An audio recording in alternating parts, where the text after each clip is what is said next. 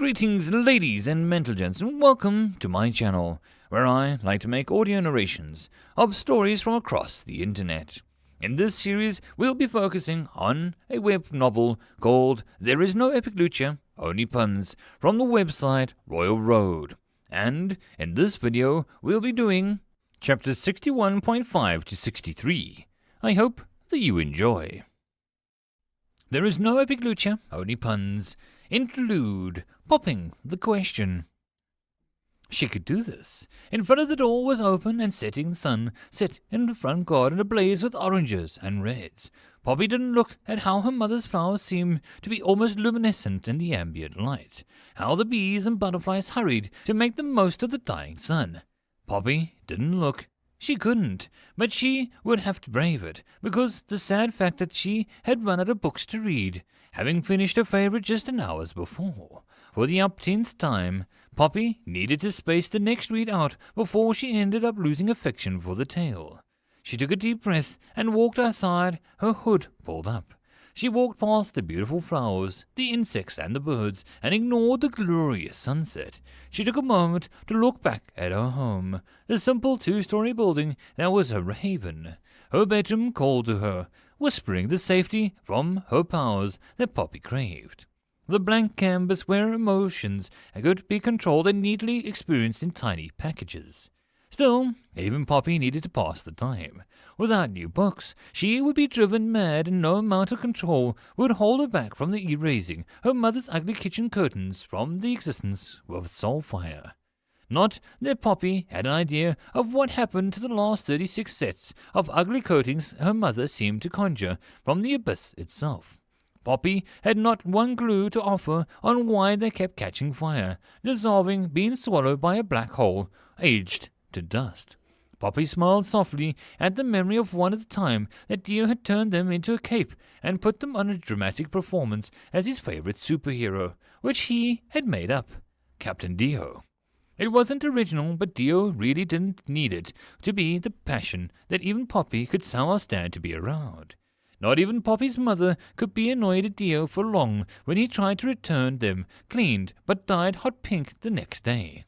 Poppy enjoyed watching her mother disposing of the curtains she loved so much. It was all the small things, but even those moments of satisfaction gave rise to urges of a dragonfire and demonic malice. Poppy could never enjoy things for long. It just wasn't safe. Somehow, though, Dio's warmth was something that she could be near without being set off. She could just enjoy it, like the sun on the skin, a tiny thing that didn't stir her too much. She began to walk down the street watching the people of the town wind down for the day, while the others seemed to come alive at sunset. Durance was a town that Poppy had been born in. She had always noticed how the adults were a little somber. A lot of them seemed almost more like dolls that looked like people. They said the right things, did their daily routines, but it all came off like she was staring at columns left on repeat, petering out until whatever material was holding them together finally gave up. Even her own parents sometimes began to flicker out of some areas. Her dad only seemed to come alive when he cooked, her mom when she decorated. But at least though most kids seemed to be all right, a little odd or even ignorant of the town's greyness, but Poppy couldn't blame them. Having to control herself so tightly made her watch people. Most of the kids seemed to have something going on with them too. Ammonster actually glowed with the light when he first started going to class. Mr. Jones had to strain his smile slightly when he came to help him. Dio was, Dio. Mrs. Dabbergast's kids talked to the trees outside the window. Grumore ate his homework once it was passed back to him like a high mark. There was a few silent kids that seemed to need to be broken up by their mother every morning before they accidentally got lost in some ruin that Poppy was sure wasn't there the day before. They always came out with some treasure or talking sword that Mr. Jones confiscated so that they could get back to focusing on his history lesson. It was as though the adults lost something that the kids gained more.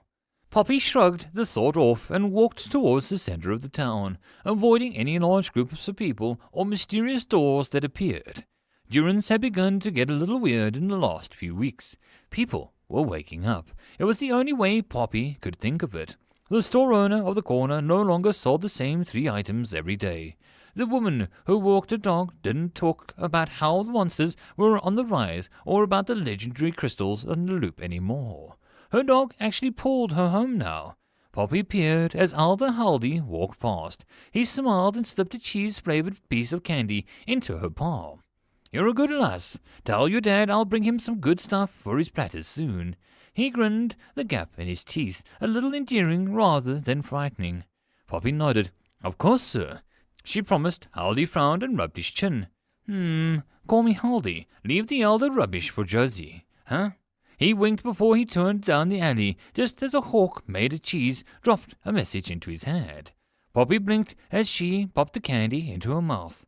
It was a ball of hard cheese with a creamy cheese center. It was interesting. Haldy had always been someone who people avoided because the man seemed to be particularly graying, her term for an empty feeling that the adults had before. Now the man never stopped moving. He seemed to go places in town that Poppy had never even known about, and blatantly ignored the no male rule with a little worry. Maybe it was an elder thing. Poppy just swallowed the cheese treat and headed to her destination, the only bookshop in town. Poppy supposed it was odd, but honestly the bookshop had almost everything, so she didn't really mind.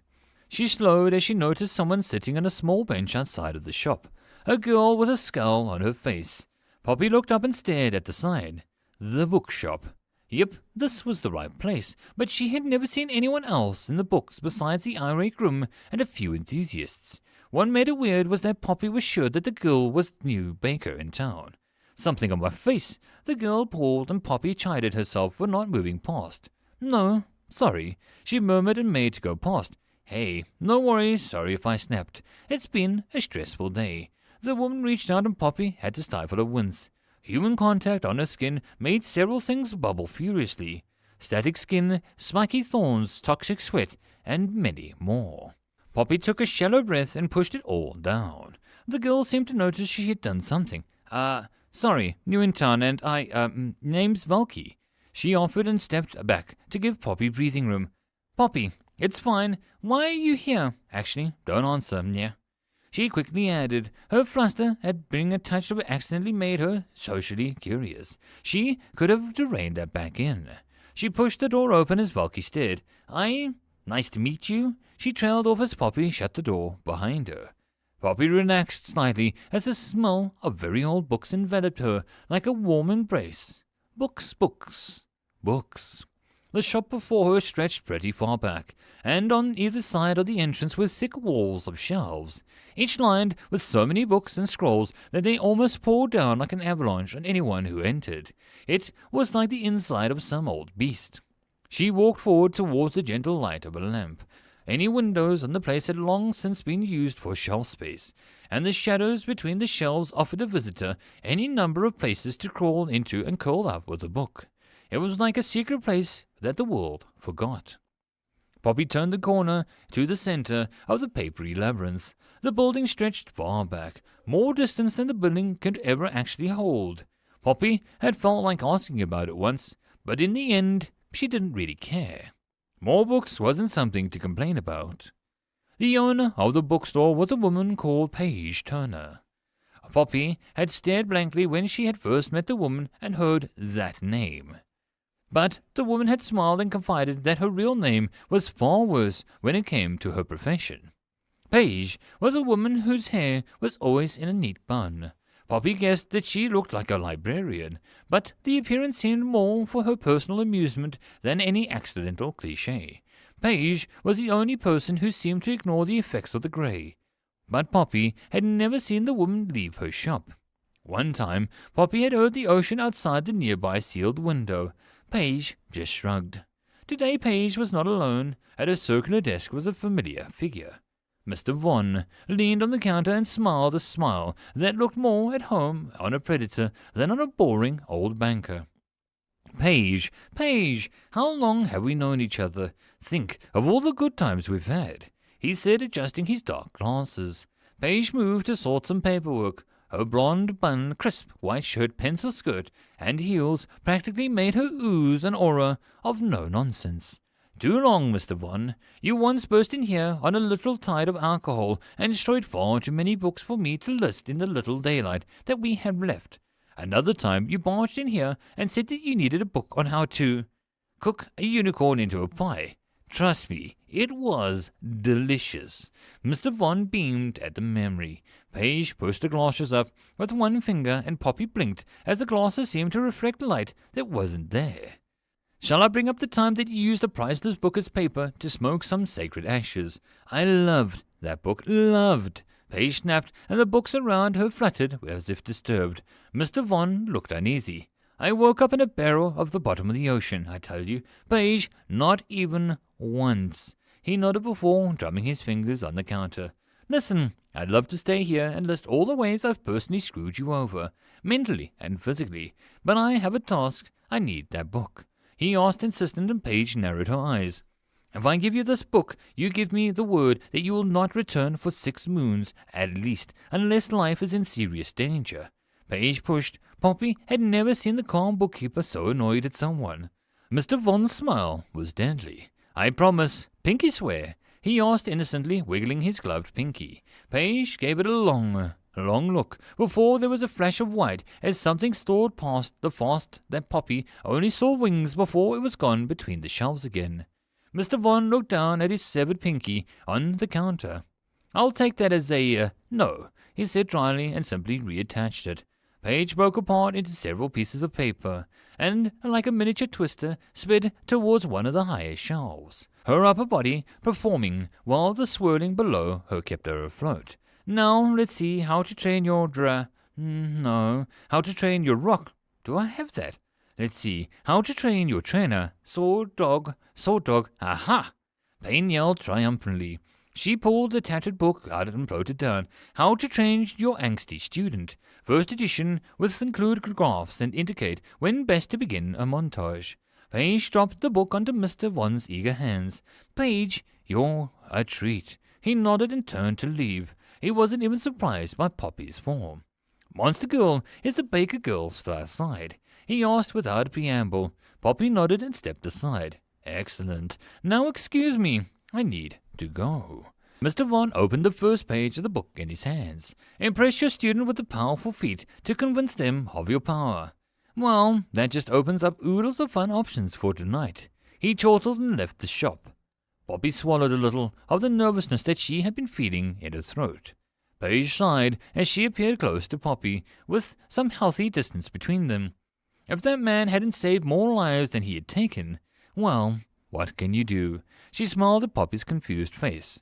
I'm going to guess you're here for some books. Paige beckoned Poppy in deeper towards the circular desk. Yeah, isn't Mr. Vaughn a banker? Poppy asked, still a little uneasy. Paige put her finger to her chin. Yes, and I'm just a bookshop owner. Simple. Now, which of my children are you after tonight? I got some teen-rated trash romance, some good old 10-book adventure series, a couple of Where's Wonder, some nice biographies of people who don't exist, and, well, I've got books. What tickles your fancy? Paige began to work again, making paper sort itself, books arrange themselves, causing a few to shake up the cobwebs loose. A whole shelf lifted and slid into a new place while one just floated away to somewhere. The shop was alive around Poppy, and the only safe island was here at around the counter. I would like to wonder, she admitted. After the dungeon where she had used so many monster abilities, there had been a bit of a restlessness in her. The idea of going back to the tiring was even to think of. But Poppy had almost enjoyed herself. The next best thing was trying to wander the shop. Poppy saw things in the spaces between the books. Some of them oozed, others clicked, while some just stared back. But Poppy never felt in danger. It was as if the books here were looking out for her. If she got lost, she'd simply ask to leave, and then 3 turns later, she'd be back at the counter. Take Tom with you. Paige nodded and snapped her fingers. From high up, the biggest bookcase around, in fact, something was pushed from the resting place. It landed with a thud on the counter. Paige, not even looking at it. Poppy had never had to take a guide before. Do I need to? Yeah, I'll be fine. She waved it off, but the book was beginning to rumble. There was a peeling noise as the book lifted itself off of the counter under its own power. The cover of the book had 2 large eyes. The cover had no words and a large engraved symbol that seemed to be almost like a face. Blasted woman, how many times have I told you to not simply push me off in my sleep? The book spun in the air and to snap at the board page. Tom, watch over Poppy. I need to sort some new shipments. Page instructed. Poppy had never seen a talking book. She didn't know how to feel about her favorite medium suddenly speaking. It was her most and least favorite things in the world combined. A talking tale book. A guide. I'm a tomb of powerful magic, a single sweep, and I have brought kingdoms to their knees. I have been used by most dangerous magicians and witches the world has ever seen, and you want me to be a guide. I refuse. I simply refuse. Tom snapped again. Poppy felt the shop go still. Paige took her glasses off and turned to Tom with a blank expression. Do you want to go back into the box? She asked simply. Tom faltered as he stuttered. I say, now see here, I will not be bullied into servitude. Tom blustered, and then Paige raised one finger, and Tom quickly cut her off. But, as a respected keeper of tombs, I'll do you a favor. I do hope you appreciate my loyal service. Tom finished with a hint of acid in his words. Poppy took a step back as Tom turned to her. Girl, state your destination, so that this torment may end. I have things to do and magical theorems to complete, he said with a pompous drawl. Poppy looked at amused Paige, who went back to her work. Tom, I want to, she began, but the book spun faster than she thought it could move. I will be referred to as Master Tom of Magic by oneself. I am the tomb that people have given their lives to find. I will be given my respect, he responded waspishly. Poppy tilted her head. Name's too big. Yeah, Tom is fine. Show me some good books, she instructed. Tom's attitude was grating, and that suited Poppy just fine. Anger was an easy emotion to control. Tom slowly looked around the hall of books. Your request is both vague and infuriating. Perhaps you'd like to add some more words to your phrasing so that I might pass what you want. Perhaps exciting or dark. I should even take a red cover. Tom stressed, and Poppy felt like a touch of a smile on her face. I want to see the best books I can read now. I guess they can have some pictures in them if you want to add them to the list. She spoke slowly, and the tone she knew would annoy the book. Tom gave her a long, hard stare. I don't like you, little girl, he stated, floating down the side passage, the book's grumblings making him easy to follow. How about this one? The Early Guide to the Royal Desert Eating Habits of the North, 5th edition. Tom suddenly pulled out a book with some unseen force. No, Poppy put it back. Tom yanked another one randomly. The, Complete History of Durance, The Battle of the Heroes, and the NC, he began, but Poppy put it back. No, she continued on, curious where the passage led. I do believe that I am the guide here. Please stay behind me at all times, or I shall turn us right back around. Tom called, and Poppy saw a clean-looking book and pulled on it. The shelf spun, and Tom's startled cry mirrored Poppy's yelp as they were moved into a new hallway by the rotating floor. They ended up in a dustier part of the shop. Old lamps and older books sat there. Tom looked left and right before he turned to her. How have you managed to get us lost so quickly? 1 second, he muttered and flew straight up. Halfway up, a colony of bats screeched out from the shelf, and Tom screeched right back as he began to flap them away from his face. Poppy just watched. Tom may have talked, but as a book he was proving to be very entertaining. This had been a good trip so far. Poppy allowed the small smile as Tom floated back down, his pages ruffled and his voice a little high. Come, I think I saw a familiar encyclopedia a few rows over. An X, but let's not make eye contact, he wheezed out. What was she an encyclopedia of? She had to ask. Tom paused. Stretching, he stated with a blank tone, and floated upwards. Poppy felt a little let down. She was hoping for something exciting. Looking around, she began to scan the shelves as she walked. She saw an old cookbook and grabbed it. Her dad might like it. Its pages looked stained, but it looked very well loved. It reminded Poppy of herself. Blasted comics, pick up your sleeves and don't backchat me. Tom thundered as the shelf in the distance. Poppy had a feeling it might take a while to get back, so she lowered her hood and enjoyed the quiet isolation in the shop, bar Tom's muttering. She hoped Dio was having fun. She plucked a comic that showed her heroic knight on its cover. Dio would enjoy this. End of chapter. There is no epic lucha, only puns. Chapter 62. Holly Water. Fran watched him go as a hard stare. Holly didn't really blame the deer. Being a boss monster and basically having to give them all a free pass would rankle her something fierce too.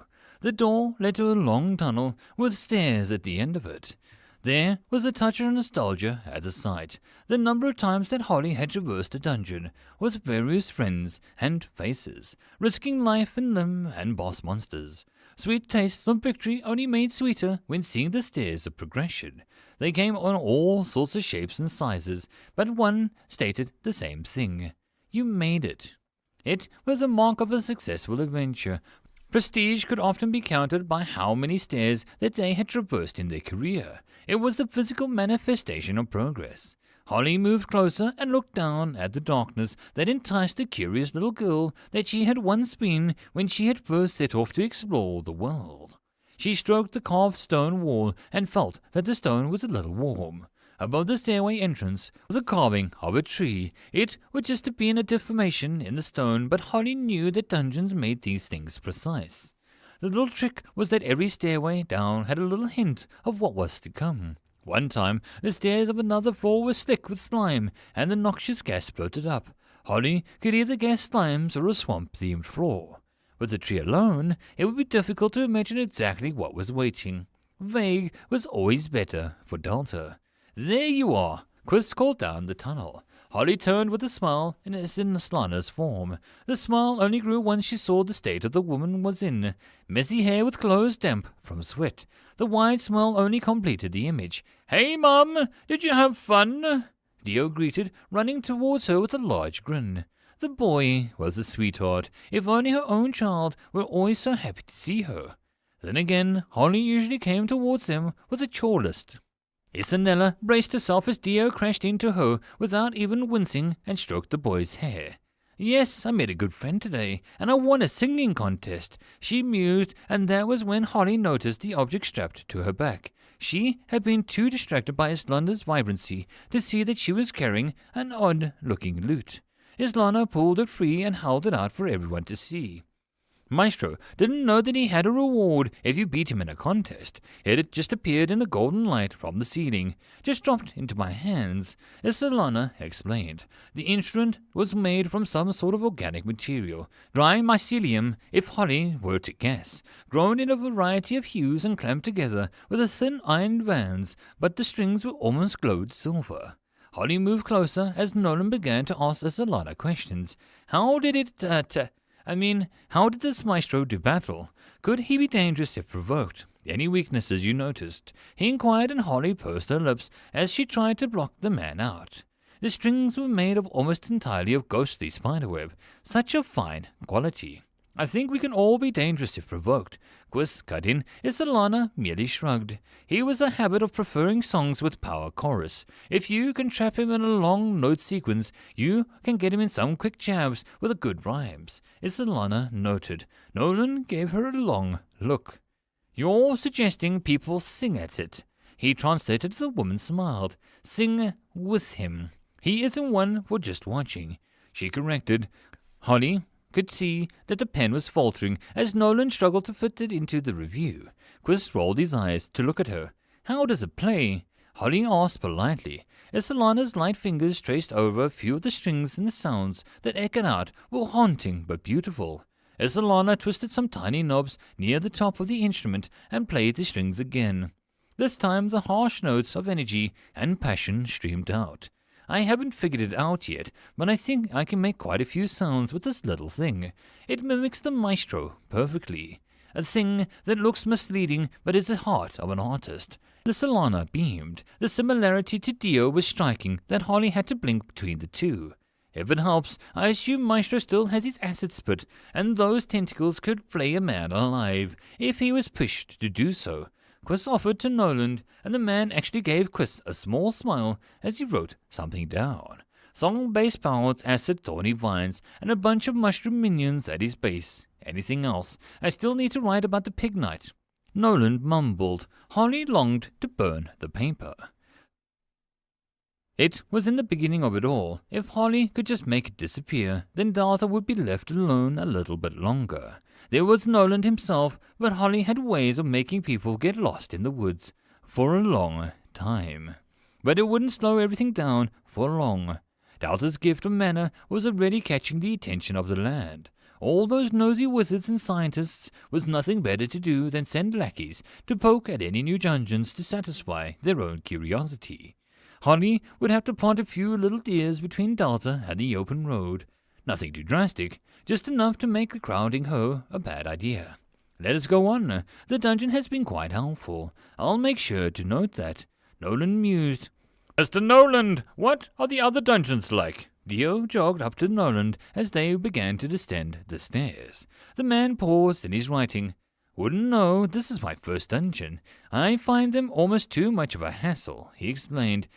This surprised Holly. The man travelled all over the country and hadn't been in other dungeons. But Mr. Noland, the most amazing sights can only be found in dungeons. The famous silver waterfalls of the dungeon in the desert of Grimna, and the crystal forest of far north. Even the birds are made from crystals. I mean, I've seen rooms where gravity doesn't work, and you had to fly between islands to advance. Why would you deprive yourself of such sights? Hardy asked aghast. Nolan didn't answer for some time. I can never quite forget that all of these wonderful sights are paid for by the death of dozens and sometimes hundreds of people. I think it's even worse that people's lives are taken to make some pretty forest or some glittering waterfall that will draw even more people into the grinder. He spoke quietly. Holly couldn't sympathize. Nature outside this dungeon was no different. The wildflowers of the forest grew, and the dead of the last year's bloom. The fresh kills of a predator, the decaying of the old life gave way to new life. No one forces them to go in, Holly reminded him. Nolan just shrugged. I don't disagree. The idiocy of the foolish people should be mocked, but they shouldn't die for it. I mean, the tunnels here, the rooms with minimal things in it, the pond room with the rocks and grass, the mushrooms, grove and the goblins, maestro. I find them more beautiful than anything you've mentioned, because it was all born from hard work and not just death. I find it charming. Nolan added, and his steps loud so no one else spoke. Nolan seemed to get flustered for a moment. My feelings are irrelevant to the report. The dungeon will soon have enough fools knocking on her door to make up for lost time, he stated. Quis, who was leading the way, slowed as the stairs ended. Here we are, the second floor, he said conversationally, as the talk of the dungeons was not his cup of tea. Whoa! It's like everything is made from trees, Theo pointed out as he was wrong. The room was lined with trees whose roots spread so thick that they formed the floor. The roots were firm and solid under Holly's feet. Common trees found just outside, but they're all in great health. The roots are odd. They don't usually grow into each other, but Delta doesn't play by the rules when it comes to shouldn't and shan't, Holly said, and Swar snorted behind them, his form lingering on the stairs. Everyone stared. Dio waved, but Quist cleared his throat. Swar, I wasn't aware that you could leave your floor, he said in a way that didn't suggest a question. Swar smiled at it deviously. The things you aren't aware of is amusing. I don't like lingering down here too long. Makes my nose itchy. Your next guide will be along to see you to the key points. Swar pointed to the closed set of wooden doors that led to the second floor.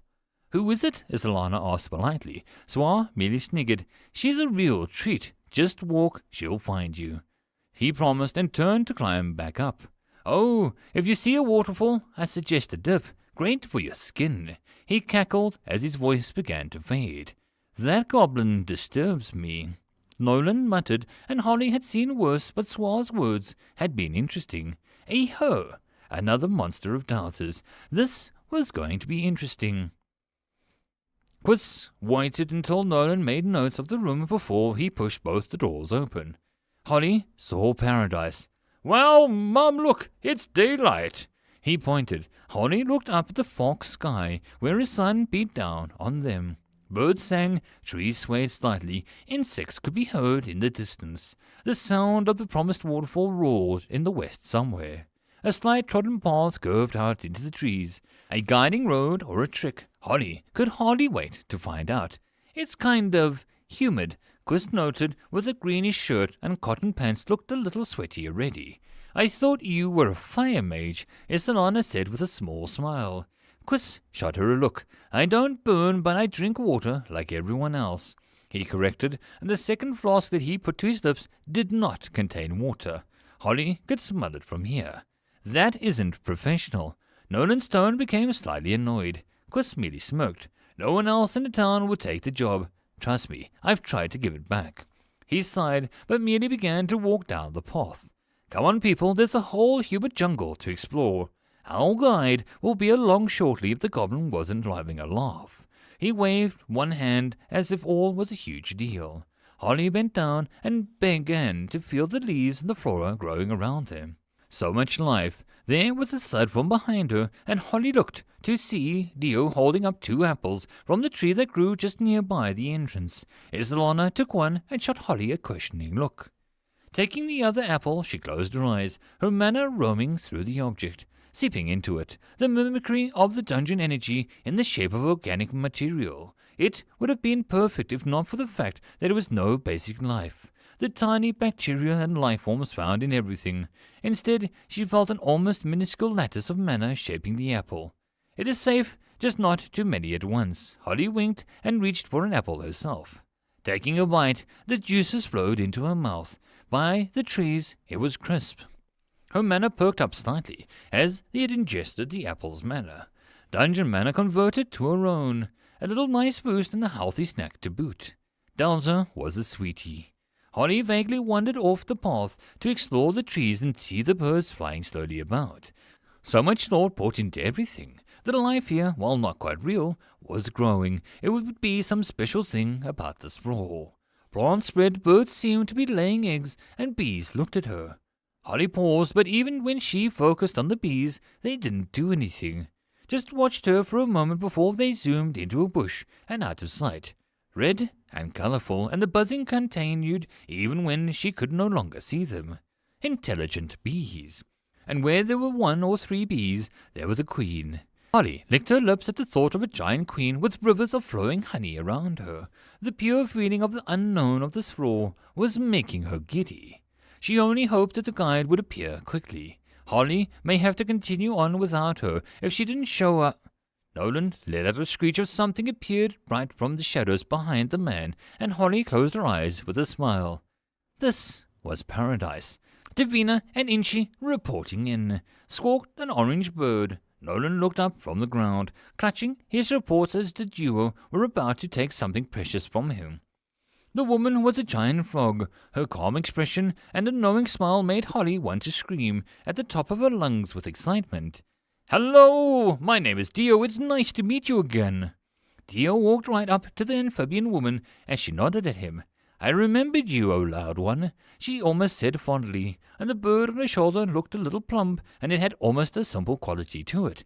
"Our guide, I would presume," Quist offered, and Davina gave a little bow. "I am Davina, daughter of the Great Mother, Delta. I will guide you to our secret places as requested. I will trust Mother's request for goodwill, and will pray to the spirits that it is not betrayed. I would dislike having to seek vengeance for those who hurt her," Davina stated with the same calm smile. "No jokes here," the bird agreed. Holly liked this woman. She had an air of nature about her. "Don't annoy Delta. Got it. Now, can we go? I'm not a fan of the heat," Quist grumbled. Davina reached into her pouch and pulled out a damp cloth out. Her various pouches seemed to be stained with various states of wetness from their contents. "Please use this to cool yourself," she offered, and Quist took it gingerly, but seemed to find it pleasantly cool. Pressing it to his head, he gestured for Davina to take the lead, but the frog had stopped to look at Isolana. The instrument, it must be a gift from Mother. She smiled, her words a statement. Isolana nodded and held it out. "Mother's favorite thing is mushrooms. You should write her a song about them." Davina nodded seriously, a twinkle in her eye. There was a pause as Davina seemed to be listening to something. Me, mother, I would never. She laughed and began to walk away down the path. Maybe I should bring some mushrooms next time. Dio pondered aloud. Holly thought that she heard something in the distance, something slightly more shrill than the waterfall, but it faded quickly. What an odd but wonderful place this dungeon delta was. It was a horrible place. The second floor with these frog people who just jump at you from nowhere as they act all reasonable and tell you that all you need to do is meet Bob and you can get past. Grim complained, his note-taking long forgotten as he played a card on the table. Rudy fanned her hand, the card showing nothing but her grin, so all too telling. Grim narrowed his eyes and she laid them out. I got a royal slush, my ice queen, and a full ice course beats your drunken tavern crew. So who's Bob? Rudy asked as Grim threw his cards down with a growl. He jabbed at the second floor map of the waterfall. Giant worm thing that lives in the water. Davina and the other frogs are friends with it, or something. He sighed and Rudy's eyes went black as her pupils expanded. Giant worm thing in the water, she repeated. Grim looked taken aback as Rudy's hair began to move on its own. No demonic energy in glass. Mr. Jones called out from the spot where his blackboard seemed to be forming a hellish symbols that burned as soon as Mr. Jones finished drawing them. Rudy gave him a flat look. I'm doing this for the education of my students. You're just wasting energy, the teacher said without looking at her. Grim snorted.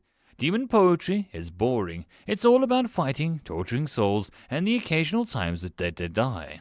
He complained, and Rudy nodded furiously.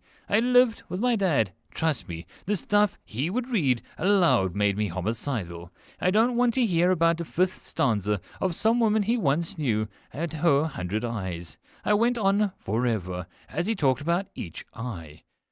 Rudy groaned into her hands. Mr. Jones laughed. Yes, your father was a romantic one. The things that he did to impress your mother were legendary in the abyss. The one time where she said that she would marry him when his world depended on it. Needless to say, Mr. Jones politely coughed and he hid his laughter. Grim perked up at the idea of gossip. Rudy's face had turned in disgust. What happened? Grim asked him. Rudy snorted. He got down on his knees and told her that his world did depend on it, for if she said no, then he would throw himself into the highest cliff in the abyss. My mum laughed and told him to take a flying leap. He did, and then came crawling back a few days later, asking if she wanted anything else. The guy is just sad.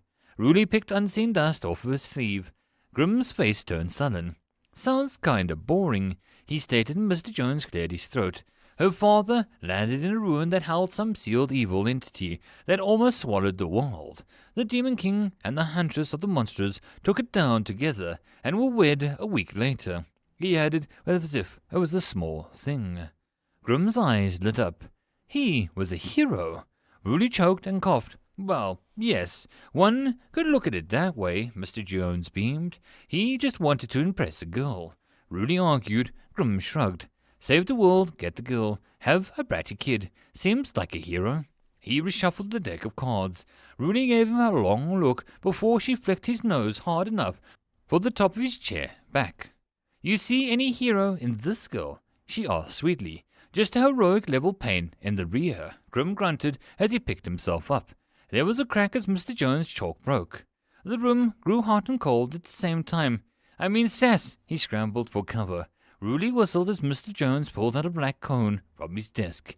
The cone swirled with magical energy as the word dunce lit up letter by letter. Mr. Pick to the corner. Mr. Jones' pleasant tone was sharper than any blade. Grim merely nodded as Rudy innocently whistled. She circled the waterfall on the map as Grim glared at her from across the room. It's lovely, Isolana said as she walked around the pool that the waterfall fed into. Davina nodded and gestured for the waterfall. Mother Delta is always making things interesting. Come, there is a room behind the waterfall. The water rises and falls, so it is only dry enough to be accessible during some times of the day. Now is one of those periods, she explained. The outsiders were interested. Dio was like a butterfly that danced in the sunlight. Davina found herself not minding the loudness of the child, seemed to only do it out of innocent joy. His mother, another mother, was like a moon to his son, soft and gentle but ever basking in the light. The man Quist reminded Davina of Swar. There was a heat around him that Davina could almost feel. He moved lazily at times, as if everything was only mildly interesting instead of exciting or dangerous, but the sharp eyes hinted that they saw far more than Davina might guess. Once they left the heavy trees and moved around the pond, the man actually relaxed.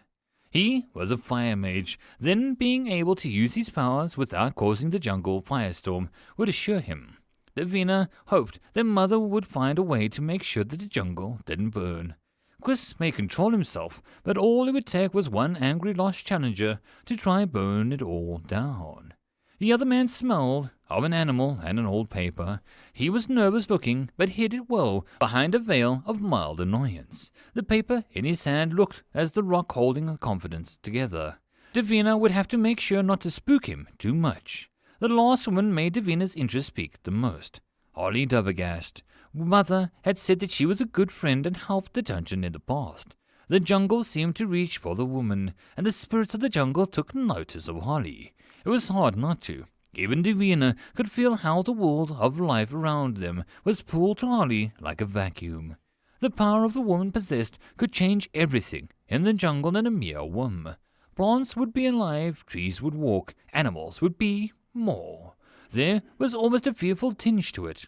There was a darkness to her nature, thorns that dripped with old blood. Davina shivered as her shamanistic powers gave a slight image of something behind Holly. A woman in black, a thorny staff that had ended far more life than it saved. The image was gone as Holly bent down to feel the soil. A soft smile made the woman's face flush with pride. Davina didn't feel evil from the woman, but she had never known evil, to be fair. She wanted to believe that Holly was like Mother. But she would watch her. This was her jungle with some effort, and she forced the jungle to return back to itself. It no longer flowed towards Holly like a lost puppy. The woman looked up and met Davina's gaze. There was a knowing smile. Holly almost looked pleased. Davina turned and led the curious group into the secret restroom. Dio sat on the bed and then stuffed the head into the pillow. He yelled something, but it was too muffled to make much sense of it. Isolana leaned down and lifted the boy's head with a small smile.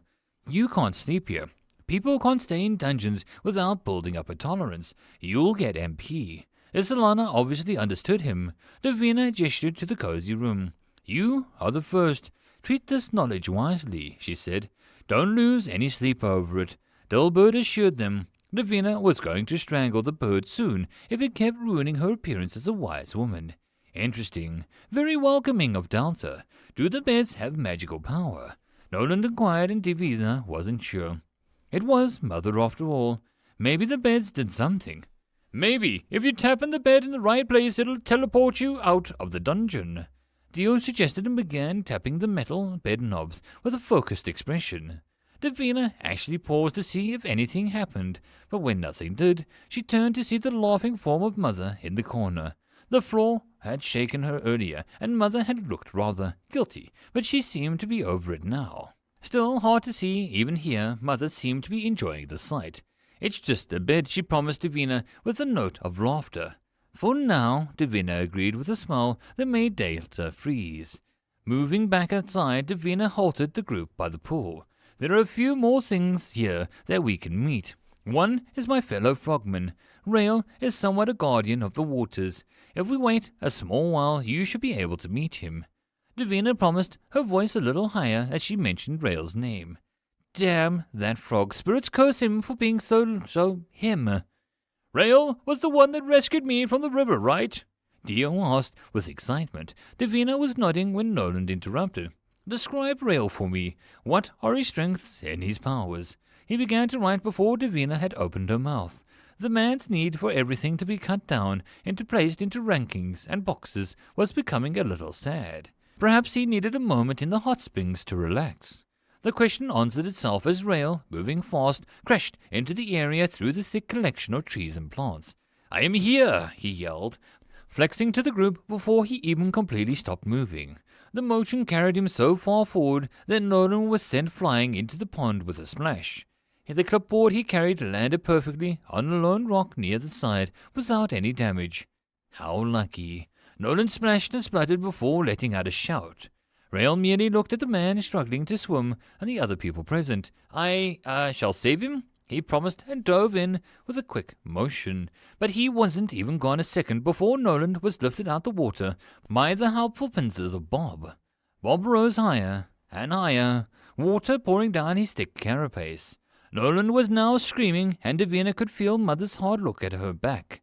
It wasn't my fault, Davina stated with a calm tone. Rail began to scale Bob like a tree, screaming how he was on the job while Dio cheered him on. Quist looked at the water as if he was considering drowning himself, and Isolana began to unpack sandwiches from a small backpack, her lute humming as she idly strummed it. Holly just laughed as this was the best thing that she had ever seen. Call the spirits to make a ladder and get him down, Mother demanded in a panic. Davina gave her a dubious look. Spirits do not work that way, and Rail is working on it, she said as Rail was arguing with Bob's crabs, and the worm happily swung Nolan around like a small toy. This was the only first stop on their tour. Davina could feel a migraine coming on. She was pretty sure that she didn't actually have a brain, but the feeling was there. Better hop to it, Delbert added helpfully. The pain was only getting worse now, and Davina's temper flared as she began to bark orders. The next stop would be the bees and the circus. Rennie could have them. Davina wanted to ask the goblins if they had anything stronger than water to drink. Maybe she would go visit the spiders and drink fake tea until the people left. Yes, that sounded like a good idea. End of chapter. There is no epic lucha, only puns. Chapter 63. Win or lose. What was a peacekeeper? Chris watched as Nolan attempted to dry himself off, while the frogman apologized endlessly under the withering glare of Davina. He was here because he was a peacekeeper. The job pushed onto him by the elders of Durance, by the dint of sheer lack of anyone else willing, dumb enough, to do it. Chris thought back to the day and struggled to really remember anyone else in the town hall meeting. The curse of Durance was a subtle one. Quist had chosen the dingy shack on the end of town to minimize the effect on himself, but even that hadn't been enough. His own investigation had slowed to a crawl, an afterthought. He looked at the roaring waterfall in the shadowy form of the worm below the surface of the pool. He looked at the lushness of the space around him, and he still felt a little annoyed at the irony of it. Quist had come to find a way to burn the very heart of nature, and yet it was nature of a sort that had saved him from fading away until he was a mere hermit. He had become just a grumpy peacekeeper that barely tolerated those around him, but in the beginning he did have a reason to accept the peacekeeper duty. It was such a small reason, but he honestly couldn't help it. His master had been a peacekeeper as well. Once upon a time, she had once said that it was a lesson that never ended. Quist's throat went dry as he thought about her bemused smirk. She was intentionally not telling him something about the role. He had needled her to tell her more, of course, and Seth immediately accepted it and asked her what she loved about it. The water mage was a polite and studious type, even back then. His monster ruffled both of their heads and fondly as she winked. Definitely the people. You learn much about yourself when you become responsible. Damn woman had forgotten to mention the stress that came with the badge. Then again, she was never the peacekeeper of Durance. He admitted that perhaps the part might have added some tiny amount of extra problems, like trying to show the taxman around a backwards dungeon while a powerful bard and a scary archdruid kept making his blood pressure rise. Then there was Dio. Bob rose out of the water again, with Dio laughing his heart out as he clung to Bob's head. Bob. Who would name such a demonic thing? Bob. The answer was all around him and merely sighed. Delta. How that name had changed everything. He was grateful for that manor being back to his senses, but the manor was waking up everyone. The elders, Von, Isolana, Holly, and all the other hidden grabblers of Durance that he didn't even know about. What other beings lived in Durance that Quist had never seen? What nightmarish creatures disguised themselves as friendly neighbors lurked just out of sight? The demonic school was at least consistent. Mr. Jones never seemed to diminish nor grow as the manor left and returned. Rudy herself seemed to be somewhat weakened. Quiz would have to look into what made them so resistant to the manor fade. Demonic energy? The manor fade was rare enough an event, but to have the demon inside of it. The thought that was pushed aside as Davina gestured to the side of the path and continued deeper into the woods. Come, the manor rises, and wasting time may be unwise. She called, and Isolana waited, a towel in hand that she had pulled from her rather small bag, as Bob gently lowered Dio back onto solid ground.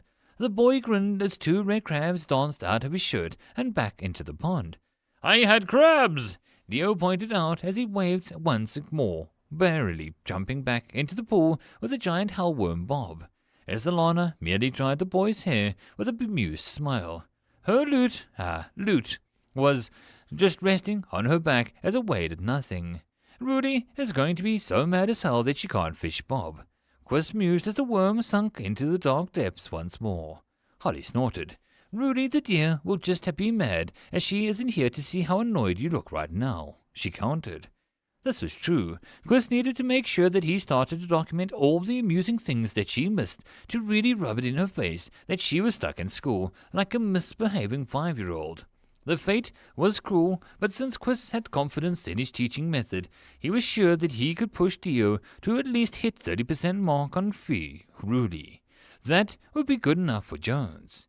Speaking of rising manor, how close is Delta to achieving a 3rd level?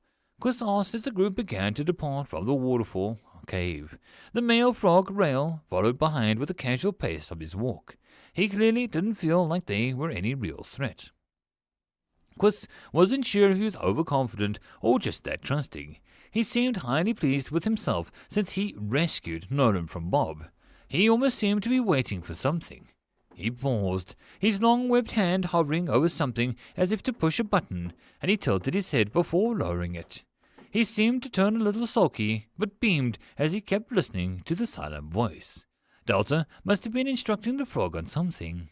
It was an odd scene from Quiz's perspective, but he didn't draw Nolan's attention to it, as Davina led them into a path clearing where the noise filled the space. Unlike the cheerful birdsong or roaring waterfall, this area was filled with a dangerous buzzing. The eye-catching large stone pillar with numerous large holes near the top seemed mostly likely the source. Welcome to the domain of the bees. Please do not panic, Davina called, voice soothing as a cloud of red swarmed down from the stone. Nolan backed up, clipboard held like a shield as dozens of red bees converged to encircle the single spot. Quiz couldn't understand the man's feelings. Those were a lot of stingers. Holly moved forward, face flushed with utter joy at the scene of pure nature coming down upon them like an angry plague. Isolana held Dio's shoulder tightly as the boy looked at the same scene with fond wonder. Such a vivid red, Holly whispered, and Davina turned and did a little bow of her head. Queen Liz, I greet you on this fine day. The frog greeted the cloud. Her calm tone became a little affectionate as the cloud swirled around a rock that jutted up out of the ground. From the center of the cloud a clear noise, like a bell, sounded out. The red mass parted like a sea and landed on every nearby surface, each bee going very still.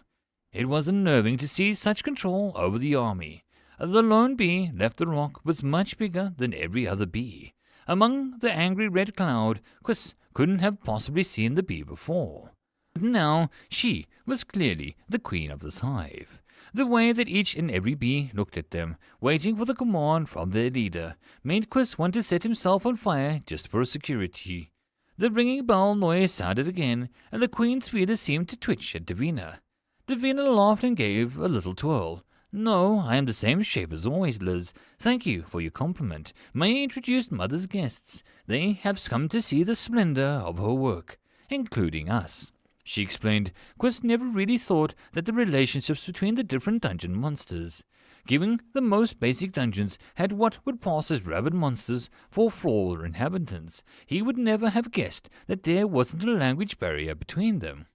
Davina spoke common to them, and the bee understood her, and Davina understood her in return. Was it some unseen dungeon bond? Was it more of Delta's weirdness? His thoughts were interrupted as Dio moved forward, slightly dragging his mother with him. "She's really pretty. What kind of bee is she?"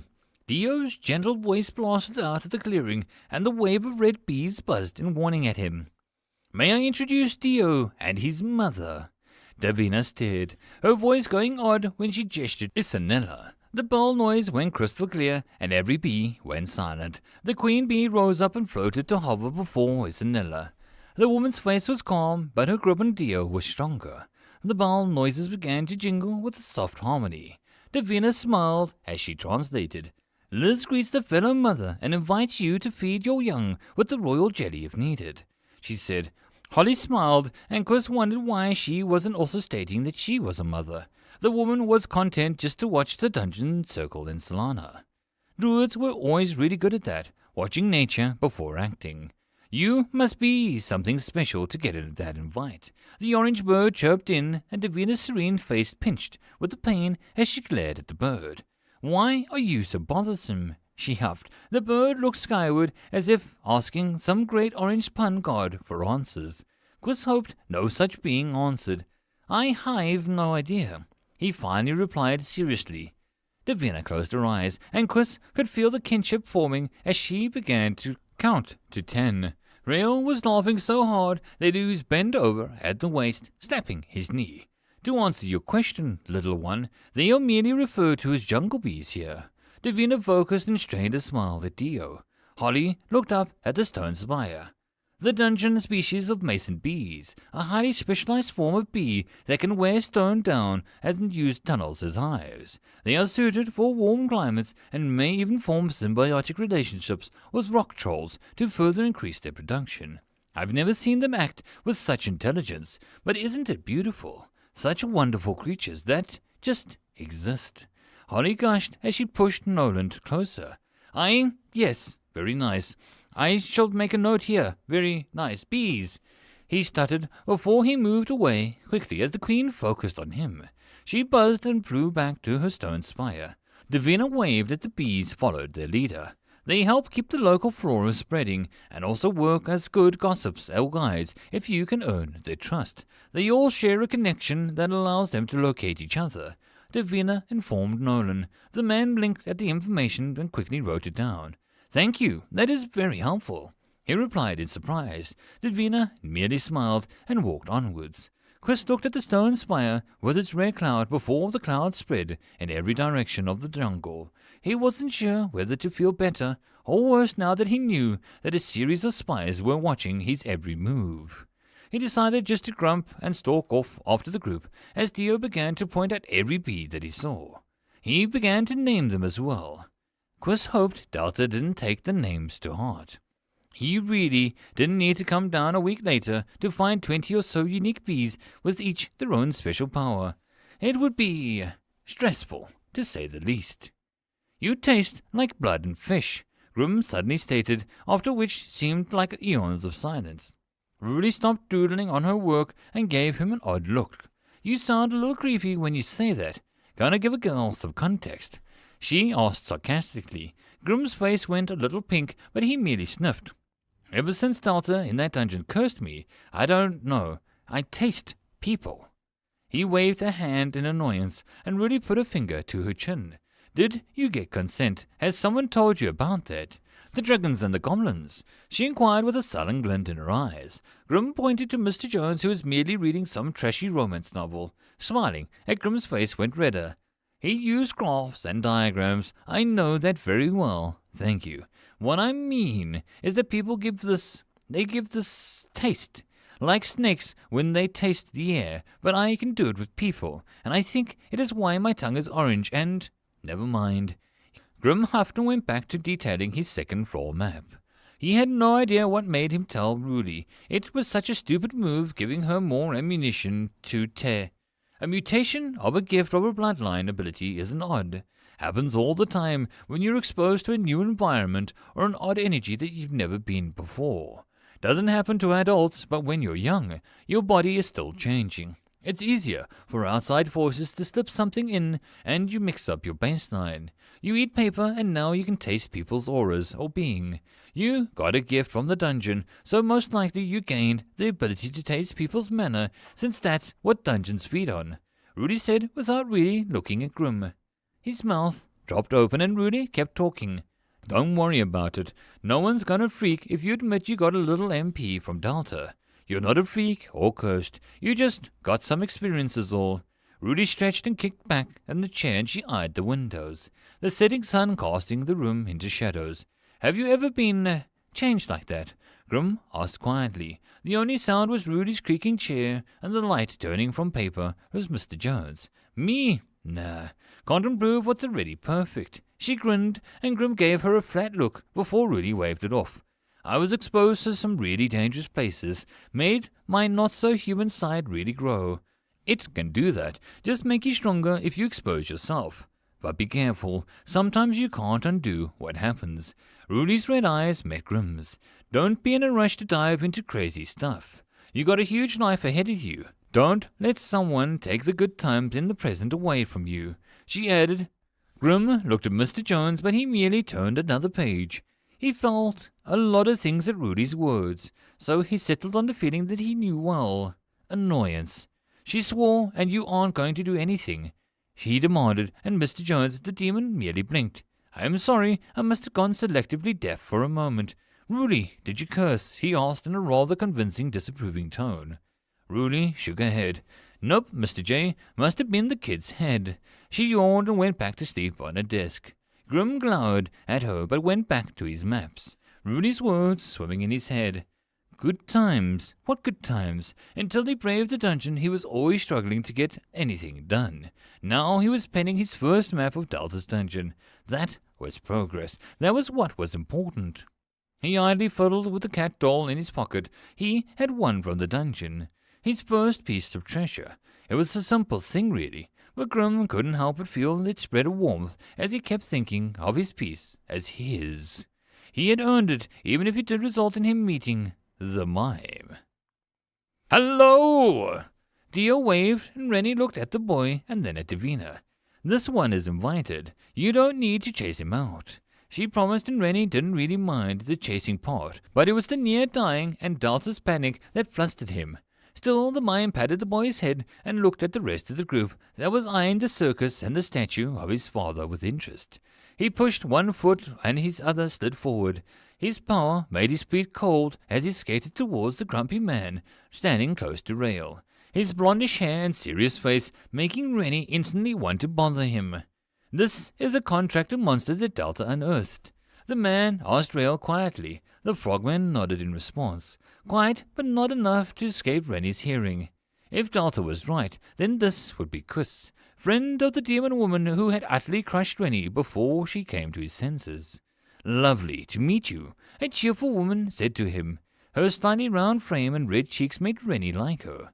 She looked like a woman who would take in strays and feed them. Rennie bowed as a gentleman should, just the way that his father had taught him. This would be Holly. The quiet woman with the lute merely gave him a polite smile, but it was the man with the disc clipboard that caught his interest. He was staring at the statue with a very odd expression. Noland, are you well? Holly asked with a small touch of concern in her voice. Nolan cleared his throat, and he kept staring at the statue. I know this man, I think. When I was young, a show came to the capital, a circus. He trailed off and shook his head. I was so young, but the posters lingered on the walls for years. His face was on all of them, he explained, and a show in the capital, a time before Rennie was in the circus. How odd to think that he would find someone who had seen his father in the flesh. A feeling spread across Rennie's chest as he thought of the people out in the world that may still hold scraps of memories. Memories of a time when the circus was alive. Even this man held onto the precious memories that his father was able to give. His home was not lost yet to the march of time. He took Nolan's hand into his own and shook it firmly. He could not speak, but he tried to convey his gratitude for the man's words. I am not sure what is going on, the man said, but relaxed when Rennie let go. Why would the circus be down here in the dungeon? Holly mused. Chris cleared his throat and moved forward. I'm not sure that's important right now. Nolan, make a note of the area that we shall move on. He said a little too quickly, and Rennie knew why. But he was feeling Chris also knew to an extent. He wondered why he didn't want Nolan or Holly to know. Rennie let her go. The only thing that mattered was that it was about time for Wilhelm to be coming home for his nap. He raised one finger to try and catch their attention, to maybe warn them, but Wilhelm did well enough on his own when charging into the cave, beating his chest in welcome. There was a lot of noise, mostly Nolan screaming, Holly's excited noise, Dio's yelling and Chris's cursing. Wilhelm, how are you? Rail greeted with a giant ape snorted and a number of people in the room. Well, he'd given everyone a scare. The bird squawked. Davina shooed him away, but the bird merely landed on Dio's head. No one appreciates the art of monkeying around anymore, informed Dio with a grin. They must drive people bananas, he agreed. The bird closed his eyes in pleasure and sat on Dio's shoulder like an affectionate pet.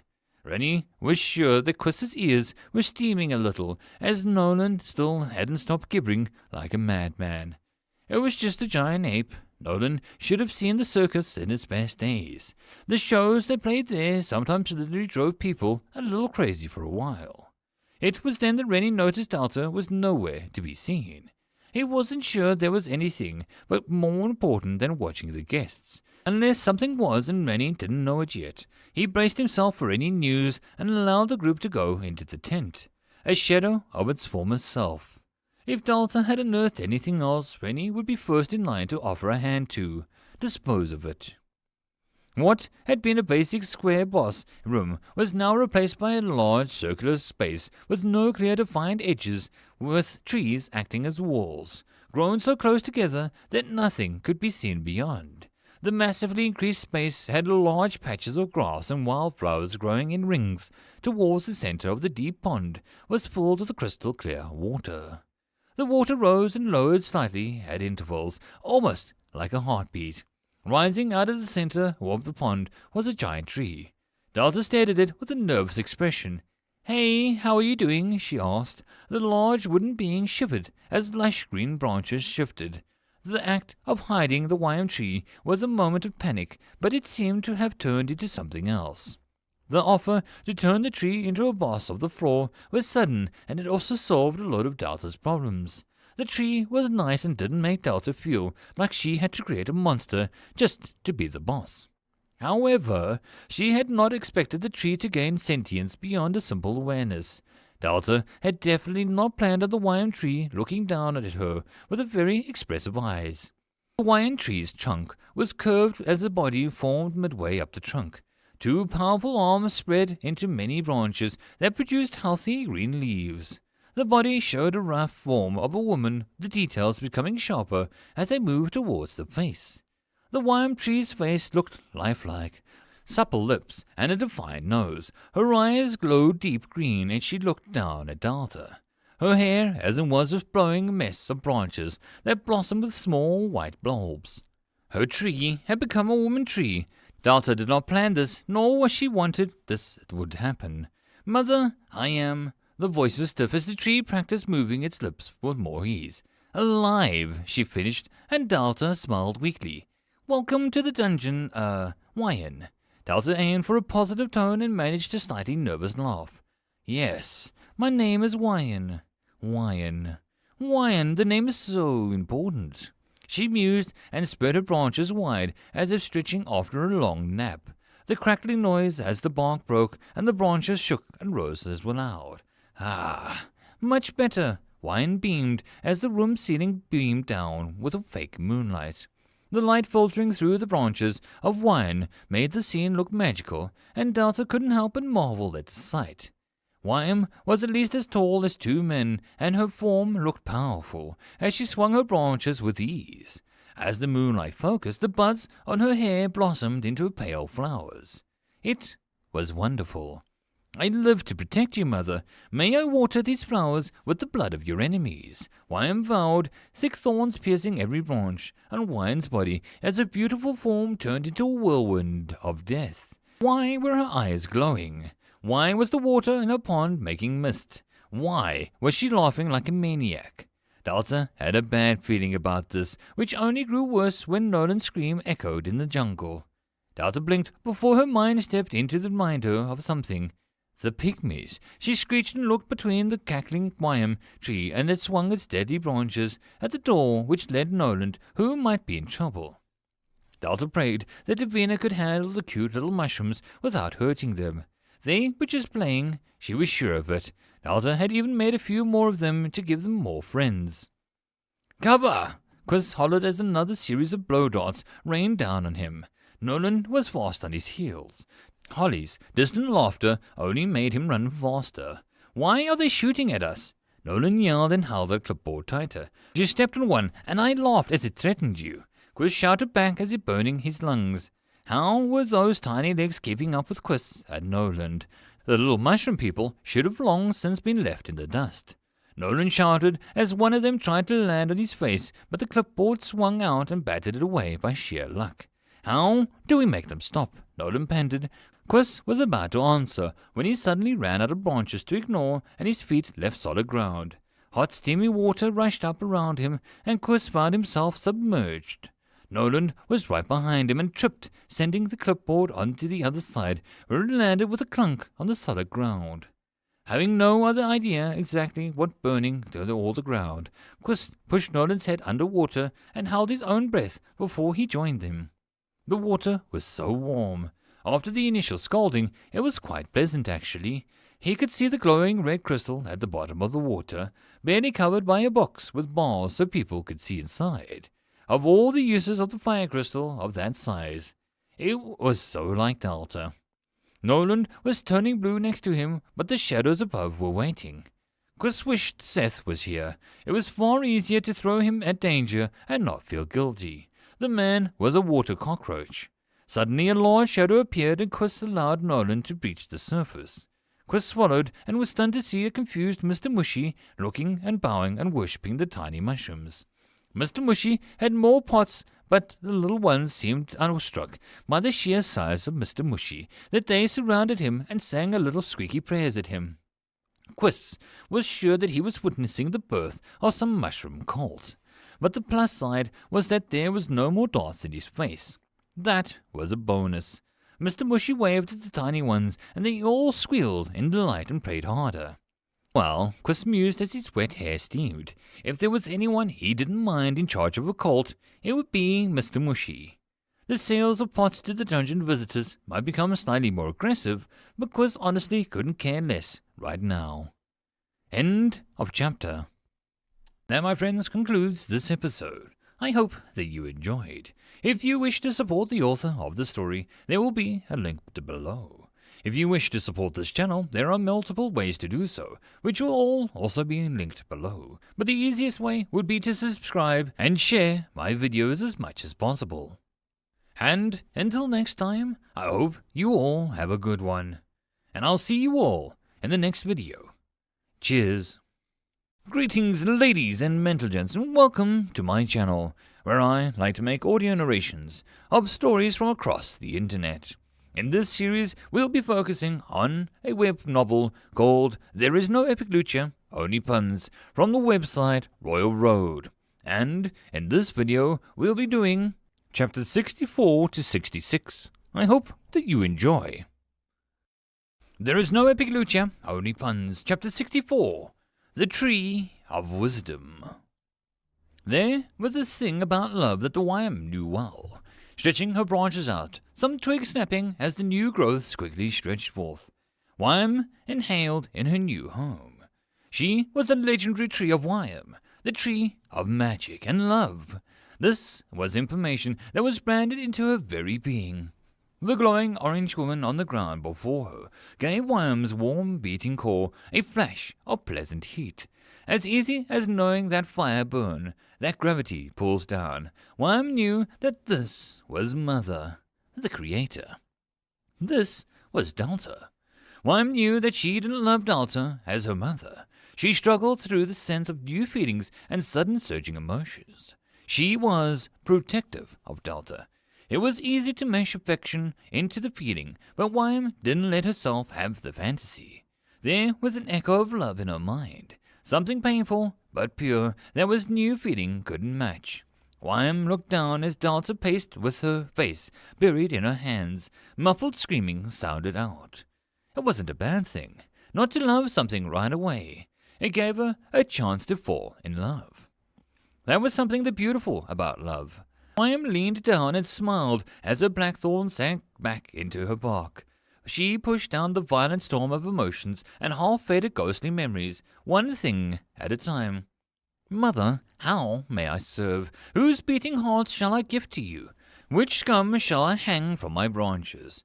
Tell me, how can I make you smile? Wyam cooed, just a little. The avatar of Delta before her showed a young woman with wide eyes that screamed exactly what she was thinking. It was cute. No hearts! First rule of the dungeon, no senseless murder. She pointed to Wyam's innocent expression. Wyam brushed her branches near her mother's face, the tips passing through the orange foam, but the air felt warm. Maybe just a few kidneys. Humans surely don't need two, Wyam suggested, making her tone bright. She was rewarded by a horrified screech from Mother. Oh, this was fun. Who knew human faces could contort into so many different expressions in mere seconds? No body parts, period. Mother replied sharply. She paced and Wyam could feel the second presence behind her, almost like a second shadow. Wyam saw an almost translucent blue box before it faded. Like Mother, Wyam knew of this being, knew how it could utterly suppress her if it so desired. The moon to Mother's sun, the pale light that illuminated the darkest parts of her new home. There was a giggling in the back of her mind, a being beyond her understanding. She focused on Mother and she began to talk. Listen, we have guests. We, as in the entire dungeon. Don't kill people. I mean, if they come at you with weapons or magic, defend yourself. I don't expect you just to take it and die. That isn't fair. But these people coming here soon are friends of mine. Well, maybe not Noland, but he's not to die either. Mother rambled. I don't need to kill, Wyam agreed, her voice becoming smoother as she was used to it more. Mother gave her a flat look. No scaring, no removing of limbs, no toxic things, no poison, no making people break down in tears. She listed. Wyam still had options, but she wasn't going to tell her mother that. I'll be a shining example of the second floor boss. That isn't to do her duty. Wyam beamed, covered in a smile that with numerous branches that hid the large bloodthirsty grin that she felt coming. Mother looked up at her with a pleased smile. Thank you, and, sorry for making you aware. If you were happier being a tree with no thoughts, she added, her voice trailing off. Wyam blinked rapidly at the sudden change of subject. Happier as a tree? She was still a tree, but Wyam was being pedantic at that point. She was happier now that she could think, feel. She closed her eyes. Pain, loss, hurt, love. No, I must thank you. You have given me back something important. I feel it. Wyam looked down at Mother with a calm expression, as her mind washed away the memories that she wasn't ready for. I thank you from the bottom of my heart. This is why I shall keep these pets of yours alive. Wyam sighed as she stored her plan for accidental drowning for another time. Mother was just too... The wide smile that stared at her, the expressive face that hid nothing to open eyes. This was her mother, her dungeon core, and her means of survival. Wyam had a lot of work to do to whip Delta into shape as a fine young woman. The door of her room opened and Wyam hid her face behind the branches. The show was about to begin. Maestro froze abruptly as a feeling tugged at his many roots. He looked around the section that burrowed deep into the ground and led to the second floor. He tried to follow the path, but his mind trailed down to the roots to the end of the earth. The space between the floors stretched his awareness and made it difficult to see exactly what was around him until he reached the second floor. Here, the paradise of songbirds, cascading waterfalls, yipping of creatures, and the soft song of Divina, and now this uppity new star. Maestro felt his roots reach to the new boss room, where he listened and watched as mushrooms bloomed around the edge of the room, his eternal eyes and ears. Plus, speakers for his music, of course. but sometimes he liked to watch the drama more than songwriting or performing. After Solana is Solana. The name made Maestro want to howl to the heavens out of sheer joy. Had left, Maestro felt a tad lonely. But now, this prancing showy tree of an attention seeker was about to make a debut. How green was Wyan, just waiting to show that she was able to move. Where was the draw? Where was the impression? This amateur was going to make the dungeon look bad. He snapped his fingers and several mushrooms stood at attention, awaiting his orders. Elegance! We must provide elegance. Bring me the strings and bring me the fruits. We shall welcome this new bratty sister of ours with a proper gift. Mushrooms, prepare the boss music. Maestro roared, sending the room into action. Holly led the way. Well, it was more like if the rest didn't follow, Holly would leave them behind. As they had drawn closer, a powerful energy had begun to catch her attention. Living, pulsing energy. It swirled like a spring after a long winter. Life from death. Holly was inches away from commanding the jungle to part when she finally saw the boss door. Magnificent. She breathed as the large tree grew into the wall. A tall oak of some sort. It easily reached the ceiling. She looked down and saw the path that led into the large empty space between the roots. Holly closed her eyes and placed both her arms over her chest. May the green return after a while. You are young, grow strong. May your roots dig deep. Holly said in a towering tree, her manner fluttering as it always did when she chanted. The most basic of the druids' blessing. The blessing settled over the tree, and Holly watched with interest. She had never blessed a dungeon before. Even the ones that she had known in the past, she had allowed to take care of their own. But this was Delta, the girl who kept giving Holly more reason to love humanity and all that imitated it. She couldn't help but want to spoil her, just a tad. "It's huge! How come it's this big?" Dio asked her with a bright curiosity. Mana is a wonderful nutrient. The natural trees may cause issues, but within a dungeon tree, oh, the sheer potential that it holds. She pointed to the roots where she showed Dio how the mushrooms and the roots and the other plants were coming into a curl around the oak's roots, as if greeting their new friend. "Mana is kind of important to a dungeon." Dio nodded and looked to Quiz as the man stared up at the large tree with a dark expression before it passed. Mana is energy. It can do many things if applied right. Quiz cleared his throat, but Holly walked down into the dark space between the roots where the large circular opening covered with more roots waiting on the far side. Holly walked right up to it, and with a single touch the roots uncurled and snaked back into a solid earth to reveal the room beyond. If the jungle had been wonderful and a paradise, this room was a dream.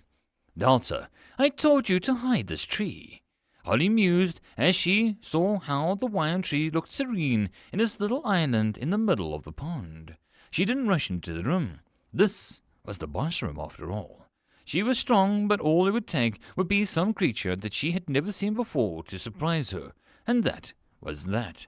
Not that she expected Delta to plan anything, but the freedom that she gave her monsters was vast. The new boss may not be eager to let them pass as Fran had been, and even if he had looked sour about it. The room was large and round. Almost every inch was covered in some form of grass or wildflowers. The crystal water of the pond was still and tranquil.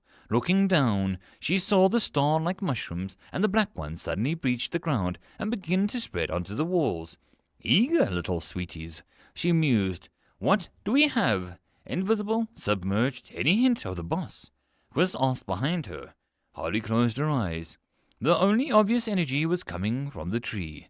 Could it be hiding amongst its branches? Having a boss guard a tree would be quite cunning of Delta. More than Holly would hope. The group slowly walked in as Davina took the lead. "I see," Davina replied to no one.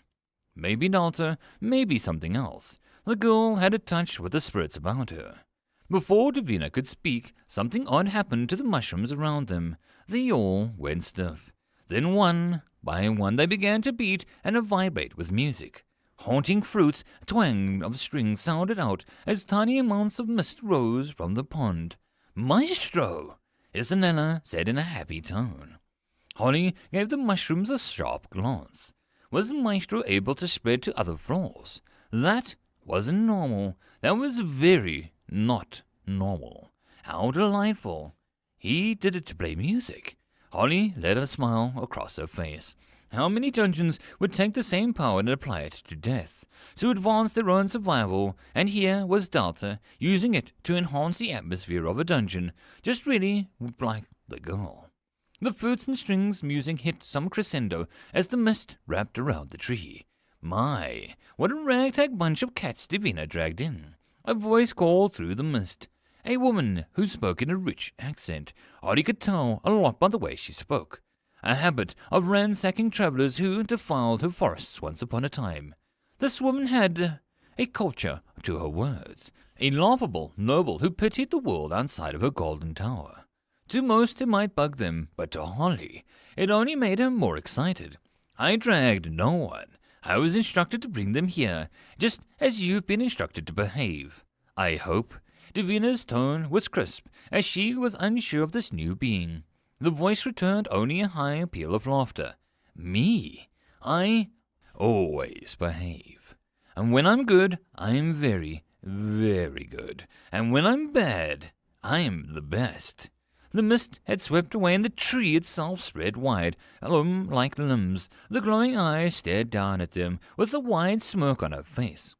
Holly's mind just took in the tree, took this woman in. The arms split into a dozen or so tiny branches, which split again and again until they became impossible to count. Her body merged together, and the waist to form the solid trunk of the tree, instead of legs whose roots dove deep into the pond of the water. The face was detailed as if the carver had spent his soul and life into each and every crease of the wooden skin.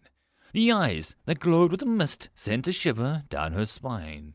It moved. It talked. It existed as a being between person and tree. It was something that she had tried to do herself. Something that she had prayed for her daughter to seek. And here it was. Right before her eyes. You are perfect, Holly whispered, her fingers reaching forward as her magic slipped her control slightly. Each step of Holly caused the ground to bellow and burst into huge overflowing patches of flowers and glowing roots. Holly only saw the tree before her, the perfect blend of her hopes and dreams, the druid's impossible goal. Dungeons were truly wonderful. The tree looked utterly frozen at Holly approaching. It was sensing her, and Holly let her. Enough! The tree thundered, and Holly's power was broken as she was pushed back with a howl of the mist. That is quite enough. The tree scowled at her. Davina lowered her hand from the trunk, her form easily crossing the surface of the water to reach the tree. The woman looked down at Davina with an odd expression. I had it under control. Your help was not needed. She gently pushed Davina away from herself, as if the fog woman's touch was affronting her.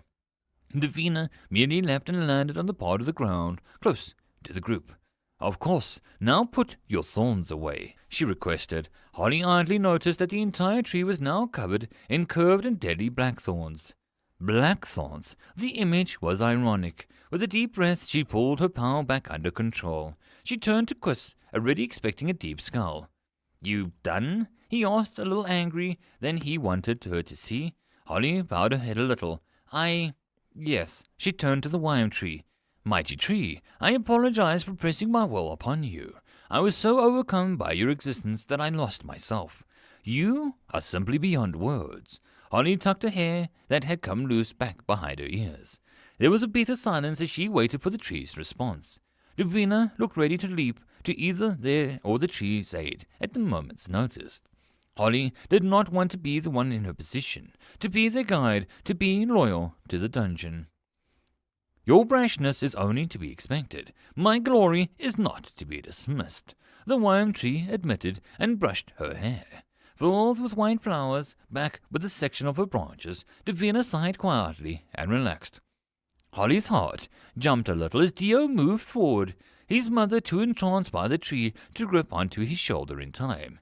Hi! You are really cool. Talking tree, my name is Dio. What's yours? he greeted with his usual fashion. The YM tree blinked slowly 3 times at the boy. Wyan. Must you speak? He began, but Dio was moving closer. I really like your hair. It has nice flowers in it. Do you know Delta? He asked. The tree recoiled, as if Dio was some toxic sludge from the Purple Lagoon. So thank you for your compliments, and yes, I know Mother quite well. Again, you need not shout. I'm right here. She was cut off as Dio pointed to Dilbert on his head. Do you like puns? He asked suddenly. The room was quiet as Maestro's distant laughter sounded through the mushrooms. Wyan. The wine tree paused. I'm not against them, she answered slowly. Nolan was quickly jotting notes down. His drying hair matted on his face and made him appear to be younger. Dio beamed, and the Dilbert puffed its chest out. Holly was an archdruid, a cursed witch of the Blackthorn Forest, an adventurer of great experience, and best of all, a mother. So when she felt the chill go down her spine at Dio's innocent expression, she felt the need to say something to stop the event, but at the same time, it would be good for the wine to be challenged by nature, of all sorts. Life only grew on harsh trials after all. Nolan fled out of the far door as the YM tree screamed at them to get the hell out of a room and take that damn bird with them. Make like a tree and leaf it, the dull bird screamed as the thorny branch chased them. Quiz was the last one out, and Davina stayed behind to soothe the raging tree. Her glowing eyes and dark pulsing red now.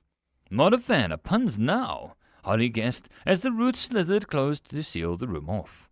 Nolan collapsed onto the ground with a heaving chest. Why does this dungeon have a mythical tree at its disposal? And why is it a boss monster? Nolan flailed in panic. He tried to calm himself, but the sight of such a monster, the nightmare of thorns and violent screaming, made his heart hammer like a hummingbird. Luck and luck. I know Delta. She most likely stumbled into everything. Quiz explained to him. The man mostly looked unfazed, but his eyes were twitched ever so slightly every few seconds. There is luck, and then there's legendary boss monster. Nolan snapped, but froze as Isanana leaned down to give him a soft smile. You need to breathe. Here, you drop this. She handed him his clipboard. The solid wood that held his notes looked untouched, and he took it slowly. Thank you. I'd hate to lose all my work so far, he admitted, standing. He looked around to see that they were in a short tunnel. The only way forward to the core, Holly breathed. Even to this woman who seemed to be unfazed by most things, there was a touch of reverence to her voice at the sight of the pulsing, glowing orb. The orange light made torches unneeded, but enough of them lined the wall to give the room a cozy feel. The core rested in the middle of the 2 spires of earth. The orange orb looked to be the size of a melon.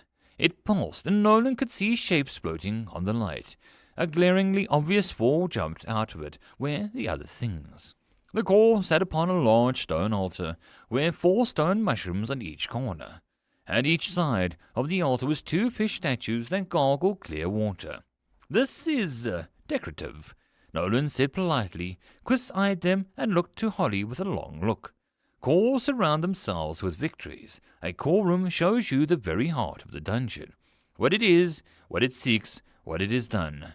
Many of them come with trophies of their numerous kills and bosses. Holly said, stroking her head of one of the balls on the first floor boss, Fran. 2 of the statues guarded the stairs up, and they watched. The topmost earthen spire was edged and smoothed. Flowing liquid rock hardened around the ore, and the top of the spire became shaped like a YM tree, her roots creating an almost gazebo effect around the core. Her haughty face looking down at them with one hand on her chin, as if approving of their success to reach the goal. Delta is so pretty, Dio said as he climbed the stairs. He stumbled, catching one of the statue of Bacon's tusks for support, and wiped his forehead of sweat and began to collect his own skin. Isolana took him back down. This room has the most potent source of mana. You're beginning to come down with a case of mana poisoning. She frowned. She eyed the door where the real YM tree lay beyond. Steadying herself, she bowed to Delta's call and moved to the door.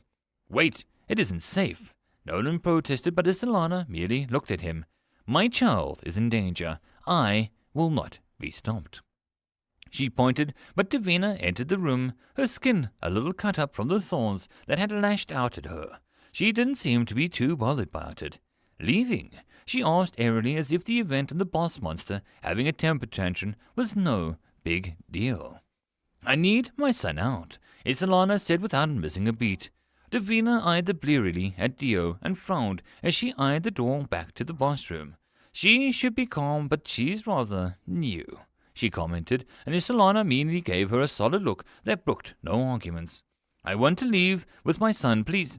She was cut off as a flash of orange pulsed between all four of the stone mushrooms, bouncing like a charged beam of light that zapped Isolana and Dio. The light was gone, and so was Isolana and Dio. Nolan's eyes went wide. The core, what happened? He asked in the remaining group with a little hysteria in his voice. Davina looked just as bewildered as him. Oh, good. Delta's warp is already working, Quiz commented calmly. Holly merely patted the stone altar with a wide smile. A bit early. Usually they don't kick in until floor 5. Then again, Delta's floors have more on them, and most dungeons double her size. Could account for the early development. She mused, and Nolan looked between them. Words failing him, Davina managed to gather her wits about him. Mother is most distressed. She thinks she has, zapped Lady Isolana and Dio. She informed them. Quiz snorted as his eyes the core, looking deep into the orange light. Delta didn't know that she could warp people. Then again, who has actually been to a core room? He asked himself dryly.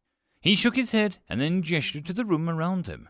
All cores can give victors a fast walk back to the entrance. The sheer amount of food and resources it would take to make it down to the core and back when the dungeon has, say, 100 floors, it would be annoying, to say the least. Dungeons get people out of their loot so that they don't slaughter all the respawning monsters on the way back and make them even more defenseless when the next group comes.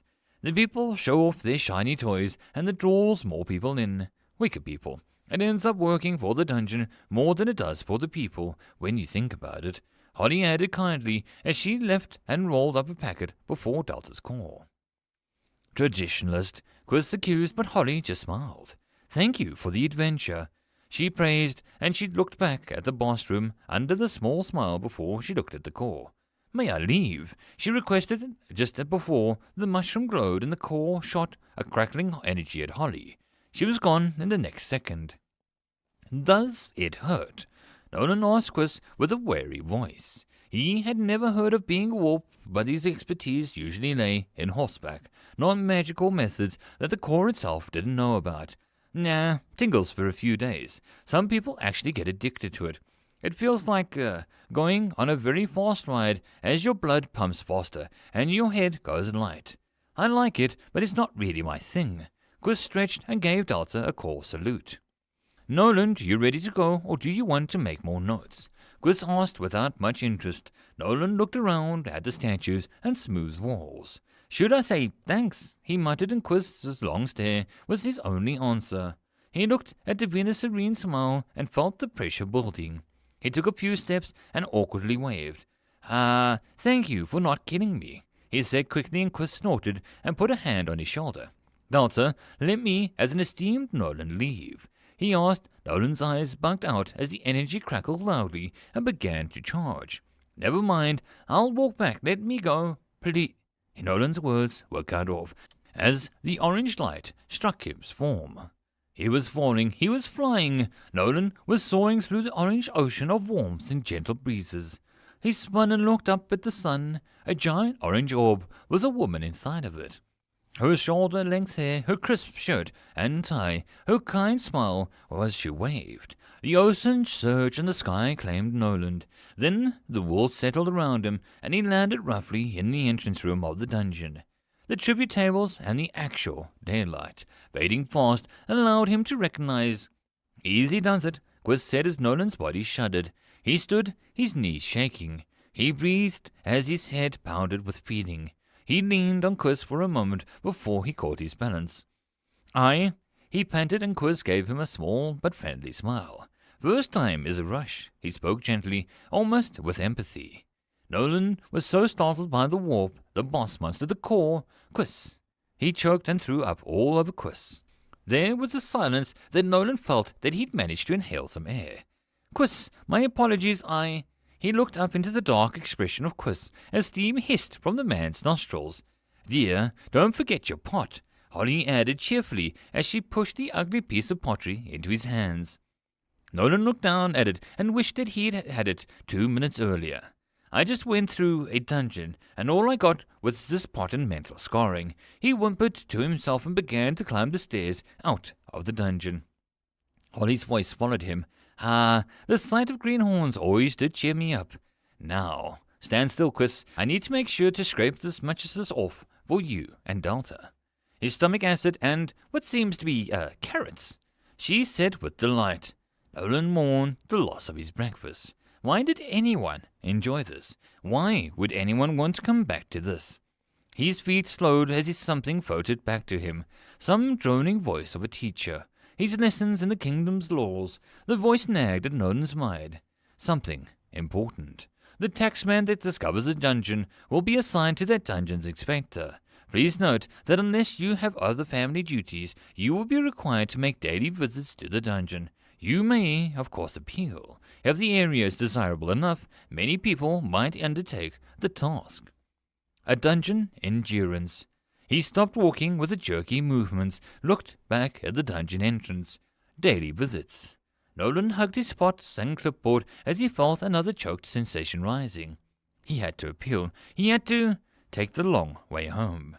The longer he delayed the report, the longer he didn't have to come back. Nolan closed his eyes. It was for that reason that he would take the extra routes and side villages. Really quite practical that Durance had a sudden law forbidding magical mail.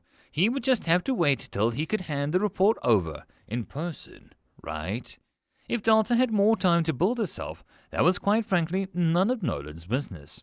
He thought back to the warm smile at that warp. Delta, a dungeon that didn't kill. He honestly wished her the luck in her journey, and he sighed as he dragged himself back to the inn.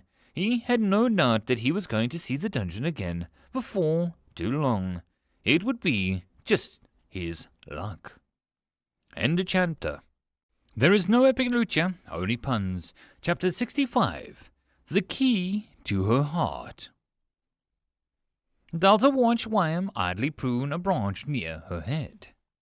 You are not panicking. This seems off.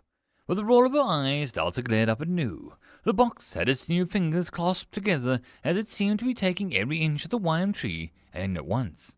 I wasn't panicking because compared to Maestro, Wyam really wasn't that much of a shock.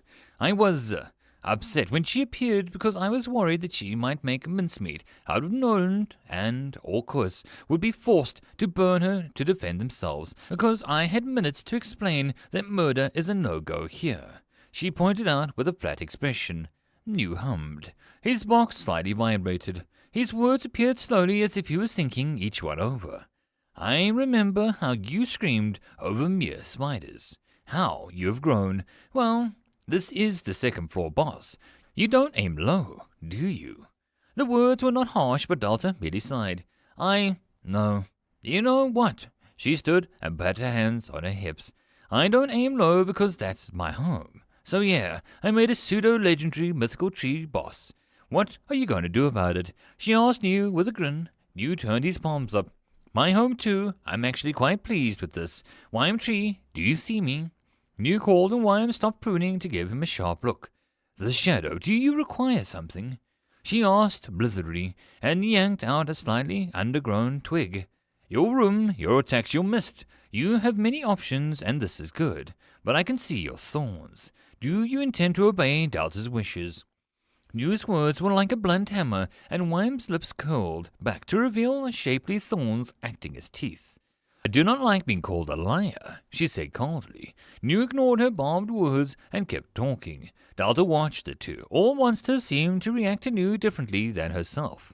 It was something that she had noticed, but not really wanted to comment on, and it seemed they felt a little invasive. A liar? No, I merely called you clever. You can stick to the letter of the word, but utterly disobey the meaning.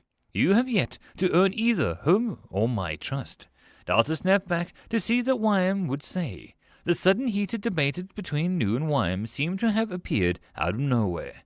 Wyam fanned herself with her many branches. Pray tell, why must I earn the trust when none of the others have such trials? Am I being bullied for merely being excited about being the boss? She directed the question at Delta. Delta blinked and shook her head. Of course not. I mean, it wouldn't, she began, but Nu shot in front of her. Don't play on her guilt. The goblins and mushrooms don't have the mental scope to scheme, nor do they have the desire to.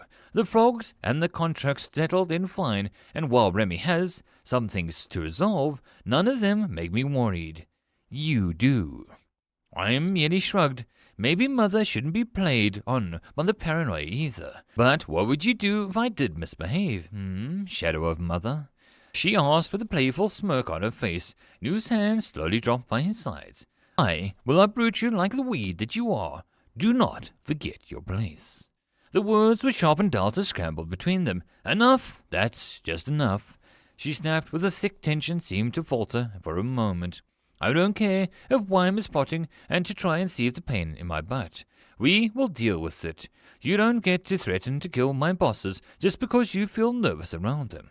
She glared at Nu, and Wyam's small chuckle was cut off by Delta's snap to glare at her. If you hurt anyone out of spite or boredom, Nu won't have time to uproot you. I can evolve people, and I'm sure I can fiddle around with things to unevolve you. Our safety is our concern. The people coming in comes second. Your entertainment ranks way below both of those things, she warned. Wyam's face looked pinched, as if in pain. Of course, I was merely ruffling loose feathers. Can't expect every meeting to go smoothly, She hid her face behind her branches. Delta didn't know if she would hide the curse or merely to avoid Delta's eyes. Sagging, she muttered as she left the room. Supposed to be magically grown adults, why am I the mature one around here? She asked no one. She could hear Nu saying something quietly to Wyam, and the tree responded. Honestly, if she wanted to hear it, she could have, but she was fed up with those two at the moment. I do actually like her, boss.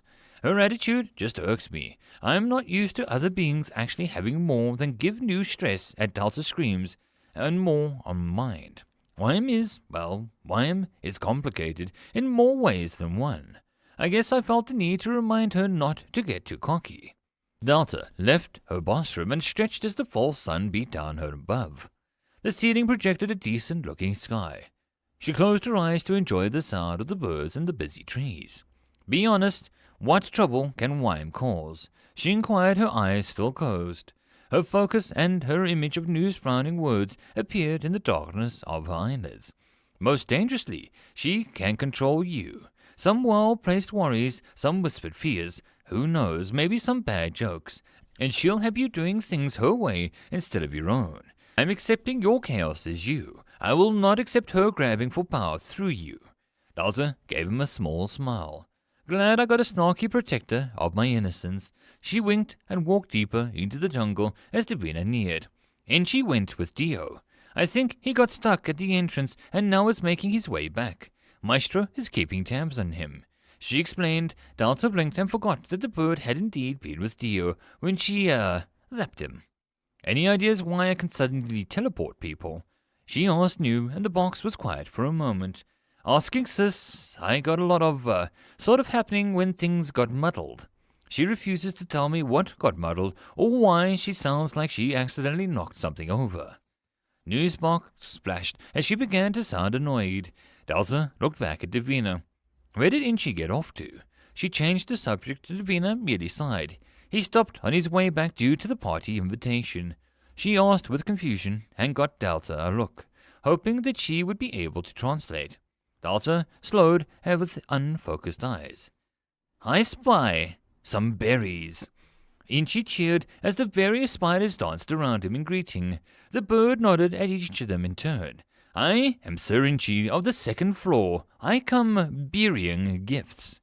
The crowd dropped and more berries around. The spiders with blood-red hardened pieces of web, and her head regally accepted the juiciest berry for herself.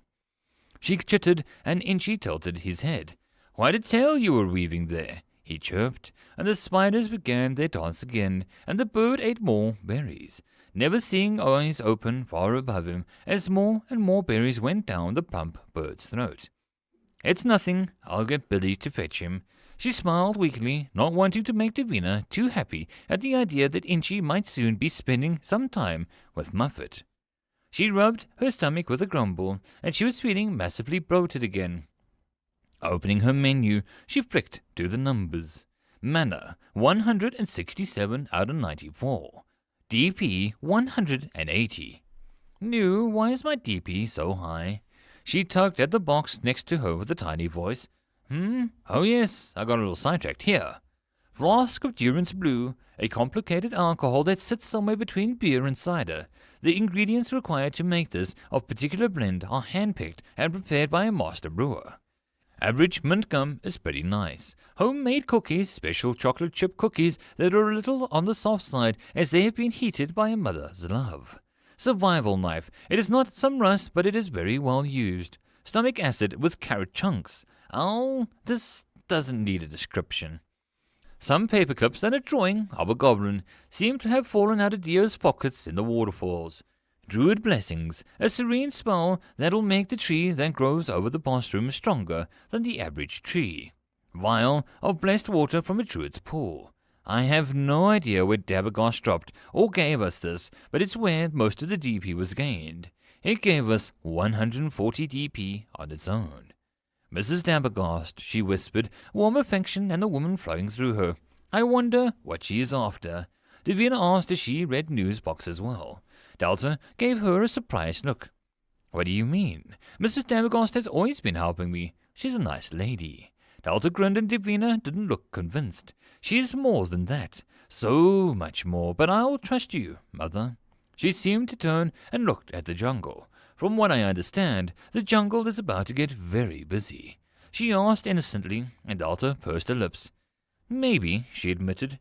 The woman was too aware of her own good, but Delta appreciated the fact that she didn't argue over Mrs. Dabergost. It was a subject that she secretly thought enough of in her own mind. "Nu, what does the blessing of the blessed water do for us?" she asked, and finally reached the river. "Seems to add any water upgrade menu. River, pond, waterfall, but it is costly. The water seemed to remove weak illness or curses. To make a whole river of the stuff would be, well, we'd better be settling in for another 2 floors at the same cost. The hot spring actually has it a lot cheaper, but it will still be prudent to think it over." Delta sat down and dangled her legs into the water with a wince. "Well, something to think over. Handy, though, it would be. I think I need to focus on a small scale. First, I've got to get rid of all this mana. Feels like I'm going to explode." She groaned and she opened up the menu. With some idle flicking, 2 grinning foxes flashed into existence. They yipped and encircled each other before they ran off into the underground. Next, she sent a few owls off to some beetles off. Lowered the mana a little, enough to make the worst of the bloating feeling subside. Next, she focused on the spot before her.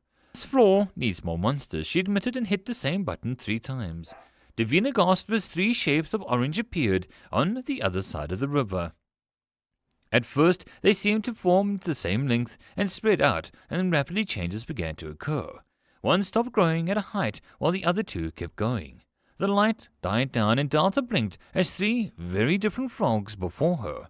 "Oh my," Davina breathed. "How is it that your control over this has gotten messier?" The first frog looked like it was part of the prime, and had settled into a graceful age of wanting to complain and yell at kids. His skin was greyish-green, and his eyes seemed to stare at everything with annoyance. The second one was a female, like Davina, but her age seemed to have gone in the other direction, perhaps the youngest of the frogs so far. She gave a little finger wave that was swayed on the spot the song that she hummed. The last was the tallest frog out of the lot, the green giant who didn't seem too jolly at all. His mountain of muscles and expressionless eyes made him seem more predatory and stoic. "Well, that eased off the mana," Delta muttered to Davina. There was no reply. Turning, she saw that Davina was frozen. "Are you okay?" Delta asked as Davina just stared at the newcomers with wide eyes. "More of us. More of us. Family." Davina sank to her knees. Delta waved her hands and tried to smile, despite the fact that she was feeling that she had done something wrong. You didn't think that I would just keep you and Rail, right? She laughed nervously. Davina just nodded numbly. There was a thump as the perky female frog landed just before Davina. Why the long face? She asked brightly. Delta grinned as she watched Davina grasp the other frog's hands. Sister, she breathed, and the young one shrugged.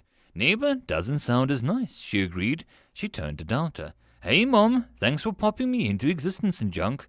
You did a great job. She patted her hip and beamed. Delta liked this one. Not exactly Rael's straightforwardness, and not Davina's calm humor, but she had spunk. Her form wasn't flat or even smooth. Muscle curled around her arms and stomach, but she was wiry. There was a grumble as the elder frog landed next. The giant merely walked into the river, ignoring the currents as it did nothing to slow him.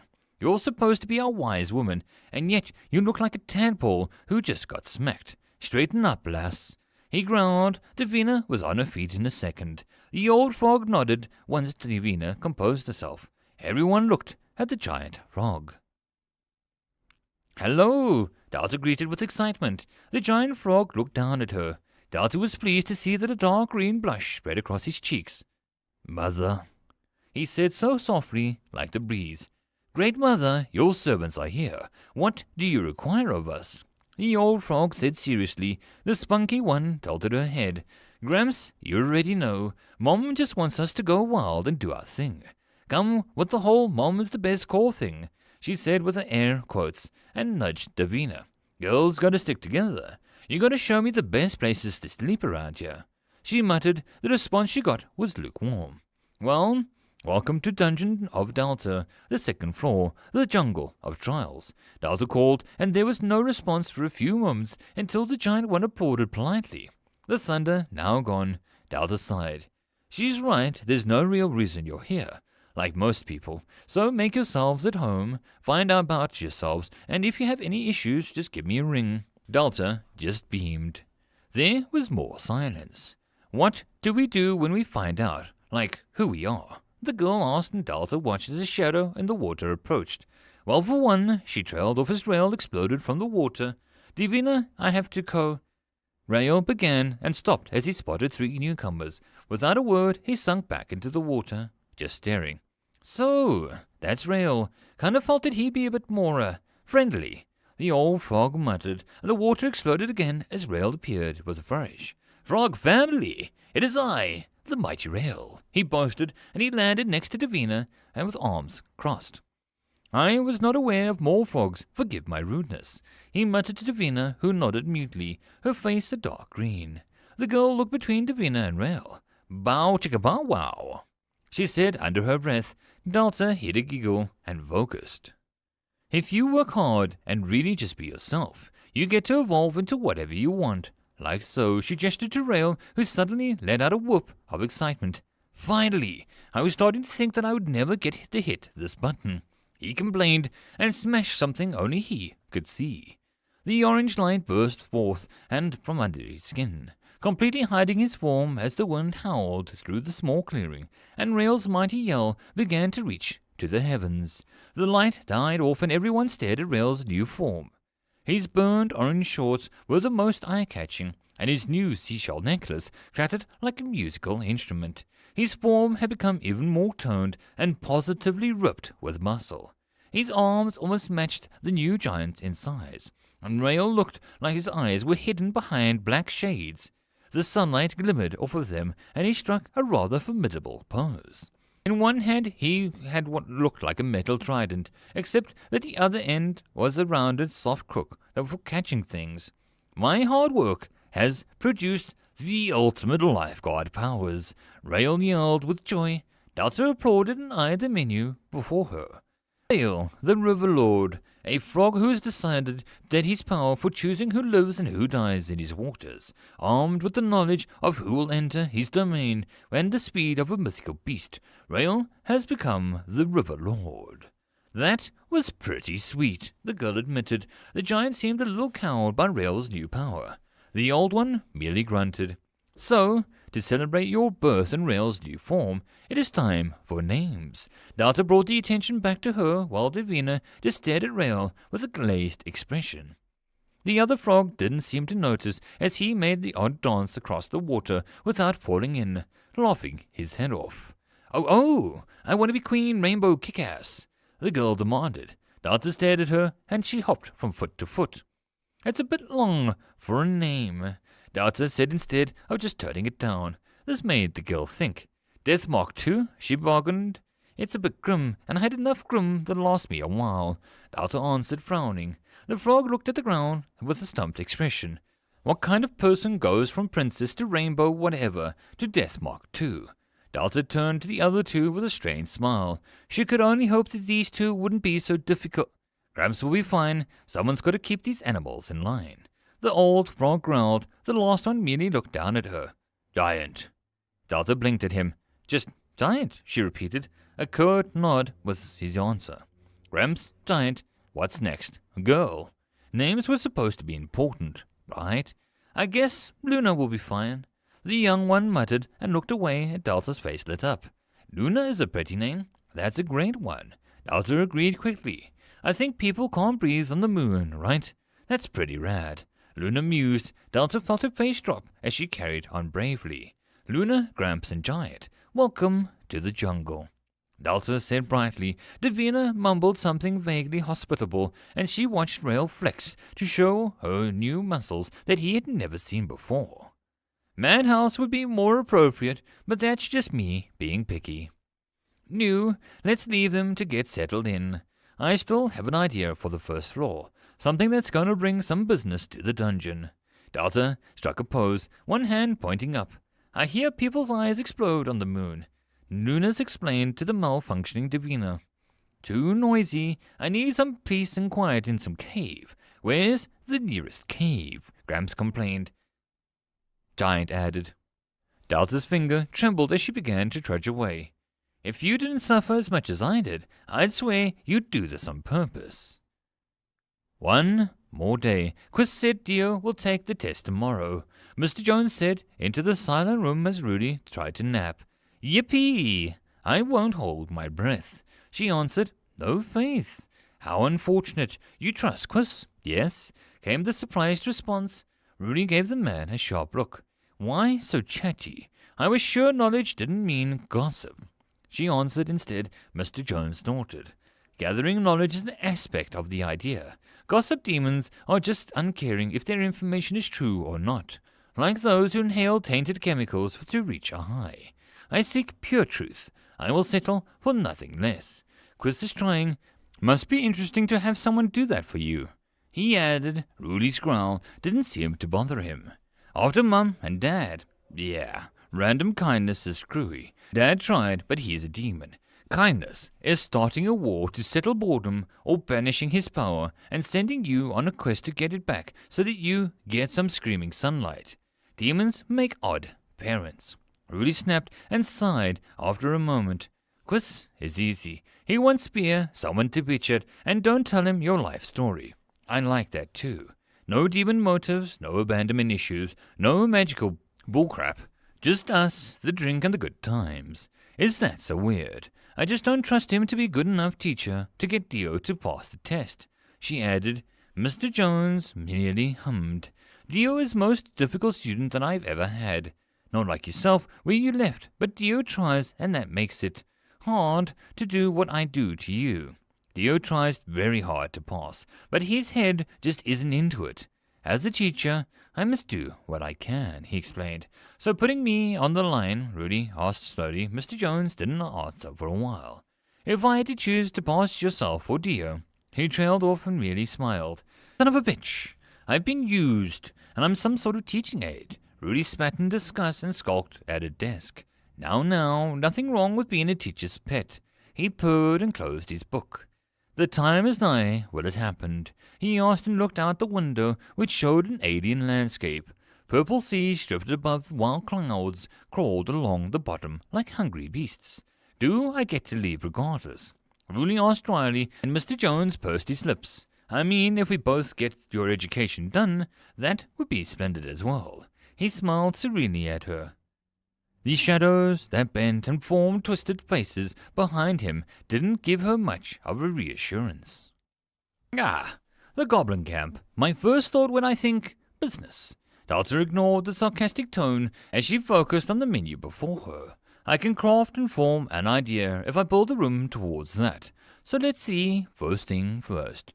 She flexed her fingers, and the goblin's huts dissolved into nothing to give her some space to mess with.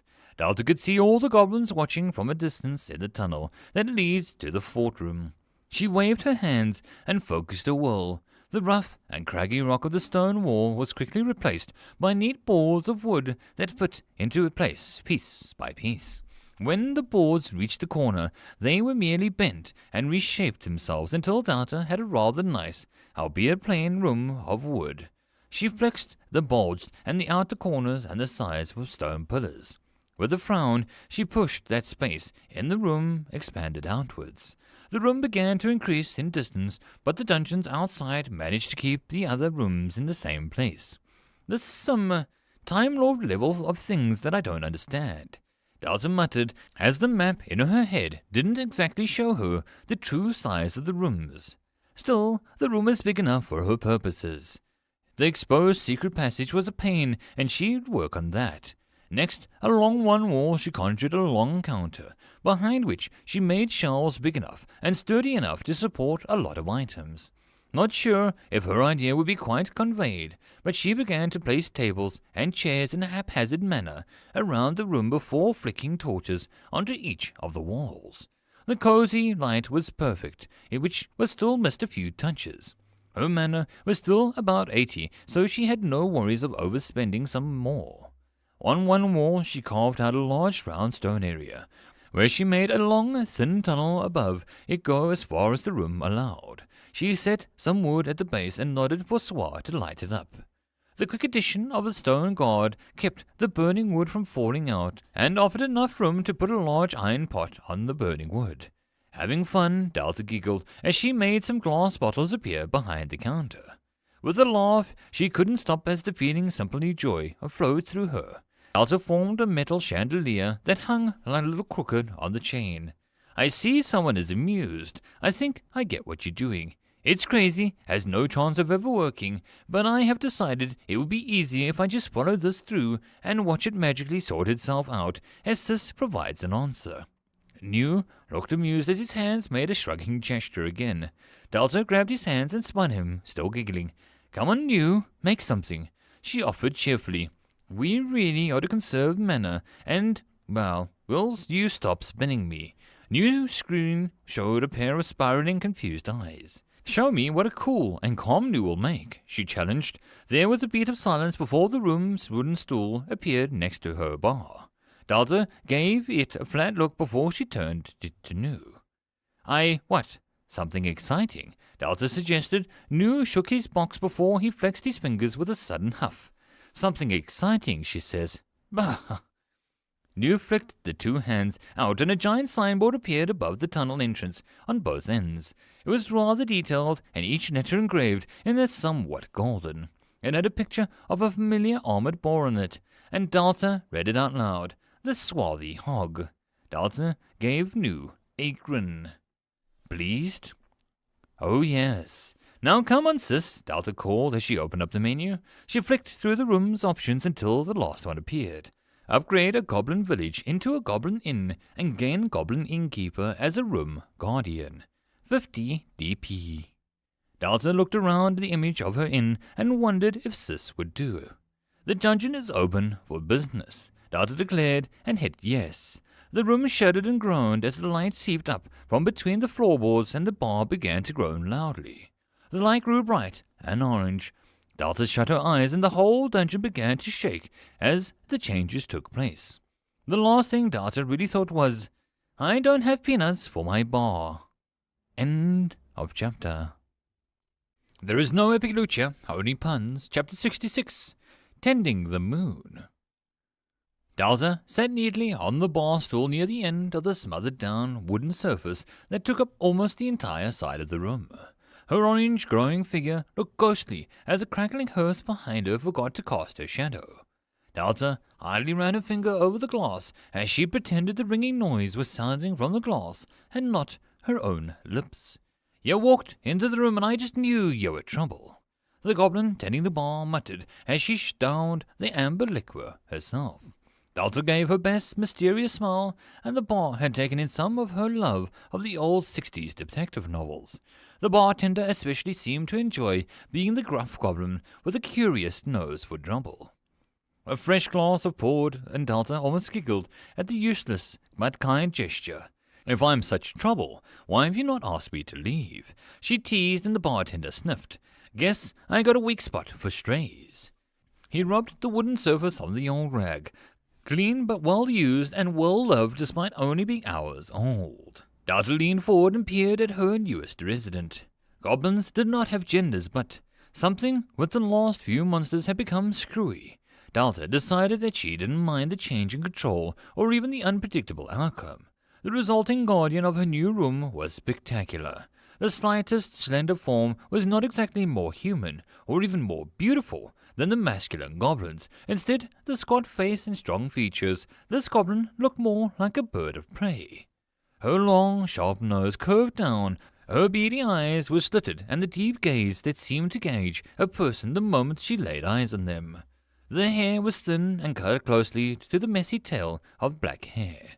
The only soft feature was her lips, which were full and curved more than any other goblin's, and her chest left no illusions as to which way her body had grown in some areas, and definitely made her the correct word.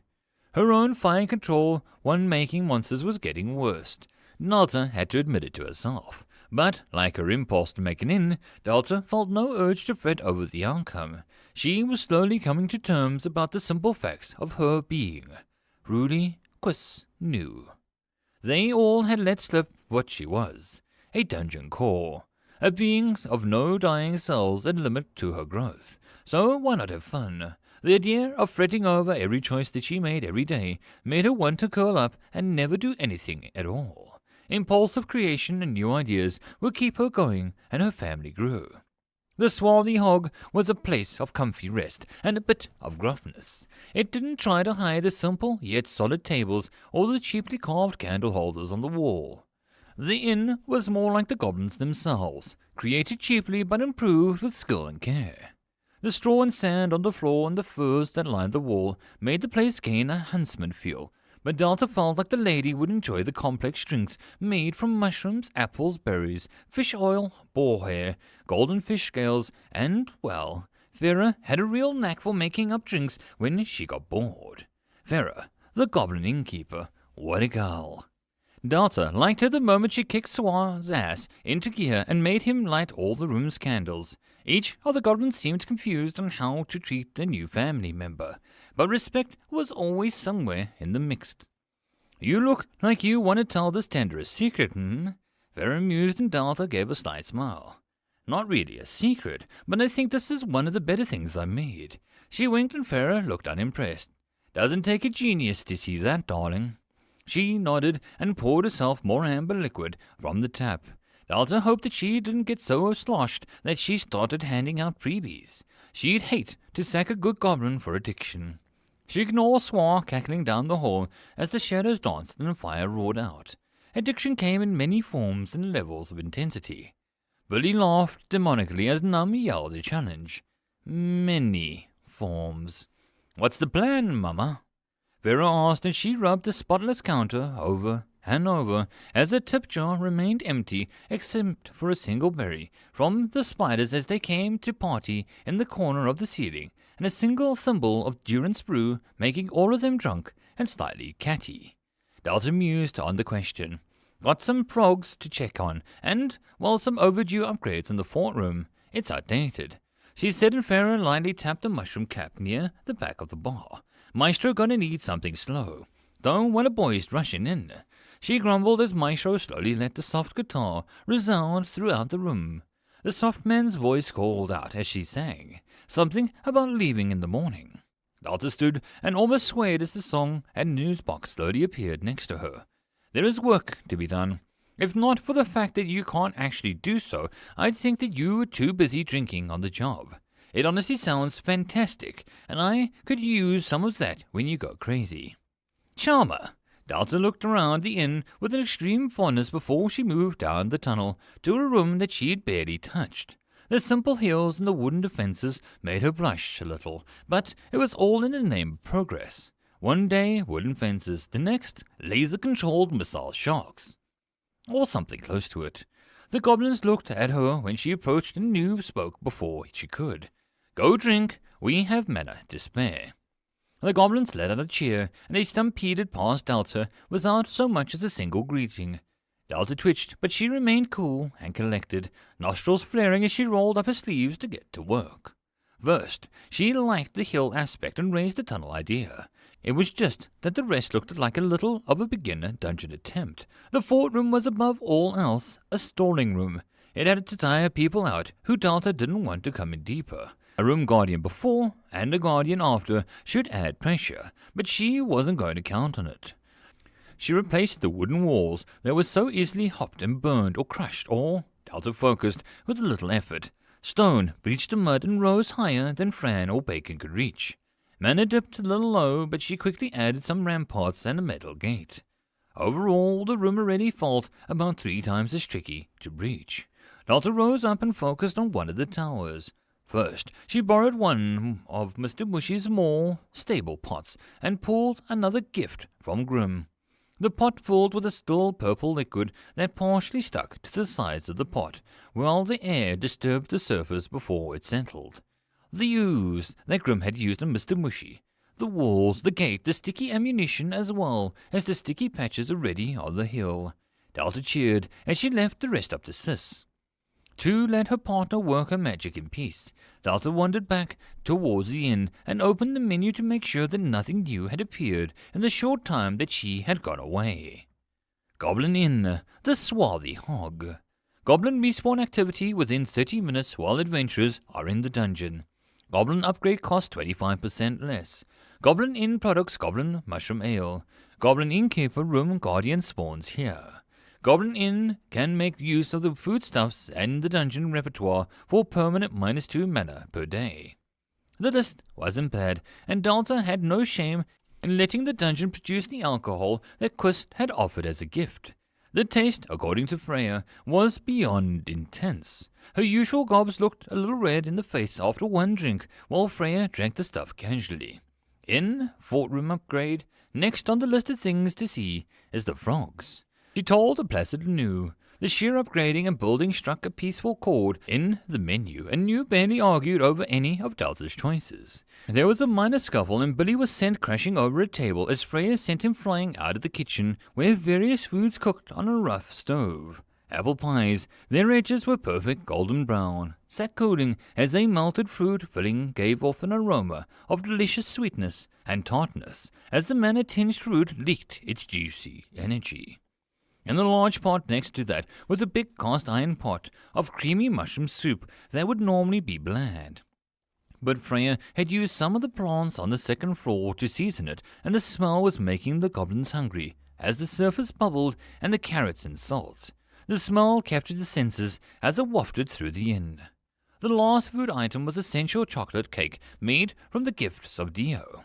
The chocolate was spread over a spongy cookie batter that Freya whipped up from the homemade cookies that Isanella had gifted the dungeon. The mixture was a gluttonous mess of sugar and well-earned comfort food. The kitchen became a treasure for all of the beings of the dungeon. Delta even knew that Freya had a single jar of supreme honey from the queen on the second floor. The smell was enough to make even Freya drool, as she didn't accept messes in her kitchen. Delta groaned as she couldn't taste any of it, just yet. It was all dungeon-made. What was worse was that tomorrow was boar burgers and fish fillets covered in mushroom gravy. Delta dragged herself away from the smells and waved sadly at Fran, who was trying to bench press Bacon on his own. Bacon was so sweet, but all he did was remind Delta of the boar burgers.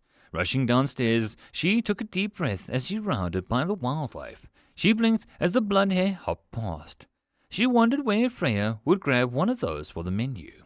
It took some time to track down the frogs. They weren't exactly together. The first one was Gramps, who seemed to have taken over the frog pond cave as his refuge. The older frog was calmly meditating near the clear water, between the statues of Davina and Rael. His body slightly pulsed in a deep blue, and sweat leaked from his wrinkled head. "Mother," he whispered, and it felt odd to have an old frog call her mother. Delta didn't feel it. She could almost see how young Gramps was. His outer shell a disguise for the young and curious being inside. He just hid it well. "How are you?" she asked kindly. Gramps finally relaxed as he allowed the short gasp as he gathered himself.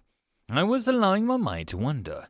I saw many beings, many great beings, the two-headed dragon of the white light. I saw the Fire King and the Ice Queen in the endless struggles. I saw the two left-eyed sheep of opportunity. But I saw them, and I felt nothing, for I am your loyal vassal." Gramps grunted and tried to stand for a bow. Without the others around, the frog tried to focus his stiff attitude to be respectful. "Gramps, it's okay, you don't need to be so formal," she instructed as New slid away to give them space. Delta knew between them both that she had better people skills.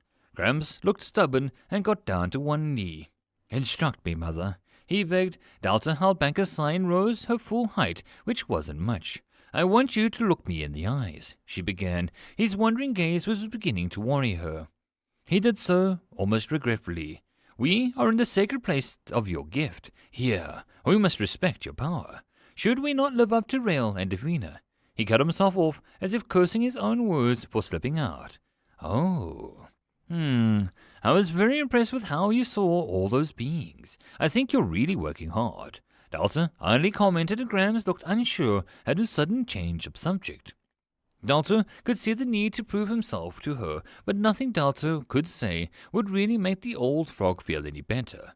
He was almost like New in a sense, appeased by action. Delta was sure that she was actually starting to get the hang of this whole dungeon thing, if this worked. Plus the frog was perking up. If it made him feel better to be given a task, then Delta could handle being a little tougher than usual. "Gramps, keep focusing on your task. Learn how best to serve me, and I will return. I'll expect you to meet my eyes next time," she almost teased. Gramps trembled as he nodded, as if the task was a burden that he was more than glad to accept. "As you command, I will not fail," he promised, and made himself return back to his lotus position as the water pulsed at his energy. The frog had a real talent for whatever he was doing. Spiritualism. Like Davina, but her power is more suited towards manifestation than the divination that Gramps is using. The frog folk seem to have a real urge to either be buff as heck or kooky with magic. Then again, there is Luna. New almost sounded amused, and Delta perked up at his words. "You know where she is?" she asked brightly as they left the frog spawn room. "Where else? The hot springs." Luna peered into the water and tried to grab her own reflection. It escaped, as it always did. There was something oddly alluring about something that stole her image and prevented her from stealing it back. How did it get there in the first place? She never gave it permission. But perhaps the hot spring didn't need her permission. What an odd place. Why was it here? Why did Mum make this place? Luna didn't know, and that was just fine. Luna wasn't made to know things. She was just made to be Luna. That wasn't exactly an easy thing to understand. Luna wasn't a person, just like the frog in that water. Touching it only made the frog vanish. If someone peered too closely at Luna, the same thing would happen. The only thing Luna really had as a Luna thing was her name, Moon. That was being the dungeon monster, which meant death. She just pushed them together. "I wonder if someone can just float off to the moon and vanished," she asked no one. The idea didn't excite her so much as it gave her something to focus on. Luna needed something to be Luna. Gramps was old and Giant was big. Rael was buff and Davina was both female, a frog, and a magical frog, and an older one. Being the youngest female frog was a weak thing to have when a new one could be made any second. If Luna was none of the things that the other frogs were, then what was she? She was a reflection of someone. Luna felt that this was something that she could admit. "Hey, Luna." Mum called, and she walked into the area. Luna stood, her body stiffened. She didn't know whether to bow, wave, nod, smile, look away, or just plain run. Her being ached, and she did all of these and more. Being created, the echoes of Davina and Rael confused her. They changed too quickly for Luna to hold a solid idea of what to do. "Heyo, Mummo." She grinned weakly, and her mother paused. "Hi, Luna, you cute tuna." She tried back, and Luna actually felt cooler compared to the powerful dungeon core. "Oh, kill me. This is pain, and I don't even have proper nerves." The shadow complained, knew the system tool. The words were clear, but Luna couldn't help but watch it bend and respond to her and Mum's gentle touch and teasing. Knew didn't give off the same warmth as Mum. He reminded them of their power, their potential, their purpose. Being stuck between the two was giving Luna a bit of a nervous tick. "How are you getting on? You've taken a real shine to this place," her creator said with audible delight. Luna guessed she had. Her urge to explore, to follow Davina, never really overrode her fondness for the streaming water. The place had a tranquil air that the frog pond didn't. The pond felt almost religious in nature, and the air meant Luna couldn't relax. Not to mention Grams grumbled and nagged at her to sit straighter, be more respectful, yada yada. The hot springs felt like a place to rest, and Luna couldn't deny the feeling on her soft skin. "It's not bad. You doing this whole make sure no one is psycho and will stab the humans thing?" Luna asked, twirling one finger around her head. Her mother chuckled slightly. "No need. Wyam is in the boss room and Swa is drunk. I'm just waiting to make sure that you didn't need anything." She asked, and Luna almost wanted to say, "A reason." "Nope, I'm jolly good," she reported calmly, and the glowing orange blur moved off with a cheerful wave. Luna watched her go, and then looked down at the reflection again. If she could just reach and touch the girl, she could maybe feel something beyond confusion and bravado. Luna liked the hot springs. That was something. Something that she could build on. Luna stood and began to gather rocks, her form picking up speed as she slowly put a plan together. The idea of who Luna was. It all began with the rocks and the spring. Delta gave the giant frog warrior a long look as he silently guarded the log bridge. His form was still as a statue. "You okay?" she asked uncertainly, and the giant nodded. No words, facial expressions, and no hint of what Delta should do to strike up a conversation. "Guarding the log, huh?" She pressed, and the giant gave the log a frown. But then he only nodded. "Okay, a frown." Delta could work with that. A frown suggested that the giant was unhappy with it. She guessed that the log wasn't exactly what most impressive thing in the jungle. Rubbing her hands together, she eyed her mana that was dipping below 30, but her DP still had plenty to play with. She opened up the menu and saw Sis had already created the needed options. Delta purchased the first one. Make the log into a narrow wooden bridge. Comes with a built-in challenge now that a monster has taken guarding it. 15 DP. The giant took a step back as the log split in half and the rough sides smoothed out. The river shuddered as the bank sunk low to form a ravine between the two sides of the jungle. The bridge stretched out and, while the two sides were mostly made of solid rock, the middle was formed solid-looking wood. Overall, the bridge and its reflection formed a perfect circle, and Delta gave the river a wide look. She was glad that Rail could save people now.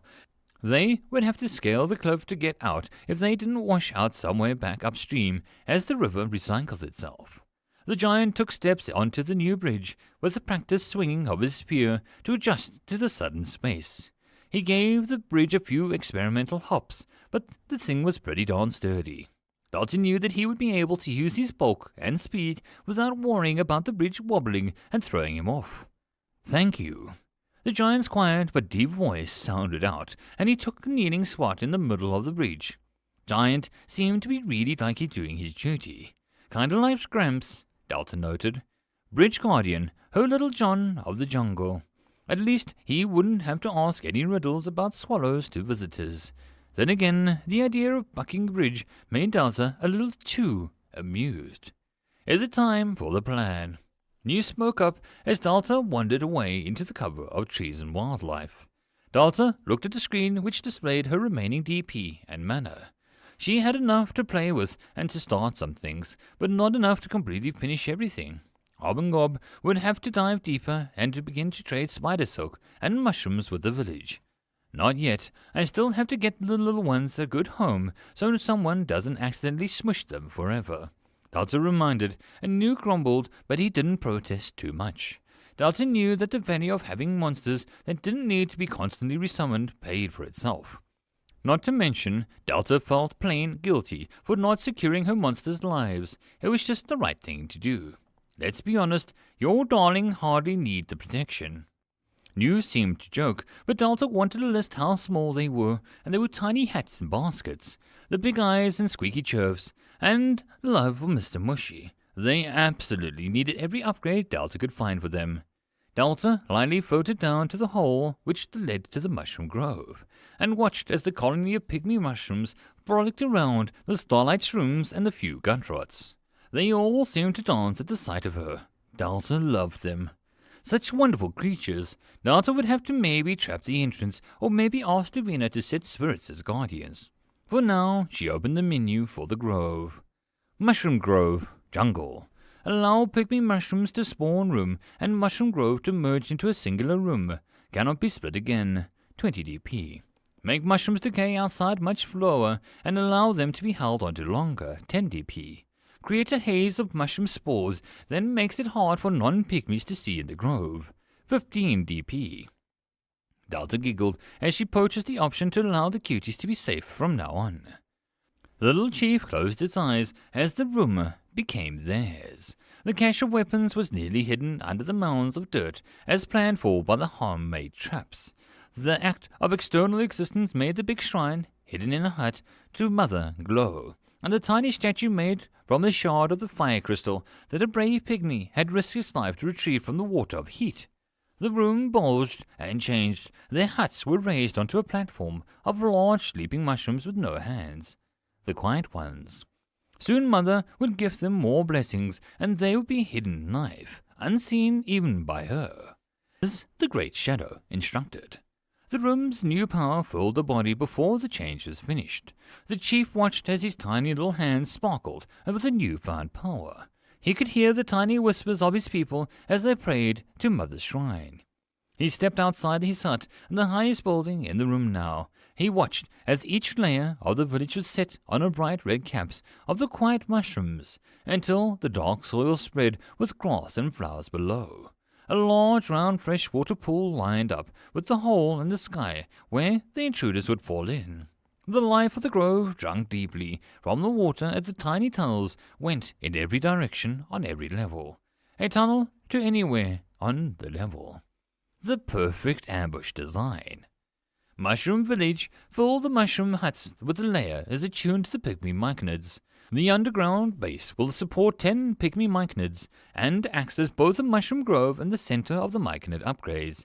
Comes with tunnels allowing for tiny fungi passage all over the jungle floor except for the boss and core room.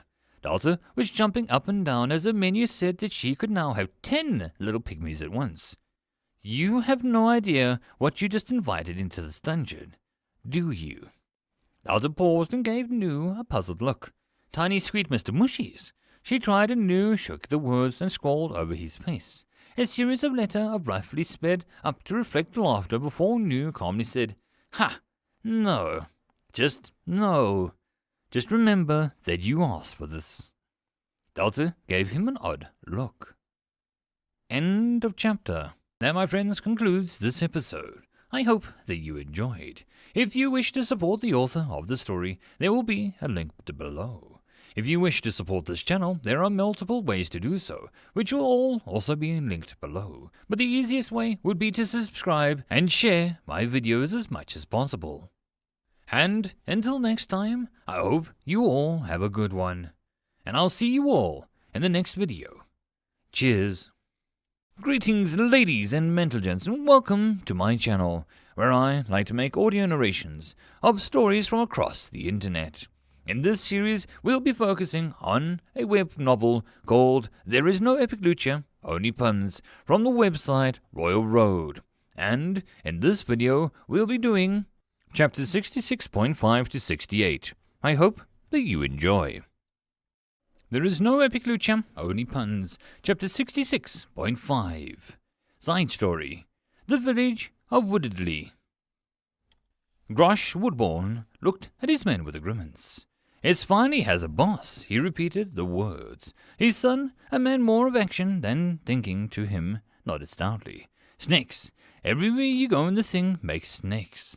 Don't know if that's normal, or it might be a little... He trailed off and Grosh gave him a deadly look. He stood up from his chair, and a wooden thing with many animal skulls fitted onto it. The hunter's throne showed power, but it also showed the end of a great hunter. Unless one was willing to travel beyond the woods, through the marshes and well, a predator knew where it belonged. The wolf was mighty, but the dragon was just unfair. That all changed when the child fell into what seemed like an odd snake pit. They were too late to help him, but the hole widened quickly, and they saw that no mere pit. It was a cave and followed out of the great maw with subtle scent of mana. Already the monster's attacks had increased. Sickly goblins, lizard tribes, the beasts of the deep woods. Everything had been done so balanced before the dungeon had appeared. Now Grosh could barely predict the direction that the wind would howl over the beasts. He had lost his youngest to an attack by goblins, weak things that even dozens of knives would bring down a wolf. His son rested now. Grosh turned to the gaps in the ranks. Men lost trying to explore the dungeon. Grosh had been to the few before that they were all so different, and it was useless to compare beyond the basic means. This dungeon sat near the dead-end cliff they used to protect the village from the rear attacks, then used to offer a measure of comfort. Now, it was a towering reminder of how the new demon looked behind their defenses. Rough fences and quick patrols had been set up, but now did one capture mana? How did one slash a hole in the soil? Then the snakes began to hiss, a horrid, endless noise that flowed through the night. They all came from the dungeon. Men coming out reported nothing but snakes. The dungeon had a fascination with them, an unhealthy degree. But spoiled with snakes, tripwires that dropped snakes on you, doors that led to rooms and when open unleashed a flood of the little bastards. The dungeon itself hadn't been bothered with decoration or proper rooms. It seemed just to want to fill every inch of itself with writhing, wriggling, hissing snakes. But it had to obey the rules. The only thing that made any of this livable was that the rules of Wising. The dungeon could not block the exit nor entrance, and the dungeon could not live outside itself unless an offer is made. A dungeon must produce mana. A dungeon must... The team is ready, a stout woman cried, her axe long chipped and bloodied from the previous night's work. Grosh stood and grabbed his spear. Then let us hunt. He thundered, and he led the way out of the hut that held the hunter's throne. With one last thought, Grosh wondered who would occupy it next. Not his problem. It was never the hunter's problem who came after his bones long settled. The village of Woodley was one of the practical make. No hut was made bigger than needed. No path was paved beyond the main. Water wells were basic but hardly decorative. Woodley had the trait to share with his people. Brutal efficiency. He walked past his woman. She was sharpening a long knife. You know what to do. If I'm not to return, he began, before she poised the knife under his throat. Her red hair are that of fire, her eyes like black steel, her face utterly like stone. Man of mine, do not make stupid jokes. The daughters will have the rage ball meat on the table by sundown. If you aren't there again, I'll hunt you down. She warned and stalked off, her lips to the sight to behold. The mother to his children, and the knife to his throat. Grosh could have found no finer woman if he hunted the lands day and night. It was common knowledge, after all, that she hunted him, and took a prize. Allowing that little message of love to turn to a small smile on his face, he turned to the men and women waiting for orders. You heard her. No use for goodbyes, wasted air when you will be seeing them again all soon. He grumbled and headed to the rear gate of the village, as the wide-eyed children and their toy spears and stuffed beasts looked up as the group left. He had been such a child once. Back then, didn't everything seem brighter? Now, these children, a product of his reign and hunting, would now suffer a very different hunt from the one that he'd grown up with. For as much as they could carve out the danger of the dungeon, they could not strike at the heart. Grosh could not remove the threat and hang it on his wall. Or he could, but the king's law was a dragon stronger than he could ever be, and that would mean the end of Woodley. For months, almost half the passing of the seasons, the dungeon had grown. Sure, they had slowed its progress by starving it of wandering beasts and only sending the criminals or braves into the dark grasps. But Grosh knew that each leaf that blew in, each rat that was lured in by the meaty smells, each bug. This dungeon had seemed to manage override the local animals' fear of dungeons. It used smells of seasoned rodents and spoiled meat to make the animals ignore their sense of fear. In the woods, fear was constant, but free food was not. Inch by inch, the dungeon had grown fat off the morsels. If it had managed to gain the rage boar or a horde of goblins, well, Grosh knew that he'd be looking at a much more vile place. No matter what it devoted, the dungeon of Woodley only produced one thing so far. They had heard sounds clearer as they arrived at the entrance. Grosh had been wrong. The dungeon had spent some energy elsewhere. The entrance now looked like an open maw of a snake, the crude eyes leaking what seemed like blood. Dramatic, Jorna spat, a seasoned hunter who could such evil things with trap wires.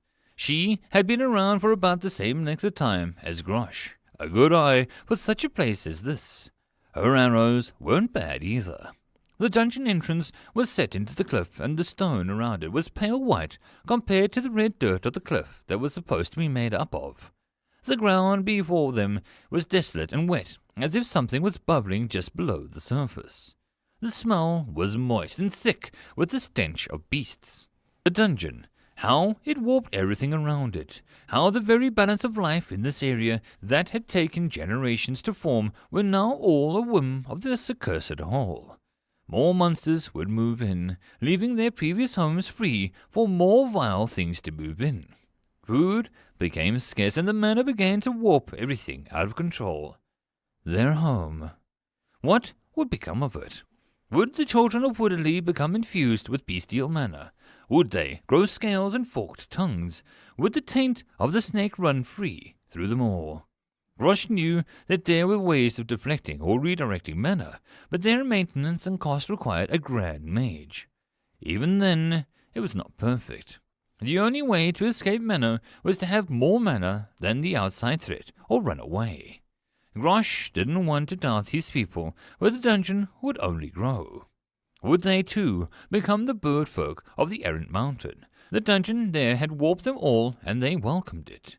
The great lake of the west had made the people blue. Cultures boiled around dungeons as their sickly manner changed them. But for a culture to rise, their ways had to die, and Grosh would fight that until the end. They chose when to change, not when the snake pit forced them to. "With me," he ordered, and the group of 10 or more nodded. Grosh took the lead, the most dangerous spot of the hunting group, but he would hardly allow some runt to take the spot. If there was to be bloodshed, then his would be the first. Then he would blind his foes with it. The first few steps in were safe. They must be, or the laws would be broken. The open space before him held spires of stone and crude statues of snakes coating them. Some looked decent enough to pass as rough snakes as one squinted. "Why did we get the snake dungeon?" the younger male grunted. "'Cause it obviously grew near the pit of the cliff winders. Eat them all up and fell in love. Now it just wants to make more and more of them. Dungeons do that. They fixate on whatever they eat first," the older woman explained, all the while looked after the bow in her hands. "So what if we fed it a ton of healing herbs and gold? Then maybe we could finally be useful." A girl snapped, feisty, but he would need to cull that idea fast as the others perked up. "Influencing a dungeon to change it to our needs is illegal by decree of the king of the land. A dungeon cannot be made to desired form by the locals, or it has then served only the locals. Too many dungeons are wasted due to being nothing more than taverns on demand or rich smice dens. Too many dungeons learned how to turn even those into weapons. Then all that was left was a hole that only reward one could get out of it was a stiff drink or an illegal high." He growled, "What a waste. This dungeon before them seemed to be doing it all by itself. What good was the snakes to a king?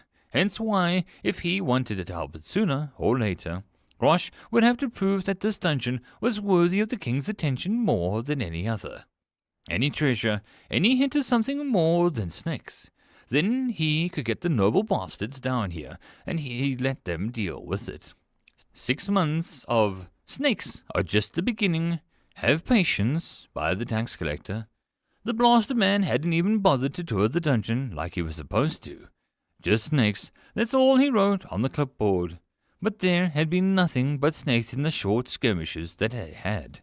Which was why now Grosh was going to dive deeper than ever before. The other scouts had seen a boss room being prepared, and today they had seen a door. A boss had arrived. He could only guess what it would be. But the boss was the secondary to the full mapping, and the most important thing was finding anything else that could raise the dungeon's value from a measly monster den to something worth the blasted snakes. He took a few more steps into the stall corridor leading in from the entrance. Loose pit ahead to the left sounds like it's filled with snakes. Jorna said quietly. Grosh didn't need this at his back. He relied on his spear and gave the woman near the back, who held potions and vials around her hip with a belt. Kanu, the alchemist, was the closest that they had to a proper healer in the village. Taking her in was showing how desperate Grosh really was. She threw a bubbling bottle at the pit, and fire erupted. As shadowy forms of writhing snakes burned up. She shuddered, and the first of the fires showed holes. Not in the floor, but little rat tunnels all along the sides of the wall. So many tiny little pockmarks to hide the snakes. Even the ceiling held these holes. It's a clever beastie. It knows how to really use snakes and our fear of them. Jorna huffed. She reached down and used a ramp stick to scoop up some of the lingering fire to make a torch. This dungeon had no intention of making any light for itself. For snakes, the dark held no danger. I thought the dungeon could only use so many monsters. The young man hummed cried. Jorna nudged the crumbling snake. These ain't monsters, just critters. Lot less limits on these than it looks like they got some pretty sharp fangs. If there aren't any monsters in here, there's a lot of snakes. She mused. Yoon looked around, his sword shaking slightly. Hundreds, or thousands. Well, we'll behead them all. Onwards. Grosh growled and moved on. No hole moved, and no hole made even a whisper. It was like the dungeon had gone silent. It wasn't used to this many people or fire. Grosh had a feeling that this place had grown comfortable as a dangerous being. It had not expected that the things from outside to use fire or were present as an actual threat to it. Grosh wondered if it had ever lost any snakes before. If it just spoke or did something, then Grosh could have negotiated. Working something out, but this dungeon's mindset was to devour and coil, and far too shallow to have anything resembling human thought. How could a man argue with such an alien mind without it even wanting to try? It was folly, and he was reduced to mapping the area for the damned lazy taxman. The first room was oddly devoid of holes for snakes. Jorna choked, and the walls instead of long extended curved spikes, and the walls bulging as if giant snakes were trying to burst through. It's an artist, Grosh said bluntly, and walked past them. Jorna watched them all, and with a careful eye, but the room was nothing more than a place the dungeon played in. So far, the space was straight, one room after the other. Grosh would miss this when it came to understood that bending them into different paths and making them choose between them would double their time spent in the wasted here. Hyun moaned as he saw a thin bridge ahead in the next room. It went straight like a path, but below was the dark water that dozens of tiny forms slithered in. Cliffwinders hate water, Jorna reminded Grosh, as if he was a new hunter of the day group and not the hunter. Yet these snakes are green and not red. The dungeon is learning how to make new types. For a critter, it isn't the worst, but doesn't bode well for us having a clever dungeon on our lands. He frowned and cleared his throat. So keep steady and don't fall in, he ordered, and took a bridge first. It supported his weight, and it only had enough space for one person to walk across. He made it across. Jonah fired an arrow with a tight rope. Grosh grabbed it where he spiked it into the wall. He tied it carefully around the stalactite and watched Jonah tie the other end securely around the side, giving the rest a secure balanced rope to use. Not so much for coming across, but just in case they had to leave very carefully. The snakes hissed angrily. All at once, they didn't seem to like the rope, nor their use of it to circumvent the bridge. Just because we have to play along doesn't mean that we have to do it like fools, Grosh muttered at the red eyes of the demon. Most likely, it was the dungeon that was being annoyed, no matter how basic a mind it may possess. No one liked to think that they were clever and got proven wrong. Once they were all across, Grosh almost appreciated the dungeon's single-minded focus on snakes. No monsters made this place dangerous, but also not as bad as it could have been. The next room was a nest, so to speak. The biggest number of snakes yet covered the floor and walls before a mightily scaled cupboard door. Kanu threw more bottles and fire erupted. Oil spread and they fell quickly. Snakes burned by the dozen, the fumes not healthy in a cave, but they all retreated to the water room and idly chopped or shot at any snakes that slithered up the tunnel. Once the air was semi-decent to breathe, they breathed to the room slowly. Hune carefully seemed to grow more confident the more snakes' bodies that crumbled around his feet. He grinned and looked around. This dungeon isn't so bad. Maybe we can find a way to harvest snake skins. Can't healers make powerful antidotes with venom of snake? He asked brightly. Grosh ignored the question and Kano hummed. Depends, some venoms are too toxic to really work. But snakes are hardly unified or a simple species. Even if I could milk a snake, the substance wouldn't last too long outside the dungeon. I would need a drop or some treasure to give substance to the lasting effect, Kano said quietly. We kill a lot of snakes, yet to see anything drop, Jonah commented to the group. Critters don't often have the potential for treasure. Monsters usually do the lifting in that area. Grosh said calmly. Hume scowled. So this dungeon ripped another potential to help our village out of our hands. I hate this place, he complained and leaned against the wall like the arrogant youth he was. Grosh saw it before he could react. A dark grey wall suddenly moved, and a grey stone snake that had been biding its time lashed out and bit Hoon on the neck. The woman beside him pierced the snake with a well-aimed arrow. Hoon screamed as he fell. It burns! It burns! He moaned. Grosh dragged him by his feet to the center of the room as Kano bent down to take a look.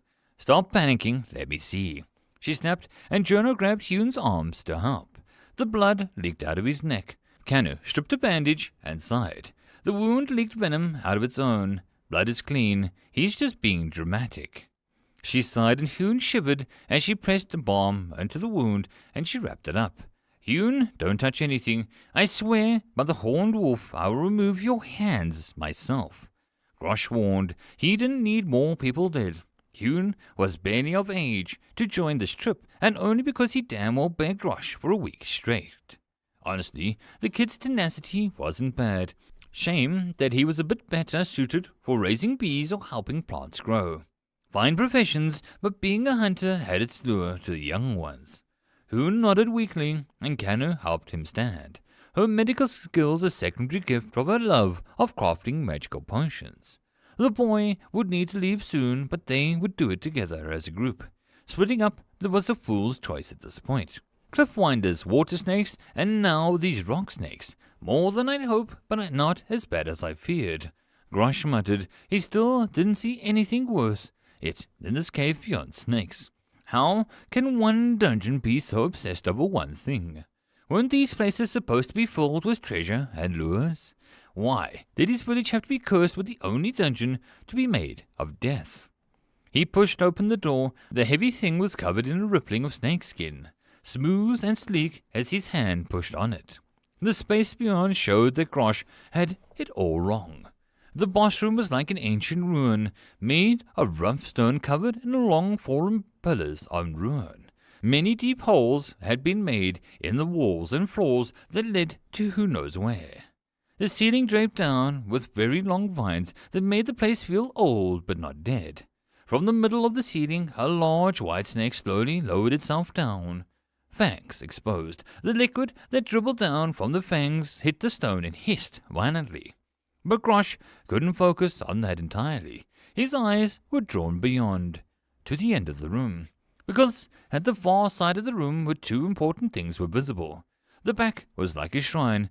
Clear-cut stones and steps led to an altar with 10-headed snake statue leering down at a person who would pray there. The simple table made of stone took up all the space. One was the dungeon core. It had yet to make a room for itself beyond the boss room. It sat inside an oddly large golden chalice. The chalice was a beautiful thing, with carved depictions of snakes devouring the sun stamped up onto it. Even from here, Grosh could feel the magic coming off of it. The core sat in a chalice like an egg in a cup. The dungeon core had not found the pit of Cliffwinders as its first meal. It had devoured, become one with its magical object that must have been buried here by Grosh's ancestors. A magical item that the core used as its pedestal. The magical item had it turned slowly, merged into the core, becoming one with it. This explained a lot. It also gave Grosh a mad smile as he saw now how he would save this village. First, he would have to kill the large white snake. It swarmed diving into the nearby tunnel to play the ambush game with them. Snakes were all the same. His village had hope. Cores with access to old magical items were of great worth to the kingdom. Whatever the chalice was, there was now a symbol of hope, if they made it out alive. Grosh raised his spear and leapt forward, the hunter blood flowing through him. Fire and venom rained down, and the young were wounded and fought. But as the sun set, he was home. He was grinning like a wild beast at his shocked wife. "Get the peacekeeper. He needs to get the taxman here, so that I can rub his smug face in this," he ordered, holding up a vial of the dark golden liquid that he collected from the chalice of the core. Kanu had almost wet herself when she studied it. He grinned as Hoon swung his new serpent sword and hissed ever so slightly. The village of Woodley would survive. The snakes had made it so.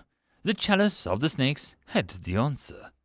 Grosh watched as his people cheered, and even the growls of the distant monsters could not dampen the spirits of the hunters that night.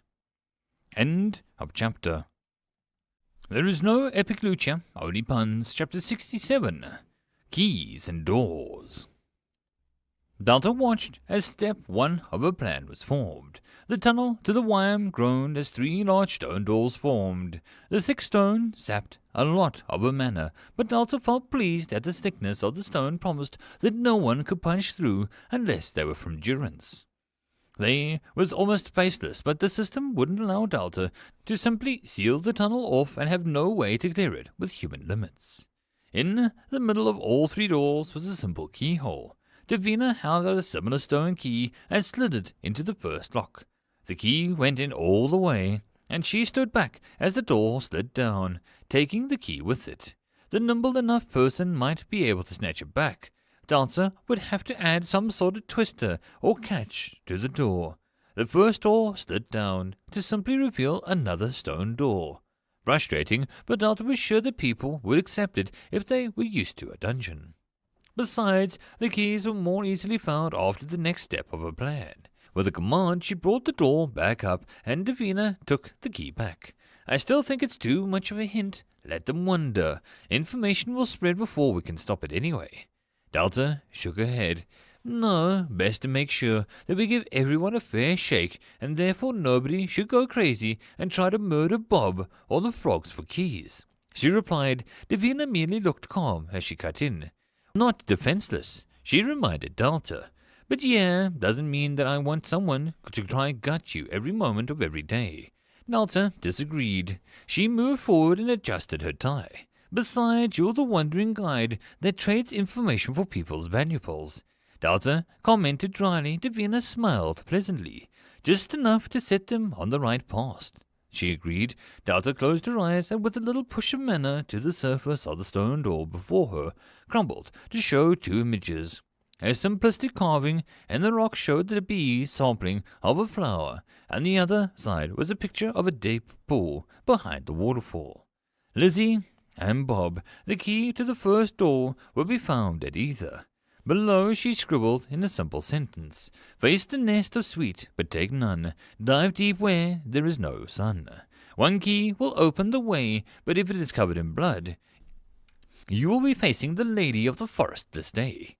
Poetic. You know idiots will think that I have to wash the key and not that they don't kill, right? Perhaps we should add a clear warning with big words. Sarcasm isn't handy. This is your idea and sort of mine.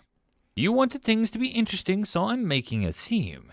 Now, onto the second. I like making rhymes, so I'm some ancient elvish door maker. Delta grinned, and the door lowered, and her command, she turned to Davina. Here, take this and go to the other key to the bee nest and Bob's pool. Explain what they have to do. I won't be long before New will find them later. Delta promised, and Davina, as she formed the second key, that was already tuned to the first door. She called it the Door of the Wild.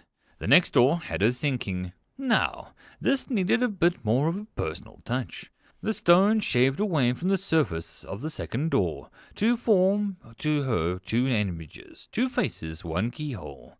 Delta stood back to admire her work, and the faces of Luna and Giant appeared. They both had an area, so to speak. She would have to add a challenge to the hot springs, but the Giant was easy enough. Rest your weary soul in the peaceful spring. Face the Giant on the bridge. Challenge his mighty swing. The test of trust and a test of skill, but be warned, let there be no blood drawn in lust. The thorns are watching.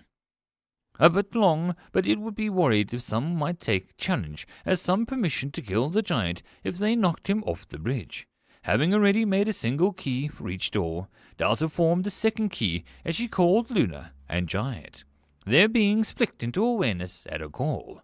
Luna was flickering light of energy, while Giant was more akin to a calm candle. Delta named the second door quickly in her head, the Door of People. Delta eyed her screen and was glad to see that she had enough mana to finish the last door, if she didn't go overboard with carving it. Nu had convinced her that this one, but Delta was really not sure it was a good idea. The stone shivered as Delta worked on the images. Before long, a series of tiny pygmy mushrooms looked out from the door next to them, a circus tent.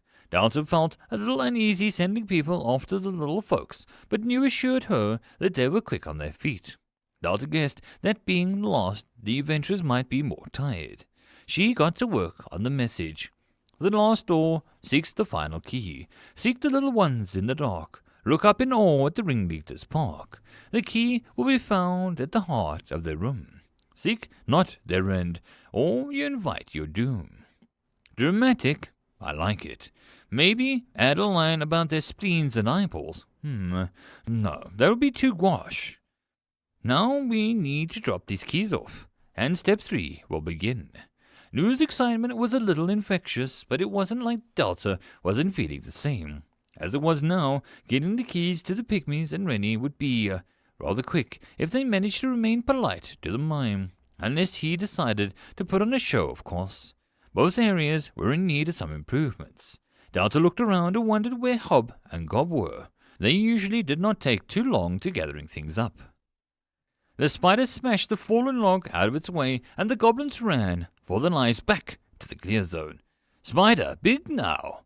Gob grunted as the monster behind them chased him with a rampant rage. Gob just ran faster. They had beaten one spider with ease since it was only the size of a pig, but the Gobs soon learned that they were merely met with a new breed of children. The spider abruptly stopped, dirt flying everywhere, and its legs dug in deeply to halt his movements. The goblins kept running for a bit, but then turned to see that the spider hesitate before it twitched.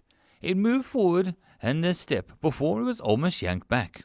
It ran quickly back into the deep woods of the trees. Weird. Spider didn't care before. Hob itched his sweaty nose. Spiders are weird bugs. But big now, Gob agreed. Looking around, they weren't too far from the path to the village and even closer to home. Maybe Delta scared it off. Gob amused, but he's headed towards the dungeon. Maybe scary humans in village. Hob added, well, Delta, that needed bigger pointy things, and booms go deeper. Gob stated. Hob just shook his head. Wish Shaw could come. This would be easier with fire. He sighed as he turned the puzzle on the door to the right place. The spider returned to the deep-webbed part of the forest as it quickly hurried to where it was directed. High above, in a round cocoon deep blood-red web, a voice sounded out. Not the right time. Dig, dig, we shall feast soon, my children. A curling world starts as the sun goes down. The weak here will perish and make rooms for the strong. Devour the weak and make my side, my children, eat and grow. The voice commanded, and this was followed by the wet tearing noises, weak ones being found. Their numbers dropped, but their power rose. The spider quickly dived deep into the rough tunnel that had been carved. The mutants had formed a potent venom to melt the stone, but not flesh. Worked until they died. Such is the way the strong survive, and the new breed would gather strength quicker than the old. He attached his silk to the hollowed-out animal used as a cart for the dirt to be carried out. Dig, dig, dig. Spiders? Didn't they vanish? Delta blinked, thinking back to the monsters that had been broken in a long time ago. Leary ate us. They hiding good things deep in the woods. Hob promised. Gob nodded enthusiastically in agreement. That was the problem. A lot of her mana came from the two gobs returning every so often with things. If they said that they had got deeper because they were running out of things to discover. Well, Delta had no problem trying to fix that. She opened both their menus. There wasn't a straight-up upgrades per se, but there were some options that she could give them. Hob, Goblin Contracted Monster. Gob, Goblin Contracted Monster. Both were pretty simple with the items that they had equipped. Basic wooden armor and wooden weapons. She could get them better equipment, but unlike her other monsters, she couldn't give them passives or evolve them. There was another set of options, however. Gob has gathered enough experience to form the Bandit class.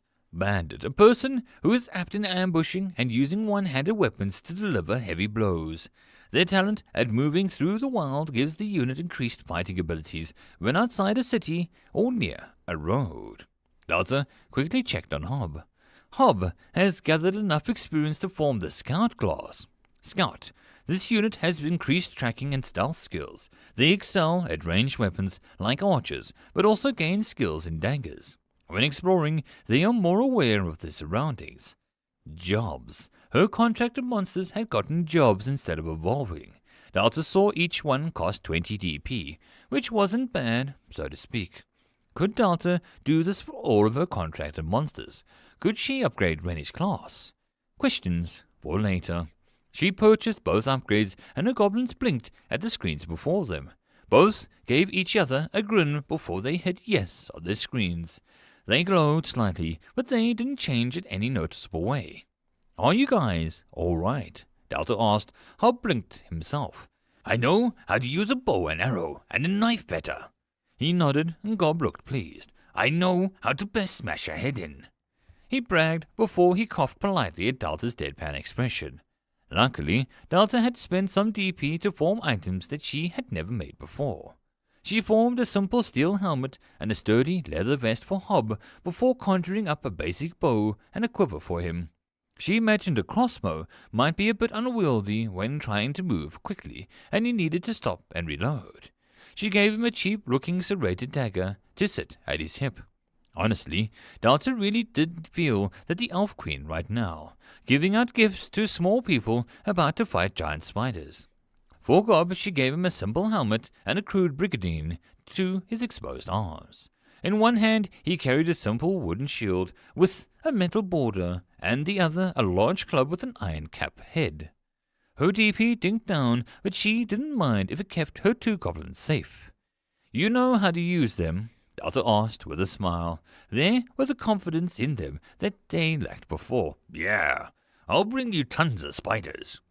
Hob promised, and Gob snapped the metal club on a few times against his leg. I'll bring spider smears.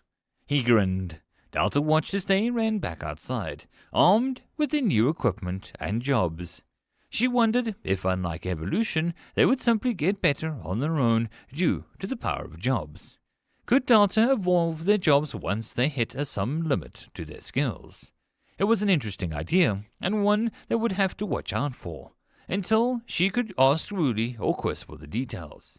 She took a peek at Waddles and saw a few seconds later as he appeared at the menu. Waddles, Dark Drake, Contracted Monster. This creature has enough experience to gain a job. Would you like to pay 1500 DP for the Overlord job? Delta shakily closed the menu and backed away from the staring duck. You go back to sleep and stay unemployed. Please, Delta said nervously. Wah. The key of the bees was set at the very top, inside where the flowing honey was made. The key had taken on a golden sheen. Oddly enough, as Lizzie, the queen accepted her role as the key guardian. So swarm, but don't sting unless they get nasty. If they can climb up here in the honey-coated rock and reach in without fear, they passed. Then they try to smoke you or something, then scare them off. Delta explained, happy to throw herself back into her work and forget about the potential Overlord Duck business. The queen merely nodded. Delta grinned and floated slightly away. She opened the two menus, one for Lizzie and one for the area. Lizzie, Red Jungle Bee, Queen, Key Guardian. The queen of the hive, this queen makes sure that her hive thrives and her children grow. Upgrades. Honey is produced at double speed, 15 DP. The queen can now produce rare specialized species of red bee, 20 DP. The sting of the queen now induces a fever, 15 DP. The queen can produce a rare golden honey drop that can boost mana of anyone who consumes it, 30 DP. Lizzie had some great upgrades, but Delta only had 67 DP left. But it was tempting to try and get some of the upgrades, but she held her points until she checked up the next menu. Red Jungle Beehive, a large stone pillar in which the red bees live in service of the queen. Upgrades. The honey acts as a painkiller, and it now has extra nutrients, 12 DP. Grey bees can now be bred. These bees can form a stone-like liquid that will harden and extend the nest, 25 DP. Princess bees can be formed to make their own hives. The current queen will control all princesses from afar, 30 DP. There was some synergy here. Delta could see how the honey becoming better slotted nicely into the queen's producing it and the double the speed. Delta purchased both upgrades, which left about 40 DP. Nodding, she also got the ability for Lizzie to make a rare specialized bees, leaving her with 20 DP. Having more options would be good. With Hob and Gob ready to take on tougher foes, she was sure that her mana and DP was going to explode soon. Plus, if the honey lasted a few days outside, then she could get an in the honey market. Maybe Mrs. Dabbergoss would help us sell it. Nolan's words were still fresh in her mind. Become valuable. Produce rare items, and the kingdom would be open to hearing her requests. If they knew that she was willing to keep producing items of all sorts, then maybe she could request peaceful interactions.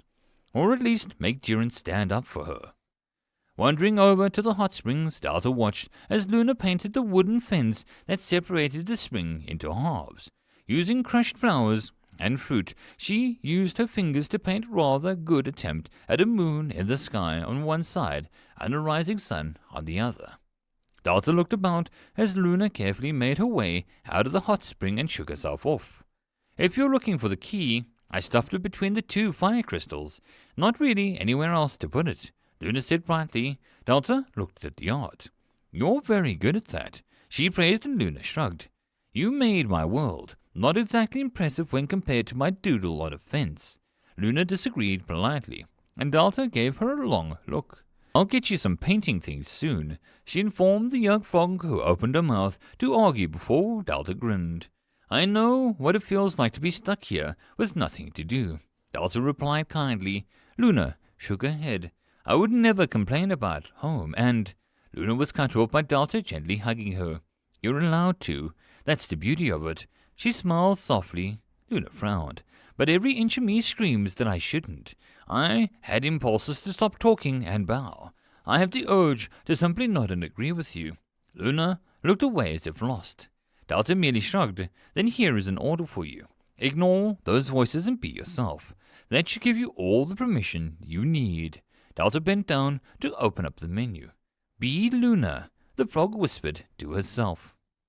Hot Springs, a small secluded area where a peaceful stream invites the tired to rest. Upgrades. Increase the healing properties of the water. Minor injuries can be treated by the session. 20 DP. Surround the spring with bamboo to create more ambience. 15 DP. Let the water cure the weak status effects. 30 DP. Unlocked by weak antidote. Double the size of the hot spring. 15 DP. Allow monster Luna to become the keeper of the spring. Keeper of the spring will gain more powers around the spring and be able to adjust the spring's properties slightly. 20 DP. That was perfect. Luna wanted to become the hot spring keeper and own the place. She asked casually, "What are the hours like?" Came the cheeky reply. "Never ending, I would assume, but the breaks are great." Delta promised cheerfully. Luna nodded and Delta got the upgrade. Luna's change was simply dressed frog girl to what appeared to make Delta's jaw drop. The simple cloth wraps gone, and in their place a lavish purple robe, almost like a kimono, hugged Luna's frame. The fabric decorated with symbols as stars and half moons. Luna was still lacked hair as a frog, but her eyes and face had become more feminine. "Luna, you look great," Delta beamed. "Did you know that there were 56 ways to kill a man in a hot spring? 82 if I use both hands." Luna greeted cheerfully. Delta's smile twitched, but she held on strong. "Great. How do you feel as a keeper?" she inquired excitedly. Luna gave the robe a long look and then lifted up slightly to show the very black boots that Delta guessed were actual stilettos for heels. "I feel like it's elegant." "Yeah, that's the word, elegant." She smirked as her black shoes were once again hidden under the robe and grace and delicacy. Delta supposed it could be worse. Usually when things like this happened, she ended up screaming or crying, or both. Luna clicked her fingers and a key slowly rose up from the surface of the water and she neatly pocketed it. Delta noticed that the stone key looked smaller and had a purple string looped through it. Delta was about to comment on how cute it was when something floated past her face. It was a bee. But this wasn't just like the other bees Delta had in the jungle. No, the queen had apparently gotten lucky in her first new batch of children. This bee was a monster. Luna whistled. "I'd be scared, but it's awesome," she said, and Delta slowly backed away from the super major bee. That was the size of her head. The oversized head it possessed looked at her, mandibles slowly closing. The wings beat fast, almost a blur. The body curved down like a dagger until it came to the stinger, which was the size of her pinky. Delta knew that the thing wasn't falling off after one use. It moved closer to her, its hulking form slower and not more threatening. "You're right, Mum. You're kind of white, and since you're orange, that's saying a lot." Luna's voice was so distant, so far away. The bee opened its wings and legs to their full width as if showing off. There was a gap in Delta's memory after that, but Nu found her gibbering in the pygmy hole. She gestured wildly at him, and he merely looked pleased. "You should see what else that bee is pumping out. You're gonna need to increase the size of your flowers. They kind of crush whatever they try to get nectar from. I think they're depressed," Nu advised. Now Delta had an image of a sad giant bee from hell, and she became torn in her heart. So, peeking out, she watched as one of the big devils to try to get nectar from a flower and simply folded under it. It sat there for a long time, twitching as it tried to figure out what it had done wrong. The sight tugged hard at Delta's sobbing heart. No matter how devilish they looked, a sad bee was not acceptable. Delta got to work. End of chapter. There is no epic lucha, only puns. Chapter 68. World Wide Web. Mr. Jones put the test paper down and gazed up at the collection of people in his classroom. In one hand, he held the mock test of Dio. The boy sat in front where Jones could be completely sure that there was no chance that Seth, The water mage was helping him from afar. Nor Quiz. He didn't expect it from Seth. The man had pride, but he would almost gamble on its certainty with Quiz. Tell me, how well do you think Dio did? He asked lightly. The question posed wasn't open-ended, but really took the direct question. Given the grin on Quiz's face. Decent, she offered. Quiz tutted. Really, you may settle for decent, but I put Dio through a tough torturing session. I feel that he fared beyond expectations. He announced smugly. Seth gave him a blank look. You cannot teach beards to fly, he pointed out, and Jones blinked, but he hid the smile at the language barrier.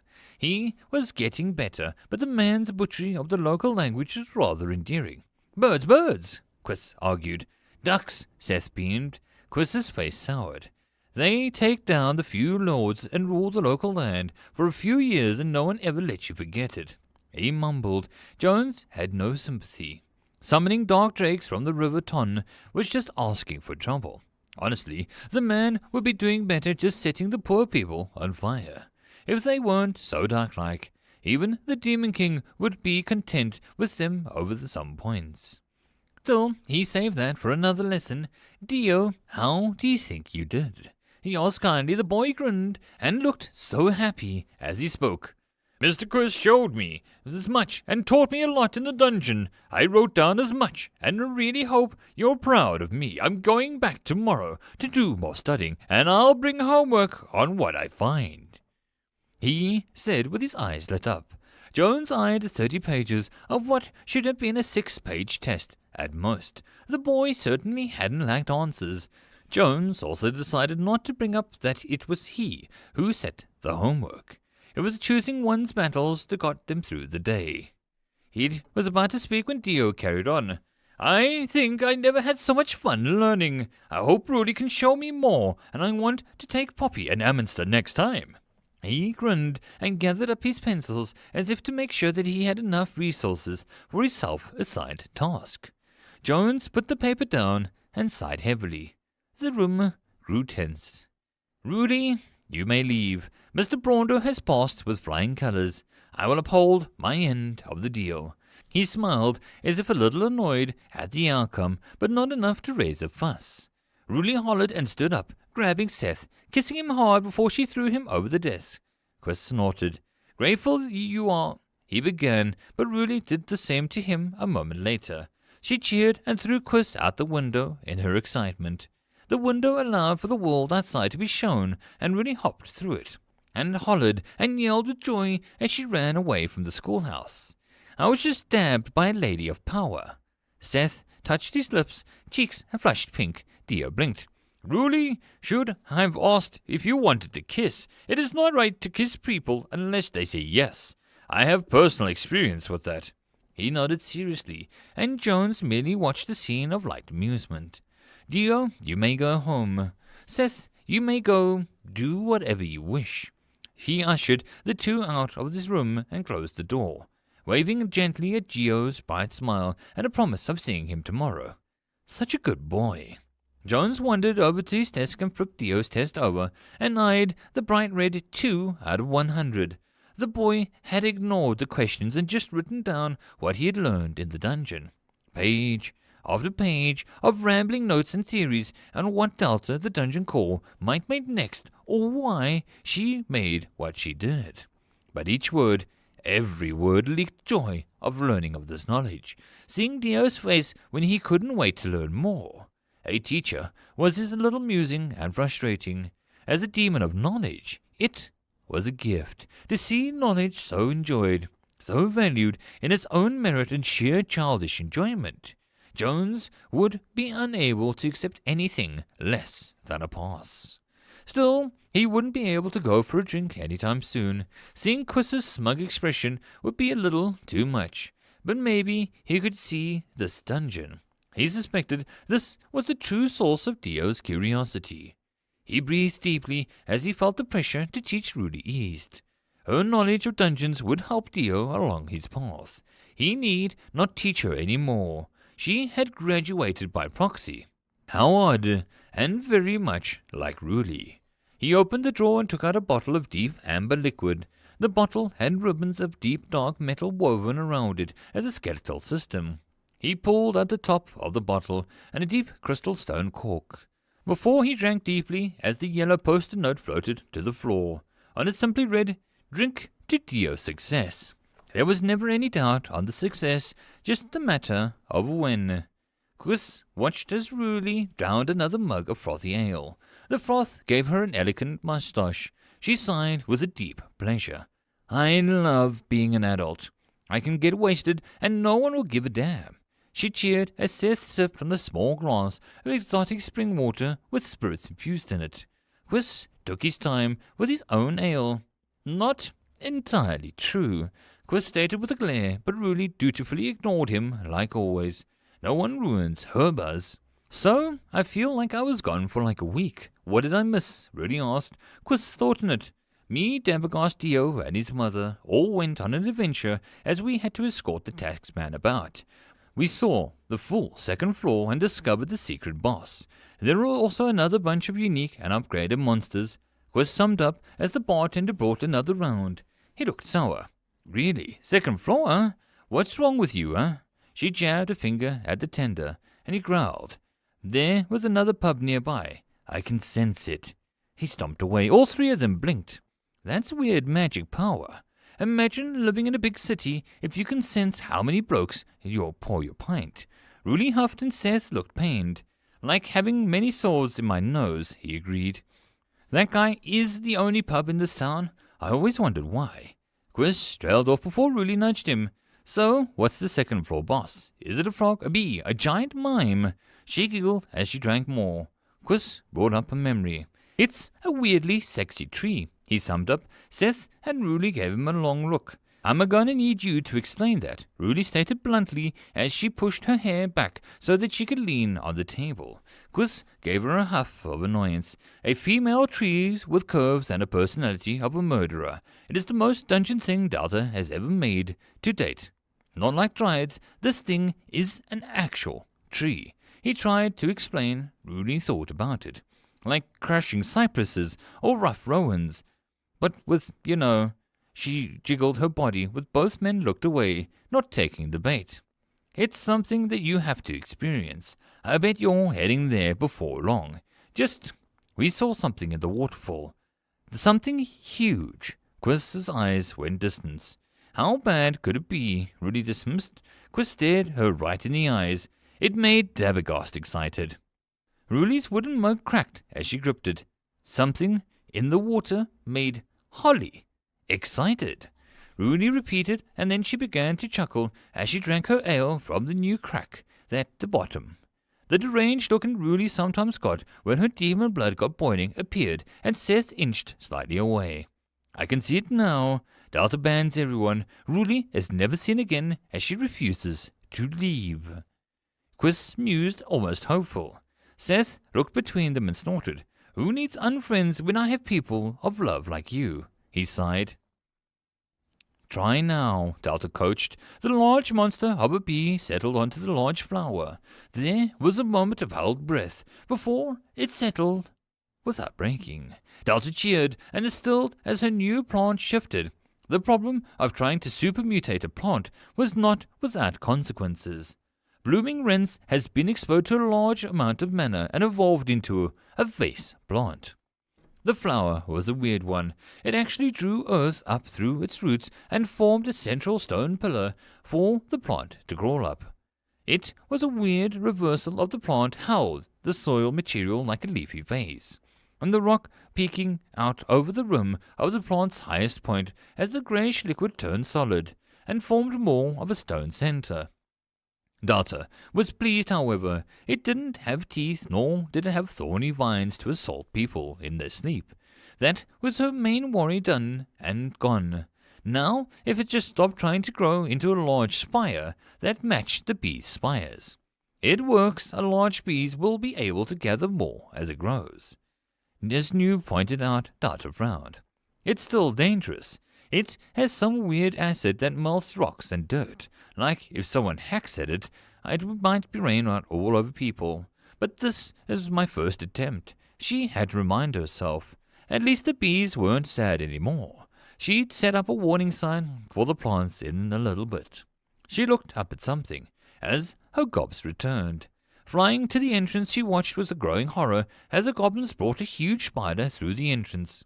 It dissolved immediately, but Delta could only watch as the goblins rushed out again to get another one that they'd killed.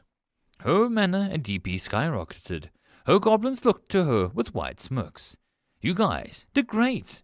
You didn't take any bad risks, right?" she demanded, but both gobs looked confident. "Spiders are easy. They trapped them with hub tracking, and I broke their legs off." Gob guffawed. Delta nodded as she watched them praise each other. So the spiders weren't smart, or at least the lowest spider soldiers were still animalistic as far as Delta knew. Her mana and DP had shot up to 20 and a piece of those spiders, and she blinked at the number. The last spider did not garner nearly as many points. Had they changed since the last time she'd seen them? Or had Delta's goblins actually found a spider of a higher order without noticing? "Great work, guys. That really helps. I'll tell Farah to give you both free drinks for the night." She clapped her hands and smiled as the goblins cheered loudly. They rushed off, and Farah sent her a disgusted feeling, but accepted the free drink order. Farah liked to hear the clink of coin, the clunk of mushroom, and the swishing of webs. Overall, Farah liked making money, even when it was technically not money. Delta hoped to get Maestro to put good music in the place soon. He just needed time to go through Delta's large library of acquired tastes. Delta had enough of butterflies for an hour. It was a good song to grind with a high score to, but hearing it over and over as Maestro begged for a machine like the one in her head was just soul-crushing. The idea of Maestro forcing poor adventurers on DDR machines was amusing, but Delta could barely make basic things, let alone more complex machines. Delta grinned as she floated around the first floor and blinked as she found herself in the mushroom grove, watching as Bori snoozed away the day. She hadn't been in the mushroom grove for so long. She smiled and opened the menu. Mushrooms. Produce. Gutrot mushrooms, 9 mana. Crunchy mushrooms, 2 mana. A slightly odd mushroom that, while not at all good, can provide some nutrition, leaves an aftertaste that lingers. Lumen mushrooms, 1 mana.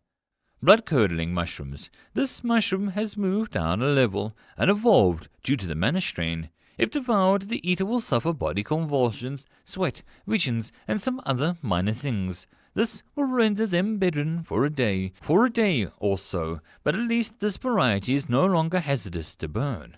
This is still foul, though. It is not fatal unless they keep eating them for some reason, but people can be unpredictable. Jungle. Starlight mushroom, a mushroom of guidance that light up and gives away to comfort to travelers. A unique mushroom never seen before. Develop. Develop mushrooms with weak hallucinogenic properties, 6 DP. Develop mushrooms with deadlier poison, 44 DP. Develop a tastier and more nourishing mushroom, 10 DP. Develop a mushroom that grants restful sleep, 10 DP, unlocked with Sandalf dust.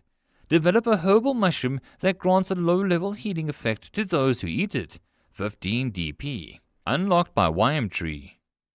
Develop a mushroom that gives people a warm cheer in their stomach as they make them drunk, 20 DP, unlocked by Goblin Tavern. Make a mushroom that makes mana regen faster, 20 DP. Develop a mushroom that causes aggression to be lowered, 15 DP, unlocked due to the nature of the dungeon. Develop a mushroom of fire that burns those who eat it and can be used as a fire starter, 20 DP. Delta blinked at the growing list of new mushrooms. Sure, it had been a while since she had poked her nose in here, but the sheer amount of new mushrooms was making her feel like she should be popping in more often. Combined with the minor things that Hob and Gob also managed to find, Delta was well off in the mana and DP.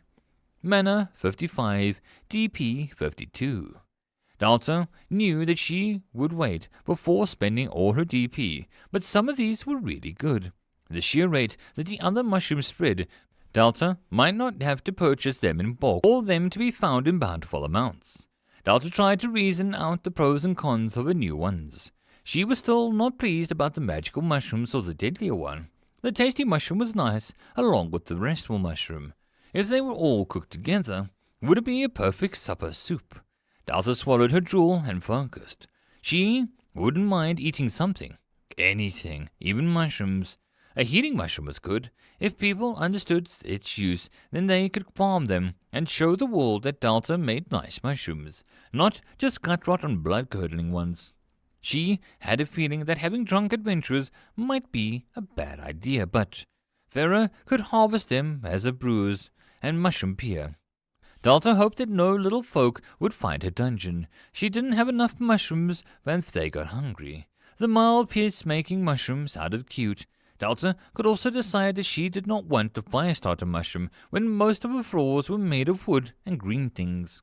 Delta mused for seconds longer before she purchased the tasty mushroom and the herbal one. The tasty mushroom has been created. The shimmering mushroom has been created. Delta watched as 2 mushrooms burst out of the soil of the mushroom grove. The first must be the tasty mushroom. It was a mushroom that was a white cap that looked like a natural pepper on the skin.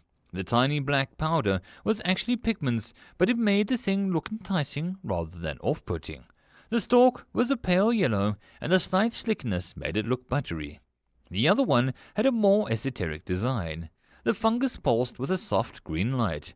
The cap looked more like a woven threads of a fine cloth than any spongy material. At the edge of the cap, those threads hung loose, slightly shimmering in the green light, catching the eye. Bori woke up and gave both mushrooms a long look. See, I can do this whole mushroom thing without going horribly wrong. Delta nodded to herself. Bori gave her a long look before he snapped down and swallowed both mushrooms. There was a moment where Delta gaped. I just made those, she said before Bori's snout flared and his eyes lit up. On his back, 2 more mushrooms emerged and joined the rest. They were the mushrooms that she had just made. Bori quickly went back to sleep and Delta watched as the scene with a long look. They're going to grow on their own now. But what the hell, pig? At least save one for later. She chided and paused as something peeked out from under the bush nearby. It was a dark mushroom. Delta twitched as the blood-curdling mushroom seemed to be looking around its new home. They migrated, she hissed, and with some hope she waited. Sure enough, a starlight mushroom appeared and tried to block the black mushroom from seeing the mushroom grove. I really have got to do something about them. Sis, remind me to do something about them. She called out and left the room, eager to spot her new mushrooms sprouting. In her sphere of existence, Sis looked at the order and blinked. She adjusted herself on the wooden chair as that was her only object. Fix them? Are they not working properly? She asked herself and pulled up the information on both mushrooms. The screens were basic, but they had odd symbiosis going on, in that when one grew, the other did as well. Delta wanted them to not be so connected. Sis pulled a few screens around and tried to ignore the sparking screen, which controlled monster templates. The window was completely orange in the data, and the words were now gibberish. Sis liked it. It was different. The new window showed that they were more akin to enemy tribes fighting for the supremacy than living in coexistence. Delta had brought this one herself, but Sis could fix this. She really was sure that she could. She perked up and dug into the automatic conjuration system, a minor part that waited for the clock to count down on endlessly different projects before they produced an item. She nudged the central control. It acknowledged her. I need you to add this to the next 2 batches of M2BC and M2SM. Thanks. She smiled and shut the hatch. The request was not needed. The talking was not needed. The eye contact was not needed. But Sis wanted to try it once. Talking to new was fun. Watching Delta talk to her creations and the systems was fun. Sis. It was all Sis. It was like putting hand puppets on 2 hands and making them talk to each other. But in the act of trying to pretend it was another being, something happened. The central control had held the 2 instructions for a moment before it gingerly did what it was told. It hesitated, tried to slot them in before it paused, and finally turned them upside down and put them into the line of processing. Sis had not made it act confused. Sis hadn't seen that they were upside down. Sis peered into the hatch with wide eyes and a huge smile. Then she looked over at the floor on her space. The hundreds and thousands of hatches of different sizes and colors all briefly lit up in the darkness. They were sis, but she could always pretend for a while. Delta stood up and frowned. "Where are my darn mushrooms?" she asked and then laughed. "The day I asked that is the day I've gone loony," she admitted and looked around the storeroom. The shelves had random objects from her dungeon, and a small jar of honey from the bees, an empty mug from Freya's bar, some boar hair. The storeroom had been collecting things, it seemed. A challenge for Mary was still there, and it reminded Delta that she had so much to do. But the second floor was so close to completion, well, the basic idea. She had so much to experiment with, and so little resources. What do you expect when you let the dungeon's most common food keep walking away? We both know there would never be easy if you chose this path. Spiders offer a good way of supplying us with energy for now. I suggest that we send the gobs out more often to get more rare types. Delta shook her head. We take what they bring. They aren't a hunting party. They can't handle too much. She reminded, and new screens turned to her. Delta, forgive me for being blunt, but you have a party. Delta tilted her head with a frown. Onwards, follow, Gob. Hob pointed, and Delta watched as Hob and Gob left the dungeon with Rennie in tow. In his arms, Rennie carried Waddles like a loving pet. I just sent 2 goblins and possibly an evil duck and a mime out to kill spiders, Delta said hoarsely. We shall grab Ruli and Dio later, then it should truly be a raid party. Yeah, a raid on my sanity. I just hope no one else sees them. I don't even know how to explain it, Delta muttered. Ruli held her fishing rod limply to one side as the odd party marched out of the dungeon. The goblins sang loudly as the mine patted the duck, and they vanished into the distant woods as Ruli's eyed her other hand, which held a bottle of dark booze. There was a moment of pause before she simply shrugged and took another swig. "'Cause stuff is good," she burped. She took a few more lumbering steps after the party. She liked that duck. It hung out in her pond. "Ducky," she called, falling flat on her face as she caught a root. She looked up, and a wide grin spread over her face. "Ducky, ducky!" She laughed, face so red, and she looked feverish. She got up and pushed the tree out of the way as she chased after the group. The tree fell and began to roll down the decline towards the dungeon. "No, the giant trees are back." The deep in the darkness inside the giant web in the middle of the spider's lair paused. It felt uneasy. It dismissed this as after effect of the change. Awareness and emotions were not a welcome gift. It was just getting excited as the tunnel grew closer to completion. Mila watched the distant horizon. A carriage from some sort of people on horseback took a long winding path towards Durance. Young, excited, eager, unprepared. It had begun. Nolan would not reach the king until at least a week or so from now. But any inn or village he stayed in, the news spread. A party had come to seek Delta's riches. What fools. Mina merely walked back towards her home and saw that everyone was on there watching the streets. Each watched those flickering torches grow closer. The world that they had run from had finally decided to come to them. Well, at least things were not going to be boring. Delta alone provided ample change to the usual dynamics. She wondered how long this peaceful act would last, until she was driven mad, or would she change everything? Mila laughed and raised one hand in the direction of the dungeon. "Good luck, little girl. You're going to need it," she grinned. The stars twinkled as if agreeing. End of chapter. That, my friends, concludes this episode. I hope that you enjoyed. If you wish to support the author of the story, there will be a link below. If you wish to support this channel, there are multiple ways to do so, which will all also be linked below. But the easiest way would be to subscribe and share my videos as much as possible. And until next time, I hope you all have a good one. And I'll see you all in the next video. Cheers. Greetings, ladies and mental gents, and welcome to my channel, where I like to make audio narrations of stories from across the internet. In this series, we'll be focusing on a web novel called There Is No Epic Lucha, Only Puns, from the website Reupload. And in this video, we'll be doing chapters 69 to 70.5. I hope that you enjoy. There is no epic lucha, only puns. Chapter 69, New Blood. Durance was a weird place, with even weirder people, and that was a fact of the matter. It wasn't thought of much, not that Kenny even knew that it was a place until a few days ago. Her leader, a blunt name named Delim, had. My Da said that this place was cursed and monsters live here. I remember it when he was teaching me the best places to hunt. I got curious, but he didn't really know too much. I was pretty sure that this whole area was supposed to be mana dead. Feels pretty good so far, he commented as they neared the town, the only light with their torches. The gate was a simple wooden arch, no door or even any way to repel monsters. The open space made Kenny frown. Sure, magic would be good, but even a damn gate would be better than nothing. Were the people here so devoid of mana that they were just waiting to die?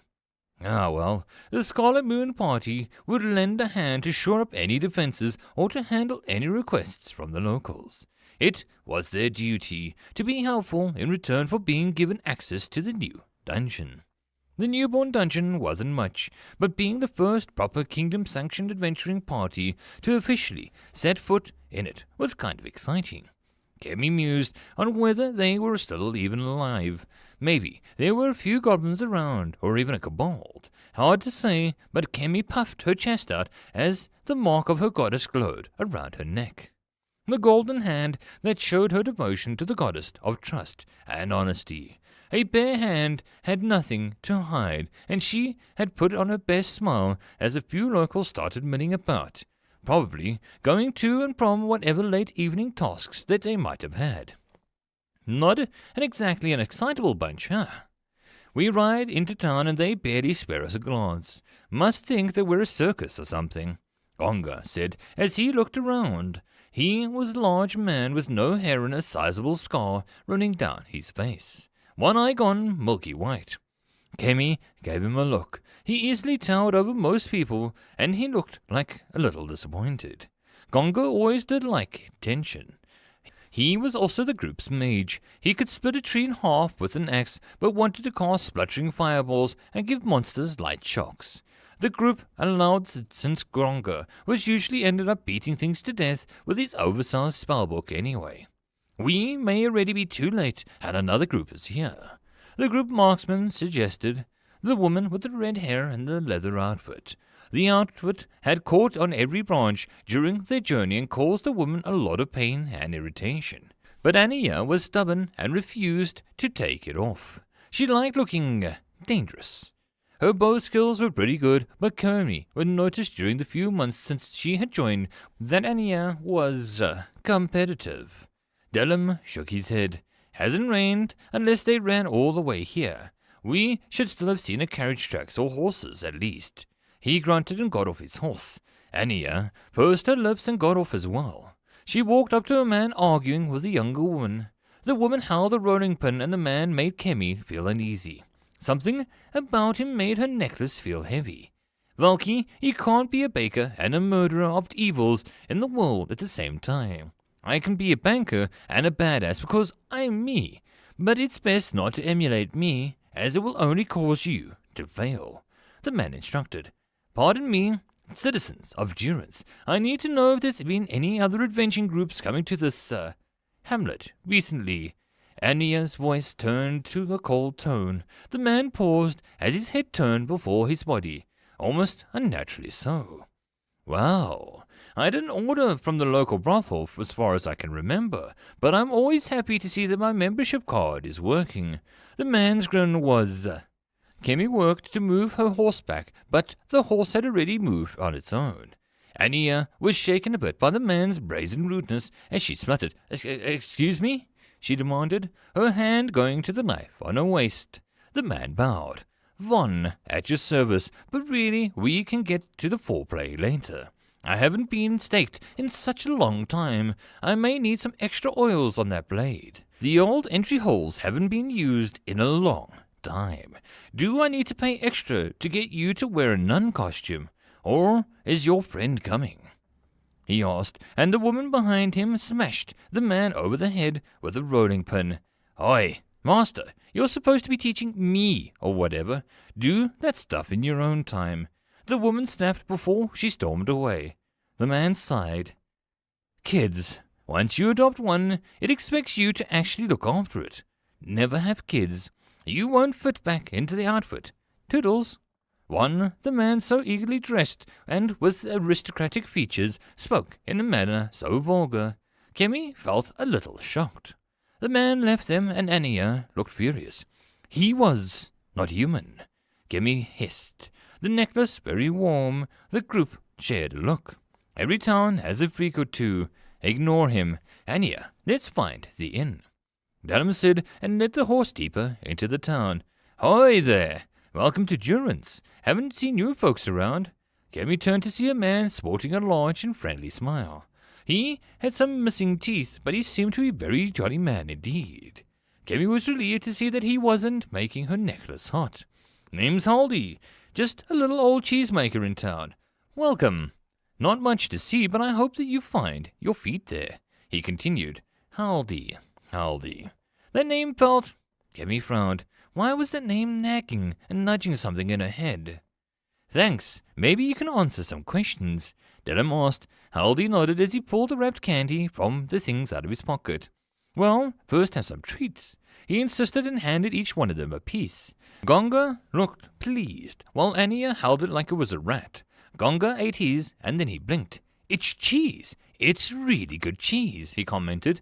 Kemi opened hers, and a rich smell came out of the white ball. She smiled weakly and took a nibble. She'd hate to upset him if it tasted bad, but she was bound to be honest. The ball melted in her mouth, and Kemi felt this somewhere far away. She floated down the warm, gooey river above the clouds, made of fluffy dairy products, rained shredded cheese down on her face. Her goddess beamed down at her and threw wheels of stuff at her like offerings. "Oh, that. I like that," Kemi mumbled, drooling a little. "Can I buy more?" Kemi asked. Haldy beamed, and he handed over 3 more pieces. "Usually I charge, but I like you, girl. Want any more, just come and visit my shop. It's the old church," he said, and eyed Dallam. "I heard you question Von and the Miss. No other outsiders of the town from the local peacekeepers or friends who have popped in for a visit. Inn is just around the corner, run by Madame Goo. Nice woman, but a bit stern on the payments. Just remember to cough up the money and you'll be fine." He grinned and walked into the nearby dark building, which Kemi was surprised to see was indeed the former church. Not a single holy feeling leaked out of the building any more, though. Gong appeared at the blackboard outside. 1 cheese candy costs 500 coppers. That's like a month's work in my town. Gonga reared back as he snapped. Kemi looked at her pouch and considered the 1,500 coppers held there. Not 1,500 coins, of course. The kingdom had long since done away with such absurdity of using proper denominations. But still, that candy. He's a scammer. Nothing is worth that much in this dump. Anya cried and forced her candy into her mouth. The woman went quiet, and then merely urged her horse away as she turned her back to them. Kemi watched with open mouth as a few tears rolled down Anya's face before she pulled her hood up. "Right. I'll save mine," Dallam commented. Kemi frowned, but not before seeing the most expensive item. Cheesecake Deluxe, 50 gold coins. 100 copper to a silver, 100 silver to a gold. Kemi felt like she was looking at something that she couldn't quite wrap her head around. "Rooms for 4. We have a hole in the wall for 20 copper a night. We have a cupboard for 50. We have a room under the stairs for 100, and we have unwanted child in the basement treatment for 150. Madame Goo listed. She was short, barely over 4 feet tall, and about as old as the earth itself. "Can we just have a room for 4 people, with beds?" Dallam asked, voice tight. Madame Goo frowned. "You sure? Expensive," she warned. There was some eyes sharing between the group. Kemi felt like crying as the prices kept going up. 800 copper for a good room, and you can have it for a week since it's a first-time customers. Goo offered. There was a pained silence as Dellum handed over the money. Breakfast and bathrooms included. Goo added and led them towards the stairs. Kemi watched with amazement as she moved with agile grace. On the first floor, they walked by large rooms with a single bed, a desk and a private bathroom, and even enchanted fireplaces. "What are those?" Anio asked, face longing for the room. Goo dismissed him with a bar noise. "Holes in the wall. Not worth your attention. Good customers." The woman beamed, and they climbed another floor. These rooms had suites, and large bookcases, and what looked like rare tombs and small food tables for guests. The rugs and drapes were very fine quality. "Let me guess, those are cupboards?" Dellum inquired, voice strangled. "Yes, very good for storing junk and odds and ends. Very little space for honoured guests." Goo carried on. Kemi almost begged to be left here, but the curiosity of what they had rented was just too much now. The building only had 2 floors outside, but they easily climbed another 5 flights.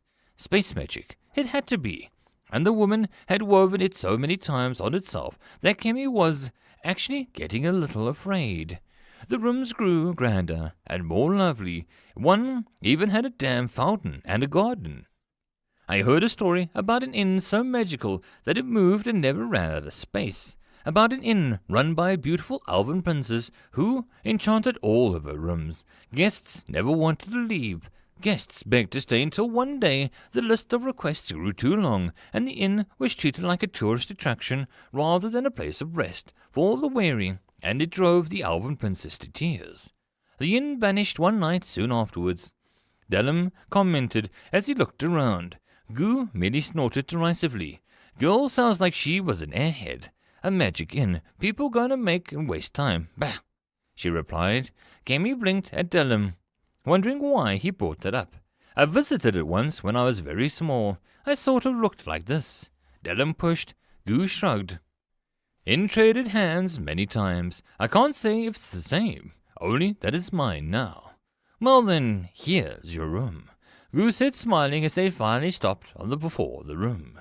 It had a set of double doors. Goo ran her hand over the surface and the specific spot, and it clicked open to reveal what seemed like the entrance to the Lord's mansion. A grand staircase led to the upstairs section where more rooms awaited. The floor was hard stone, but felt warm as if heated. Far above, a sparkling chandelier glinted as some unseen light. The scent of fresh flowers filled the room, and paintings of great talent were hung around the wall. Some showed the kingdom and the sunrise, others showed daring battles at knights and monsters. To the left was a giant kitchen, and to the right some drawing room with huge sofas. "Madame Goo will be in tomorrow for breakfast. Rest well, O weary travellers." The small woman closed the doors and left the group alone. 800 coppers got us this. Did we rip off the old lady? Anya asked with a small voice. The only answer was the honesty Kemi had to give. "We did, and I'm not in a rush to fix it," she stated. "The manner in here is very different from outside," Gonga said, speaking for the first time in a while. Everyone looked at him. I think Madame Goo is holding the space together. I'm not so sure. My magic sense is accurate, or is my common sense?" He guffawed and wandered off towards the kitchen. Kemi wandered to the window nearby and looked out. The lands beyond were lush, green, and a little fake, like a memory half forgotten. Rudy hollered in glee as she bent 2 legs back and made the spiders scuttle up the tree as she directed a party this way and that way. Below on the ground, Rennie itched his chin while the goblins looked around as the 5 others crushed spiders. "Gotta get these back to Delta," Hob declared, and Gob looked sad. "I wanted to smash," he grumbled. Waddles was fast asleep on Rennie's head like a ruffled wig. Rennie pulled off one of the spider legs and chewed on it as if he helped the goblins pile on the spiders into a single mound. He lifted an invisible rope and began to drag them as if it had a sled and had been put under the corpses. "Can't leave Ruli. Delta will worry," Rob protested. Rennie slowed and looked up at the laughing maniac as she rode a spider across the trees and grew so big that it would take men hours to safely chop it through. He silently sighed and once again wondered why he agreed to leave the dungeon. Ah, yes, Delta had asked politely. It had been fine until Rudy, the demon woman who had utterly crushed him before, appeared, making him freak out for a bit. But it turned out that the woman was a little shooting spider star, Rudy yelled, and crashed into the ground. The spider under her bulged and popped like a child's balloon. Rudy sat there blinking, as she still had 2 spider legs and were no longer attached to any torso. My spider exploded, she stated with a frown. Standing, she shook off the gore and peered around more. Fun. Rennie threw one hand out and tried to drag her along, but Rudy merely walked away, deeper into the woods. The rope that only Rennie could feel or see snapped as the woman walked over with her drunken haze.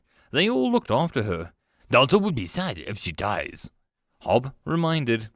Delta will be sad if she destroys the forest. Bob agreed, and Rennie wondered when a dungeon crawler's feelings made them all actually consider chasing the mad woman into the forest. Waddles merely hopped down and casually walked after Rudy. That was troublesome. The duck had power, and if it was interested in something, Rennie dropped the spiders and urged the 2 goblins after the duck. And the demon woman, he missed his tent. There was much less hassle in his tent. Something scuttled above him, and he mimed pulling a string.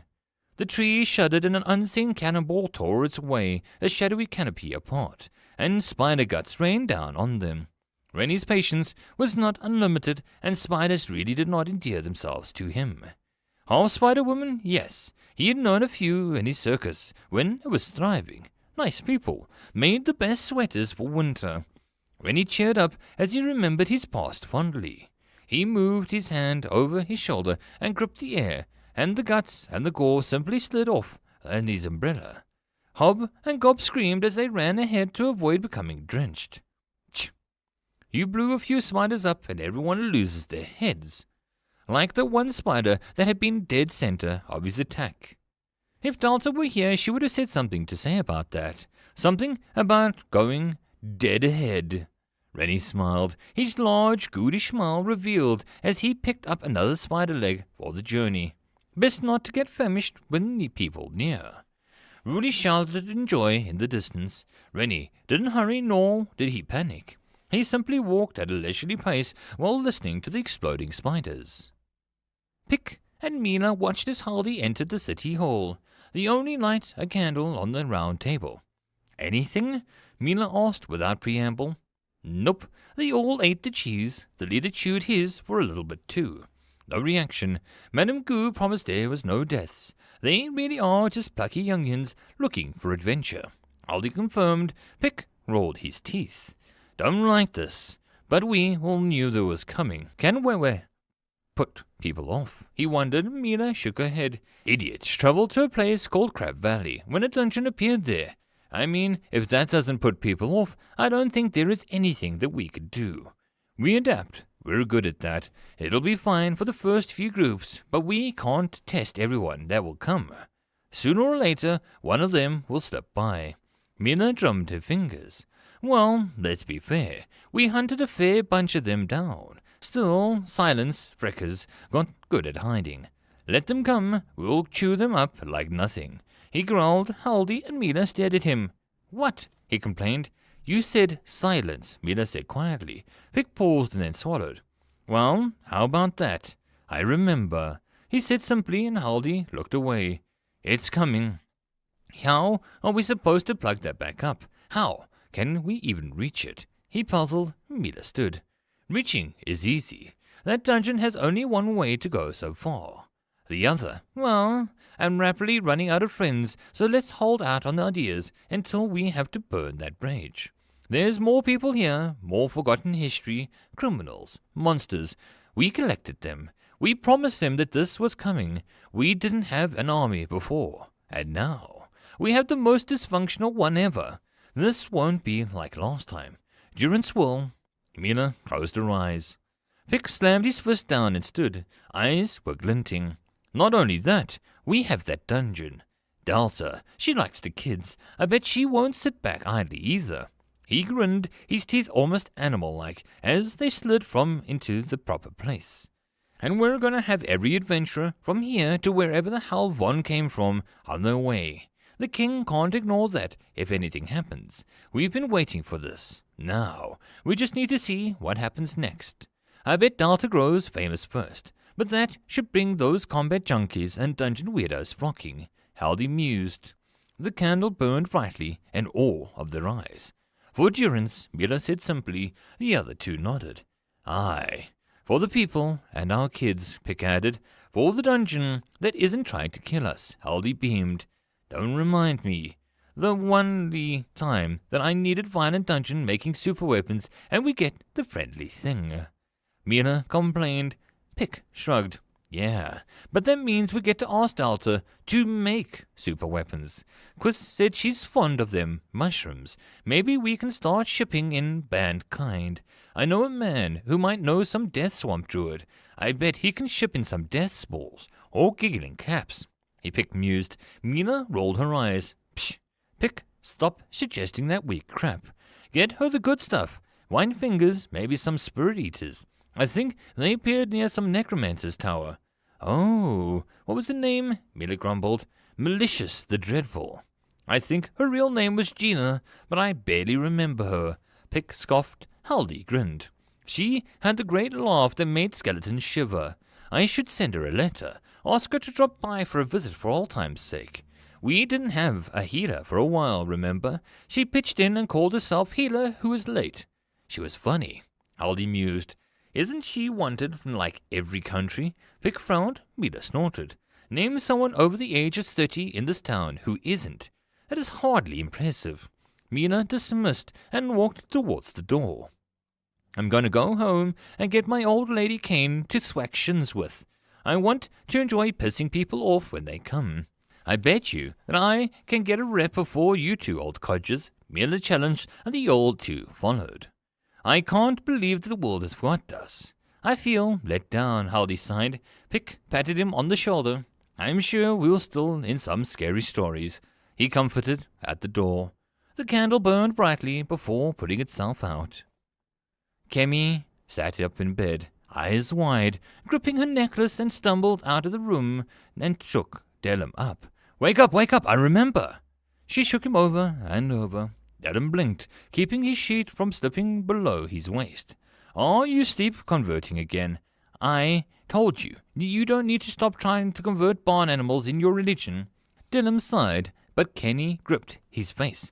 Haldy, cheese. She heaved with panicked breaths. Yes, it was good. Delum frowned. Kemi swallowed hard. Capital, 20 years ago, the castle was invaded by a cheese thing. The mad mage had the king on his mercy. Cheese, Haldy, had cheese banned in the kingdom for 10 years.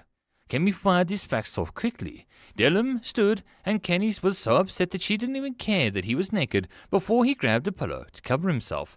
Kemi, the mad major cheese is gone. He vanished. He went away, he soothed her. His name was Haldy. Kemi screamed through her teeth. Delum froze. He makes cheese, and he has the name. Doesn't make him the mage, he argued. There was a cough from the door, and they both turned to see the shadow of Madame Goo. Problem, honored guests. Her voice was soft. They both stared. Did we wake you? Delum asked apologetically. The madam shook her head. I always listen for customers. May I help you tonight? She repeated her request. Kemi frowned. Her voice was less gruff. Is Haldy the man that nearly killed the king 20 years ago? Delum inquired, both in hope of calming Kemi down. No. Kemi frowned and was about to apologize when Madame Goo spoke up again. He had no intention of killing that king. He was quite in control and merely wanted to leave a message. Haldy doesn't kill too often these days. Honored customers, his temperament is quite good. Madame Goo sounded amused. A minotaur could have charged past Kemi and wouldn't have noticed. Is that all, honored guests? She bowed, and when she turned towards the light, Kemi saw the twinkled, wrinkled face looked smoother, as if the woman had shaved some 20 years off in the last few hours since they'd last seen her. Forgive me, I left the window open and the fresh air got in. I forgot how nice it was outside. Dungeons do give lovely atmospheres. Madame Goo said airily as she left. Dallum, still nude, looked at Kemi with wide eyes. "Wake everyone up," he ordered. Kemi ran. This place wasn't real. This town was hiding monsters. If this was the town, Kemi nearly fell at the next thought. What was the dungeon like? Delta clapped and cheered as Bob wiggled on his own rhythm as the two crabs danced in sync. Bob wiggled and his high-pitched screech wobbled off key.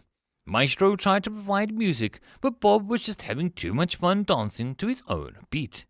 "Wonderful. People are going to love it when you see this," Delta promised. She giggled as the pygmy mushrooms rode past on the giant bees, using them like cowboys rode horses. It looked absolutely adorable. This place was so lovely. She hoped Ruli or someone nice to come to see it. She paused as something caught her attention. She zoomed over and watched as something odd happened between the usually aggressive blood-curdling mushrooms and the starlight mushrooms. They both appeared to be trying to grow on the same spot. Delta felt her knees as the two objects actually sparked and mana around them was heating up. "Sis, what did you do?" she called out loud to the mushrooms trembled. The space warped and the two were slapped together, like the space had twisted their existence together. The cap grew large quickly, and the ground shuddered. Delta took a few steps back as the unnatural actions of Sis caused something to stand up. There was a long moment as the cap lifted to show its glinting eyes, like two distant stars. "I wasn't going to say anything, but you really like them mushrooms," Luna commented as she hiked up her dress to calmly walk onto the scene. Delta could, maybe, with some squinting, see how one could think that. The mushroom had not only been of the two mushrooms, but somehow Sis had slipped in some, more artistic choices of her own. The cap had covered in a small head and two large eyes. The hair was made out of deep black threads from the cap, and the color of the blood curdling was its arms stretched out, and its thin, white fluffy, and reminiscent of a large sweater. It was pretty short, too, only coming to about Delta's waist.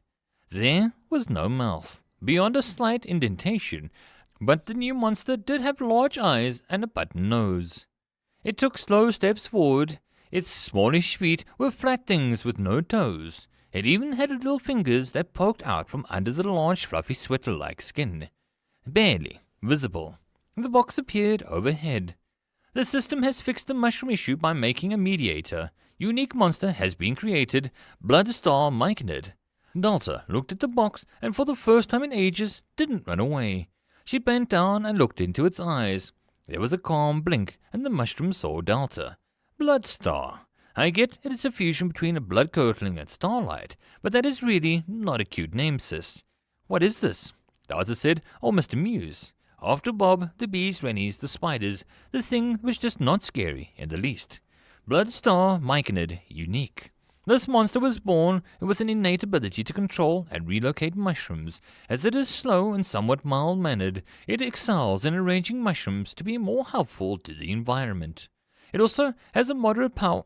Delta looked away as it sneezed. She giggled and petted it as best she could. "This thing is adorable. I actually like it, sis," she admitted. The bee wandered past and the mushroom was startled as the stinger moved past its face. The two starry eyes lit up as blood-red orbs. Delta giggled, died in her throat, and the mushroom blasted twin red lasers in random directions with a shriek.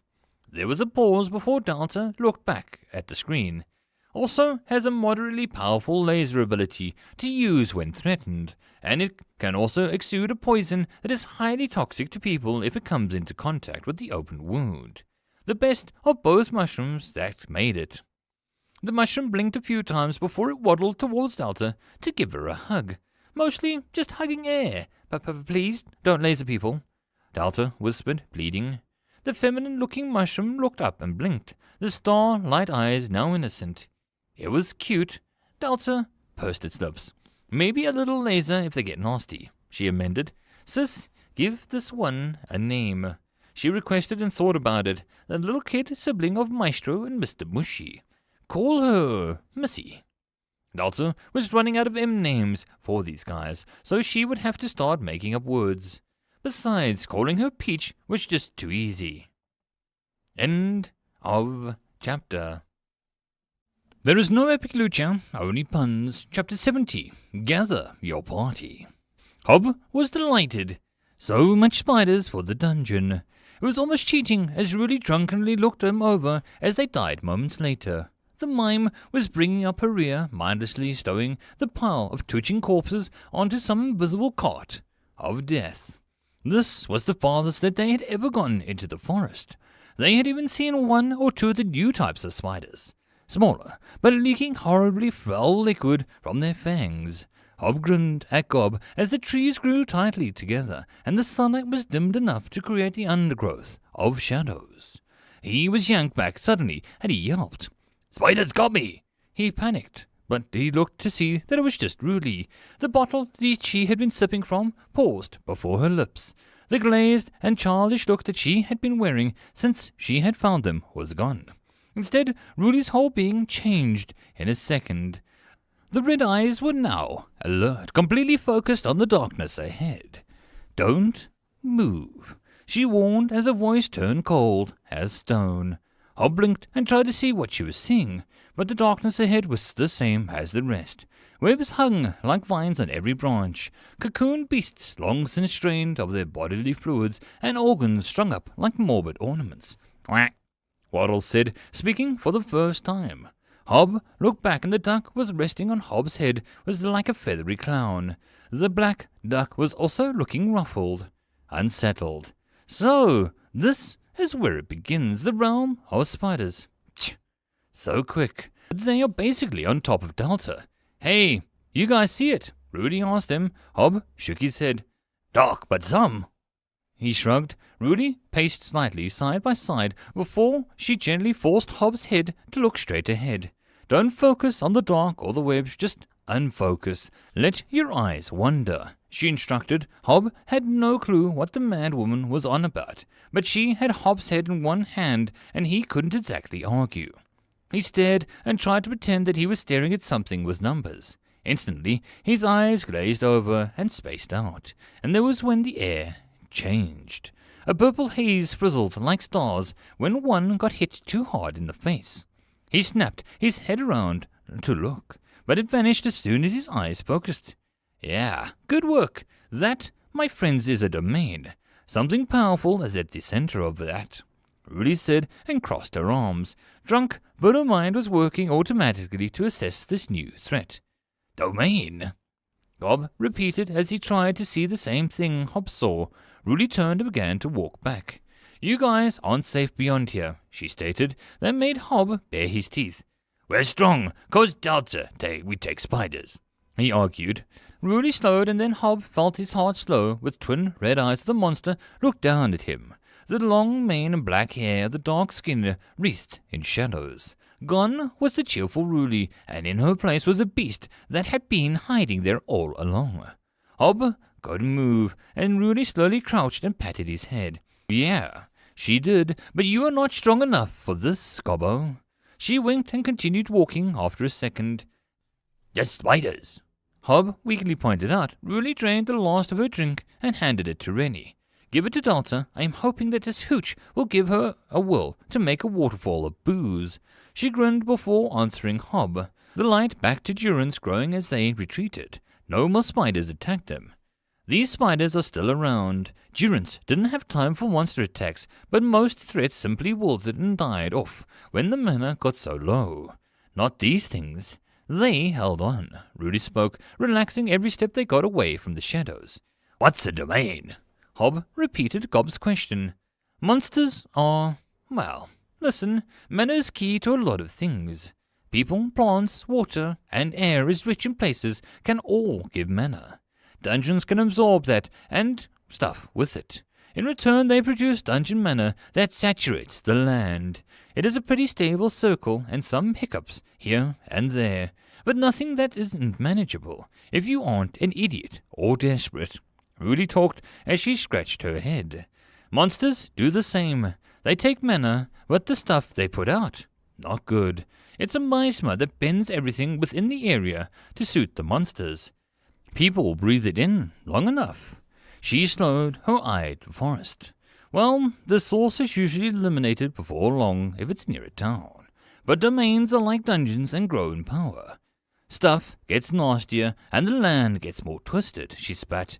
This one is new. It used the explosive growth of Delta's mana to grow far quicker and must have slipped under the radar as everyone focused on Delta. Monsters love dungeons. The worst domains are those that have taken over a dungeon. They feed each other. She looked at them. Hob was lost, but he tried his best to follow along. Big monster makes bad area, and no good for other monsters or people, he said slowly. Rudy nodded. If people build walls, then monsters make miasma. I'll report it to my Maya tomorrow. She'll want to get this snipped before long. Rudy's voice died off as a man calmly strode past her. Ah, Miss Rudy, pleasure to meet you again. Mr. Japes smiled. Hob and Gob quickly hid behind Rennie. Hob's heart was racing at the memory of this man scared into their memory. Japes, why am I not surprised you knew about this and haven't reported it? Rudy's tone went cold. Hob held himself close to the woman. He could make a run for it, and the man with more jars and pots are not this person. He had to run, but Rudy was here. Rudy was strong. Oh, the little domain. I happen to be collecting the miasma. Wonderful product, so much use in many fields. Overall, I suspect many will petition the elders to keep the domain around. Not just I, who have an interest. Japes' delicate ponytail was gently smiled and made Hob feel like a tiny spore. Domains aren't farms for hunting spots. They can never be controlled forever. They'll grow beyond you one day. It's just a fact. Rudy lightly tapped her fingers over her knife strapped to her belt. Japes' smile stretched even wide to a monstrous grin. But that is when it's the most juiciest. Just when it can rip your throat out. It's when you get the most reward. Japes' body trembled with excitement as he walked past. After all, Durance's own miasma won't be far behind, he said in parting, heading into the shadows beyond. I hate him. Come on, Rudy said quietly, and Hob found his own hands were shaking. The memory of being sealed into one of those jars was too much for Hob or Gob, and they ever feel relaxed around that man. Ahead of them, Remy calmly relaxed his hands on what seemed to be a weapon as he echoed of Japes' footsteps faded. They needed to get stronger, strong enough not to fear the jar man. The last spider melted away. Delta twitched. She wasn't ungrateful or even angry at our goblins, but the sight of so many dead things crushing into her entrance made an unsettling anyone, especially when they were squished on impact. The good news was that her DP skyrocketed. DP 410. The bad news was so did her mana. Mana 435 out of 79. She felt like 3 more kidney stones suddenly appeared at her side, and her appendix burst for the fun of it. She gasped as New was at her side in an instant. I was expecting 3 or 4 spiders, not this many. Hold on, I'll do something. New promised quickly and vanished. Delta curled up on the floor, grasping, as she looked up to see Mr. Mushy sitting down, looking sad as he tried to hold her. Her goblins were next, muttering and begging to be told how to help. Maestro's voice demanded New to hurry up. Delta was happy to not be alone. New knew he had options. He just had to find them. He could waste the mana and make stupid things, but the very nature of who he was forbade it. Help me, he sent to the Sis. There was a moment of silence before Sis returned an answer that made him rush to the storeroom. The mana vent. It increased her total mana handling. It also empowered this room. New shivered as he opened the menu to the room. Storeroom. Bonus. All simplistic and material items cost 50% less when spawned. In this room, as long it is simple and handy to the curious adventurer, it is cheaper. This is due to the mana vent. All rooms built over a mana vent gain a passive bonus.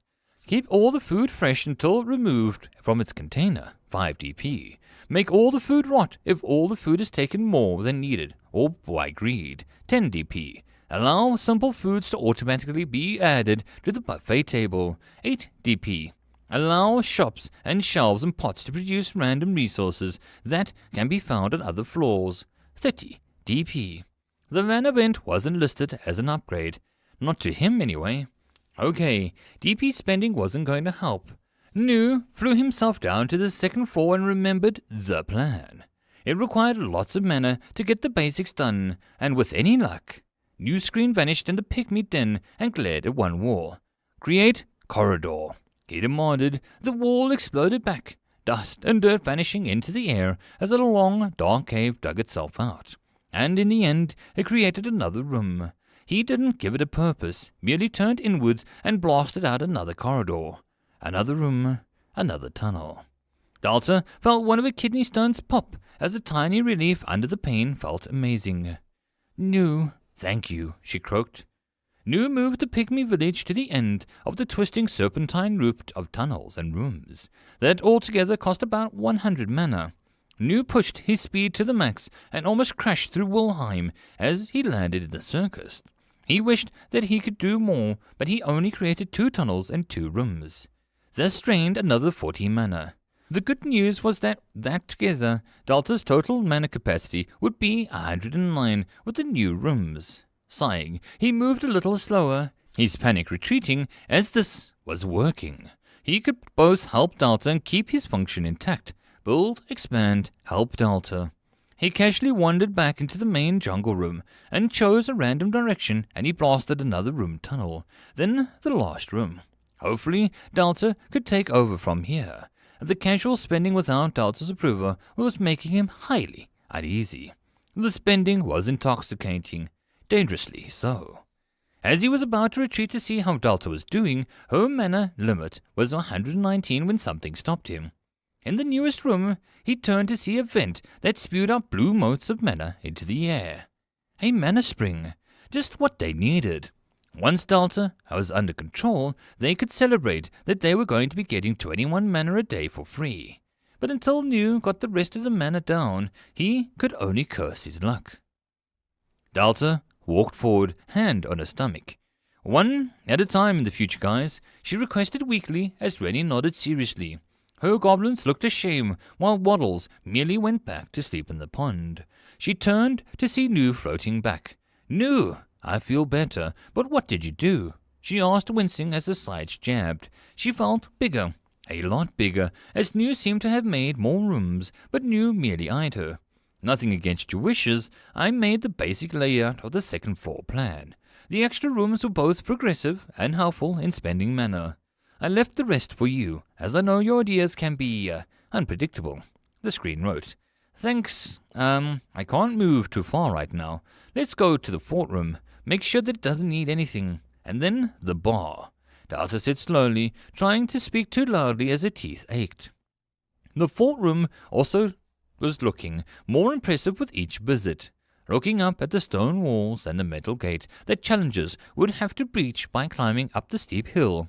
She opened the menu and saw that it was available DP-wise, and she tried to think of what more to do to improve the fort. Fort room. Allow pots of sticky glue to be refilled automatically, 10 DP. Make the glue flammable and burn with a variety of colors, 10 DP. Put a toll well near the entrance for payment and past unimpeded, 15 DP. Purchase the Guardian of the Well requires toll well, 20 DP. Upgrade towers to be solid stone. Pay to win, but in a whole new context. Comes with free shame. Delta snorted. A well where people dropped coins or treasure into and were allowed to pass. No one could say that her dungeon wasn't convenient if one was willing to pay for it. Delta knew that she could ease the cost of DP by doing some work herself. So she made the hole that dug into the large basin below the ground. It was like the second half of the room. She added some water and checked the menu again. Put a toll well near the entrance for the payment of the pass unimpeded, 7 DP. Spending more mana was just making Delta feel even better as an extra benefit. She purchased the toll well, and around the circular set of stones appeared with a rope bucket that no one could lower into the darkness below. A sign beside it told people what it was for. Delta felt the rising gambling addiction to try to make her buy the Guardian, but she had other things to do first. She twitched, but finally closed the menu and eyed the room. It was finally shaping up to be a proper recreation of a fort room, but it was missing something. Delta walked over to where the adventurers would jump down and looked up. She felt open, exposed, and honestly, after getting past Bori, she might feel like this was a little unfair. The dungeon was supposed to have an advantage, but it would hurt to let people think that she could play fair. She created 3 simple wooden walls and a slight ditch to give people cover as they entered the room at least, adding a rock one to give cover to the toll well. If people thought there was a second route down there, it was their own fault. Then again, maybe she should add a secret passage down there. Delta grinned, but decided to hold out until she got the Guardian. Whatever it was, another goblin, some kind of fish, some unspeakable horror. Delta would find out sooner or later. That was just how she rolled. An idea hit her. Waddles had looked, well, he had looked the same when Delta asked him to go outside. But maybe if she squinted and pretended, she could say that Waddles had fun being involved in the dungeon. She moved back to the storeroom door and fashioned an iron lock and key to match. With some thought, she added a window to the door with bars to show the loot inside. She whistled as she hovered over Waddles, every bit of manner spending her making feeling her great. Waddles, I have a task for you. Delta held up the iron key to the duck. This is the storeroom key. It's going to hang above your little nest. If anyone approaches, let them take the key. But if they're kind of an ass, do your thing. She nodded. Waddles met her eye, and then slowly, whack. Delta took that as a, I'd love to. A secret passage past her or some fort room needed to have its own test. It was just sad if a fort room never got used as information about the secret passage spread. Then again, whoever wanted to tangle with Maestro over the raiding fort was insane in their own way. Diving into the pond, she focused on one of the last corridors she had available on the first floor and punched a long, dark tunnel that flooded on both ends. The pond became connected to the underwater basin of the toll well, the toll cave as Delta called it. It was supposed to be like the room above, but into a deep, dark water. At the deepest pond, the fish swam back and forth. It was a small shortcut, but it was handy to those who knew about it and wanted to skip the mushroom grove and mud room at the cost of getting wet. It was a little... Delta felt her mind stare at the entirety of the first floor. Besides some minor adjustments, growing more advanced mushrooms, upgrading monsters and rooms to the next stages. It was done. The first floor had reached the stage where every part of was thriving an important section. The first room was a test to the adventurers, messy and rash and careful and aware. Waddles would test their greed and patience, and as would the fish. The mudroom would push the quick thinking, and they entered the storeroom. Their alertness would be tested when surrounded by loot. Mary would see how they fare in chaos, and Maestro would test their, courage, to say the least. Bori and the Mushroom Grove would let their first taste of how wonderful her dungeon was. How much things were not as they seemed. The fort room would test their tenacity and willingness to avoid pain. The bar would just be a good reward for being good at sport. Delta guessed. Still, she hoped that no one was stupid enough to start a bar fight. She had seen the boomstick Vera kept under the countertop, a result of the fire crystal being worked over into a usable weapon. Finally, Fran and Bacon would get their tests, their battles. It made something in Delta tingle with the knowledge that she had done something. But there was something that she still owed the people that would come. People, despite their best attempts, and Delta would die. She couldn't pretend that it would never happen. So she stood in her entrance, well aware that this was one of the hardest areas to affect with her powers. But Sis, bless the girl, was one step ahead of her. The entrance room has one available add-on sub-room, a fixed location. The entrance can only have one sub-room on each side for a maximum of 2. Build a memorial room, 40 MP and 10 DP. Yes, please, I'd like that very much, Delta said as the screen closed. To one side of the slanted room, the door was a solid appeared, and Delta watched as Sis's own image of the room came into existence. Above the door was a bowing, praying bust of herself. Her stone image was crying. The carved words of the stone frame around the door simply read, Memorial. She walked inside, and the wall was a rectangular room of solid stone slabs. The roof, the floor, all had these slabs. Burning torches illuminated the room, but a somber chill seemed to affect the air. On the farthest wall, there was the only unique thing in the room. A statue of a star staring at all who entered. I look sad. Why am I making myself sad? She muttered. Next to the statue, some of the nearest stone tablets had names carved into it. Names. Names! Names? She stared as she moved closer. 3 men had been carved before the farmer. They had no names, either since Sis wasn't all-knowing or Delta needed to hear them before they appeared. The words carved chilled Delta to the bone because before those 3 men there was one name. Died on day 0 of the dungeon calendar. Died to unknown. Man with dagger died on day 0 of the dungeon calendar. Died to Hob.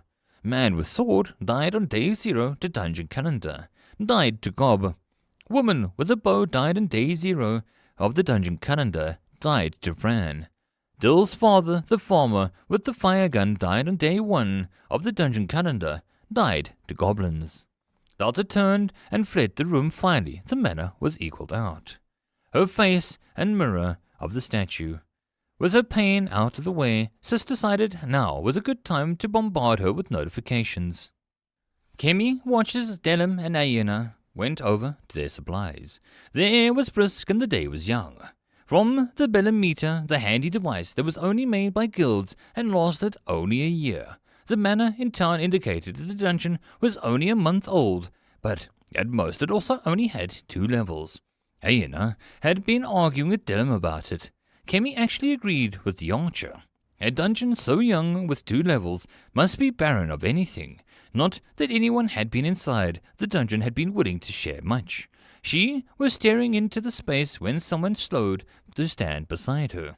She stared down at a teen with a scowl on her face. Yes, Kemi asked politely. The boy spoke and Kemi stared at his orange tongue. I'm willing to sell you information on the dungeon, but I want you to do something for me first. He bargained. Kemi blinked a few times and nodded excitedly. She had a sense of when people were lying, and this boy here wasn't. He had information on the dungeon, the first quest of the Durans, and Kemi had been the one to get it. What's the issue? She asked, trying not to hop from foot to foot. Remove this curse. My tongue needs to be normal. I'd be happy if I was a silver-tongued, but orange is just bad. The boy grimaced. Kemi giggled. You're funny, but sure, let me try. Kemi held up a hand, her necklace in the other. I beg of you, mighty goddess, your servant requests your aid, and to banish this curse from this lost soul. She taunted a little more dramatic than she needed, but she had wanted to look a little cool. Her amulet shined and a sparkle of gold flicked over the boys with the orange tongue. The spark reached the boy's forehead and was repelled.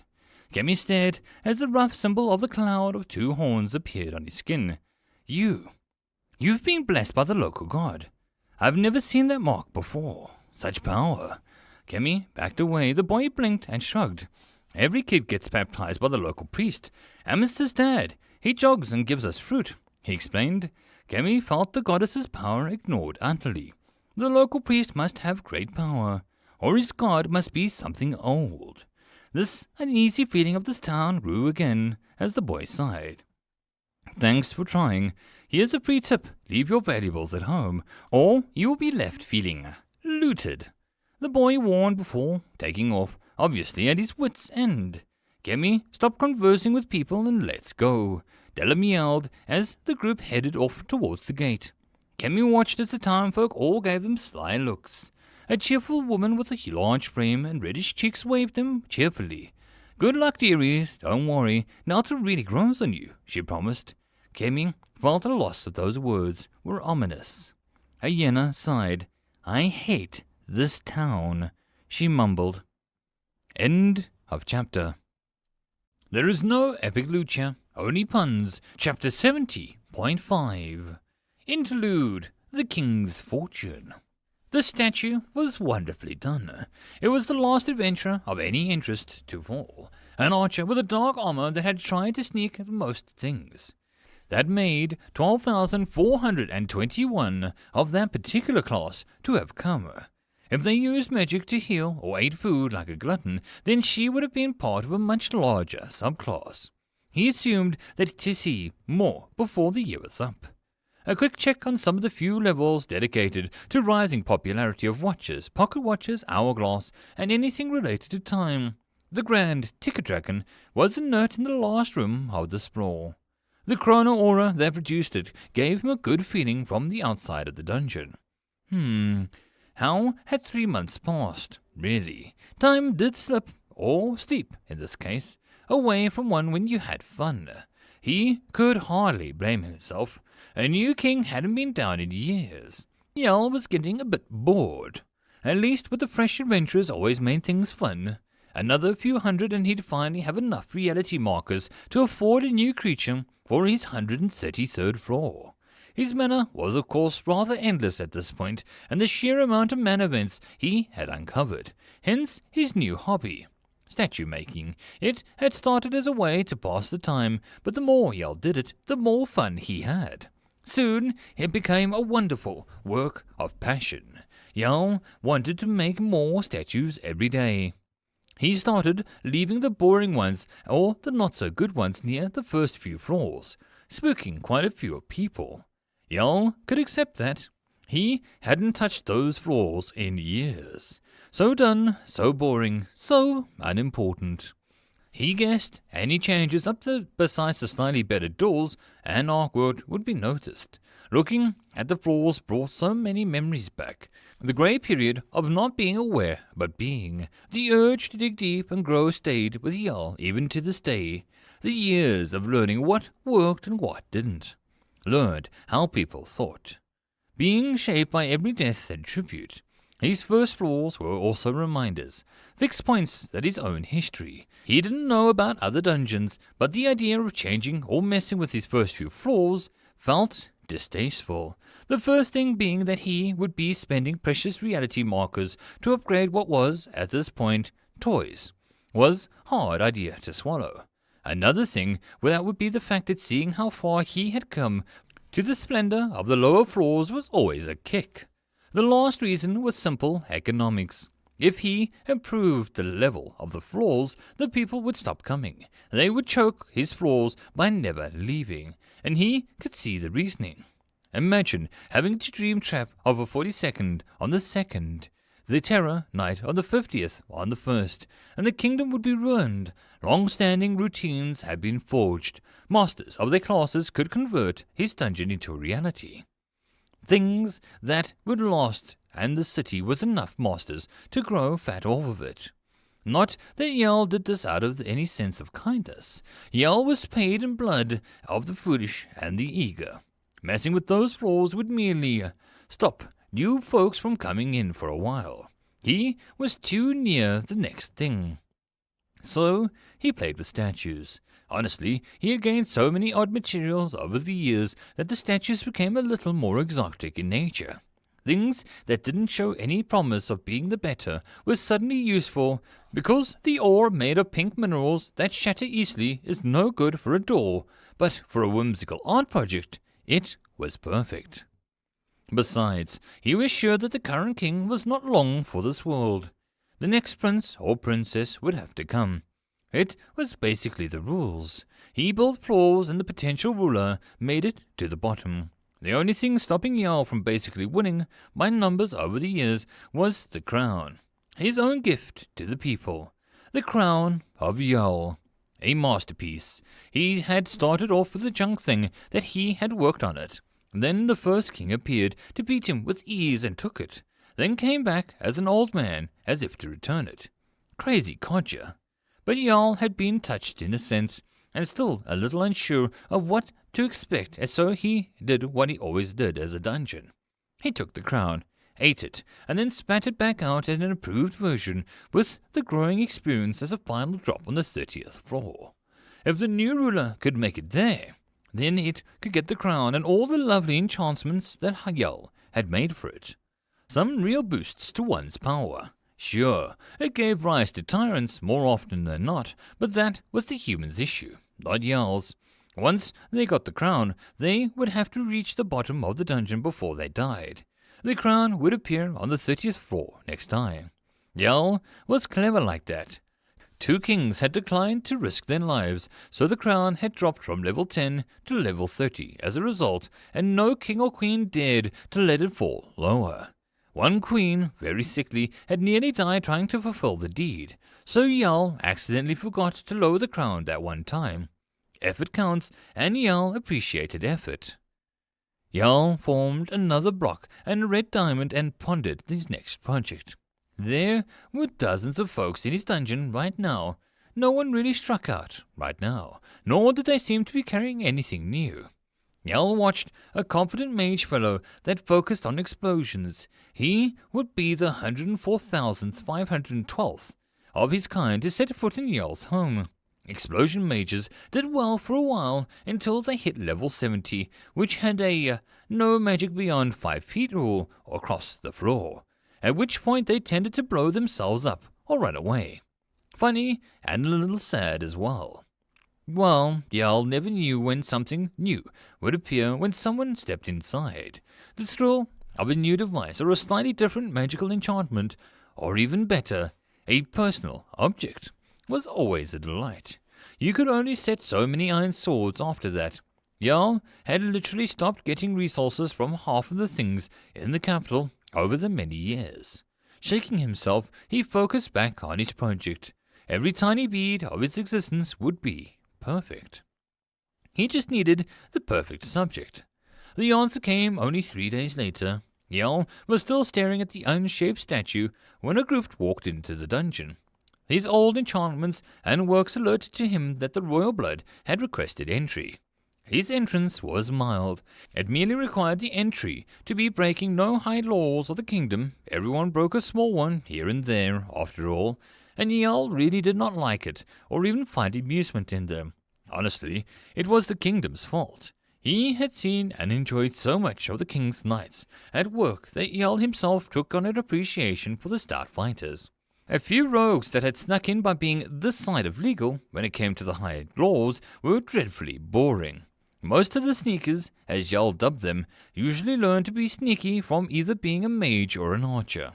It was so boring to see the endless amount of rogue archers that think his monsters will stop looking for them after 5 seconds after getting an arrow through their throats. Did these people think that the dungeon monsters were idiots? Calming himself, Jarl floated down to see the princess of all things enter the entrance hall of his dungeon. Jarl examined the group and his mood soured just a tad at her guard. The royal knights. 2 of them.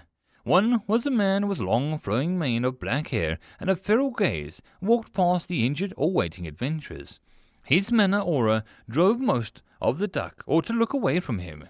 Jarl knew of this one. Zane of the Blood Knight. Jarl was pretty sure that his second title was It's Spelled Right. The man had been one of the few to make it to his core on his own. Jarl had seen very few in such a savage strength. His armor was an open jacket that exposed his heavily scarred torso. The dark trousers with metal plates protecting the sides of his legs were still all pretty normal. There was no weapon on his form. Zane liked to do things with his fists. Jarl had learned in amazement. The second was also known to him. After all, as their final test of joining the Order, they had to clear his dungeon to become a royal knight, a feat that made sure every generation was more efficient than the last. This one was Brilda of the Spear. Jarl liked her. She was rather sane for one of the royal knights. Her tight blonde hair in a sensible bun meshed well with her ornate armor and protected legs clad in a similar metal. She carried a long spear that was angled to be pointed down at the moment's notice. The weapon was made of white wood, whose head looked like she had stuck a crude jagged crystal on the end. So, she was still using it. This gave Jarl some pleasure as a dungeon. The third knight joined them. Jarl's mood at this point was plummeting, but froze at the sight. This one with simply brown cloak with no outstanding features. Jarl liked to think that he got people at this point. Knights were obvious. Knights were loud. Sneakers were haunched and sneaky looking. Lawser was a mesh of knight and sneaker. At least Lawser made the thing look honourable at times. Jarl wondered if Lawser used that magic. Royal knights, beings far beyond the royal family in power, but they bent their knees and swore magically binding oaths for this power. Jarl was pretty sure that few of the knights over the years were pretty much tricked into being knights. The princess was not one that he'd seen before. If Jarl hadn't accidentally slept through another generation, he guessed this was the youngest of the current royals. What was her name? The Shy One. The king had talked about her a few times when he came down here for the yearly talk. Princess Surma, you finally reached your 16th birthday. The old man that looked like the first few attempts of Jarl's crafting. The young girl had long brown hair, a slightly large nose, and a reserved look about her, as she would rather be anywhere else. Surma, that was it. Jarl was so good at remembering. The priest, the golden staff, and the funny hat had to make him a priest. Jarl had eaten more than a few of those over the years. About 97,334. If he didn't divide them up by gender or religion. Jarl knew a healer when he saw one, or in this case, a task giver. As tradition for your royal family to show your blood's power, you will seek the level 10th boss and end its life. You have spent many afternoons studying the maps, the monster sketches, the hidden paths, and even the tactics often best used. I have seen you grow into a fine woman. I have faith in you. The old codger smiled. Surma smiled weakly. Zane looked around. Nothing ever changes, he said with a sigh. Brulder was silent. The woman gave eternal monks of the coming silence a run for their money. Lawser spoke in a whisper of a shadow of a ghost of a tiny tone. The people I knew, Lawser pointed out. Zane shot a cloaked figure an annoyed look. I noticed. It's almost like this is the busiest dungeon in the land, he said with a heavy sarcasm. I won't be doing anything. Zane will kill everything. Lawser will get rid of the traps, and Brulder will use magic to shield me. I won't prove anything, Surma said. Jarl was silent for a moment. He had sudden memories of other princes and princesses being escorted by royal guards. He usually didn't watch them. It got boring, but now that he was looking for a subject for his statues, Surma was right, but there was an expression. Jarl wanted to reach out and correct it. It was all so wrong. The knights were just going to carry her all the bosses and blow the whole thing off. Sure, Jarl didn't care. It was the first few falls, but he needed the princess to smile. She was his next subject.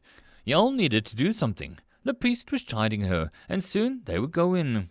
They'd beat the bosses and Surma wouldn't be happy. Okay. Jarl had to think hard and quick.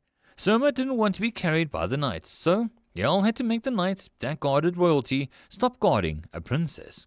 Easy. Jarl's words carried more clout than the average king after all.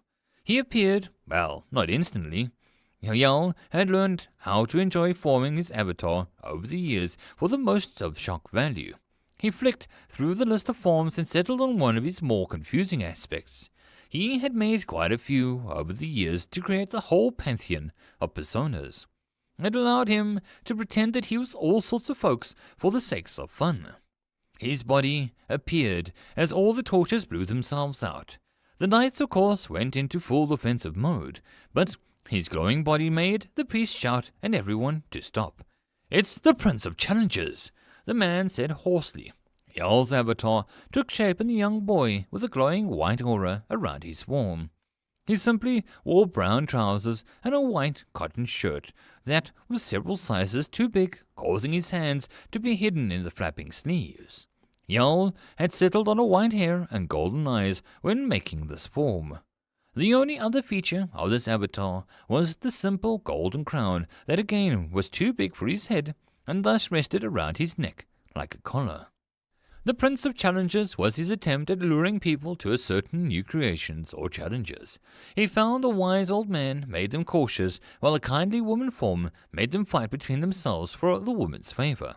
This form, however, had some benefits to really meshed well with the humans and their highly proud nature.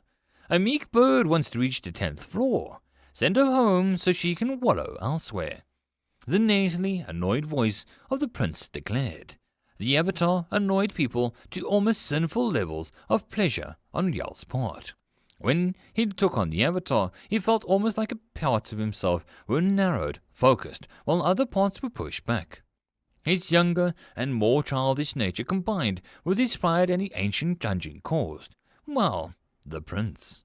Avatars were weird like that. They couldn't contain him entirely once he had outgrown them. Creating one when he was a young 15th floor dungeon meant now he could barely fit into the darn thing without being reduced to a single word blob of light. Yal had used his latest avatar that he had made near the 100, but using it on people without the proper level of mana adaptation would cause them to slightly burn a little on the inside. The knights were suddenly respectful. Weapons put down and their stances remained neutral. The priest spluttered as the princess looked like she had been slapped. "O great prince of the dungeon, the princess is ready to take the test to reach the 10th floor. She means no disrespect," the man promised. Yal knew this. In fact, he was quite unbothered by the words of the Princess Surma, but he needed to do this carefully. The wrong words or idea might have consequences that Yal couldn't be bothered with. A test.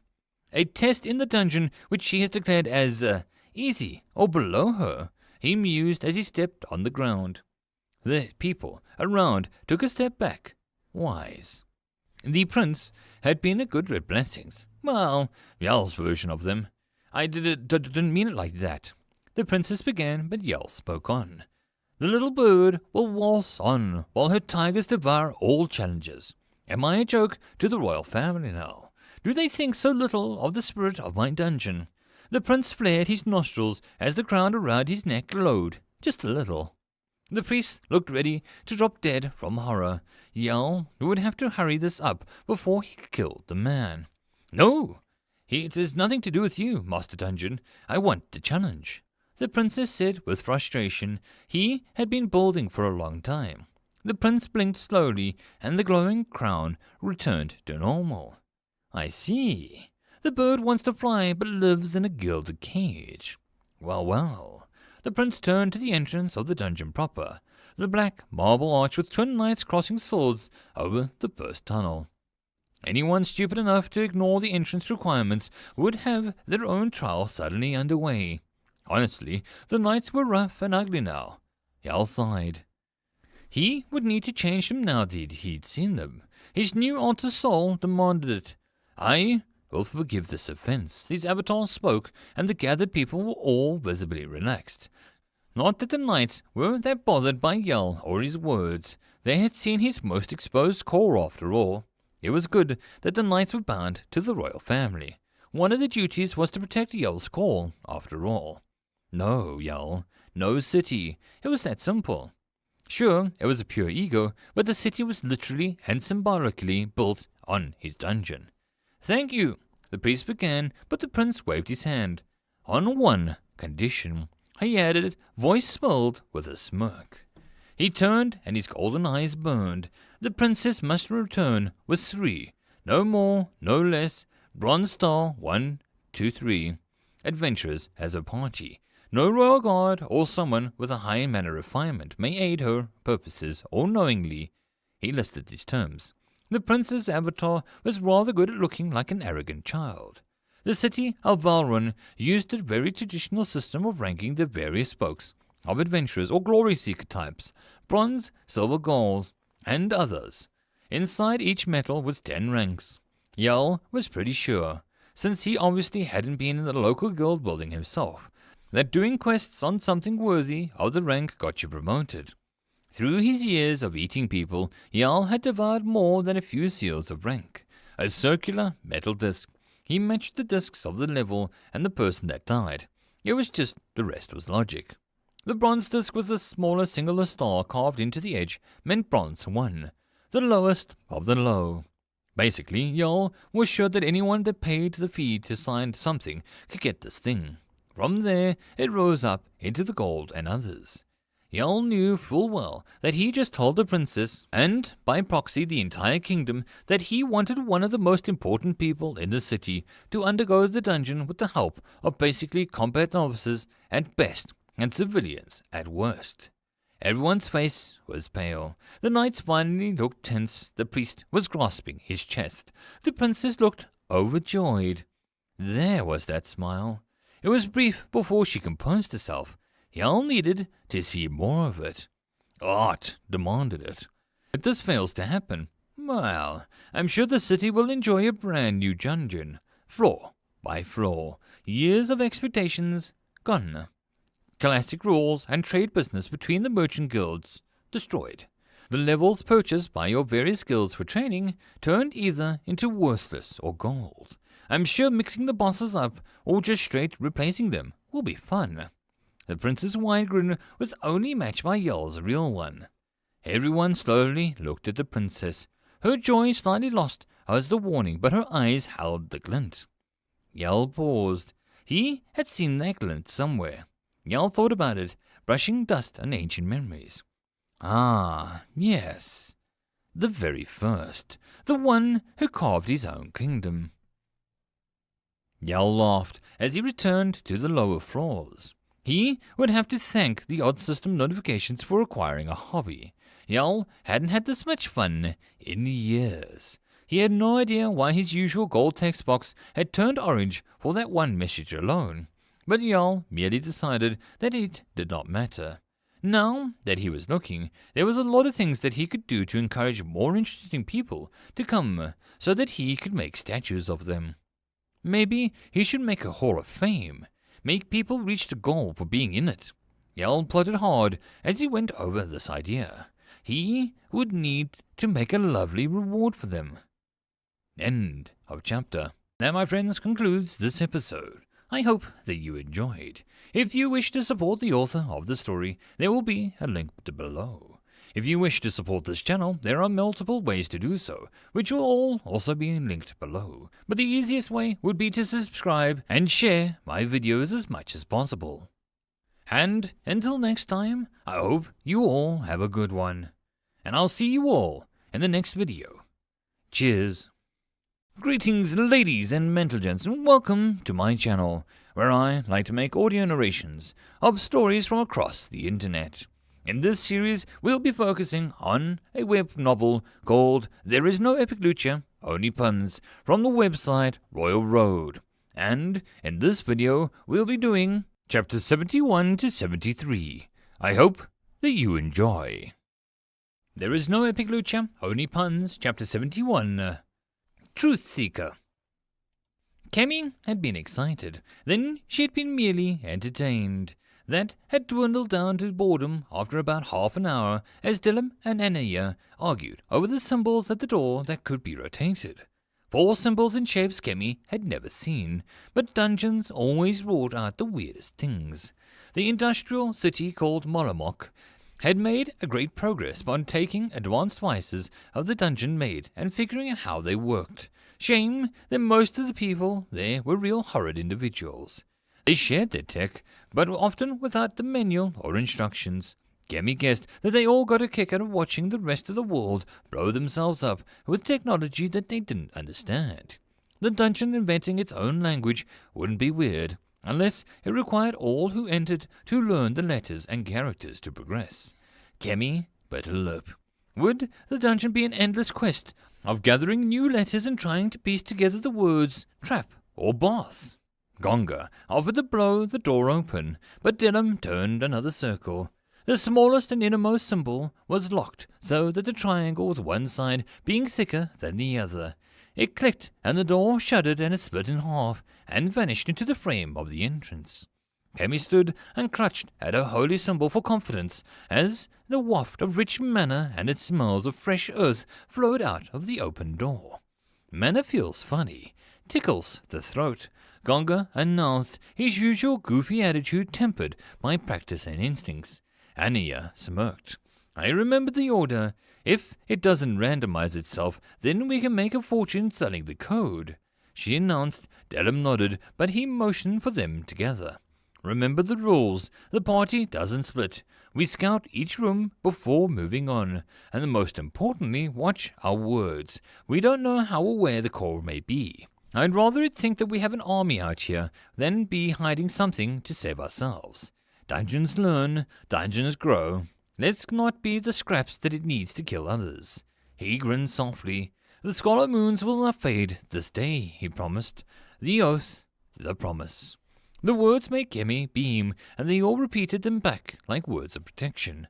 The guild was a family. Small ones that stayed small often grew closer. That was what Kemi had seen with her own eyes anyway. Dalem led. Kemi was in the rear for support and protection. Ania would mostly space herself out, and Gonga would go where he could blow things up with the most efficiency. A simple party with basic classes, but more often than not, it was this setup that got the most people to at least the midway point in most dungeons, enough to scout, explore, to be the experts until the bigger guild of fair play arrived. Kemi brushed down her white robe as she was the last into the entrance hall. It was an odd scene. Kemi frowned at the tables, the door to the side, and the weirdest of all, the small rug of silvery threads surrounded by someone's, rough attempts at making pots. Kemi could see the love put into them, but they're really ugly, Ania announced. Dalem was reading some signs and Kemi followed suit. 2 tables, 2 offering bowls, 2 signs. One had a nice message that Kemi liked. The other, she blinked at a rather rude message. Kemi already knew which bowl that she would be offering to. This core is trying to decide which mindset it likes. Kemi had to ask. Dylan made a noise like he was interested, but also wary. No, it's different words, tones, and even intent. I'm thinking 2 authors. One has to be the core, but nothing else can really make signs in a new dungeon. Could it be like Gemino? He muttered to himself. Gonga snorted. That's 1 in a million, he argued as he put down a pot that he was holding. The man's rough coat crinkled with a heavy stick they called a staff, but was more akin to a shillelagh that clunked with a wooden walk. What's Gemino? Kemi asked, interested. Dylan eyed her for a moment. A city with a dungeon to the far east. The core had been damaged early on, but instead of going mad, the damage split out evenly, and it seemed to heal over. It resulted in 2 minds making the dungeon. It was... Dylan frowned as he trailed off. His lips turned into a small frown. A freck-up. The floors were a mess, the monster hybrids and the traps non-functional. The cores fought over everything, and everything was split. I heard it finally made it to the 10th floor a while back, Gonga mused. If it was a mess, how did it grow? Kemi inquired in confusion. The boss monsters. Yeah, I heard it smashed 2 monsters together and made a massive mess. Deadly in ways that dungeons with double the floors couldn't match. Every dungeon finds a strength eventually. Gonga scratched his beard. Kemi shivered and tried to imagine a wolf and a goblin slapped together, or maybe a giant snake and a bat. Kemi would avoid that place. Heard of a city fell into civil war that cooled down to a nasty infighting and arguing. Like a city was also split by the dungeon. Ania added her own knowledge. You think this dungeon has a split core? Kemi wondered. Dylan shrugged. I think each dungeon has its own surprises. I'm sure we'll find when we reach the core, he explained. His eyes lit up as he said, showing his love for being an adventurer. Kemi admired that about Dalem, his calm attitude, but also his deep love for what they did. Ania looked at the door to the side. I thought entrances could only go one way. What is this door? She called. That caused them all to stare at the door. Tradition first, then curiosity. Dalem reminded. He held out an object wrapped in a brown cloth to the rude table's bowl. Kemi walked up without hesitation over to the kind-sounding sign and placed her offering in that bowl. It was a tiny carving of her goddess. Kemi hoped that the dungeon didn't mind its roughness. Kemi had cut her fingers more than she cared to admit when making it. She had only picked up the hobby because of how shopping for gifts for a stranger, even a dungeon, made her panic. Making her own gift made the whole act somewhat more personable. May the goddess of truth lead you down the path of true to your heart. Core. Kemi prayed quickly. Ania and Gonga dropped their own wrapped gifts with a bored expression. Had she bit her lip and then blinked and then saw that Dalem's offering with his own quiet words at the bowl. Her heart brightened at the sight, not feeling so green and awkward when her own leader was doing the same actions. Kemi, have you got your potions and wards ready? Annia asked bluntly as she fussed over her suddenly while Gonga had his usual task of scanning for traps at the door. Annia fixed Kemi's hair into a professional bun and Kemi went pink. Annia, I've got this, she insisted, but the older woman still checked her rings and necklaces, each of them infused with minor enchantments. Pricey things that only Dellum had one of himself, being the most fragile member. The group had spent their money on making sure Kemi could take a few hits. Besides her own shield of faith, an actual shield was a good substitute. If Kemi didn't feel like hefting a wooden plank about, magical shields did good for a while. Too much force and arrow traps, or even monster attacks, and her expensive novice-made shields would drop. Not that Kemi planned on being near those or close to things capable of doing such. All's fine. Should we investigate this memorial? He asked of Dellum, pointing to the words above the door. There was a brief pause before he nodded. Usual entrance method, he ordered. Annie and Gorga took up a spot near the middle of the room.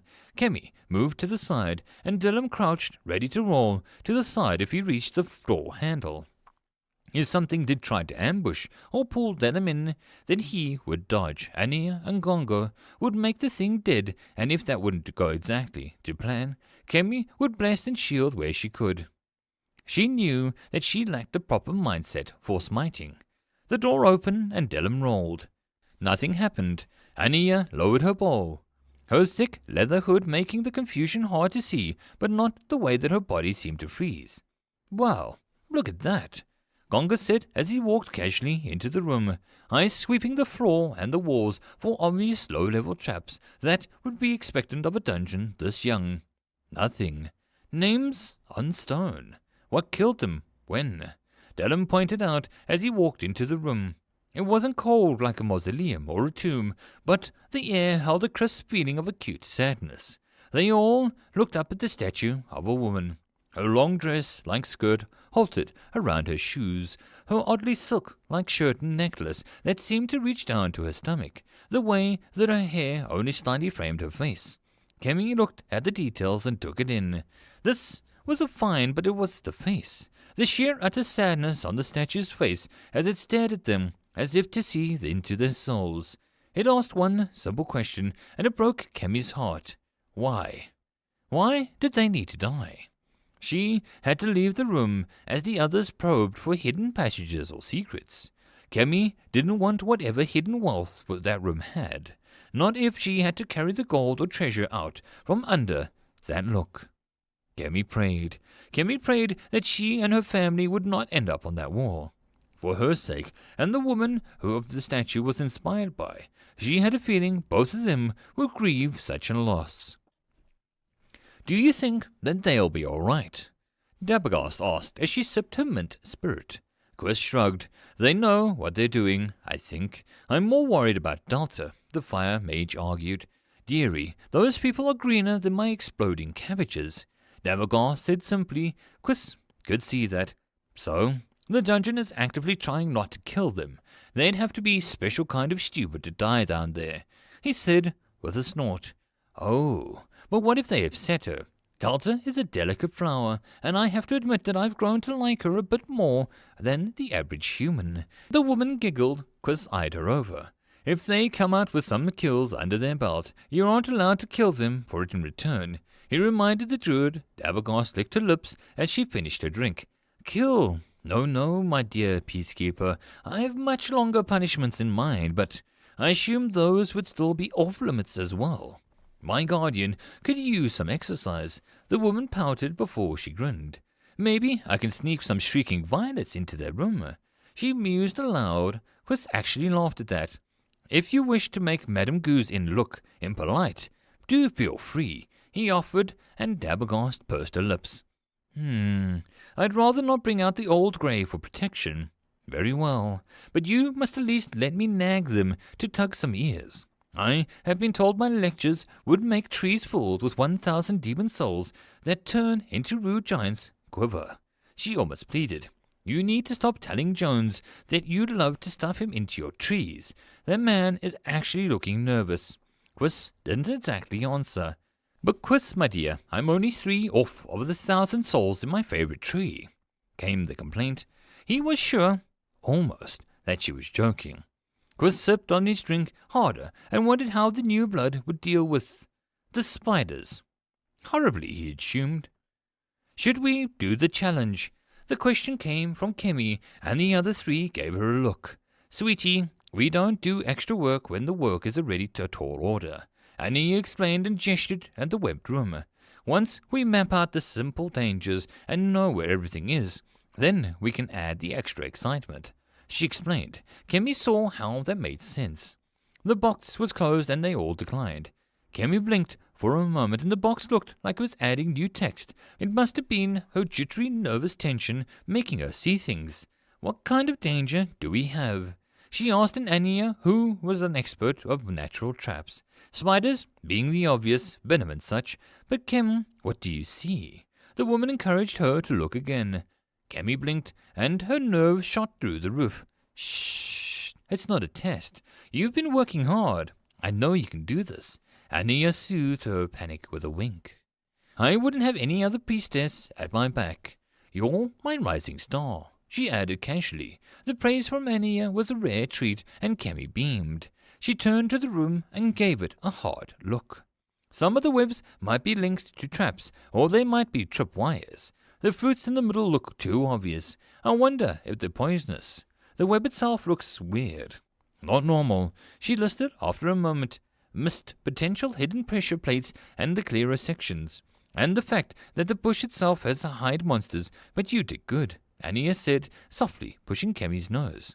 Yeah, I'm not a kid, the priestess said, hiding her smile. Do we risk it? Dalem cut through the shared smile with a back to business. Nah, stand back. Gonga yawned as his hands began to smoke. The berries can be collected later. Our goal is to get as far as we can before anyone else. He reminded them all. There was a beat of silence. Gonga, maybe we should be a little more careful, Kemi offered, before the blast of fire roared out in the man's hand and swallowed the webs, the tree, the spiders, the room. The heat was not the greatest, but it was enough to reduce everything to a black ash. The smoke curled around, but Gonga easily used a contrip spell to collect the smoke into a solid black marble that he threw down the hall, where it exploded into smoke.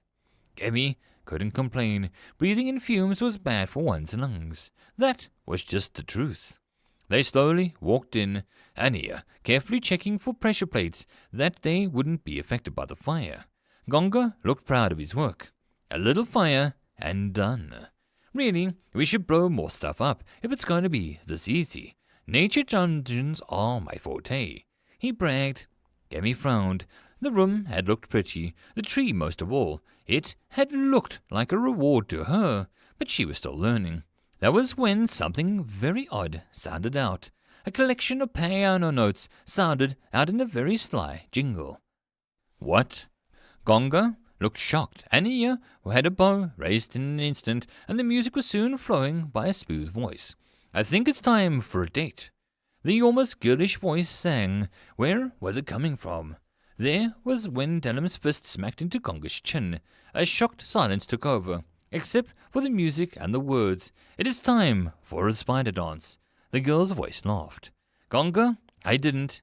Dalem tried to explain, but his foot rose so suddenly that he tried to kick the man. What the hell? Dalem, have you lost your mind? Gonga demanded. Anya suddenly spun on her toes with a yelp as her foot shot out and hit Gonga in the rear. What? My body is moving on its own, she yelled. It's time for the spider dance. All under her spell. Should look up. The girl's singing voice turned deep into a mirthful chuckle of a man for a moment running alongside the female lyrics. Kemi felt her own body move, then fearing the worst, she blinked as she was pulled up into the air and put into some sitting position to watch the show. She saw that her wrists and torso had been wrapped in a very thin wire that had been almost impossible to see in the dim room. She followed the wires to the source, looking up and up until she saw it. The white, translucent spider, much larger than any other that she had ever seen, stared down at her. The glowing red eyes twinkled, the 8 legs twitched wildly, and her friends spun and twitched as they continued to assault Gonga with playful attacks. The madam of the first room, Lady Muffet, invites her guests to dance. The voice sang, and Kemi could see the small mushroom near the corner of the room buzzing as the voice sang. "Kemi, are you all right?" Anya yelled as her head tried to look behind her. Her body rose like a dancer on strings. "Yes, there's some ghost spider pulling your webs," she called. "Psh, enough of this," Gonga yelled, and his free hand shot another fireball at the white spider. Muffet. Was that her name? The heat and the flames engulfed the spider. The strings went slack, and all 3 of her friends sagged with relief. Fires solve everything. Gonga grinned triumphantly. Kemi wanted to cheer or say something, but her mind snagged on a little detail. Kemi's web hadn't given or sagged. "Gonga, you've just made it mad," she screamed. Gonga turned with confusion, but the large man was hefted off the ground and dropped twice. As Anya and Dallum were put aside like toys, the spider no longer had interest in.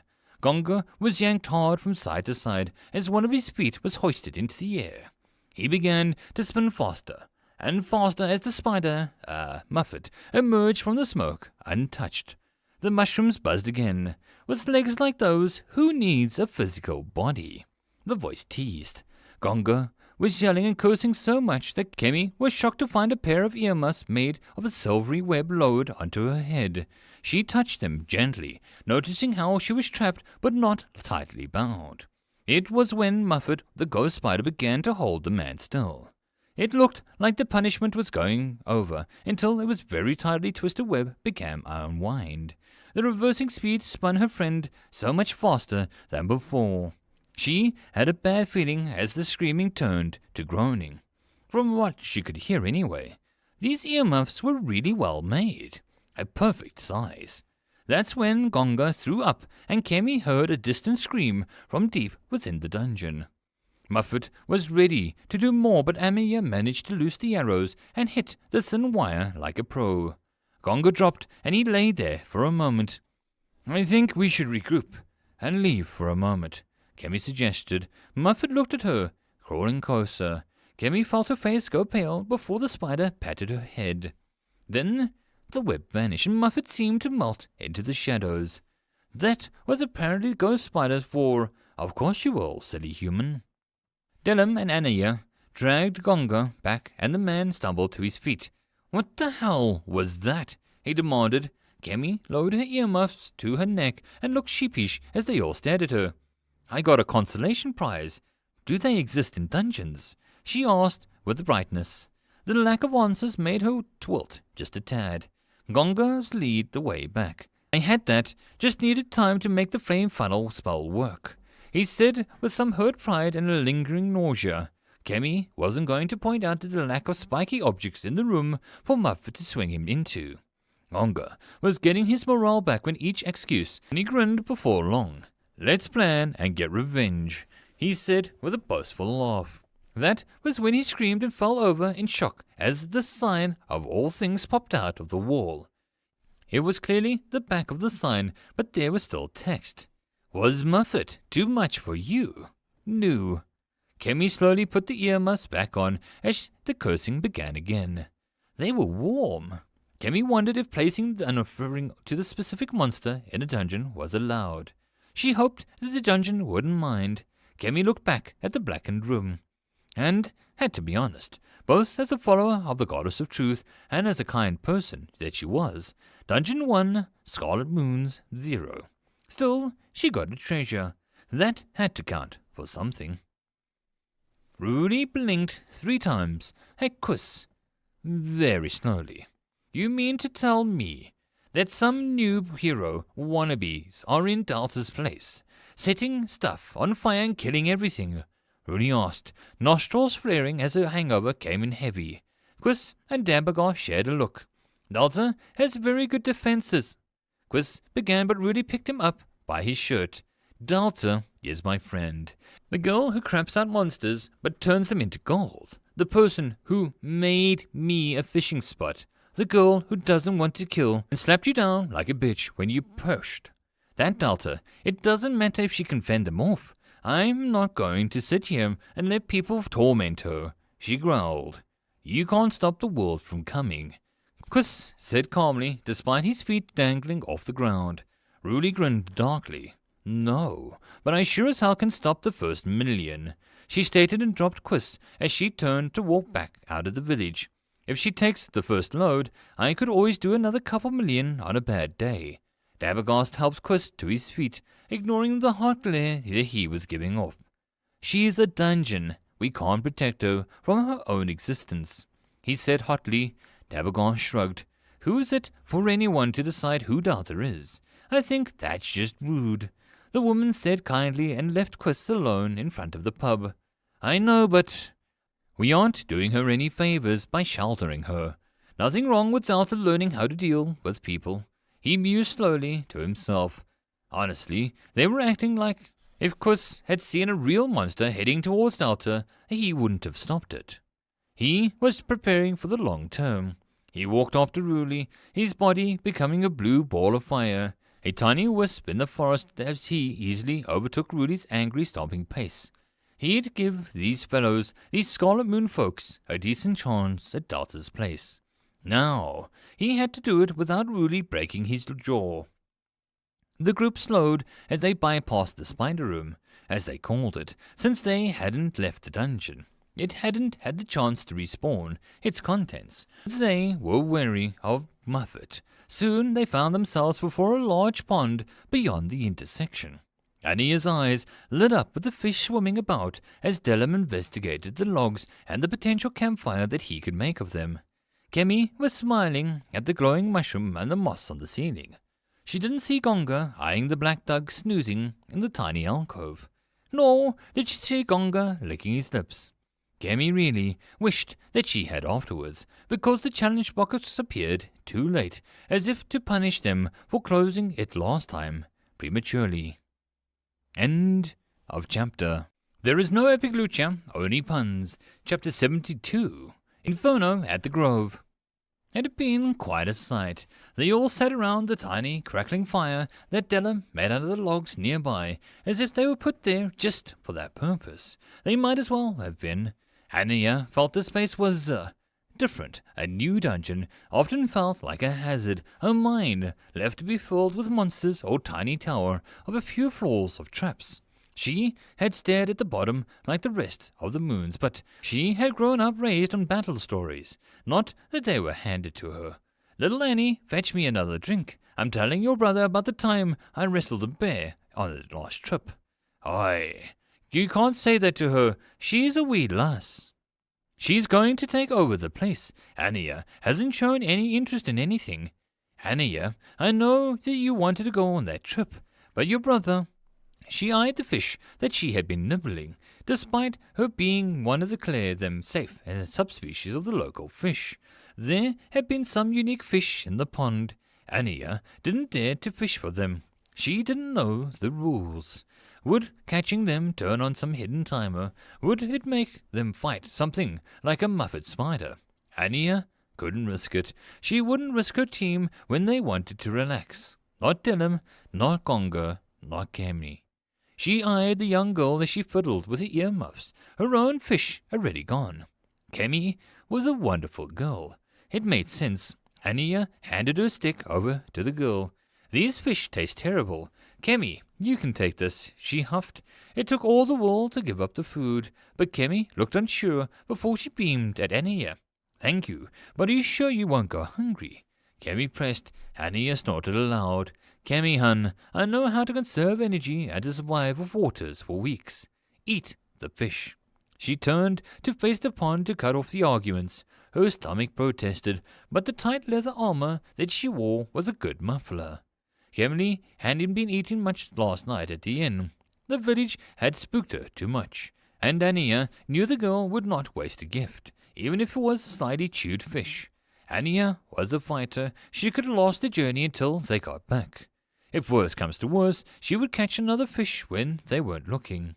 For now, she set her face into the confident smirk that put Kemi at ease when their eyes met again.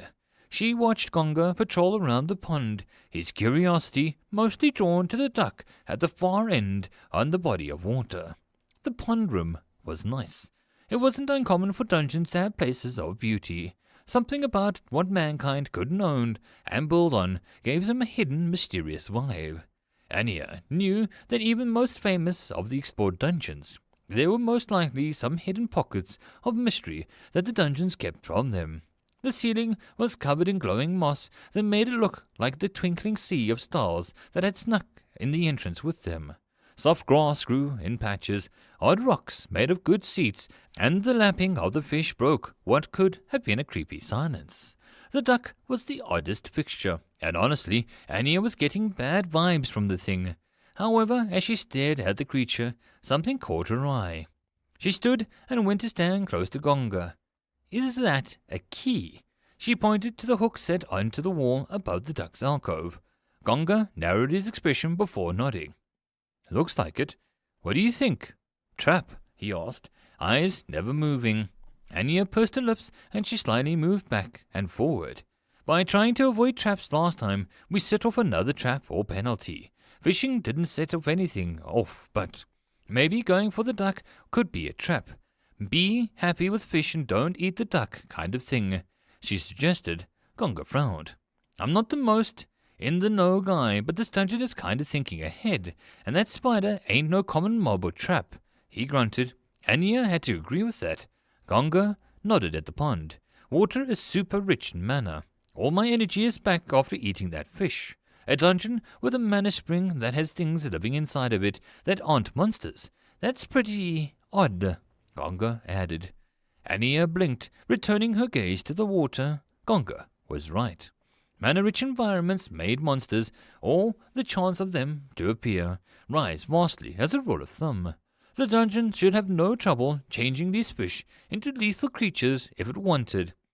The dungeon kept the harmless fish, she noted, and then looked around this area to the other odd feature that seemed to crop up for more after the spider room. The mushrooms.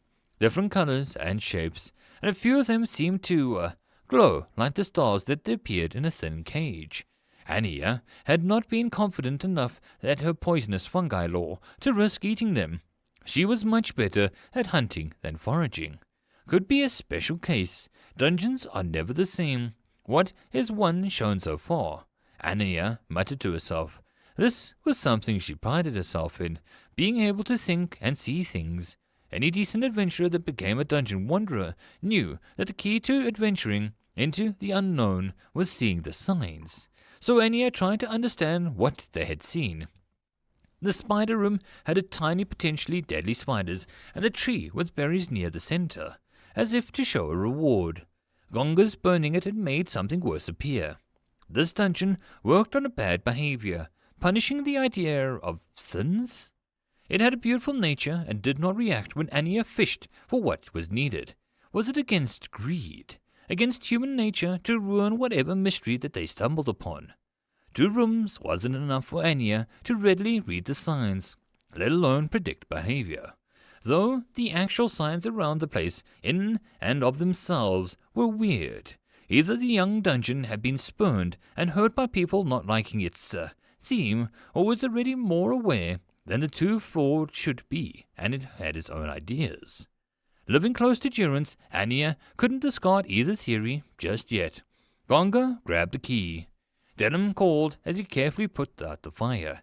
As the flames died down, the atmosphere seemed to feel a little less restful, less magical, almost. Gonga grinned. "If some squid comes out of the water and grabs me, do that cool arrow trick for me." Gonga winked at Anya. She rolled her eyes. "Try not to cause 2 disasters in less than an hour," she retorted, but then her hand rested on her bow to show that she wouldn't let him down. The giant of a man peeled off his shirt and robe to reveal a heavily toned torso. Gonga was no library dust bunny. Anya knew the man would be deadly with an axe or a spear, but she also knew Gonga. So, as Kemi picked up his clothes, Anya notched an arrow, just to be ready. She could almost see the bottom of the pond, but who knew what could be just under the sand? One monster might just look like a rock. Honestly, Anya wanted to know what the deep blue glowing rock near the back of the pond was. It looked like a fallen star that pulsed with a navy light. Gonga slowly waded in, and then he swam over to the alcove. Anya followed the progress with the arrow knocked tight. Her fingers were ready. She had held the pose for much longer and in much worse circumstances. Nothing could touch Gonga without feeling her sting. Please watch over him, Kemi prayed. Nothing would make Kemi's heartfelt words become wasted. Gonga sat on the edge of the alcove and plucked the key without any issues. The duck next to the large frame looked smaller than ever. Gonga grinned and patted the duck. The thing opened one red eye, and Anya felt her heart drop into her stomach. Think this little fella would like a nice supper or a mascot. He crawled over and slipped into the water, splashing the duck as he caused a slight wave. The duck opened both eyes, and his head slowly turned to look at Gonga's back. Kemi suddenly began to shake as the duck's shape became blurry, almost leaving a dark orb with deep red eyes. Gonga glowed with a similar dark red aura for a moment. Anya felt unsure what to do. Shooting the thing was the most obvious answer, but Gonga had upset it first. It didn't exactly feel like it rated an arrow to the beak. Gonga didn't even seem to notice the effect, but he suddenly went pale for a moment before he howled. He reached out and pulled himself onto the dry land, where he batted off some of the small that was tiny claw that snipped into Gonga's. Anya looked down at her feet in a thin expression. Her heart slowed down for a more normal beat as Gonga was screaming as some little crayfish tried to remove his ability to have kids. Kemi screeched and began trying to kick it off in a panic, which seemed to do far more damage than the crayfish. The duck watched the scene as it preened.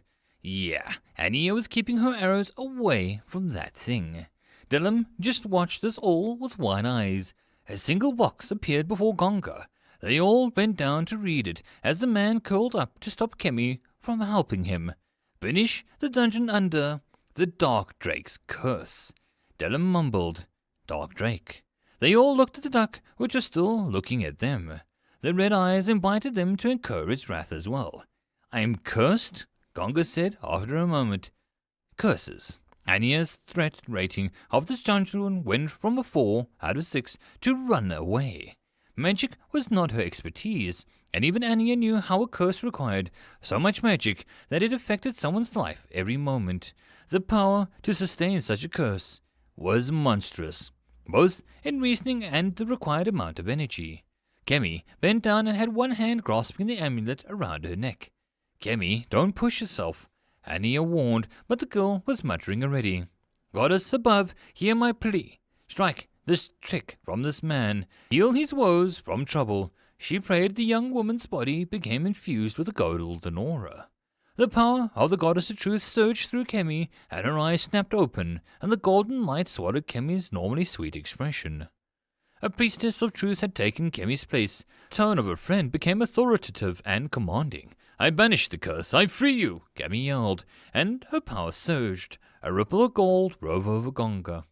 The black aura rose once more from Gonga's skin to fight back against the light. To see her friend filled with the goddesses of power always sent a shiver down Anya's spine. This was different than Gonga's throwing fire about and his bouncing an arrow off the trees blindfolded. This power was dangerous.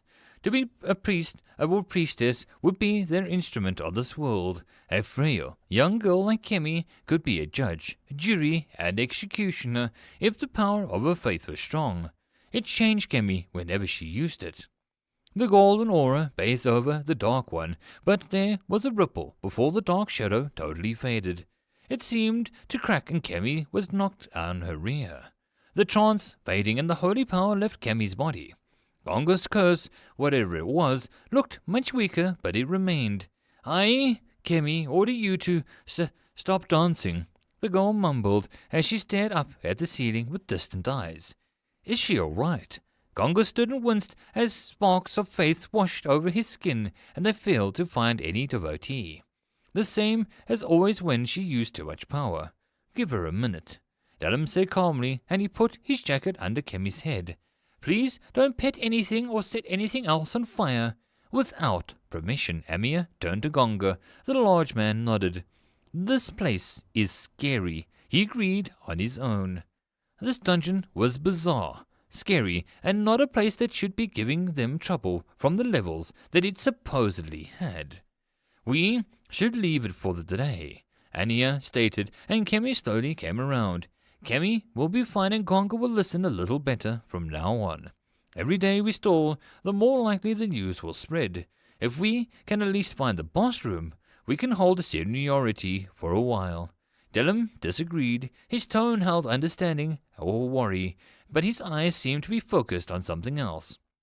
There'll be other dungeons, something that can curse, she began, but Dallum put a hand on her shoulder.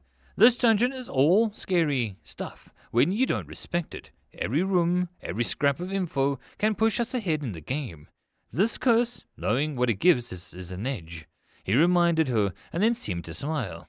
And you know, if you try to leave because Kemi used her power, she'd be upset, he added. This was annoyingly true. She watched the duck as the others left the room. It looked far more awake. It was watching Kemi. Ania glowered at it. Touch her and I'll serve you on a skewer. She growled into the room. She fully expected it to try and curse her or glare back, but it merely ruffled its feathers and began to swim around in slow circles. Whoever gave this dungeon such a beast, Ania was going to punch him. Quiz watched as Rudy picked herself up from the ruined tree that she had been punted through. Can you stop? Between you, the lumberjack, and now us, Durance is going to run out of trees and Dabagos will get all pissy. He called. The red-eyed and Snarl was the answer that he got. Quiz blinked, and the shield of wide flames made the woman sidestep and give him a point of finger at her. You're beginning to annoy me, he warned, and Rudy side-kicked the shield so hard that it went up in smoke. Move, before I use you to beat people up, Rudy growled. Quiz sighed the blackened area and the odd pieces of glass that had been dirt and soil. The crushed rocks were Rudy's fault, and Quiz could stick to that story. They're just harmless kids. Well, young adults. They gotta experience dungeons. You can't keep the dungeon to yourself. He tried to reason. You sound like my mother when I brought home a chimera. I won't remove them. I'll just watch them so that I don't freck it up. That's good, right? Knowing how not to freck up? She tried to grin, but her demon fangs were a little longer than usual due to her frustration. I don't think dragging them about and hitting them until they agree not to do anything is helping, Quiz answered dryly. Okay, make you a deal. If we both go to the dungeon, you can stop me stopping them from frecking up. Rudy nodded. Demon energy made this woman so much more pig-headed than normal. I don't want to go back in the dungeon. It's been 3 days since I was there, and I really don't want to see what Delta has done now. A few new touches, a couple of pats, no big deal. But what's this? Delta might have done something to her storeroom, Quiz said hotly. Ania turned the key on the door, which opened to a wide space with many shelves. The table of food nearby invited him to a feast as barrels laid about, filled with novice arrows and other items. Interesting room, but she couldn't see why the key was guarded by the duck. Speaking of, Kemi gently petted the duck as it rested in her arms. The damn thing had tricked Kemi into thinking it was sorry. Kemi also had the willpower of a wet piece of bread when it came to animals. Short of throwing the duck away and making Kemi cry, Amir had to deal with it. She moved near the shelves and saw jars of honey, bundles of dried flowers, more odd pots, a couple of pig-iron swords and shields. It was a mix and match of potential useful things and maybe junk. Like the apple and the candy bar. It was a little odd. Could be trapped, Dallum offered. Ania didn't see any wires or pressure plates. Magically, she had no clue. Mr. Duck, what do you think? Kemi asked brightly, and the duck eyed the room. It quacked once. Mr. Duck doesn't think so, Kemi announced. Amir blinked once, very slowly. Kemi, we've been over this. The talking cat you met that one time in town was an exception, not the rule. You can't speak to animals, she reminded. Cammy looked sad, but the duck quacked again. This cheered Cammy up. Ducks are so cute, she smiled. Not that duck, but Amia was getting distracted.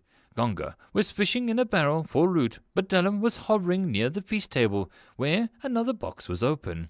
Ania looked at Dallum, who was eyeing it.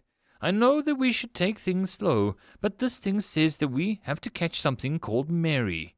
No fail condition. Could be easy and add some treasure under our belt, he mused. Ania looked around the room. That didn't sound so bad. With no protest from the searching Gonga, who had a wooden helmet fall on his head, and be distracted by Kemi, who was still talking to the duck, Dallum accepted the challenge. That was when the mouse appeared. Quiss was a little pressed for options. His usual idea would be to blow the area to little bits, and being close to Durance and Delta, he had to be reasonable. He watched as Ruli wrestled with a giant flame serpent that drooled molten slag. That should at least buy him a few minutes. He pulled out a flask and took a deep drink. If he got drunk enough, he'd stop caring about everything so much and feel better. Until then, he watched Rudy rip her way through the snake's stomach with a howl of victory. That was when it split into a bunch of smaller snakes, and Quiz took another sip. There was a beep and the mouse vanished with a cheeky wave. Ania watched this as she felt the honey from the jars in her hair. Gonga was buried somewhere under the fallen shelves and the apples and pots. Dallum had ended up hiding under the feast table, and Kemi watched with wide eyes as oddly everything in the room fell short of her stopping at the door, or it was strewn around her in a lucky streak. The duck, which was fast asleep in her arms, still managed to look smug. I might have been a little hasty, Dallum began, but Ania's furious gaze silenced him as a splat of honey fell onto her boots. The shelves seemed to be tipped backwards mostly, and made the back wall of the place untouchable due to the sheer mess. Lucky for them, it fell that way and not the other way. Amia slammed the door shut and locked it after shoving the party members out of the damn room, throwing the key down the hall with a snarl. She led the way down the hall, looking for traps, as only the other way soon led to a new room that made Ania's rising temper reach levels that caused even the duck to stare at her. Mud, she hissed.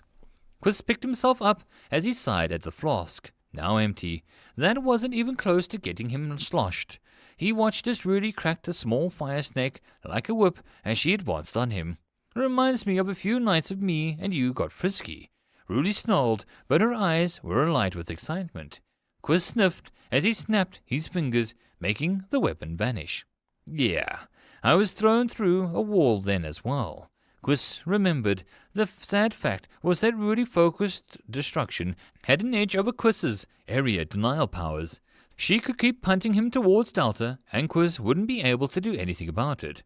Well, he could. He just didn't want to. Rudy, are you calming down yet? He called, and the growing horns on her head answered that. Well, that left Quiz with a few options, didn't it? His hands held a single spark of fire, and it turned silver. Rudy froze. You're using that? She asked, taking a step back. Quiz smiled with a raised eyebrow. Not yet, but I can, he admitted. Rudy's eyes narrowed. Her clawed hands balled up into fists. I ain't no tree. I can take a few hits, she warned. And the almost bored air suddenly turned to harsh as the two friends looked at each other. The demonic shadow with glowing red eyes that seemed dim all night, and around her, and the face off against a man whose skin was slowly being covered by silvery veins that almost reached his eyes. Oi! The word caused them both to pause. They turned to see Haldy, walking up the path with a sullen young man at his side. You two knocked that off. Friends should be drinking together, or having unexplored romantic tensions over the course of an adventure, not wantonly blowing up the landscape. The elder man chided. The silence made Quiz want to groan, but Rudy cleared her throat. Haldy, I can't romance Quiz. I need a warm bed and passion, not a wet blanket and a lecture, she huffed. And I need someone who isn't a psycho, Quiz stated bluntly, which Rudy took no offense to, as she almost agreed with him. Ah, young love, isn't that right, Fromage? Aldi asked a young companion. The man looked at them and cussed, and he could swear that he almost heard a sad breeze of all things. I have never known love. The man pushed his hair to the side and gazed in deep pain at that moment. Quist blinked. We got some nice ladies who'd be up for it. A few men too, but they can be a bit weird, Rudy offered. The man seemed to struggle for a moment. Fromage came to visit me. He's a friend of a friend. He tends to, do things. Haldy acutely frowned, which was weird coming from the man. Defy expectations, Fromage said. His hair doing some weird thing that wind didn't exist. We're off to the dungeon, Haldy explained. We're got a greenhorn there. Might not be the best time, Quist announced. Haldy's face froze for a moment before he smiled again. So soon? Thought we'd have more time. Oh well, come on, Fro. Another day. He said, and he eyed the two of them. You should let the kids have their fun.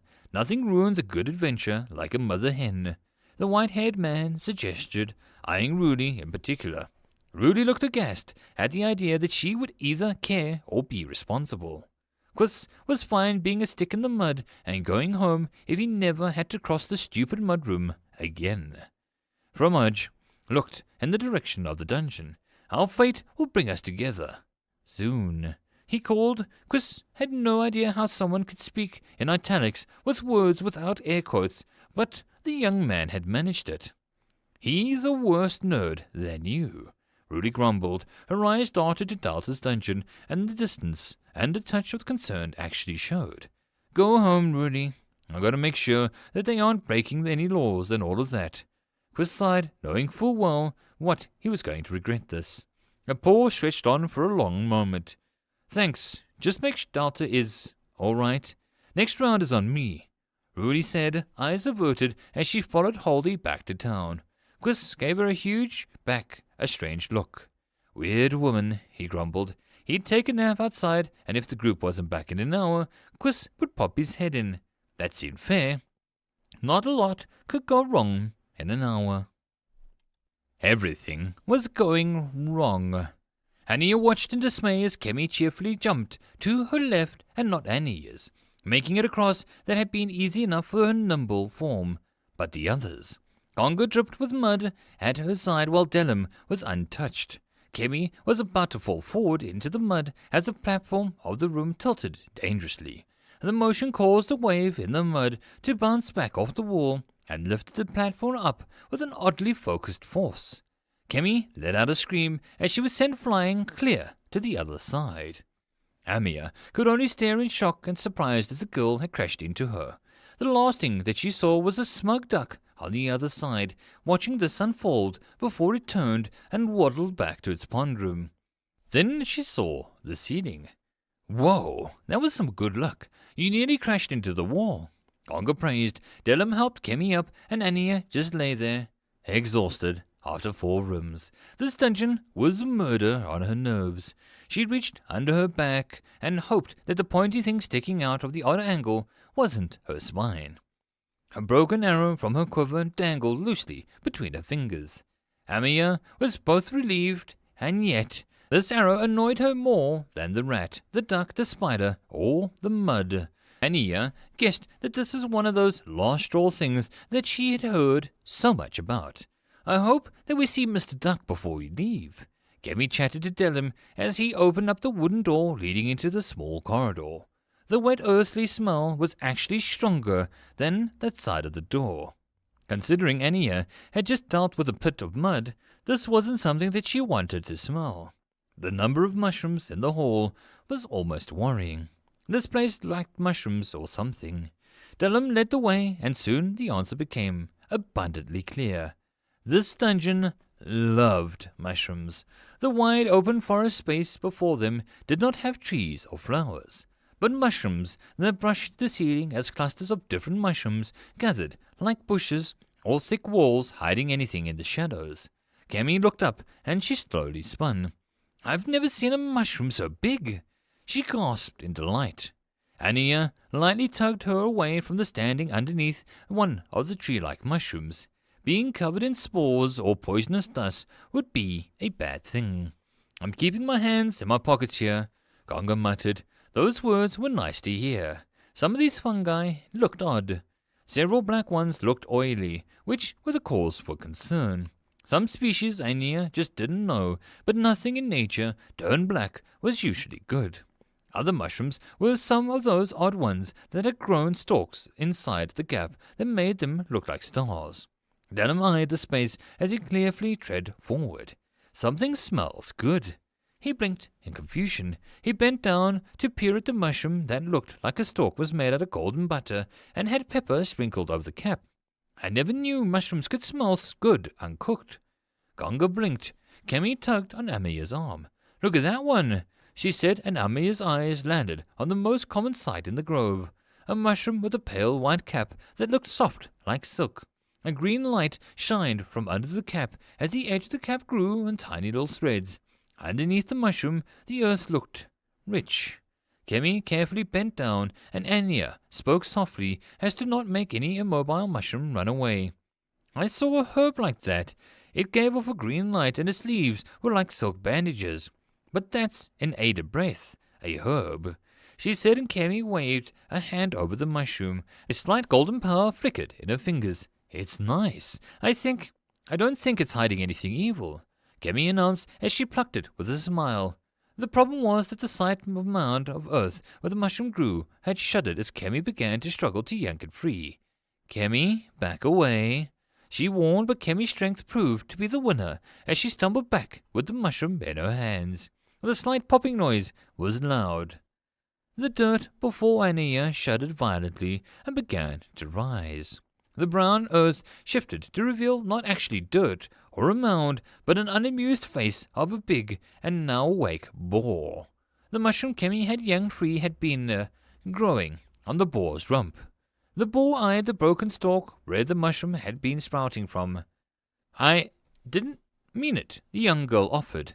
Amiya was going to assume snorting nostrils and stamping feet meant that yanking a growing mushroom off of its body probably hurt. The boar gave a huge stump forward, and the running speed Amiya was worried about began to build up. Ania reached down and yanked her friend to her feet. "Back to the door," she barked the order out as she ran the other way, trying to draw the monster's attention. It mostly worked. The addition of Delum and Gonga rushing in helped too. The boar charged at her, and Ania's fiddlings with the arrow nearly caused her to be rammed through with the tusk of the boar lowered as its head the last minute and head-butted her through some mushrooms instead. Amania saw dancing caps as her vision swam for a second as her head rattled. Her chest and back protested against her moving too much. Ignoring that, she found her bow and arrows and saw Delum being savagely kicked away with a single hoof. Her leader rolling hard as he had the wind knocked out of him. "Delum!" Kemi yelled as she grasped her amulet, but Ania knew her remaining use of the goddess's power was low. She hoped that the girl saved her for a much-needed heal if it came up. Gonga roared as his staff wedged the boar slightly up, and the animal did something very odd. Its head, which was near the ground, reached over and snagged one of the glowing mushrooms that looked like the star with its tongue. Ania was about to take a shot, but the boar's eyes lit up in a magical manner, and the damn thing fired lasers from its eyes. Gonga, thankfully, was knocked back rather than burned to a crisp, but the mage of the group yelled as a black mark on his chest burned where he had been hit. The arrow flew true and struck hard into the back leg of the boar. It howled and turned a furious glare her way. But she took a risk and climbed the mushroom for some space. She'd take some toxins over being gored to death. Her tree was knocked so violently as the boar crashed into it, and Amaya had to jump to another one quickly. Another arrow was shot in a hurry, and she landed, but it landed in a thick hide, doing almost nothing. "Get back to the entrance, both of you," Gonga screamed, holding his staff. "Let us try before you resort to more explosions," Delum ordered. The large mage nodded quickly, not arguing with the leader. Delum pulled out a long sword that was almost blended into the drab clothes he wore. "Gonga, lend me your power," he asked.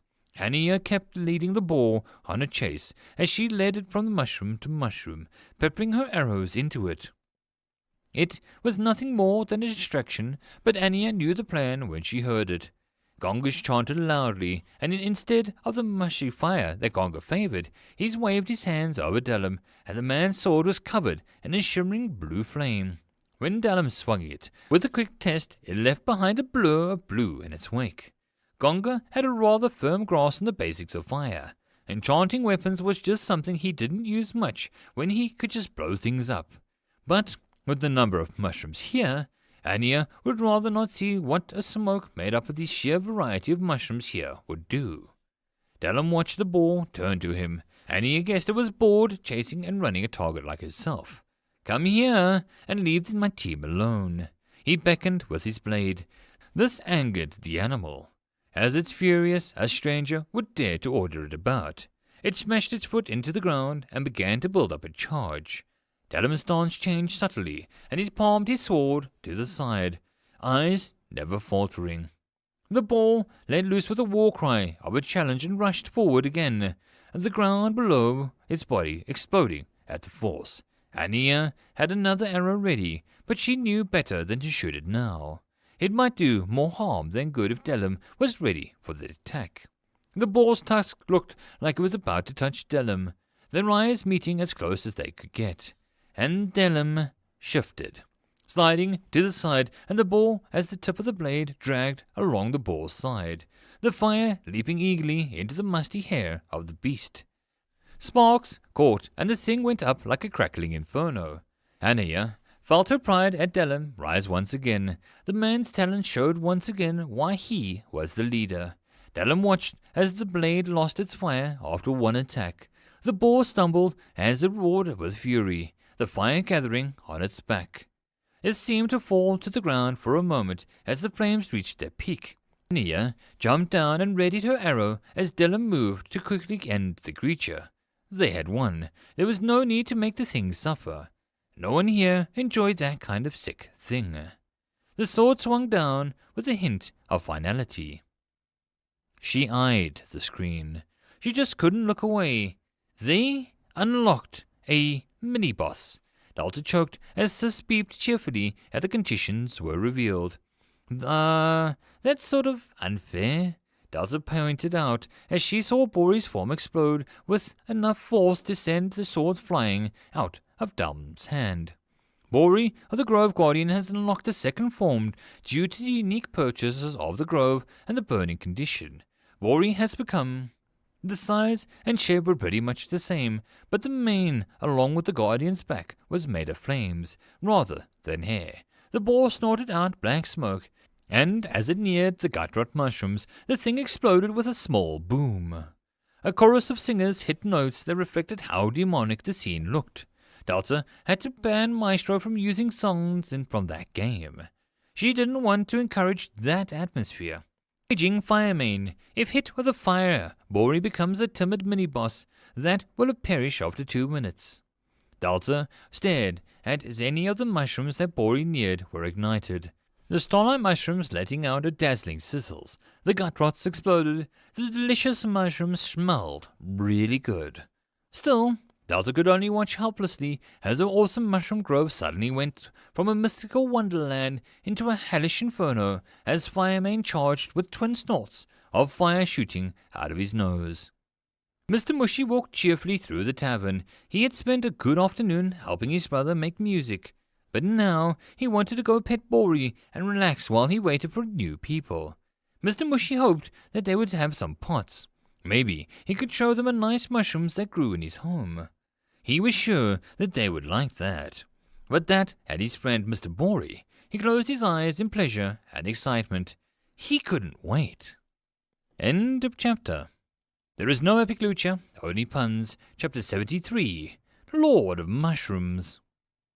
Fire. It was a force that promised the end of Mr. Mushy, but also gifted him the potential of his arts. Fire was a creature that he didn't understand that well, but all was too eager to give a chance. Swa had always made it seem so tame, so innocent. The fire that he saw now was not a friend that he had sought. The fire cruelly danced before Mr. Mushy as his home burned. Flames that formed his pots now devoured mushrooms. Heat that had been merry now beckoned the green and orange grove. The beauty of the flame had been taken over by the ugly scene before him. Mr. Mushy had no mouth, but he screamed inside from a rage not far away. "Bory!" He moved forward as the creature tried to trample the fallen form of a small human. The boar's lazy demeanor had been replaced by some endless madness tinged with rage. The gentle eyes of Mr.'s friend was gone, and the beast in its place saw nothing but targets. Mr. walked forward, feeling his cap singe from the heat, and the beast stomped down hard. But the fallen human was surrounded by white domes of magic. Bory bounced off of it without scratching its shield. "Cammy, run!" a high-pitched human yelled. The small one rose when Bory rammed the shield again. The white dome flashed, making Mr.'s friend fly back and crash through several burning mushroom stalks. Mr. noticed now how scared the human looked now that the dome had faded. He thought of Dio. He had never looked scared. The other boy, Grim, he had merely looked annoyed. But this girl looked scared. Mr. stumbled as the fire raged around him. Tiny mushrooms, the quiet ones, the ones that did not walk or move, exploded and crumbled into black soot as ash. Mr. was confused. Why? Why had everything become so horrible? He burst through another wave of heat as Bory stood, and his brush tackled Mr. to the ground, his mad eyes no longer seeing Mr. Mr.'s friend wasn't acting like a friend. Why? The word repeated over and over. Had Mr. done something wrong?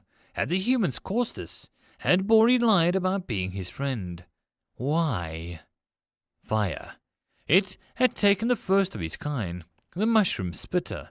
They who were not named, the sibling that was never was. Now fire had come for Mr.'s important people. The flickered white dome began to crack as Bory rammed it over and over. The girl inside screamed as her friends tried to wade past the exploding mushrooms and dancing flames. Bory screamed in rage. The girl screamed in fear. The grove screamed in pain. Everything was screaming. Mother was screaming. It needed to stop. He could hear Mother commanding someone else, which would be a good thing, but Mr. had to do something now. The girl's white sphere was beginning to gather power again, and Bory was struck by the magic again. He might be hurt beyond healing if he broke the shield. The girl would die and Mother would. Mr. would not accept this. The heat burned at him, and his squashed skin and rounded limbs were a pain, but he pushed into the eye of the firestorm. He narrowed his eyes. If his spots could take this heat and they themselves, then Mr. Mushy would strive to do the same. He charged.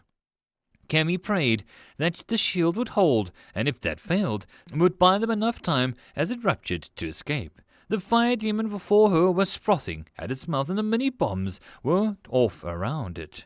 The mushrooms, the air, the very room itself was not designed to cope or even work with the monster before her.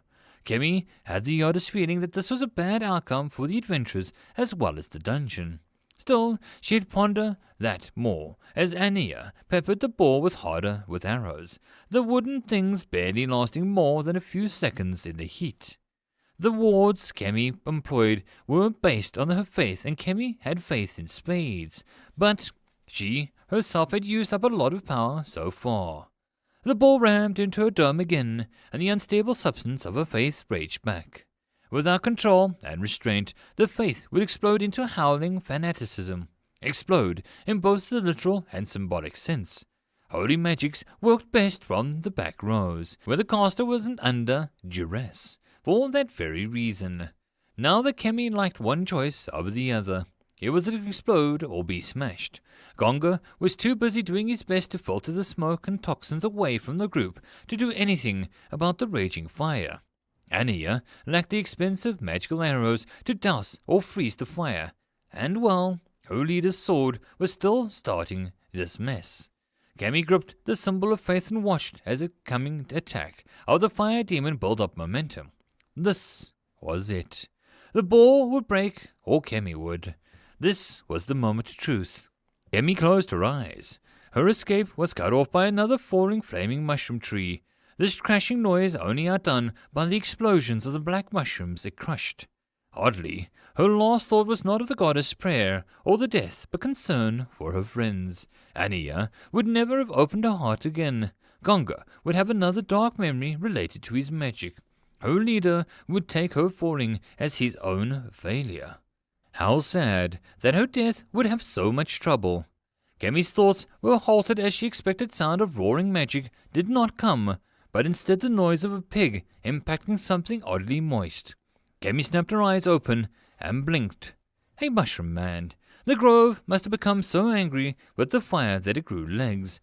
The creature was between her and the fireball. One hand pushed with strain against the snout of the boar, and the other pushed against the shield, where the holy magic crackled and flared around the creature's fingers.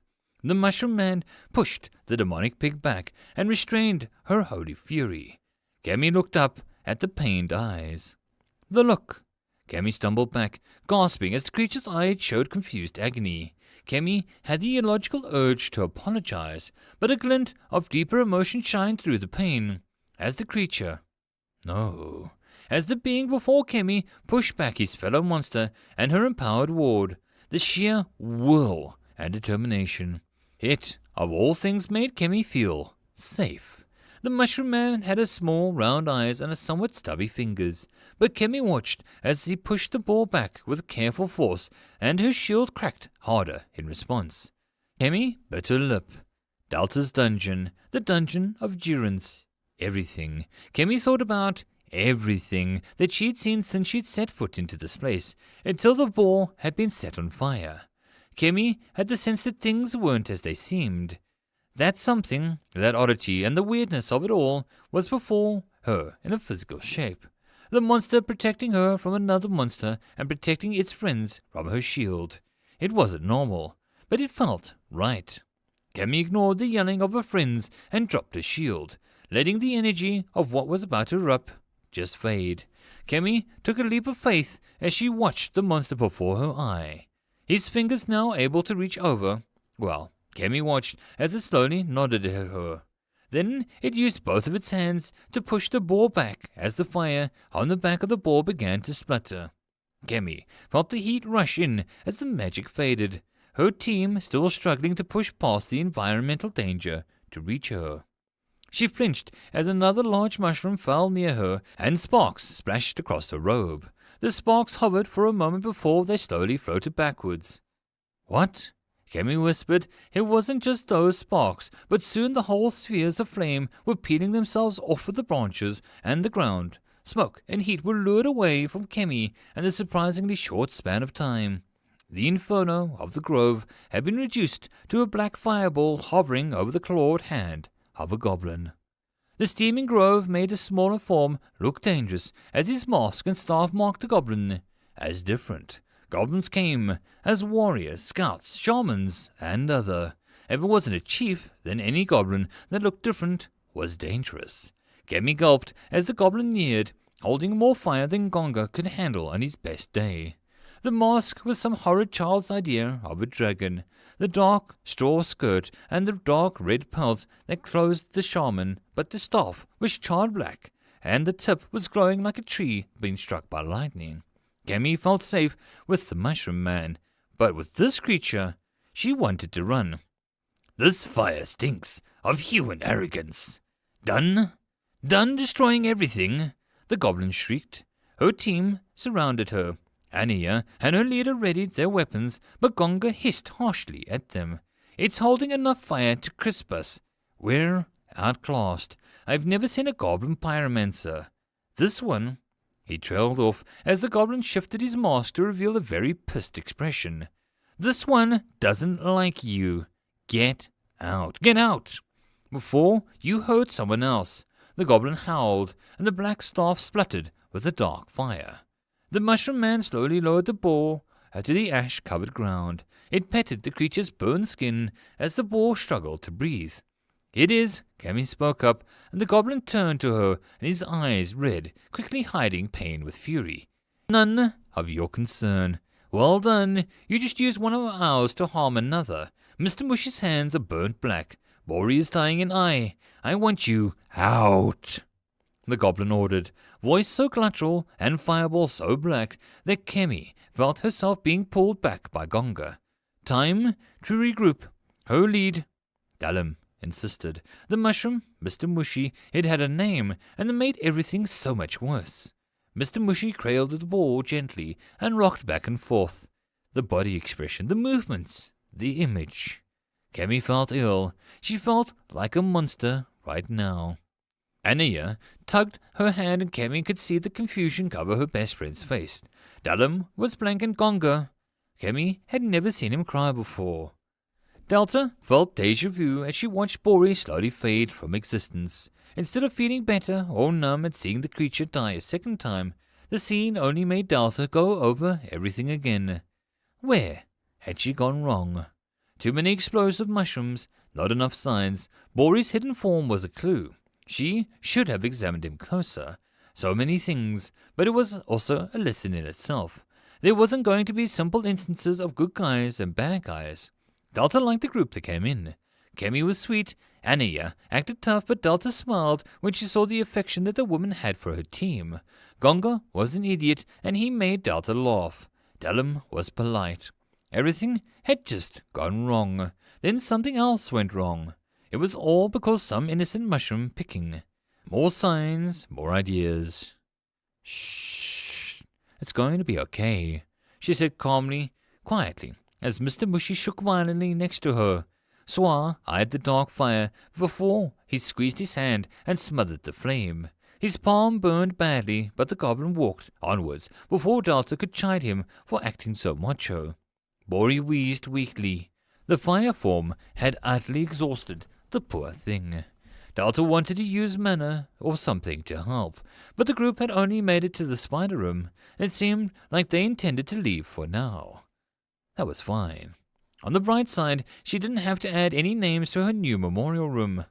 He's going to be okay. Bori will be back before you know it. Delta promised her mushroom. Mr. shook his head, sinking his fist into the ground in frustration. His beady eyes met hers. Delta had to look away. You can't blame yourself, she insisted, but Mr. Mushy stood, and Bori's body broke apart into an orange sparkles of mana.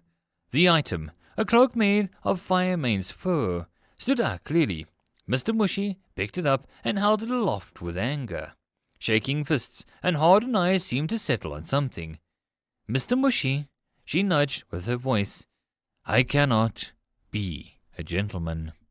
The regretful tone hit Delta hard as the dungeon core powers focused entirely on Mr. Mushy, allowing her to feel his existence. Mr. Mushy, one bad experience shouldn't make you want to quit.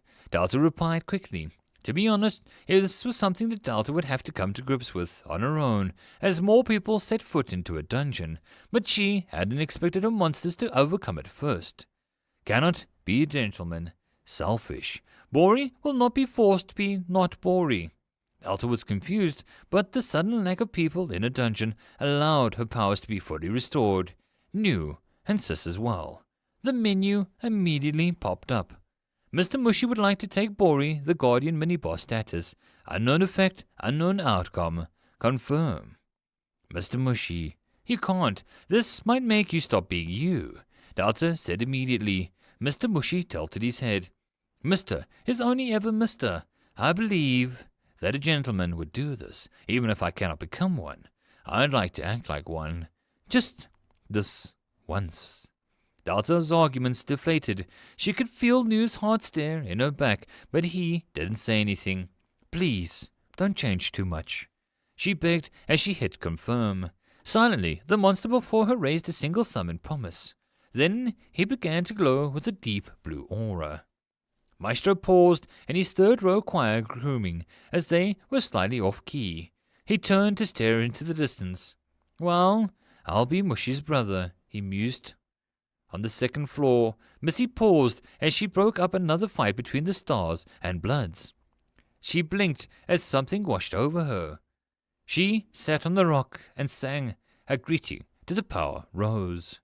Big brother, she chirped. All over the dungeon, mushrooms perked up and then went all still, and the utter rule came over them all. Delta was only aware of the grove exploding like a techno-laser party as Mr. Mushy's plump form was replaced by something a little different. The dying of the light only made Delta stare harder. The bowed head with the deep red cap ringed around the edge of the golden crown. The eyes that looked up to meet hers were still a little beady, but there was a slight dark marks to show the pupils of sorts. Mr. Mushy's bare and youthful face was now sported a flowing beard made from bungle threads. His body was cloaked in a deep red of firemane's fur, trimmed and tailored to make a royal coat. On the back was Delta's symbol. He stretched out one hand, and the staff, no, a walking stick, tapped the ground. It was crooked and knobbly, with various mushrooms growing over it. The image was impressive, but still rather cute. It was Mr. Mushy still, under the new accessories. After all, "You look pretty impressive," Delta praised. "I thank you," came an amused voice. Delta froze as Mr. Mushy stroked his beard and admired his stick.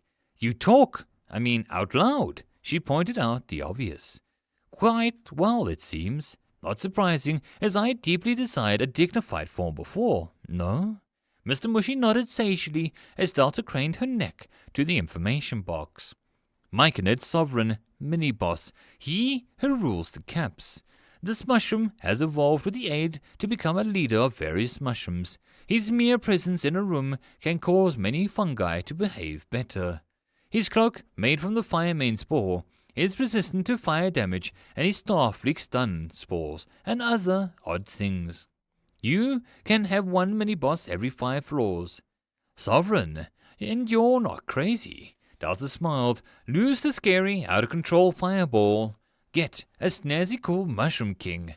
Win-win. Thank you, sis. Mother, thank you for letting me take this on. I believe it is, as you would say, a feather in my cap.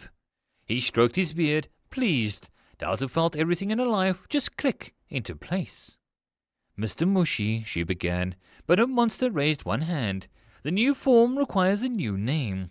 I would think Lord Mushy would do just fine, but as you are the most important person in my life, you can call me Lordy. He winked with a pleased, secret tone. What about me?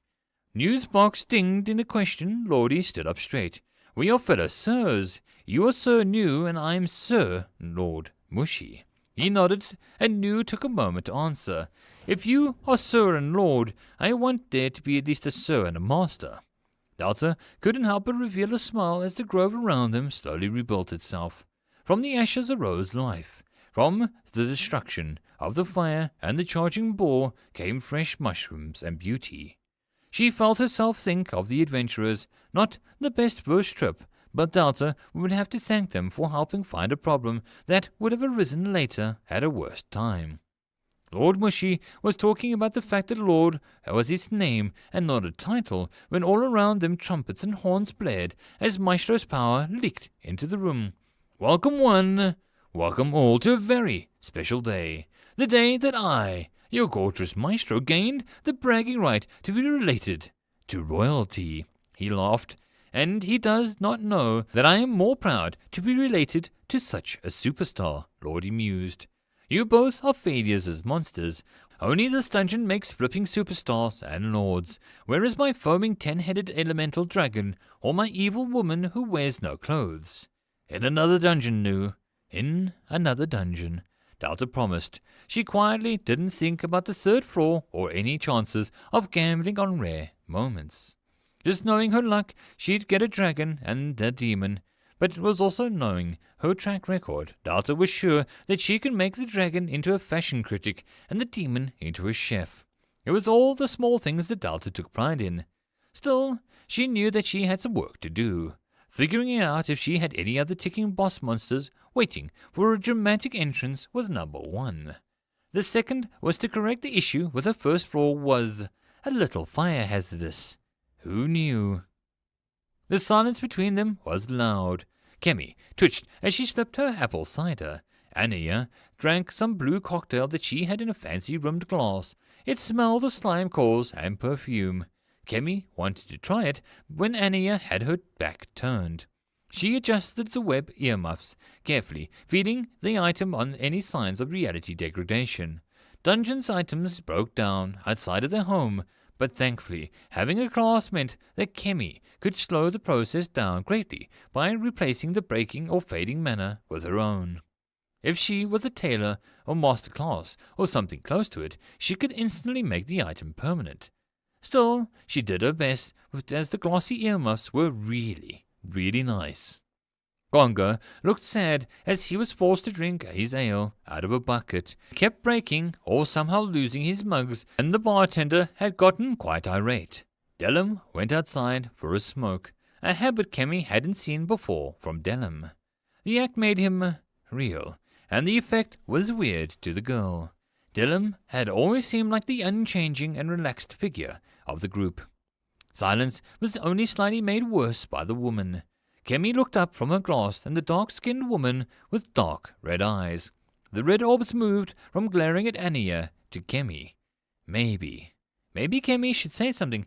Hi, my name is Kemi. She pushed out, and the noise was like a bear trap. The sound wrenching and dangerous. The woman's nostrils flared. Kemi. Nice name. The woman nodded as she drained her giant mug of something in a single gulp. So, since you're the only one talking, and I can't help noticing that you've got a lovely pair of spiderweb earmuffs, gonna hazard a guess that you folks are a lot that went into Deltas? She asked.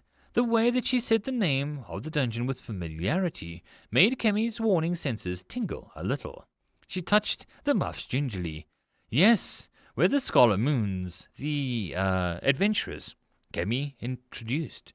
She saw Anya had gone from ignoring the threat to actively sizing her up in Kenny's defense. The woman licked her lips dry of her drink. Listen, I'm just going to cut to the chase. Did you hurt her? Did you kill her monsters? Or did you hurt Delta?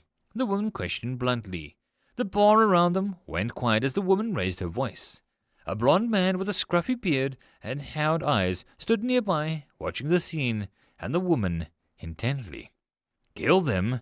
That place is insane. Anya stood and slammed her hands on the table.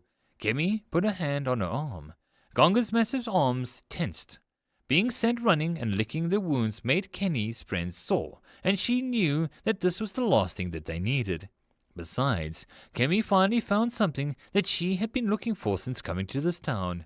Someone willing to talk about the dungeon. Delta isn't a normal dungeon, right?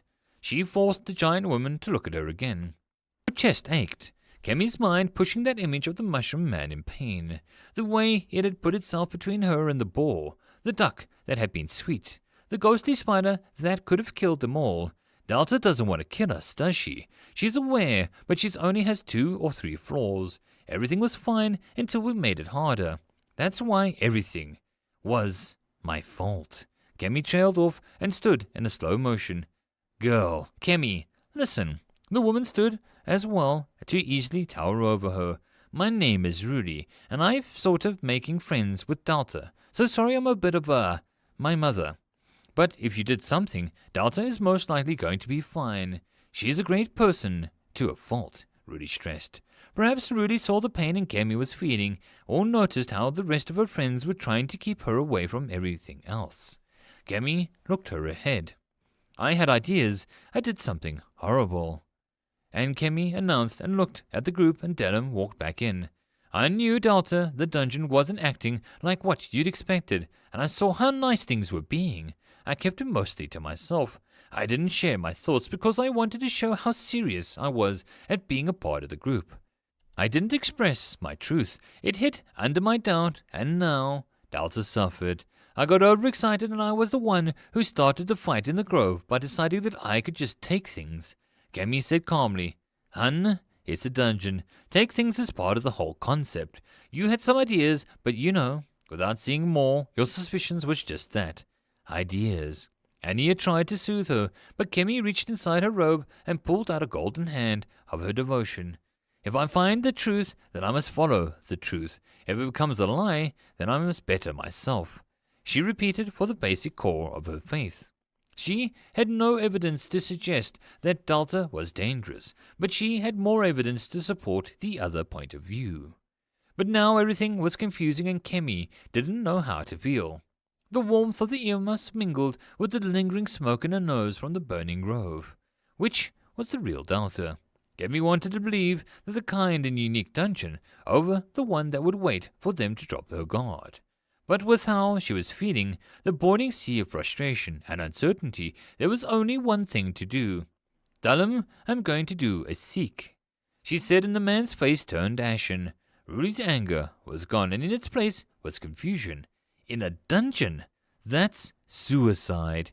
Ania pushed her chair so hard that it toppled to the floor. Kemi's eyes swung to her, and she could feel the power of her faith growing as the decision was made. Ania, I'm going to seek the truth. I will see you in the morning, or I'll meet you at the end, she said, and walked out to the door. Her sister in battle and friends sat down in a pained expression. Della moved aside without a question. They had done this dance before, and Kemi was about to leave when the giant woman, Ruli, halted her with a single hand on her shoulder. Maybe you should take it easy and listen to your friends, she advised, but the woman's fingers seemed to steam just a little. Kemi bowed her head. Sorry, I mean no offense, but I have chosen my path, she smiled. I'm just doing this to give Delta a chance. Is that okay? She pressed. Ruli removed her reddened fingers and hesitated. This is mighty kind of you, but what exactly are you going to do? She asked as she held the door open for her. Kemi had to admit she sort of enjoyed the looks of the people's faces when she explained this bit. I'm going to put on a blindfold and walk into a straight line and hope not to die. She beamed and skipped out of the tavern. Ruli's face was going to keep her giggling for days to come. End of chapter. That, my friends, concludes this episode. I hope that you enjoyed. If you wish to support the author of the story, there will be a link below. If you wish to support this channel, there are multiple ways to do so, which will all also be linked below. But the easiest way would be to subscribe and share my videos as much as possible. And until next time, I hope you all have a good one. And I'll see you all in the next video. Cheers. Greetings, ladies and gents, and welcome to my channel, where I like to make audio narrations of stories from across the internet. In this series, we'll be focusing on a web novel called There Is No Epic Lucha, Only Puns, from the website Reupload. And in this video, we'll be doing Chapter 73.5 to 75. I hope that you enjoy. There is no epic lucha, only puns. Chapter 73.5. Interlude, spoiled for choice. It was almost too much for Surma. Escorted to the giant building shaped like a coliseum with a red domed roof made of some exotic metal, she watched as the streets were cleared away by Zane, and he simply kept a sedate pace. People moved when a royal knight walked. They were sworn to protect the royal family. Their kindness need not extend to the public. Soma knew that they couldn't kill, but she reminded herself that people who returned from the abyss of the royal dungeon had more than simple power under their belts. Even Zane. Especially Zane. Keeping her eyes up, Soma watched as all the small shops and twisty side streets passed by. Soma tried to be positive. No matter how her father or mother blustered or demanded solutions, the dungeon's words were clear. Soma was to reach the 10th floor with the Bronze Star Adventurer. Rank 3 at the best. Orders to slip royal knights in as disguised warriors were shut down as well by the head priest. The dungeon would be watched for refinement. Soma looked skyward as her lessons came back as words. Being a princess of the capital meant her education was important, as a benefit and a requirement. Mana refinement was a term used by the world at large to refer to someone whose mana became potent and strong by constantly using or training their combat, magic, and or rare skills in dungeon space. She adjusted her braid slightly as she avoided the public's strange gaze.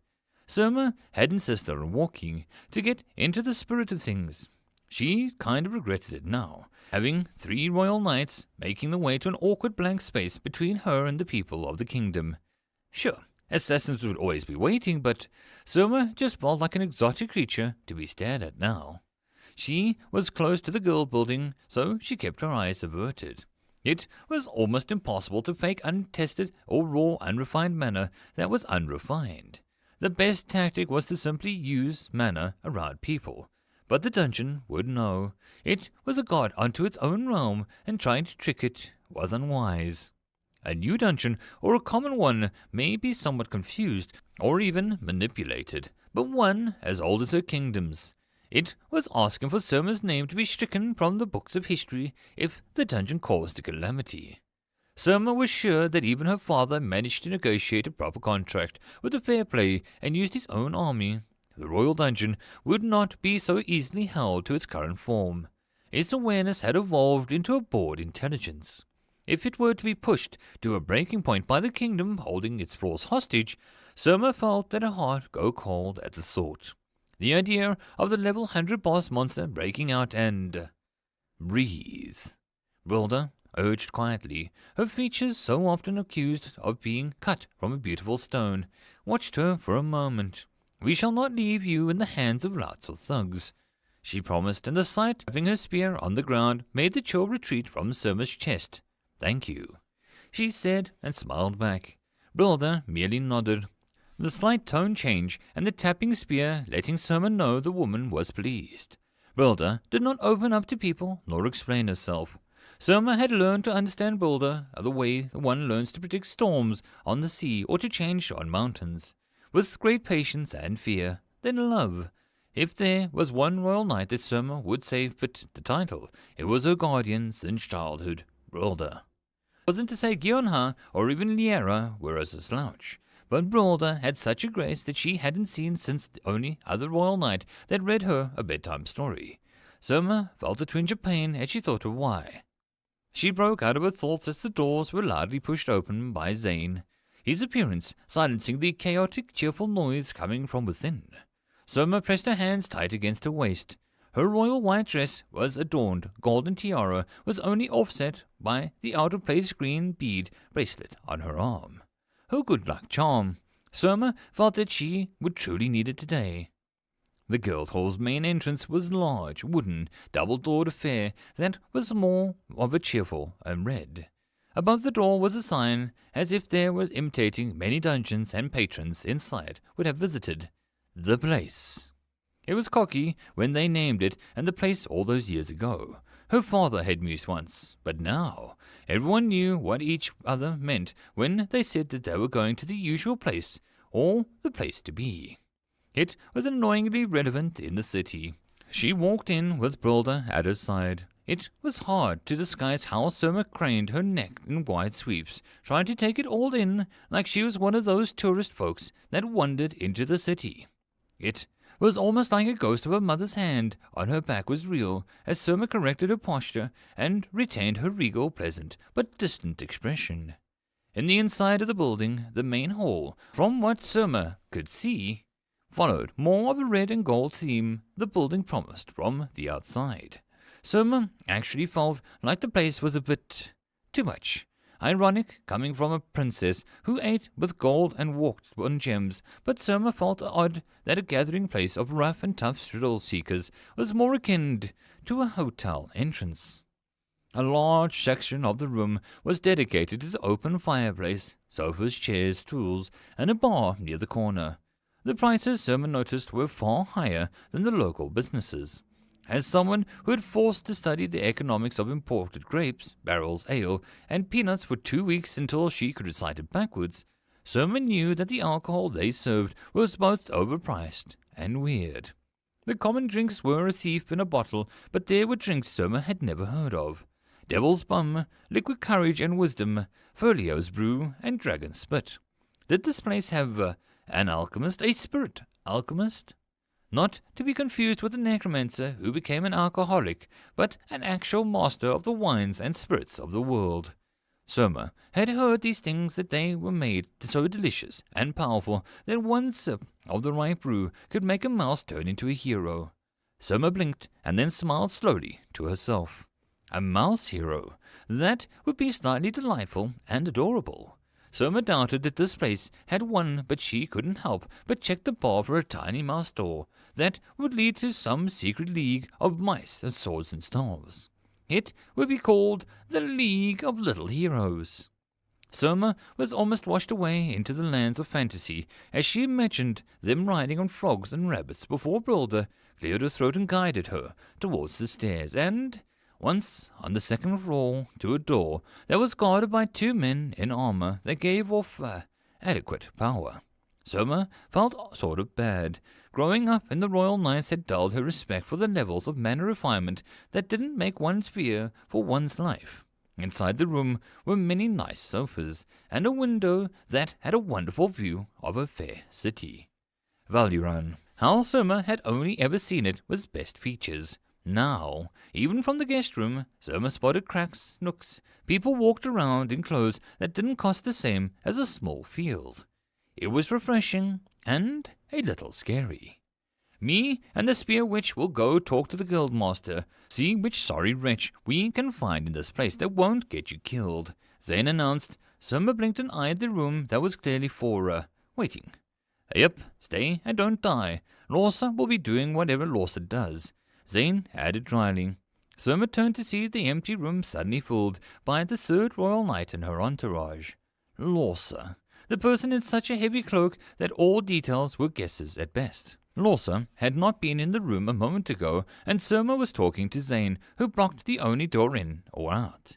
Doing what I do best, Lorsa agreed. Soma tried to at least look politely assured to have a god, but she might have failed. Lorsa was in a group of knights that Soma had dubbed the Weird Ones. Really, the Royal Knights only had 3 subgroups to understand. The straightforward, scary ones. Brilda and Zane would belong to this. The weird ones that had joined freaking people out then had abilities not fit for public spar. Then there were the ones that were off. Nothing quite looked wrong, nor did anything stand out, but being near one of those knights made good people and creatures flee and the light dim. Just a little. These were the ones that her father had on a very short leash, or as far away as possible. All for the best, Soma thought. Lorsa was hardly the worst. Brilda carefully reached out and brushed Soma's single loose lock of hair back behind her ear. Won't be long, Zane reminded and walked off, Brilda at his heels, more to make sure that he didn't divert to the bar than following in line. The door closed and Soma turned to speak to Lorsa, but the cloaked figure was gone, vanishing as fast as they had appeared. Oh, I do not like that, she warned the empty room. Maybe empty?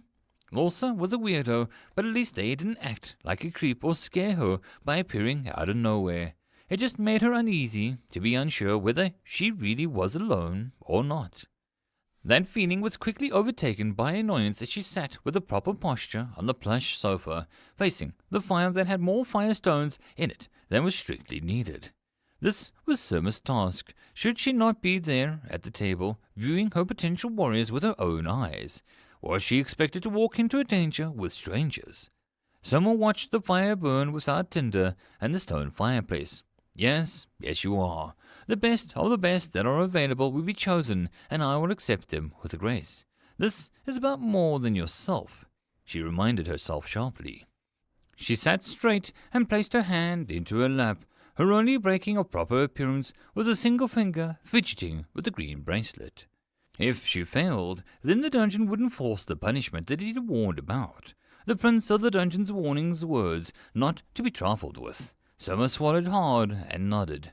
Soma's desires would not dare to come at such a risk to the city. She would sit here and let others handle her life. As always. Soma blinked up slowly at the sudden tapping noise. She stared at the door for a long moment. That didn't sound like it had come from the door. Soma froze, and there it was again, a firm tapping noise growing frantic. It sounded like the noise that so many royal balls, glass being smacked against something, usually another glass. Soma spun to see a hand banging on the second-floor window. Staring in surprise, the sudden tapping pushed the window open, and the knocker pulled himself into the room. Ow, ow, ow, ow! My fingers feel like they got caught in Auntie Hop's cooking jar again. the young boy complained as he fanned his fingers, which indeed looked very red from, Summer could only guess, hanging on her window ledge. Summer could call her gods or scream or develop some sudden hidden royal magic to blast this intruder to ash, but honestly, Summer was too shocked at the sudden appearance to do more than stare. Her father would sigh as his various sword lessons went to waste, and her mother would join him in Summer's rudeness. The boy was younger than her, or at least very small for his age. His black hair was pulled back into a ponytail that brushed his lower back.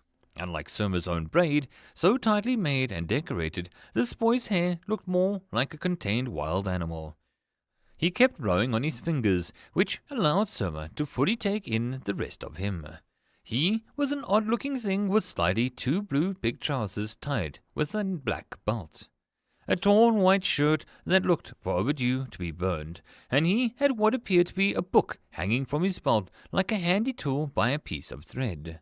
Then there was the sword on his back that Summer saw as the boy turned to survey the room.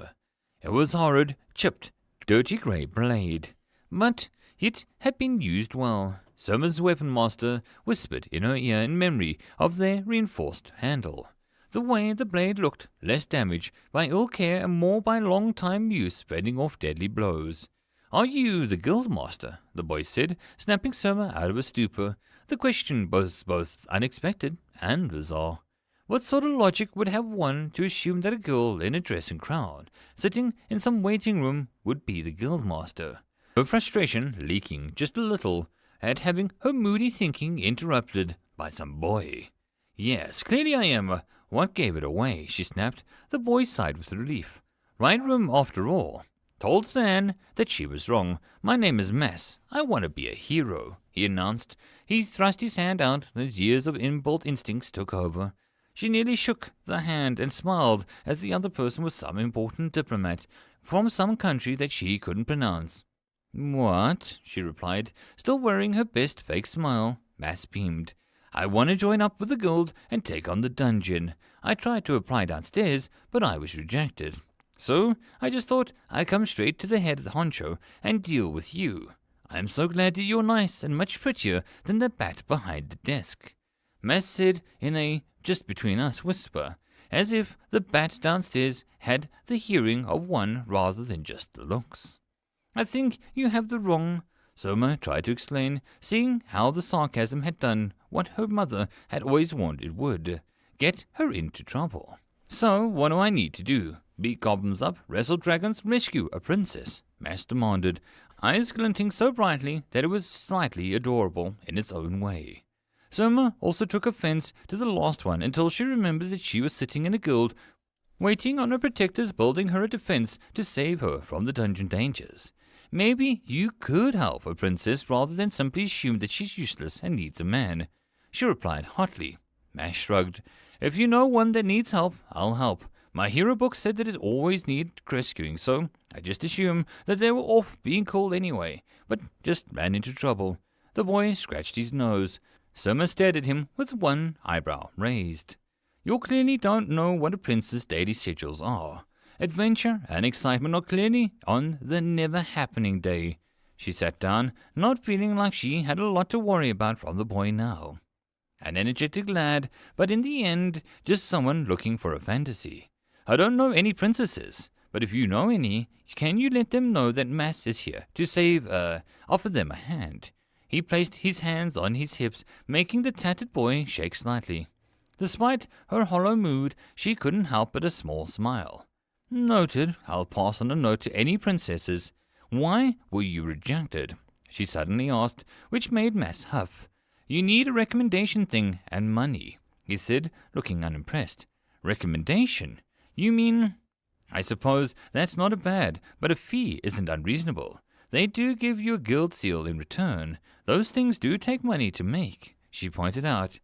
"Yeah, but what if you don't have any someone's word, and I don't have the money?" He fired back, and Summer blinked. "Not have money? Right, that happens to people," and Summer now felt like a stupid royal brat that had zero understanding of the world. "If you show off your skills with a few unpaid kills, or work around the town, That can also be a form of recommendation. If you keep it up, the guild would see you as an asset and waive the application fee. She explained kindly. Mass waved his hands as he dropped onto the sofa next to her, slouching so much that Surma felt the lessons of her mother die in shock. I brought them all the wolf-fang snake skins and a few goblin things, but they all just said that I shouldn't lie and took the stuff away as dangerous. I even did the tasks and wrote down the people that I helped, but they don't want to check. Waste a time, the bat said. Mass grumbled. That was, they stole your items. Zoma focused on the first thing wrong. Mass sat up, nodding furiously. They wanted my sword, but said it was going to break anyway. I worked hard, and no one cares. So I came to you because I hoped that not everyone who was an adventurer, a hero, could be bad. He trailed off, and for the first time since Mass appeared, his bright spirit dipped. They're not. Heroes are real, but what they did is wrong. Mass, I'm not a guild master. I apologize, but I was just being sarcastic due to my bad mood. She tipped her head in apology. There was a beat of silence. Oh, that makes sense, I guess. Your office looked way too boring. Mass agreed before blinking at Surma.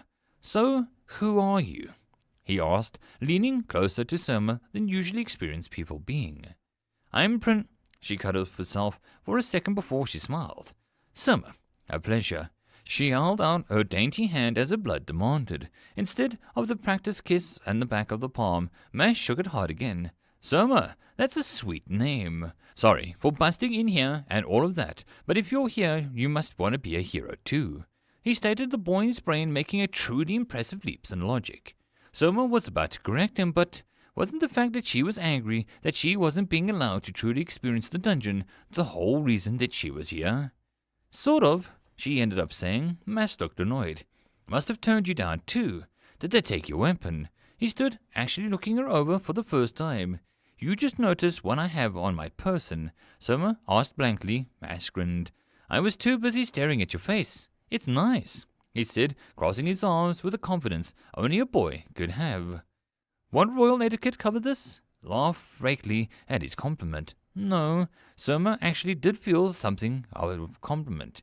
Deny it with grace. She was sure that Mass wouldn't understand the social gameplay of a false denial. Declare war on his nation. Wouldn't that just be civil war? Call for his head.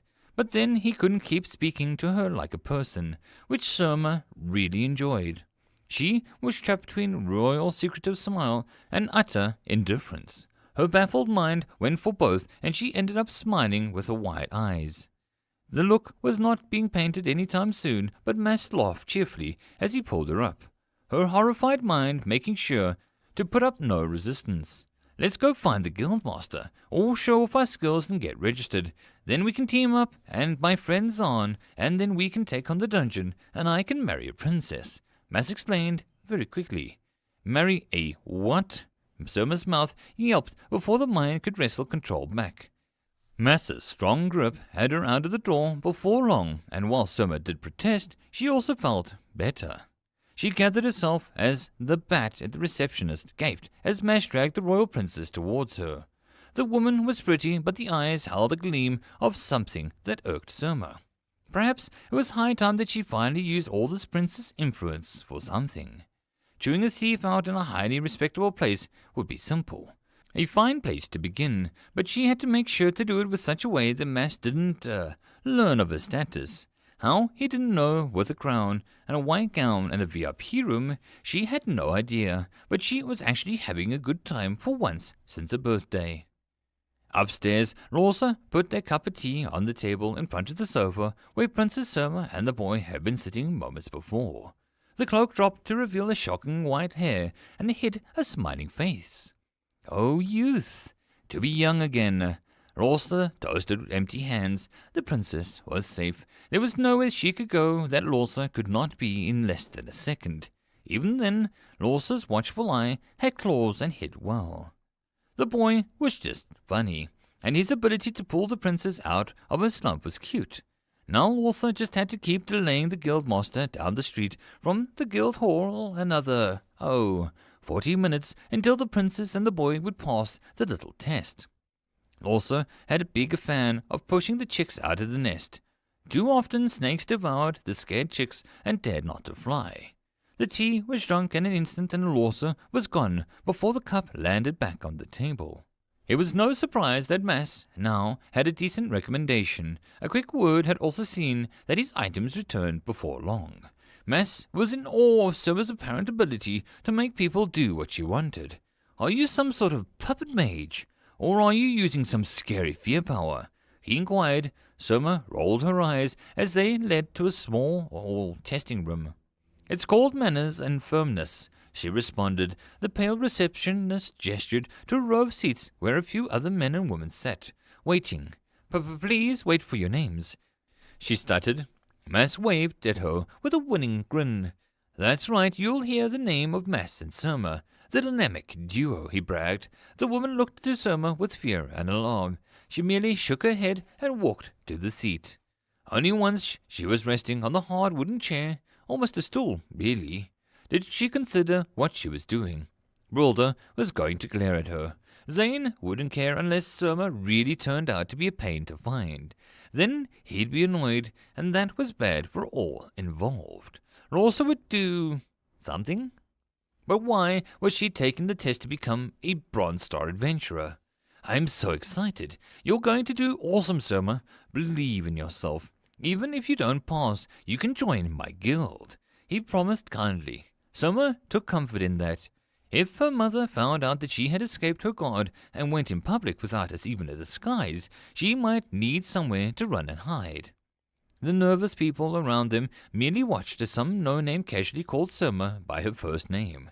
They seemed to inch away from him, as if Soma would set him on fire any second. But soon enough, names of the groups were called, and sometimes just single names. Soma had agreed to be on Mass's shared application, something groups could do, if the strength were in line with teamwork, like priests or mages. To be honest, this was good. Soma was actually getting to see the process in action, and if worse came to worse, one of these people could be in her group to reach the 10th floor. Seeing who came out with a defeat and who came out with smoke said a lot. The test took place on the other side of the simple door, and soon enough a plain man called out calmly, as if he truly had heard and seen it all.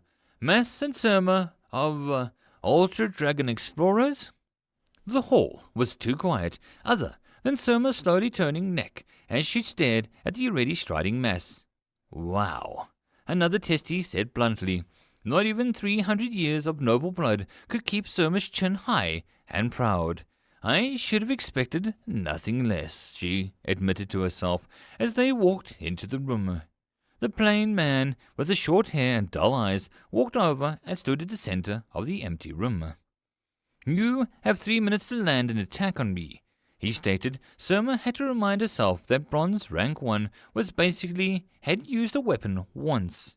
It was not weird for such a basic test. The man hadn't looked scratched that much, so Soma did wonder how the others passed. Still, the faster this was over, the better. Hopefully before Soma was found by the irate royal knight.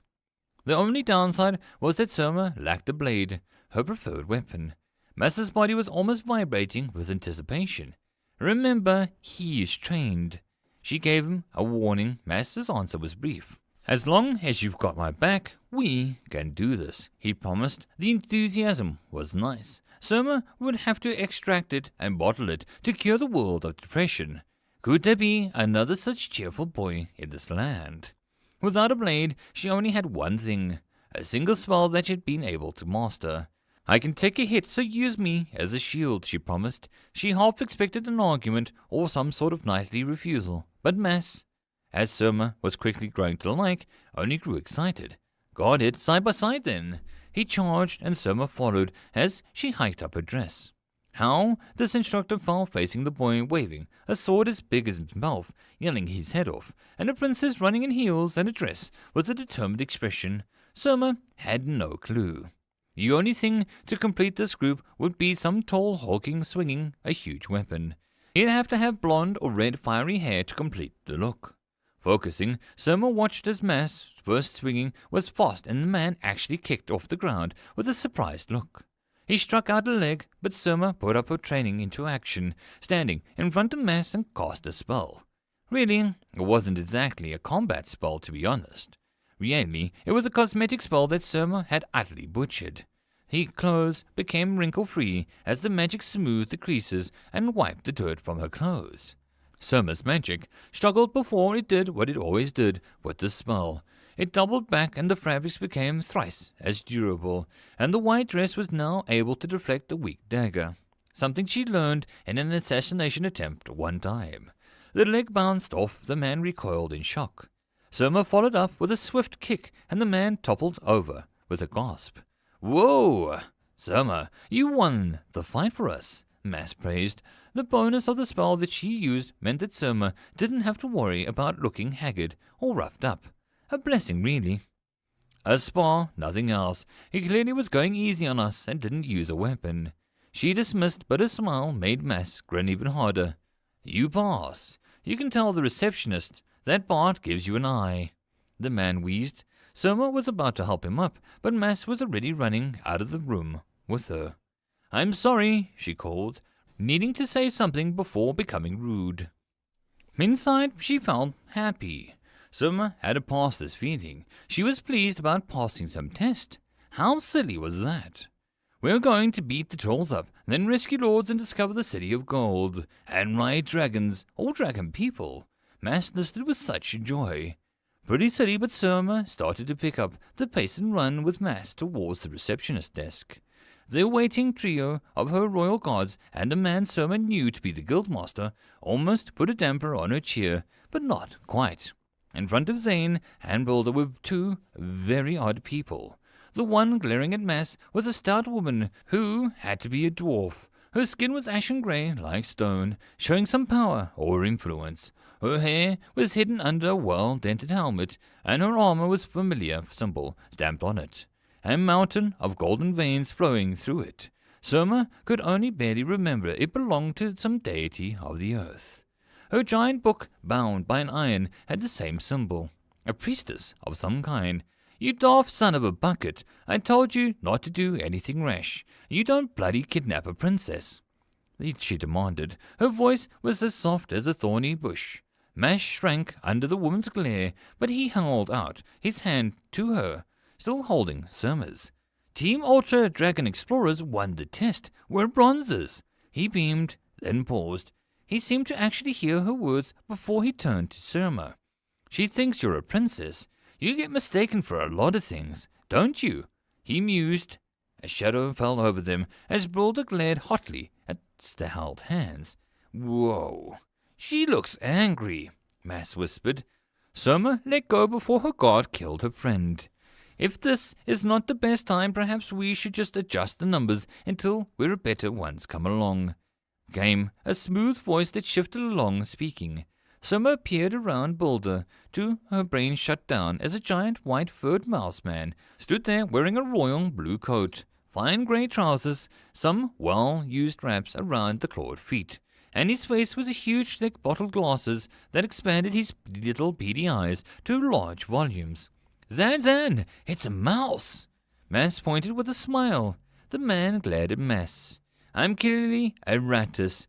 Do notice the strong tail and fine fur," he retorted. He withdrew an almost ruler-like wand and gestured to his tail for an example. "Mouse skin have an average of 4 inches smaller tail and less muscle mass at a factor of 10%. He began to lecture. Surma's mind tried to fall into her default good student mode, but it wasn't quite working. She stared at the group before her, and her knights had assembled. The dwarf priestess of stone, her own personal choice of mass, and the sword user, and a mouse hero. Princess Surma, a pleasure." The hero in question bowed with elegance. "I thought that she was the guildmaster, so you might want to double-check this princess. Just a tip." Mass nodded wisely before Zan picked him up by the ear. "One more word, and I'll have you so black and blue that a sea troll would look healthy in comparison." She growled. "Princess, you want to tell your father that you're a bona fide bronzer, or do we make some poor servant do it?" Zane yawned. The words were enough to drag Surma's gaze from the Rattus. "So, gentlemen," the Rattus said as he turned, Her confusion must have been evident because Zane laughed at a dark chuckle. You think the royal family is going to accept the dishonor of one of their own being merely a bronzer? Think again, kiddo, she said, and Surma remembered that she was indeed a princess of the royal family, one who was expected to be the top tier of anything that they pursued. Team Ultra Dragon Explorers are going for the top. Surma isn't afraid of anything. Mass promised from behind and Zan's hand. Zane looked amused, but the weirdest thing came from Lorsa. Too cute. I'm going to enjoy this, they announced to the room. Zan looked nervous and the Dennerman twitched as his adorable whiskers in some attempt to sense danger. Surma eyed the bronze badge that had passed her a minute later. Her reflection was smiling. How weird. She had no idea what had caused this series of events, but she gave a small, silent prayer of gratitude. This was the best day that she had ever had. Many miles away, Delta paused as she watched the web room fix itself. Did you say something new? She asked, and the text box gave her a long, flat ding. That joke was funny for about the first 500 times. Hurry up. The option just opened up and I want to see what the requirements are. Delta rolled her eyes, but she could get why he was excited. It was the 3rd floor after all. Delta would have to make sure that the 2nd floor was completely ready, but she felt a tremble of buzzing excitement. This was what her menus vanishing again, and Delta spun to see the weirdest thing from the outside world yet. Kemi, an innocent girl from before, fell down her stairs and with the blindfold on. Oh, mighty goddess of truth, guide me, she yelled, and then stumbled forward, arms struck out in panic. The spiders all paused in their webbing and gave Delta the royal "We Pity You" dance. She took it for the intended message, but what made it all worse was that the only monster available capable of speech besides Maestro, who did short musical bursts, was Swar. The rest were busy, and Farah would not leave her post. Mushy had gone to the 2nd floor to show his new powers to the pygmies. Hob and Gob were out gathering, and Billy and Num were blackout drunk under the tavern table. Delta felt a headache coming already, and she called for Swar. What kind of person wandered into a dungeon blind? Well, besides Delta, but she didn't have a choice. Ignoring the feeling of dread, Delta put on a winning smile and was sure that she would get this sorted in a few minutes. Before Kemi fell down some hole Delta didn't even know that she had, or something. It would just be Delta's luck. End of chapter. There is no epic lucha, only puns. Chapter 74, Blind Truth. The Scarlet Moons were an odd group. Not like Delta's other guests. Everyone else, even Dio, Poppy and Ammonster, felt like they were merely toying with her. This group had actually struggled on some level.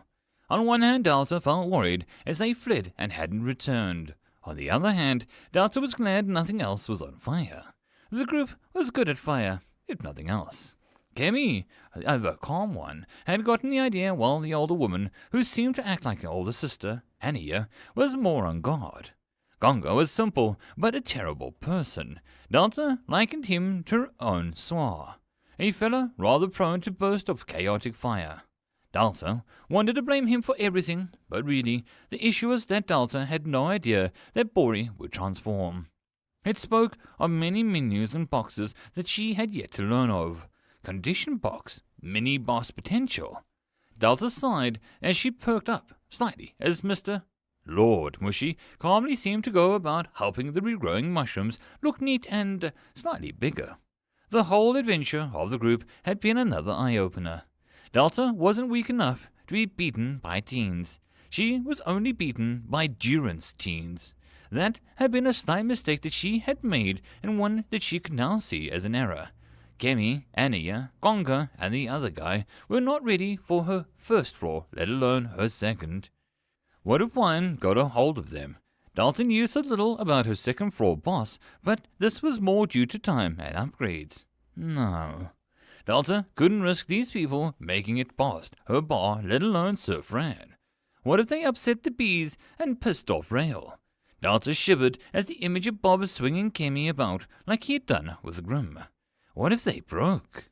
Delta gulped as she floated down the 2nd corridor. While the group had given her some mana and DP, it was far less than Rudy's averages visits, or even Dio. Was there a level of difference? Delta had no idea that Durance had such experts in the midst.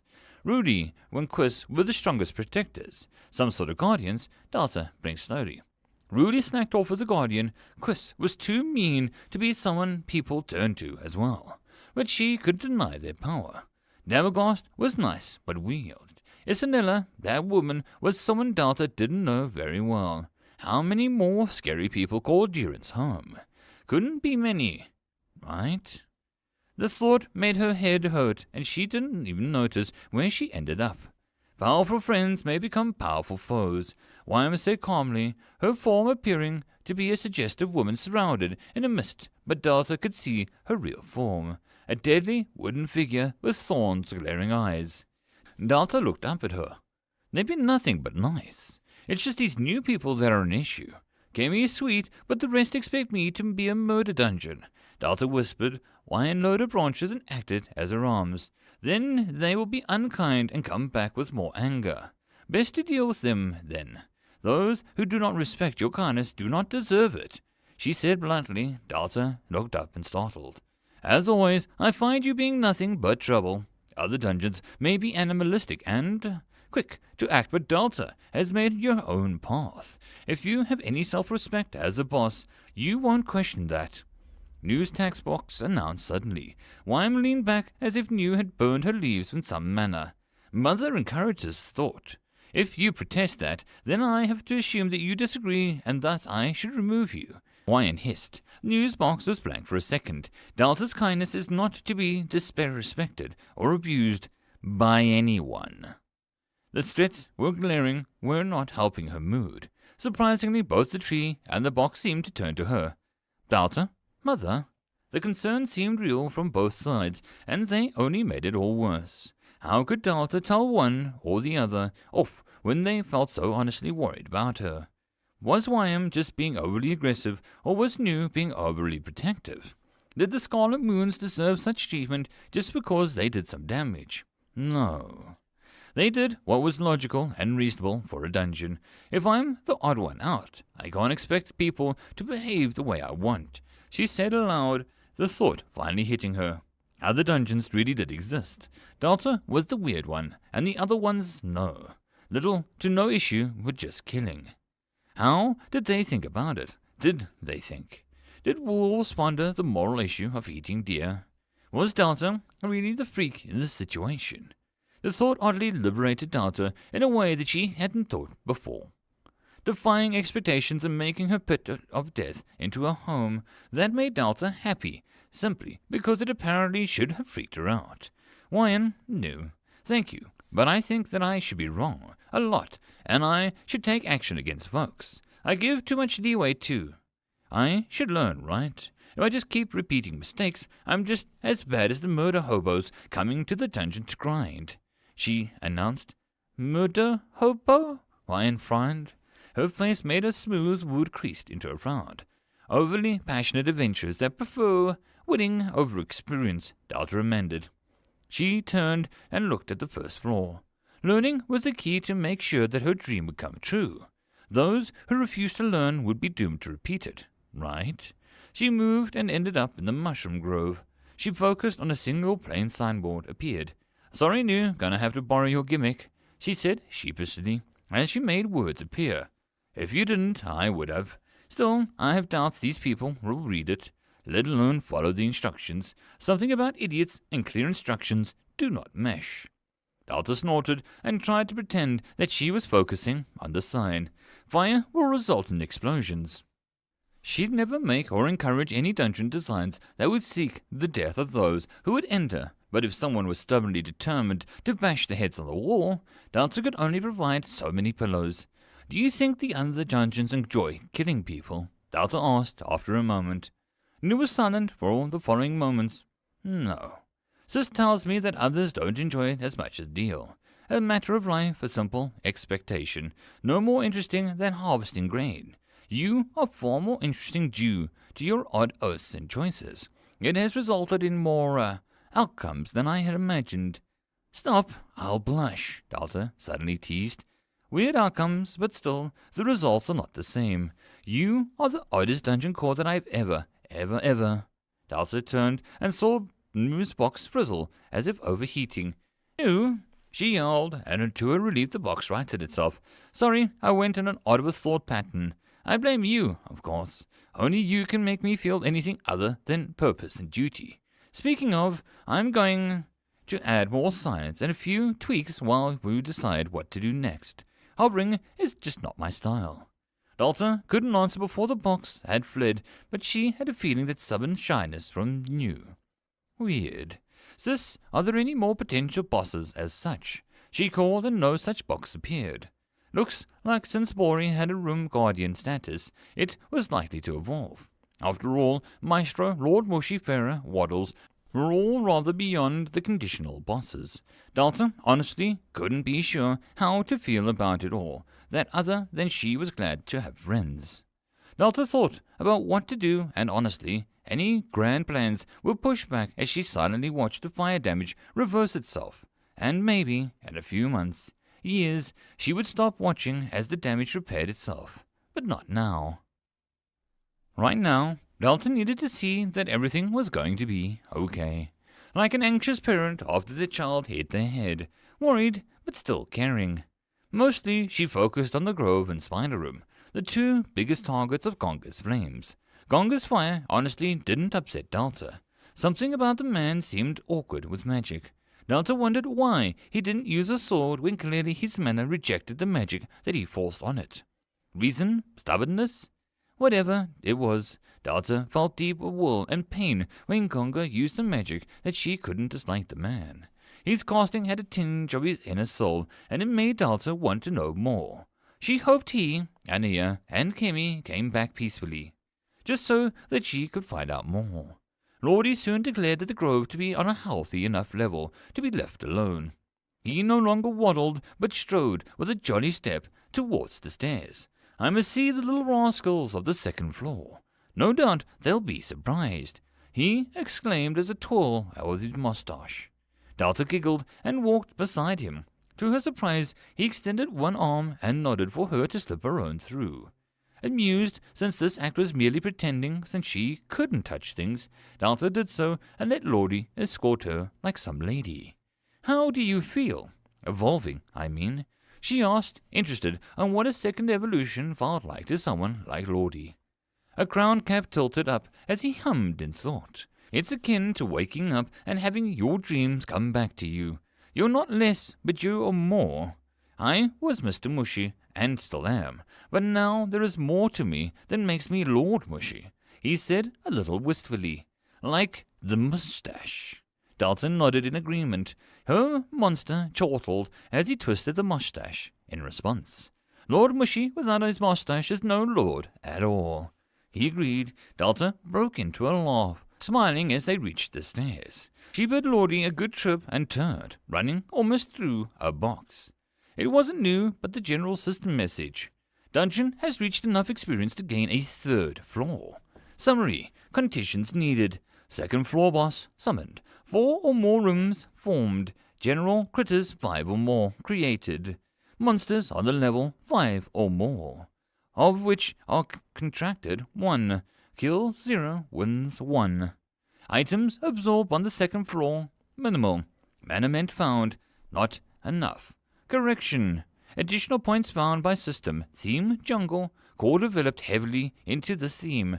Unique evolutions, Rail, the Reupload, thriving ecosystem developed. Challenging gates for the bosses created. Unique boss summoned via rare magical seed. Powerful monster summoned by chance. Gar's secret tunnel. Lost circus victims of found. Rare monster contracted. Creative use of fire crystals. Monsters developed to think greater than most bosses. Able to think and react rather than repeat mistakes. System states enough points have been gathered. Third floor purchase is now available at Core's request. On one hand, I feel like I fell as a dungeon. On the other, I think I did well, despite that. 1 win. Delta ran closely. "Oh, come on." Grim passed out. "That was hardly a win," she mumbled. "Finally." I was thinking the third floor was going to need some actual deaths to appear. Glad to see Sis nudged it a little. Delta looked at the blue box that appeared by her side. Should I be worried that you were willing to think about killing people to hurry things up? She asked dryly. No, not at all. So, now that we can go deeper, new opportunities, new monsters. New was excited, if nothing else. Delta watched the box close. With some flickering of her fingers, she found the upgrade, listed right there, as if it was nothing special. Third floor, purchase 300 DP. Delta couldn't help feeling a little amused. It wasn't that much, all things considered, with some saving and the sheer amount of spiders that her goblins could have back with. Delta looked at a menu. 308 DP, 101 mana. Delta could purchase it right now. The temptation was so strong for a moment that it scared Delta into taking a step back. Growing, making more of her home, that couldn't be a bad thing, right? Right? To be honest, there was still a lot to do on the second floor. Some adjustments had to be made on the first floor. If she made the third floor right at this moment, she'd be adding to her plate without really making sure her foundations were solid. If the foundations were on the ceiling, and that was. Spreading herself too thin might make the whole ordeal worse. Not to mention there could be more things like the Slimers and Rennie waiting for her. What if Delta couldn't stop them due to unfinished second floor and a call for aid? Delta pursed her lips. Her monsters found it easier to go down a level than up. Rael and the others struggled to climb up to the first floor stairs, but Swar and the others didn't have too much of an issue coming down. Delta was assuming it had something to do with the level of mana on each floor, like going too high on a mountain and then thinned out for people. Of course, if worse came to worse, she would be able to summon her monsters from the second floor to deal with any potential threats on the third. But if she was going to do that route, then the second floor deserved to be properly tuned up. Delta nodded. She closed the box and ignored the sulking New. Come on, let's go see how the spiders are getting on. She smiled. It wasn't like the third floor was going anywhere. Rennie moved his hands around and around as he sat on a rock near the waterfall pool. He tugged as his power felt resistance. He mimed, struggling, and soon enough he managed to reel Bob out. The two tiny red crabs clattered in the distance and anger at Rennie. He merely tilted his head as they grudgingly handed over the smooth and shiny pebbles. A deal was a deal. The crabs would know better than to make a bet with Rennie in the future. The circus worker never suffered bad luck in games. Bob wiggled and slowly lowered its head so that Rennie could pet the shiny body. Another win for the ringmaster, Rennie. Rail boomed as the muscular body emerged from the river nearby. It didn't seem to bother Rail that neither Rennie, Bob, or the crabs could answer back. That makes 34-0 to the mine, he mused. The crabs snapped their claws, annoyed. Rennie had to admit he was running out of pocket space for all of these rocks. Rail smacked Rennie's back hard and nearly moved Rennie. The frog's strength was insane. Rennie was glad he was contracted before Rail evolved. Fighting a furious river lord would not be fun. A bush nearby rustled, and the form of Davina manifested as if created by the shadows and green leaves. Her casual, calm expression looked a little displeased. Her bird, Dalbird, was there, but it looked annoyed. It wasn't hard to see why when both of them looked up the cupboard and tiny fluffy dots ran into the munchkins. Great little things, right? Rail beamed. There was a chuckle of mystic energy as Davina's eyes twitched. The bird on her shoulder puffed up. They are little the bird began. Davina softly shut its beak with her fingers. As ironic as the bird's comment is, they mistook me for an evil goddess coming to seduce their god. Have you seen the mushies? He has evolved. He talks. Davina informed the group. Rail was gone in an instant, swallowed by the water and a cheer. Rennie was always tempted to follow, but Davina walked up to him. I require assistance to remove the dots. The crabs would pinch and bob. She looked at the creature. He sang at her in confusion. Bob is here for emotional support, she finally said. Rennie eyed the frog and the bird. He would say to anyone, if he ever spoke, that the second floor was no slouch in drama compared to the first floor, and he would fight anyone who would argue. Delta looked down as Kemi, the girl who just left her dungeon, wandered back in. The oddest thing was the pure white cloth around her eyes. The golden symbol of the hand switched into a cloth, and a little lopsided. Delta guessed that Kemi had stitched it herself. The goddess of truth guide my path. She called and began to slowly walk forward. Her hands stretched out in front of her in the ward off any bad vibes. The girl's robes were a little dirty, signs that she may have tripped on the way to Delta's, or Delta's stairs needed to be a bit of cleaning if she had made much dirt on it in one fall. I have no idea what you're doing, Delta stated bluntly to the girl that couldn't hear her. Thankfully, maybe, Swan was on his way to act as a mouthpiece. Kemi managed to slowly walk into the tunnel, and she was moving erratically. She stepped lightly right and then popped out the side, new and designed, Mr. by inches. May the truth find me in this darkness. May I find the light in the truth. Kemi whispered to herself quietly. Swan rounded the corner, blinking as he saw the blind human walking with the arm stretched out. He rubbed his eyes and blinked, looking again to see if he had indeed not gone insane. Swan, do something. She's going to walk into the wall, Delta urged. Swan gave her a side look before he grinned. I live to serve, he promised, and Delta felt tinges of panic rising up. Swan slid across the wall and waited until Kemi neared, repeating her prayer over and over. Swan, Delta both asked and warned. The goblin inhaled, and with an attempt at a sweet and motherly tone that could come out of a crooked and sickly, he spoke. Turn left, my child, he breathed, making his voice seem distant. Kemi almost stumbled there, and then, Who? Hello? Kemi stood still, holding her arms to her chest as if to shield herself. Swan's evil smoke made Delta regret this. Swan, don't you dare confuse her, she said with a frown. Swan shrugged before he continued. It's me, your goddess. I have heard your prayers. You must turn left. He crooned again. Kemi's body shook just a little. My goddess, she breathed in awe before hesitating. You sound odd, she pointed out, and Swan sniffed. The goddess has a cold. Now, child, gods can get colds. How does that work? I thought you existed as a light within us all. Kemi mused to herself. Magical colds exist, and I have a tough job. Swan fired back, voice returning to his normal for a moment. I think you're lying. I know when people lie. Who are you? Kemi responded, firm but not unkind. Delta sighed with relief. The girl seemed to be rather aware of things. Well, I could have been a god. Swan sniffed. Kemi bowed, but didn't remove her blindfold. I don't think you need to be a god. I find being a person is just good enough. You can eat things and sleep. They are very nice things to experience. Kemi said with honest feelings. Swan looked down at himself. Person. Right. Okay, fine. I am not a god, but I am better. I am Swan of the Flame, servant and warrior of the Delta dungeon. I shall burn the cruel and feed their ashes to mother's kindness and mushrooms, Swan growled.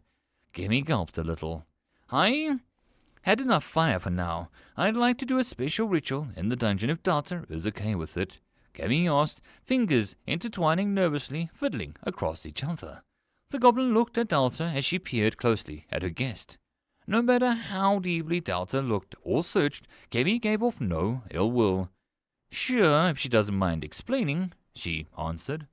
Mother said you can do it, but we want to know what's going to happen. Swan repeated her words in a manner that was close enough. Kemi perked up. Oh, thank you. Delta's really nice dungeon. I'll bring some mushrooms for her. I saw she really likes them. Kemi bowed again, and Delta felt a deep stab of pain in her chest. Swan, tell her no more. Tell her I don't like them. Not most of them. Delta pleaded, and Swan dug into his ears with his claws. Kinda went deaf, he mumbled with a grin. Delta would ban the damn goblin from the tavern. Vera would understand. My sick, Kemi began, and touched the necklace she wore. I am conflicted about my time in Delta's dungeon. On one hand, I felt nothing but a peaceful trip, where the only issue came from my group's overthinking. The grove was different, and I wanted to know what happened, and experience the dungeon in a new light. I will not trust my eyes, for they see what they wish. I will trust my voice, my ears, and my heart. The goddess of truth will guide me as I travel the dungeon once more. Kemi breathed out and seemed to gather a little more confidence about herself. Delta stared as she couldn't help but smile. Thank you for giving me a chance, she said quietly, but the emotion made her choke a little. A breeze brushed past Kemi, and she jumped. Was that a woman? Kemi asked, turning slightly to follow the breeze. She shrugged as Delta held her hand to her throat. Hello? Delta called, but Kemi didn't react. Swa looked around.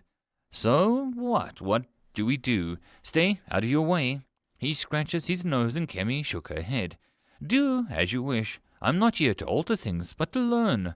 My goddess will guide me where I must be. Kemi responded with courage before she faltered. But I would appreciate some guidance through the spider room. I don't want to mess up their webs if they've just started to fix them. Kemi murmured, head a little low if burdening by the flame of her team on herself. Delta wanted to keep her. The skill was too much. Swa shrugged before remembering that Kemi was blind. Follow the sound of my voice, he instructed gruffly. Kemi giggled and moved forward before she almost tripped over her robe. Okay, Mr. Swa, I am in your hands, she said brightly. The goblin paused. Master Swa, he corrected. Kemi faltered, but she poked up. Master Swa, she corrected herself. Swa, don't go making random girls into your students or slaves, Delta chided as the smoking goblin.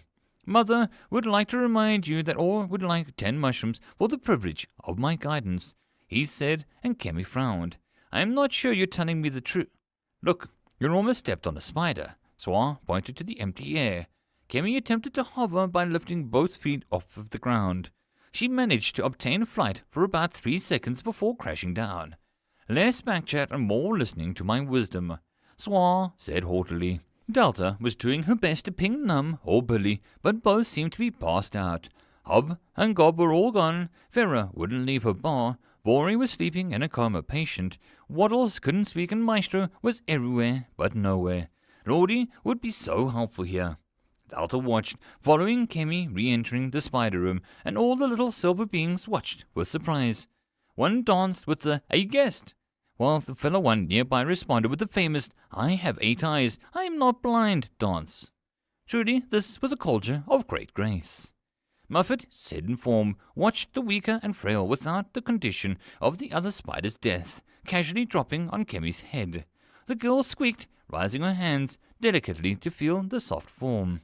The chittering chat of Muffet must have been familiar, because Kemi's other hand went to the white earmuffs on her throat. The white spider, Muffet, that's your name, right? Kemi asked, and Muffet raised one leg to the other and did a dance with both "Hail, Muffet!" and "It's time for tea." Kemi was careful not to removing her head to avoid making Muffet fall. Muffet slowly reached down and tapped Kemi's nose with a frail leg, and the action caused Kemi to giggle. Thank you for your gift, Kemi breathed. Muffet chittered and clacked her fangs with a casual tone. Delta got pretty sure that Kemi didn't speak spider, but the scene was fun to watch. Still, Delta's eyes wandered to the rest of the dungeon, the challenges that awaited Kemi's journey, the mudroom, the grove, the fort room. It was not easy for someone without eyes. The other route would be easier, but that meant introducing Kemi to Maestro, which would work. Kemi was blindfolded and couldn't see Maestro. He was a fantastic monster, but he was slightly, nightmarish, but in a good way. Delta just needed to get Kemi to past Waddles, and Mary, and Farah. What if Kemi went to the boss room? How would that work? Delta silently turned back to the giggling girl as Muff began to tie her hair up and use her 8 legs to make a rather nice bun for the girl to show off her face more. It would work. Delta just had to take a cue from Kemi to have faith. Faith that Delta's own hard work would pay off. End of chapter.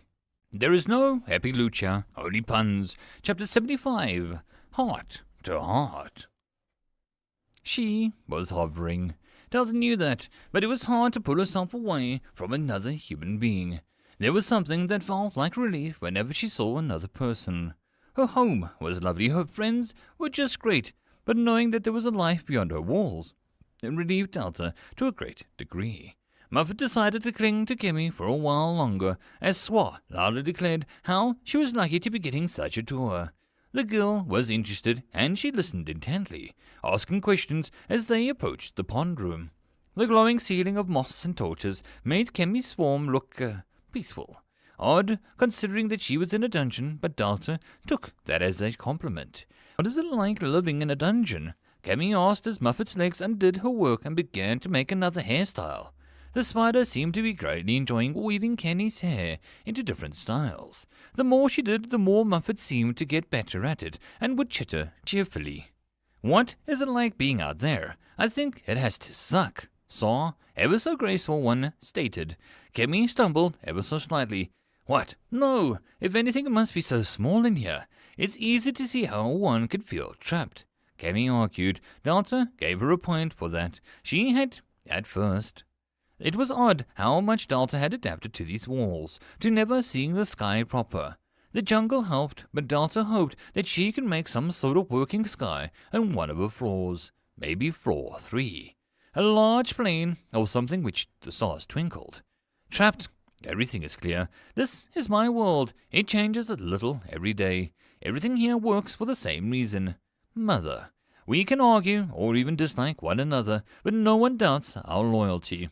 You lot can't even grow up together and be sure of that. Besides, our world is small now. Mother is immortal, as are we. Our world will grow into the biggest, weirdest, oddest, quite frankly, and I am expecting a mind-shatteringly wondrous of the world. I shall experience every inch in my own time, Swa said with conviction. Delta stared until Kemmy's small voice broke the silence. I didn't think about it like that. But what about the sun? Meeting new people or being able to choose how to live your life? Kemmy asked quickly. Swa snorted. I chose to be myself. Otherwise I'd be some smarty, polite git. I wanted fire, but I was originally destined to serve as a greeter. I hated it, but I accepted that. But not Mother. She freed me from that, and I'm a goblin you fear. Freedom. I have far more freedom than you. I was literally freed from my fate. He growled with a hint of a warning. Swa, Delta said, her chest tight. She hadn't guessed that her actions had meant that much to him. Kemmy was quiet for a few seconds as Swa took keys from the waiting waddles. What is Delta like? I keep feeling like she doesn't make sense, but she sounds... Kemmy stopped to pick the words carefully. Even Muffet seemed to stop reading to listen. Human. Delta felt her chest tightening, but she said nothing. Mother is Mother. How can I, any of us, describe how warm the air is when she speaks to us? How the ground beneath us is solid when her compassion? How our magic and thoughts flow free from her consent? She is our world, and we are her children. Human is almost insulting, Swa said quietly. Quack, Waddles added, making Kenny jump. Mr. Duck, she gasped. Even those that are more employed than raised feel that Delta is better than any old smelly human. Swa translated with a smug grin. Delta could take a compliment Swa so rarely gave them.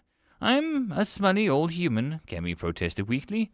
We're working on that, Swa agreed. He took the key out of the storage room and walked loudly as if his staff so Kemmy could follow with her ears. Kemmy did so, stopping before she felt a bumping into her knees. She bent down slowly and touched the feathered head of Waddles. She gasped as she smiled. Mr. Duck, she said, and she picked him up. The duck looked unfazed as Kemmy carried him off, the spider in her hair and the duck in her arms. Kemmy looked odd, yet cute at the same time. She seemed to be pet to both of them in slow motion, as if feeling something beside the spider hair and the duck feathers. She inhaled through her nose, and if her dungeon had more than the scent of a damp earth and mushrooms.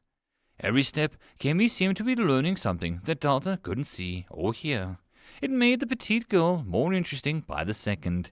Delta knew that she could go to the second floor and start working while Kemi's presence locked the first floor down. But she was just having too much fun with this. How often did a girl blindfold herself and then do your dungeon blind? Delta was confident that it couldn't happen often. The hot springs on the second floor were an odd contrast with the rest of the dungeon. Hypocritical of Rennie to say, of his own turf was the circus of all things, but at the end of the day these two places seemed to enhance the jungle, as if tripped onto secrets that the jungle graciously allowed you to find. Rennie hadn't visited the place himself, and he might have to come more often. The jungle itself was warm, but this place was just relaxing as a stream, and sense of cleanliness soaked into him. His dark mind suit was a little damp after the years of being in hibernation underground. Rennie guessed it could do with a clean. He wouldn't get in the water, as his access to the softly bubbling pool was blocked by a young frog in a dress and heels, of all things in the jungle. Her slight bowed legs and ready tall nature made Rennie crane his neck. Master Rennie, welcome to the Delta Spring, a pool of peace and trust. The girl bowed. Then she looked at him for a split second. People can become overcooked and drown in the hot springs. Isn't that neat? She said brightly. Rennie would have to disagree, but he wasn't here to start a fight. My name is Luna, guardian of the springs. Not much to see, but Mum is going to spruce this place up when she gets a minute, Luna explained, brushing her robe down, which was covered in stars and half-moons. So you're the key guardian as well? Luna asked lightly. Rennie tilted his head before nodding. Interesting concept for Delta, but he would roll with it. I still haven't figured out my test, but I can't wait until I get some improvements. I was going to visit YM. The doors unlock for us monsters without keys, which is nice. What's your trial going to be? She asked, saying this all very quickly. Rennie felt a key in his pocket. Trial? Yeah. He would have to do something to make people work for it. The bees had it easy, as did the little crazy mushrooms. Even Bob was simple in his design. His quick guess was a large frog giant would be doing physical combat for his. He and Luna. It was tricky. He had a point in that both of their areas were massively underdeveloped by Delta. Not that he minded. The statue of his father and the space for Walheim was more than he could have ever asked for. Well, that and having his hunger dealt with. That was something he had never had in his life. Even with his father, his ghoul nature had issues. He ignored the troubling memories and focused on Luna. He merely gave a shrug of one of his shoulders. What more could he say? Yeah, I feel the same. Luna blew out a sigh. Rennie merely looked skyward. He had a feeling that the second floor was about to get interesting, that he and Luna wouldn't have to wait long for those desired changes. The question was if they could handle it. Delta did have a bit of a habit of, well, to put it bluntly, being crazy. Her power and changes were not normal. Under her less kind core, Rennie might have been worried. Under a lesser core, he might have done his best to break free. Not with Delta. He merely waited to see what odd things that she would do next. It was bound to be funny for a while before becoming terrifying in hindsight. Such was Delta's dungeon. Kemi felt a creaking wood close behind her. Swar the goblin had led her to the storeroom. She was sure of it. The clicking on the locked door, the smell of pots and stored wood of the shelves, the taste that mingled in the air was the slight feast of apples, honey, and cooked meat. It was enough to make Kemi drool, but she remembered the mouse. Oh, she remembered the mouse. But Swar had led her on despite the room looking small. He grunted something, and soon they all walked on. Some secret tunnel. Something only monsters could open. Kemi didn't know, but the tunnel felt warm and moist. The growing smell of what she was rapidly coming to know as mushrooms was becoming strong. Almost the same level as the grove of mushrooms. Her hair felt slight tug as Miss Muffet rearranged her hair again. It was nice, having such a tiny legs, tugging and messing with her hair. She had no idea if the spider knew of human hairstyles, but short of a disaster, Kemi wouldn't mind. The duck in her arms was quiet, but Kemi also took comfort in his warm frame. He was so light that she had little trouble carrying him for so long. Soon Swa tapped his staff and stood, and Kemi came to a halt. I'd take you onwards, but all the listening stuff made me think that you should take a minute here. Well, that and Stro wouldn't let us pass without at least a comment or 10. Swa grumbled, his voice soft as prickly thorns. Here? She asked politely. The heat had risen to a new level, but Kemi's senses tingled. Something was all around her. Her nose smelled mushrooms, and her ears picked up a slight rustling. Swa didn't answer, but a new voice did. This voice made a shiver dance in a way down her spine. The place where all the cool cats hang, sweet thing. The voice said in mirth all around her. The male's words seemed to dance against her body. Hello? She called, holding Waddles tightly. Greetings, salutations. I can't wait to celebrate this meeting. The voice laughed. There was no menace or tension, but the voice rang through Kemi. It was a familiar way. She had heard this voice before. My name is Kemi. She bowed slightly. Kemi. Well, that is a lovely name. Not as much as mine, of course, but I am biased. I am Maestro. The voice boomed and Kemi took a step back, startled. Maestro, a musical monster? How odd. So, no eyes and all ears. I can't say that I hate it at all. Maestro chuckled. He had a nice laugh, not a mean one. He'd laughed as if everything was just that, funny, like life was not serious and Kemi thought. Swa, my lad, why don't you go grab a drink before Mother bans you? Maestro offered. The goblin snorted. I doubt she'll follow through with that threat, but I better drink just in case, he agreed. Kemi didn't hear the staff, who couldn't follow the goblin as Maestro talked over his steps. Kemi, tell Maestro what are you doing here? The voice encouraged. I came to see the truth of Delta, she repeated. Blind? Came a surprised question. Kemi nodded and shifted forward, her foot touching solid stone step. She blinked. Maestro sounded like he was right in front of her. It's easier to open your mind if you stop judging everyone with your eyes. The truth will form easier if I stop seeing everything the way I want to, she explained. Sometimes what you see is what you get. Maestro suggested and Kemi shook her head. A rock can hide precious metals. A seed can grow into a medical plant. A drunk on the street could have been a great soldier or a hero at one point. She said with a solid conviction that came from her faith. Appearances can be deceiving. Maestro summed up. Basically, Kemi said, her cheeks going red. That was when she heard a slight sound of strings being played. Sometimes a bad person just looks, but I could see your point. Who knows what hidden music each person can hold? Tell me, do you sing? Maestro asked. Kemi blinked behind her blindfold. Not well, just a few hymns from my church. Why? She climbed another few steps. Maestro's voice seemed to come from both sides of her. I happen to also use different methods to judge someone. You ignore your eyes, and I ignore the physical appearance. I use my ears, Maestro said, his voice subtly changing to be lower.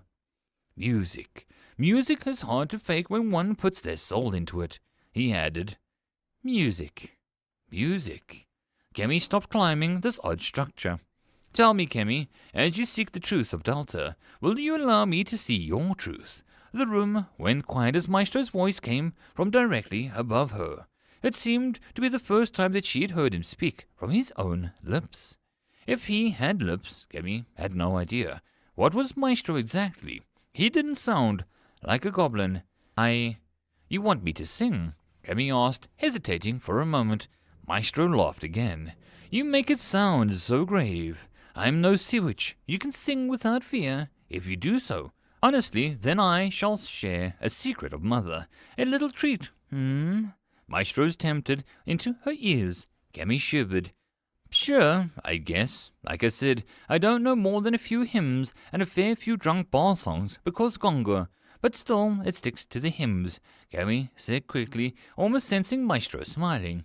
Still, the tip wasn't any use to Kemi. It could only be something useful for the moons.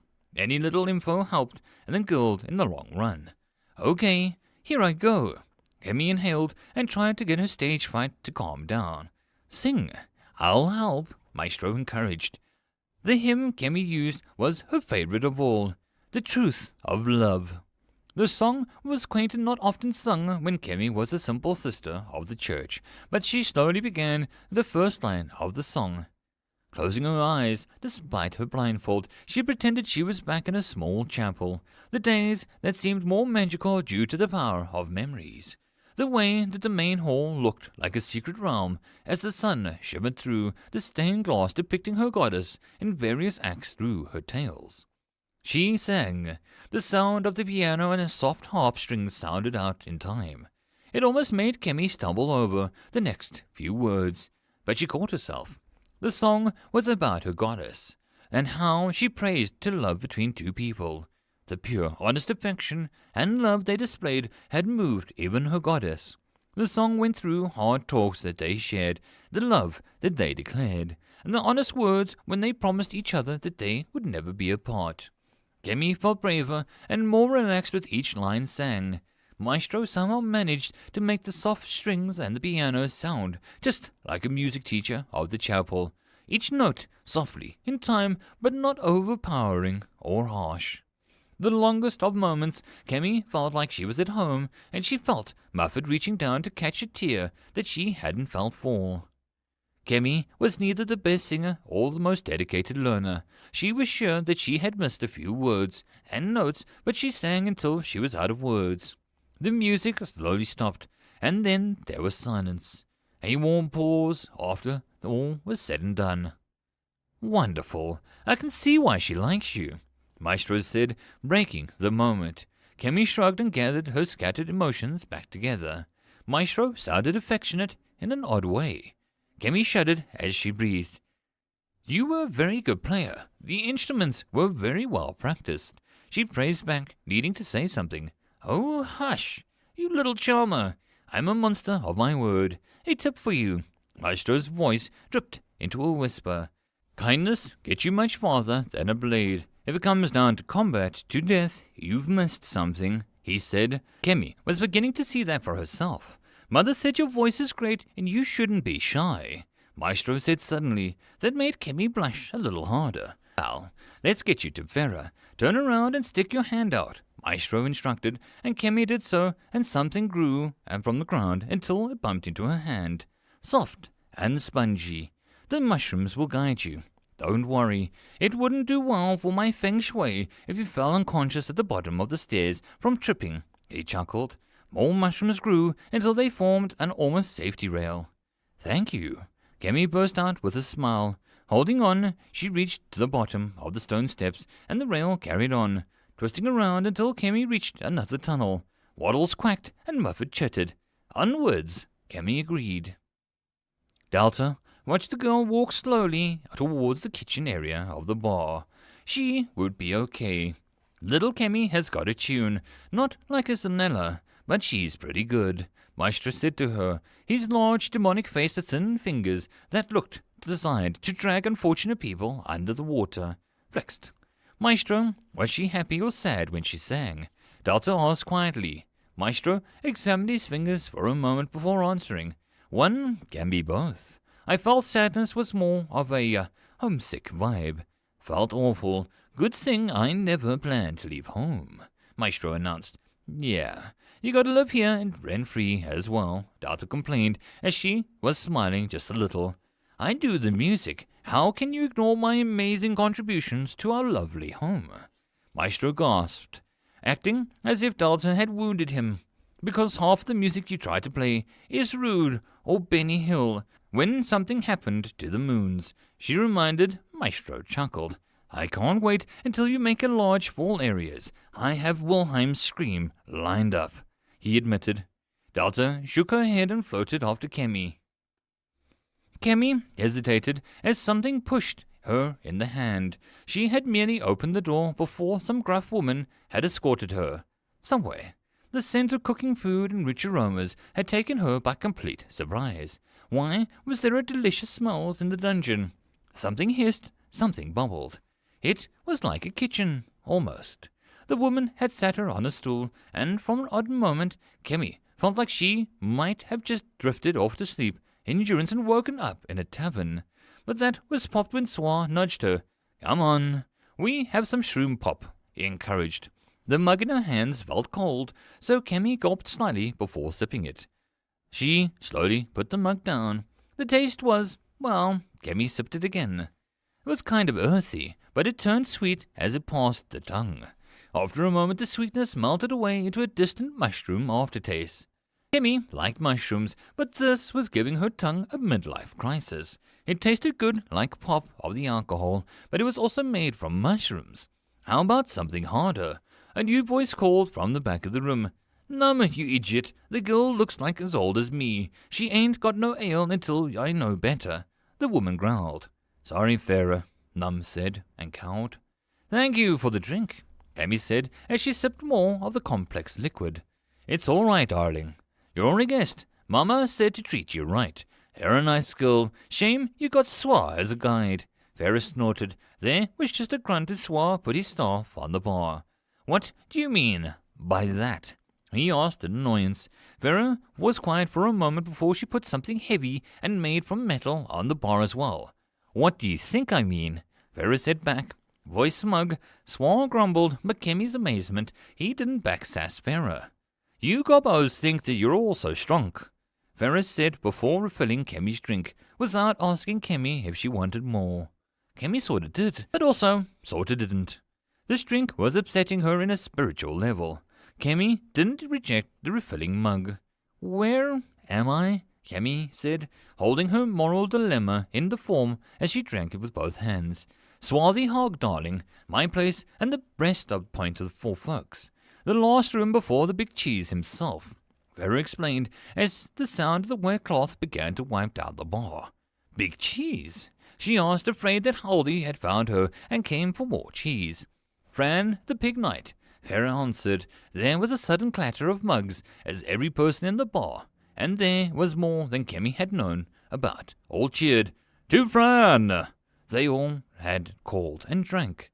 Kemi sipped and the drink in her hands, excited but unsure at the taste. "Here you go, Muffet. Spiders in the corner are waiting for you. I think that's what they're saying.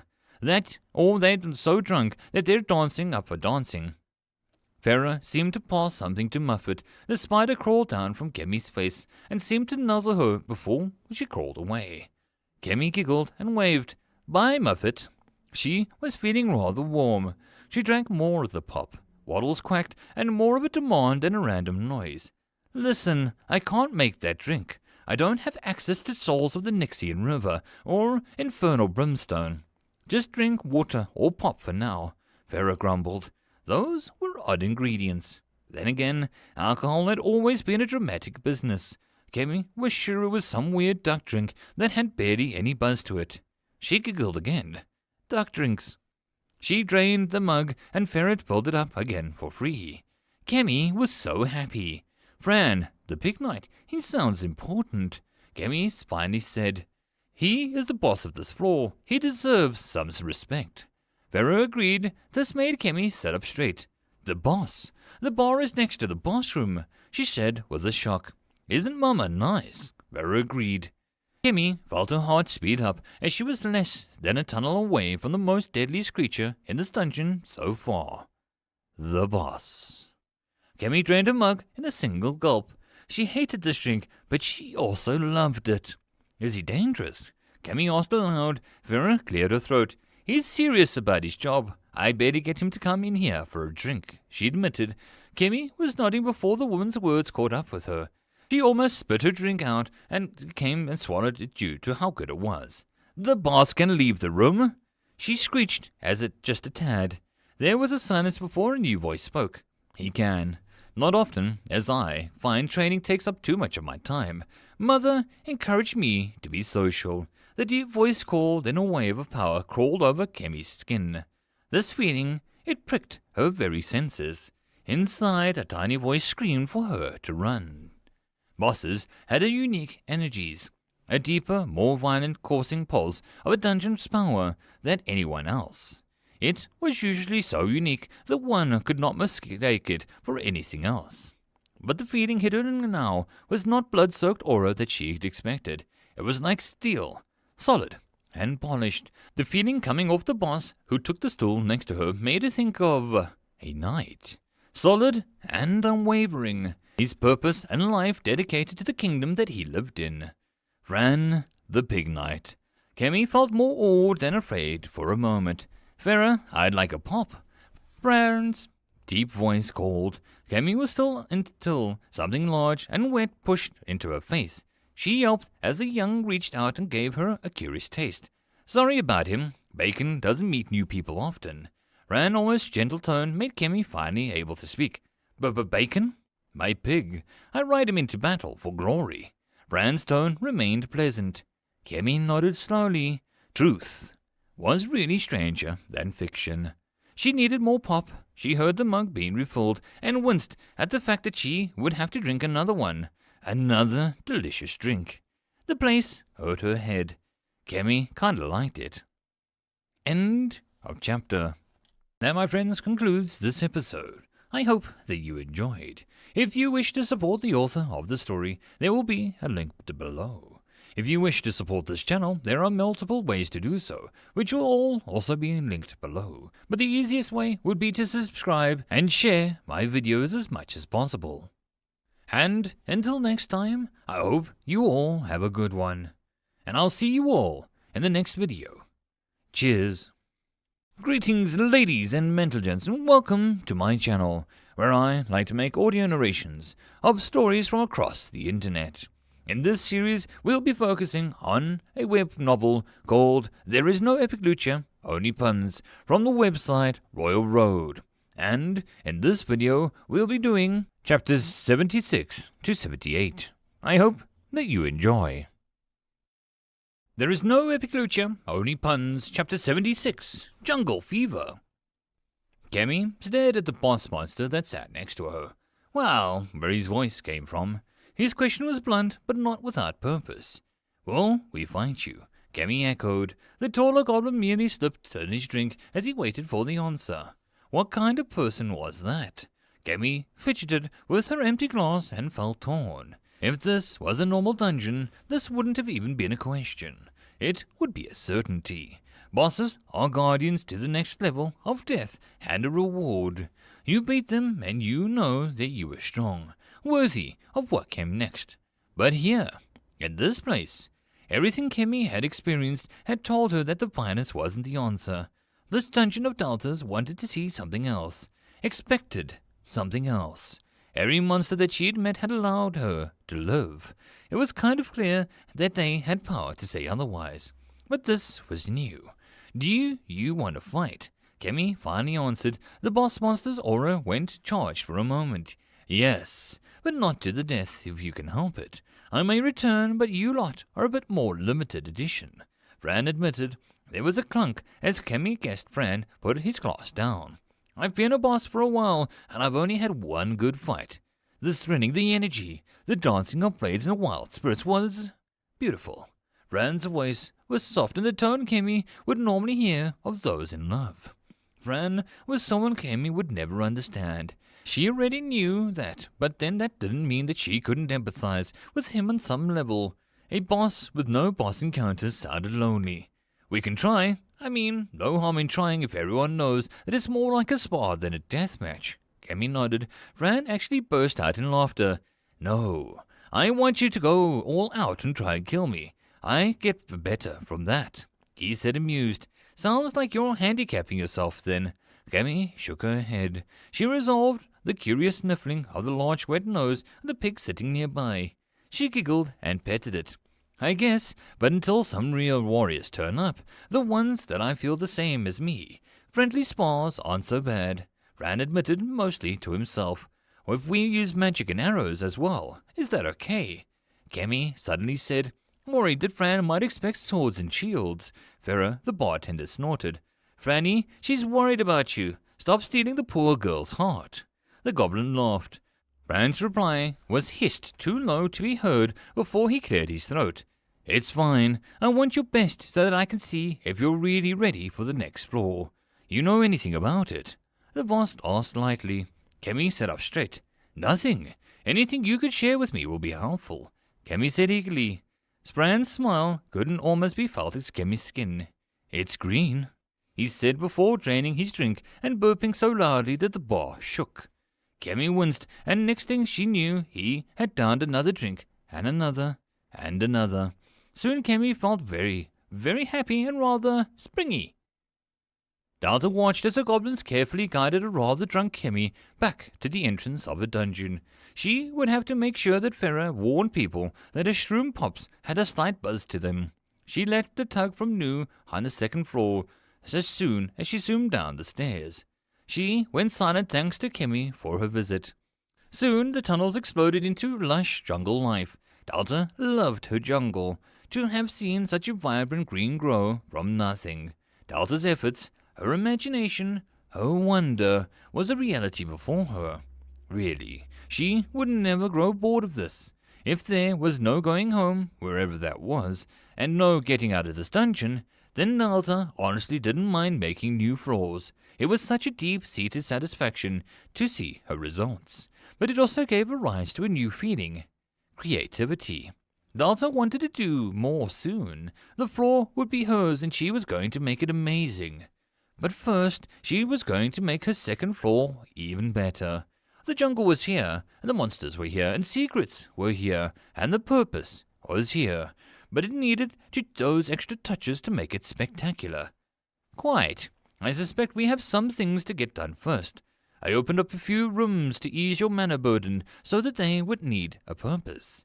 Delta spread herself and felt the new spaces more clearly. Thanks for that, by the way. She smiled, eyes closed. She cracked one open to read Nu's reply. No good to me on the floor in pain. It was just logical. Nu speak for you're welcome. Delta chuckled as she floated gently over the treetops, observing the world below. Before I rush in to make more things, let me take it step by step. She asked as her travels ended up as she came to near the bridge that she had the frog monster giant guard. His massive frame and still posture only shifted as Delta called out in greeting. He nodded slowly, but said nothing. Delta didn't mind. She could almost feel the shy affection leaking off of the giant's body. She smiled at him. Doing a good job. Get your key. Delta asked, and Giant opened one hand to show the brass key. It looked like a toy in his palm. Delta gave him a long look. You need to put it somewhere for when you are challenged. Any ideas? She asked gently. Giant nodded and walked to the middle of the bridge. The creation was one of Delta's grander projects, and she saw Giant had been slowly sliding branches in some of the nooks and holes to give it more bird nest vibe. The Giant easily reached over and slipped the key into the longest branch that stuck out. Midway in view, but not easy. I like it, Delta said before she peered over the gentle river flowing below and looked safe to fall in. Kinda ruined by the scenery. Let me fix that, she promised and closed her eyes. First off, her mana dipped and the river below sunk until it was double in height. A little more with the risk now. Next up, she opened the bridge menu and browsed the options. The Jungle Bridge, a bridge to access the bare necessities of the jungle. Have the bridge move locations over time, 25 dp. Cause those to fall off the bridge to spat back out in the entrance side of the bridge, 15 dp. Cause the thick mist to cover the river below, increasing the atmosphere, 5 dp. Cause various bridge boards to be weak and crack under step. Random every time the level resets, 15 dp. Make the bridge grow natural branches to enhance the look of a nest, 5 dp. Allow key branch to be cold and trap the key until the giant is defeated, 10 dp. Delta grinned. With careful picking, she picked the mist, reversed falling gimmick, and the key branch. The results were rather sudden and cool. A weird ripple of orange energy flickered over the air below the bridge before it faded. Delta could barely see this weird web of energy that would catch those that fell. Next up, the thick mist rolled in from both sides of the river, and when it had settled, Delta could hear the river, but the mist was so awesome cinematic kind. The kind where it curled and danced on the spot. She swore that she could see ghostly shapes forming, fingers beckoning the onlookers. She couldn't see the river, and they made any who saw it wonder what was below. Joke was on them. There would be Rail and Bob, harmless softies. The last effect showed the branch holding the key growing with orange veins as it grew farther out from the bridge. The tip curled slickly and trapped the key in its grip. Delta floated over and saw the wood looked stronger. It would take some more fancy arrows or luck sword throw to chop this wood. She turned back to Giant, whose left arm glowed with the same orange veins for a moment. The connection clear. Giant flexed his arm with intent, and the branch swayed at his command. "Oh, that's neat. Now you can reward people as they pass your test." Delta clapped her hands with excitement. Giant's averted eyes with slightly bluish cheeks showed Giant was pleased about this. "My home is exciting," he echoed. Delta nodded and Giant looked even more pleased. Delta loved the big lug. She waved goodbye and floated over the jungle again. Next on the list was, should Delta go by distance or alphabetical? Distance it was. It was less hassle to think. Delta landed in one of the happiest places in a dungeon, Ferrisbar aside, the domain of the bees. She touched down. Queen Lizzie's face appeared near the highest pillar of the hive and greeted her warmly in the humming buzz of hers. "Hey, how goes being a mother to, a lot of kids?"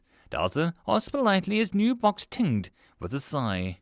Lizzie buzzed, and her affection and her 5 minutes solid, her listings of her children's name. Bizzit, bizzit, bizzit, bizzit, bizzit, Garnash, bizzit, tzzit, John, bizzit, bizzit, and some of Delta's favorites. Delta saw that the very apex of the pillar was another brass key, covered in dry honey, covering it in a shell of a honey amber. Several of the mutant large bees floated around it. They were rather adorably fat once Delta got past the stingers larger than her head, and the buzzing noise like a wood chipper making love to a helicopter, and the angry red color. But really, the chubbiness made them kinda cute after a while. Delta focused back on the queen. I was making sure that the space was ready for any adventurers. I can see the key up there, but how are the people supposed to get it? Delta tried, but asked politely as the red rock loomed over them. Lizzie buzzed. "No, people don't have wings," Delta promised. Lizzie buzzed again. "Most do not have more than 2 arms to climb with," she explained. Silence stretched for a moment, then Lizzie buzzed for a long moment. Delta pursed her lips. "I guess compared to a bee, a person is rather boring biologically, but they can do a lot of neat stuff, I promise." Delta assured the queen before she looked at the pillar and made a bunch of handholds and crevices for people to climb on to reach the top. The leaking honey didn't get too far, and most of it was used to build more pillars and even works of art by the bees. Delta dipped into the ground lower, and the pool of honey deepened as the moat of golden honey formed around the royal pillar. The last touch was several stepping stones at the base of the pillar. Not only did it look rather awesome, it gave anyone who fell from the top of the pillar a chance to not get splat on the solid ground. Not too deep, as they could drown as well. Honey could be heavy. Lizzie buzzed politely and said that the moat of honey looked nice, at least. Queen needs a proper moat, or she just doesn't have a cool factor. Delta explained this seemed to give something for the bee to think about. And Delta bid her farewell. Next up would be Gramps. She skipped Luna for now, ideas still forming there. Gramps was an odd monster. He rarely left the spawn room, tending to it and making sure that it looked at peak condition. Not that dirt or dust were a thing in the dungeon, but Delta appreciated it nonetheless. "Hey, Delta," Gramps greeted, sensing her before she even spoke. The old hunched frog didn't hobble, but Delta wanted to look at him all the same. "Hey, Gramps, how's it going?" she asked. The frog smiled in a relaxed smile. "The room is calming, and I find the water soothing compared to the chaos out there," he stated without any hint of shame. Delta giggled, looking at the stone altar resting in the middle of the shimmering green water. The frog spawn room had a calming quality of one liked wet places. "I came to grant you an upgrade. I was thinking that I have quite a few frog monsters, and if something was to go wrong, it would be good to have an overreaching authority, like a chief," she explained as she walked across the water calmly. Gramps rubbed his chin. "You want this old hermit to look after all of them. Did I do something wrong?" he asked, clearly jesting, but Delta merely shrugged. "You don't have to accept it if you want to stay, Gramps," she promised. Something she would never do unless dire circumstances demanded it was to force such a change on her monsters. Gramps waved her words away with a webbed hand. It would be an honor, and I can see the need for someone to keep Rail and Giant from causing a mess. He rolled his eyes as he walked forward with both hands behind his back. Delta could only imagine the falling trees if both of them wrestled. Then Bob would get involved. She shivered and was glad Gramps was open to the idea. Just give me a minute, this won't take too long, she promised as she came to a stop on the water, closest to the statues of Rail and Davina. She opened the menu of Gramps, seeing the generic options. She highlighted the Chieftain evolution and watched Gramps become covered in strings of light that formed a cocoon around him. The light grew brighter, and from the sphere several lines of gold flew out of the cave like strings. The whole scene died down to reveal a frog that was no longer quite as hunched. Gramps had gone from old and gnarled to old and kind of impressive. The first thing she really noticed was the headdress made of several of her local birds woven together to almost form a cloak and a hood. He flexed, and several popping noises and cracks showed that he had not only grown upwards, but also in size. His wrinkly frame now had sleeping, powerful muscles under the yellowish skin. All down his chest and torso, black marks that looked almost like burned into the skin were visible. It showed a winding painting of 3 frogs holding up and flipping it for... Wait, no, that was Delta's symbol. Delta almost sighed with relief. She had far too many pots and monsters to have a silent green boy appear. Delta's symbol was painted orange, and it was the centerpiece of the tattoo. It pulsed once, and Gramps took a step forward, his kilt made of the fox pelts and something dark. In one hand he held a staff, with a solid head carved into the generic frog's head. Overall, the effect was pretty good on Gramps. She took a quick peek at his menu as he seemed to take a moment to gather himself. Gramps, Chieftain Frog, a single frog that holds power over the general frog monsters. He can call and lead them all in battle with great results. He holds some mystical powers due to frog magic, also known to be cranky. He also has known to whack youngsters over the head for being rude. It was everything Delta ever wanted. Gramps tapped the staff once, and the water of the frog spawn room shivered as if afraid. The grim face showed a soft smile as he stared at her. My Delta, he breathed before frowning. He spun the staff and it pulsed in the air. In the distance there came a masculine shriek. Rail, do not surf ready down the river, you thick-headed rock of frog. He snarled, and he shook his head.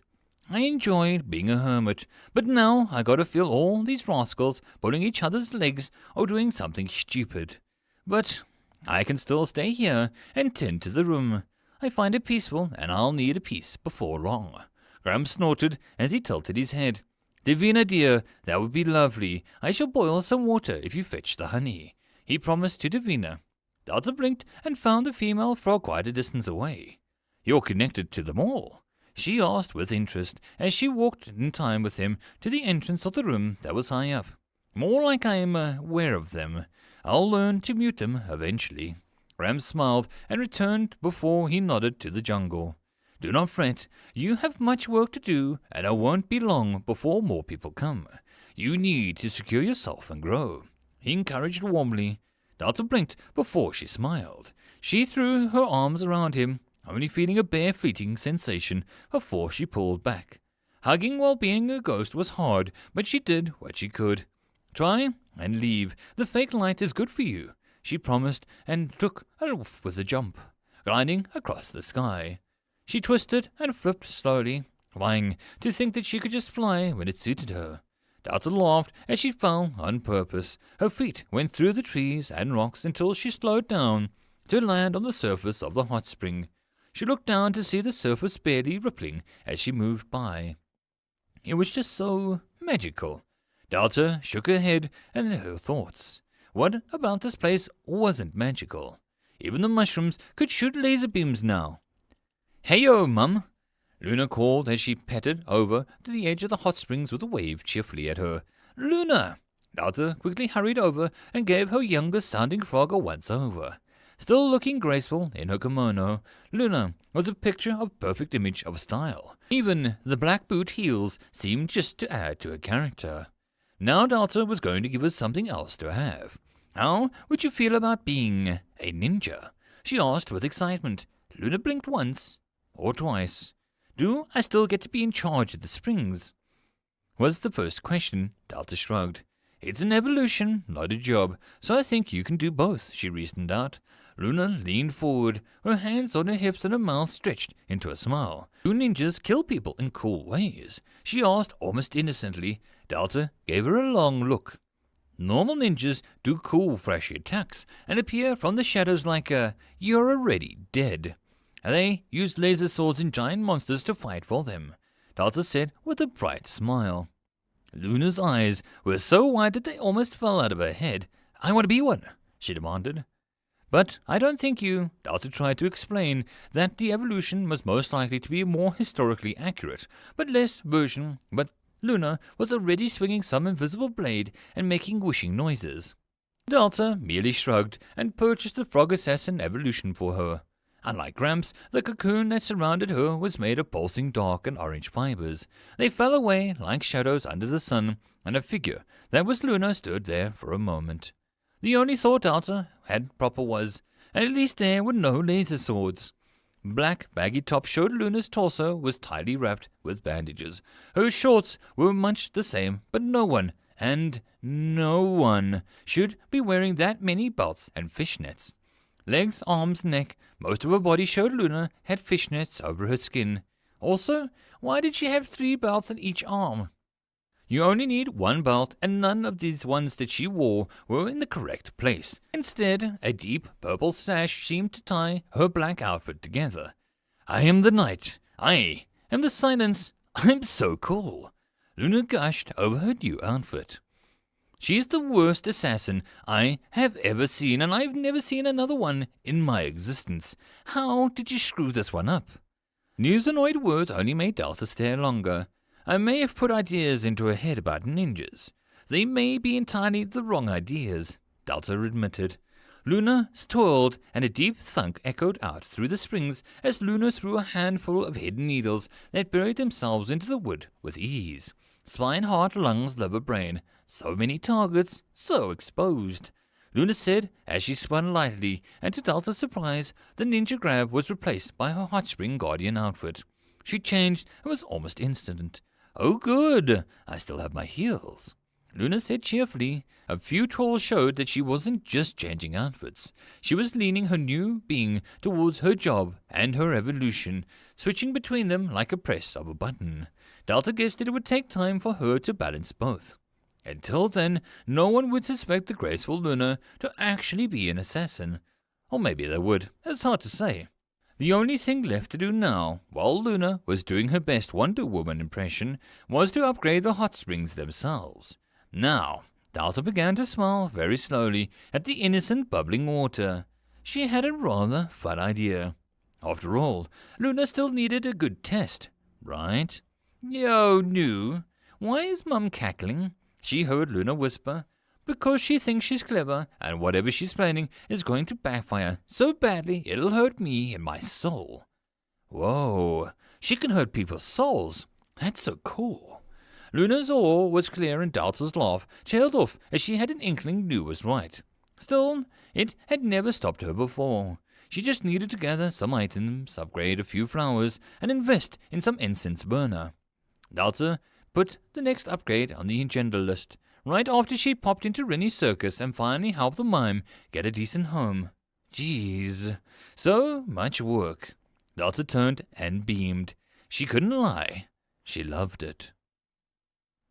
And the truth, Truff, is that I love you, in a nice way, not like a married way. Kemi explained at the stoic bartender back in Durance. She felt her bestest sister in the whole world, Ania, sigh.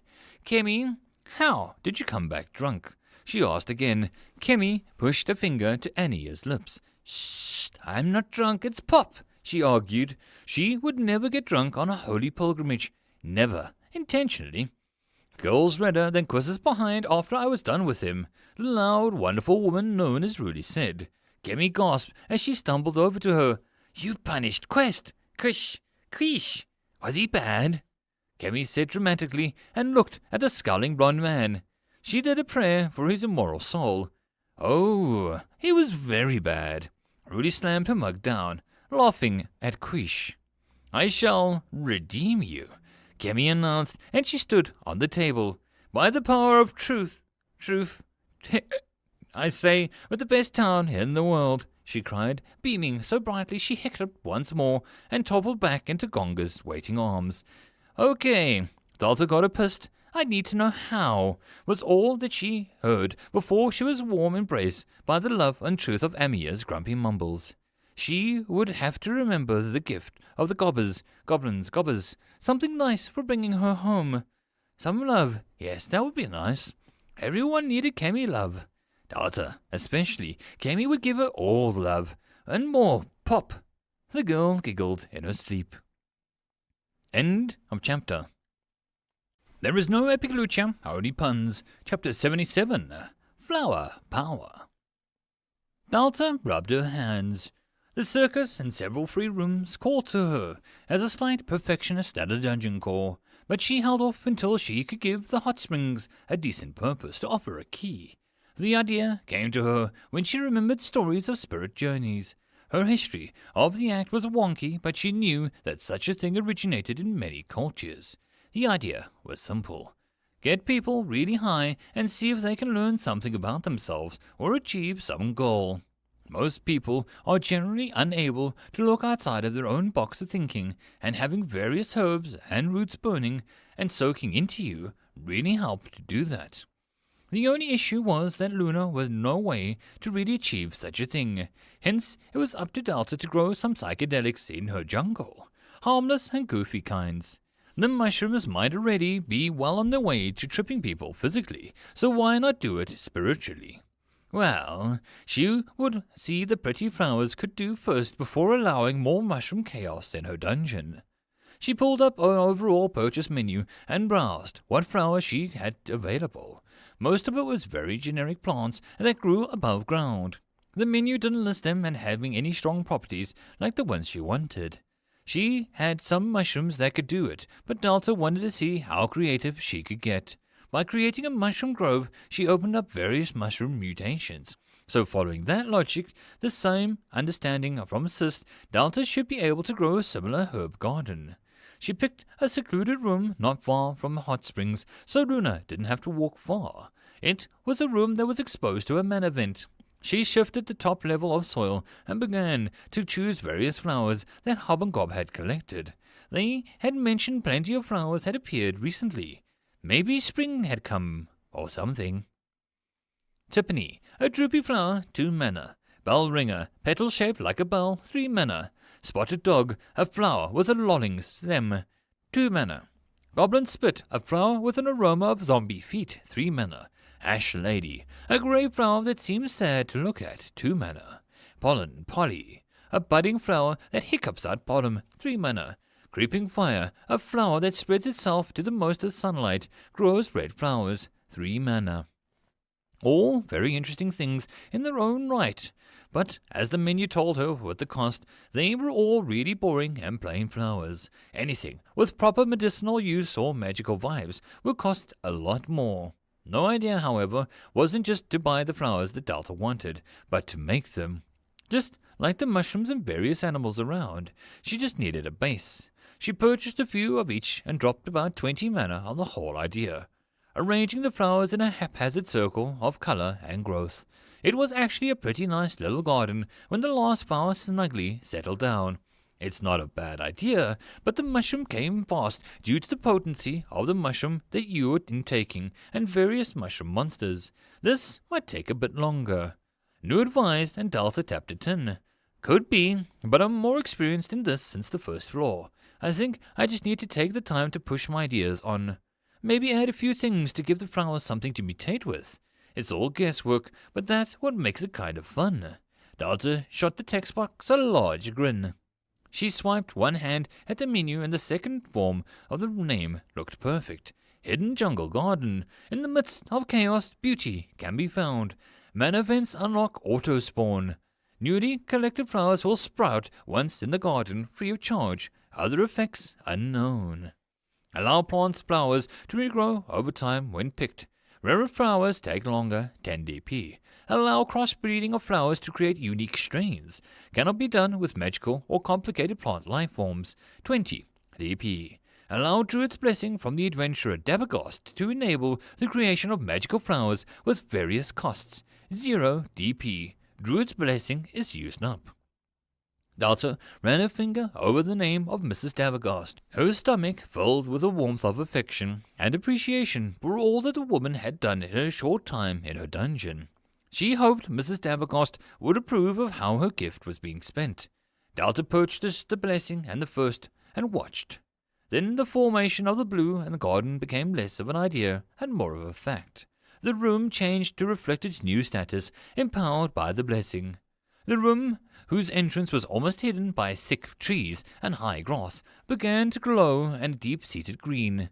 The ground shook as if flattened, and a huge circle of rocks pushed up out of the ground to form loose walls of a garden. From the centre of the garden a rock was quietly shaping itself into the rough form of a kindly figure holding a staff. The rock was quickly covered in blossoms and to form an unseen flower that gave the area a feeling of serenity and wildness. The plants all seemed to swoon and dance gently, in some unfelt wind, towards the statue. Delta was feeling giddy again. Next, she purchased the ability for the plants to breed and regrow, causing the green pulsing energy to grow stronger. All of the flowers seemed to soak this energy up, and the statue became a little more detailed. The staff held by the statue of a woman seemed to be leaking mana from the vent it was placed over. Already, the tiny seedlings were forming between the Ash Lady and the Goblin Spit. Delta named the hybrid Lady Goblin. Any other combo was just mean. With the formation of the garden, some new options had been unlocked in the menu. Hidden Jungle Garden. In the midst of chaos, beauty can be found. Purchase more magical flower slots. Create magical flower Sandman's Kiss. A yellow flower. Its petals feel rough like sand. Prolonged inhaling of its aroma can knock someone out. Unlocked with Sand Elf Powder, 5 dp. Create magical flower of Honeysucker. A bright orange flower with a stinger hidden inside like a bulb. It can drain fluids from adventurers. Unlocked with Bee Influence, 5 dp. Create magical flower Ember. A small, demure plant with crimson petals. It is a warm to the touch, and eating it may cause an intense stomach issue. 5 dp. Delta was happy to see the garden was going the way she wanted. The honeysucker was a no-go for now, unless it would do other things. Another box opened, and a small piece of information. Only 3 magical flowers can be purchased at any time. Buy more to unlock more upgrades, the garden to have more options. This will cost mana. Correction, mana vent used in construction. Garden will drain 3 mana from it a day and purchase upgrades automatically. Mana points will stockpile until purchases can be purchased. Please check back to see if your new amazing dungeon flowers and upgrades periodically. 3. Natural mana from the vent will be converted into 1 dp. Delta's smile went rigid. No, why is my garden now set to auto? She asked, voice cracking slightly. News box was quiet for a moment. You stuck a druid's blessing on top of a mana vent and sent it to a dungeon space. I fully expected something would explode, or worse. Right, that. It wasn't a bad trade-off. It wasn't like Delta couldn't still purchase things on her own whim. But still, if she didn't check back often, then what kind of things would grow here? Delta watched as more tiny seedlings popped out of the ground. How could such tiny-looking things be in any trouble? Delta smiled again, and was kind of pleased once she thought about the whole thing. The room was almost self-sufficient in terms of growth. It would do its own thing once Delta got what she came for. If the medicinal herbs and plants appeared, then it would really be its own little paradise for people to stumble upon it. A Delta treasure. A little to give to those who made it this far. She wondered if people would understand that while she was challenging them, she didn't want them to think that she disliked people. Delta purchased the Sandman's Kiss flower and watched as the flower unfurled out of the crowd amongst the Goblin Spits, Ash Ladies, Bell Ringers, and others. The things looked like it was made from sand when it moved in time with the dance of the garden. Soft yellow dust floated off of it. Soon more of them would grow, and Delta's idea for Lunar Spring would be more viable. Still, it would be good to let it grow and spread before she had Luna pluck them. With any luck, the system would set up some trade route between the two spots without having to have Delta monitor it too much. She was about to head over to the circus until a bush rustled and a tiny mushroom wearing a tiny mask appeared. Delta's thoughts had been busy on improving anything else, vanished as she bent down to coo at the tiny thing. "Cute little mushy thing, yes you are," Delta said. The thing listened, hearing her, but maybe it didn't see her because it chirped and danced. Delta's lungs nearly exploded from the containing her squealing. It waddled off and waited, looking back. It seemed to be waiting for her. "You want me to come with you?" she asked. The pygmy mushroom chirped and danced again. Delta began to crawl along the ground after it. "I have the best dungeon ever," she beamed. Nu watched as Delta be fooled by the little demons of the jungle again, and merely ignored the spectacle. This garden that Delta made by accident, like most things in her dungeon, was worthy of attention. It was a machine of its own devices now. Interesting. The plants would grow, mutate, and spread. Magical flowers would be created via inspirations, and what was interesting was that, like the seedlings appearing all over the room, there was seedlings' intelligence managing it. Nu mostly got the impression that it was even less than the menu like himself. It was more like an impression of intent. The room itself had a purpose, and Sis wasn't exactly controlling it directly. She must have used the vent and the blessing to create a simple servant to run the process for her. A large greyish flower appeared shortly after Delta had left the room. The flower that she had created for the large variant of the... Nu paused. The dungeon was vibrating.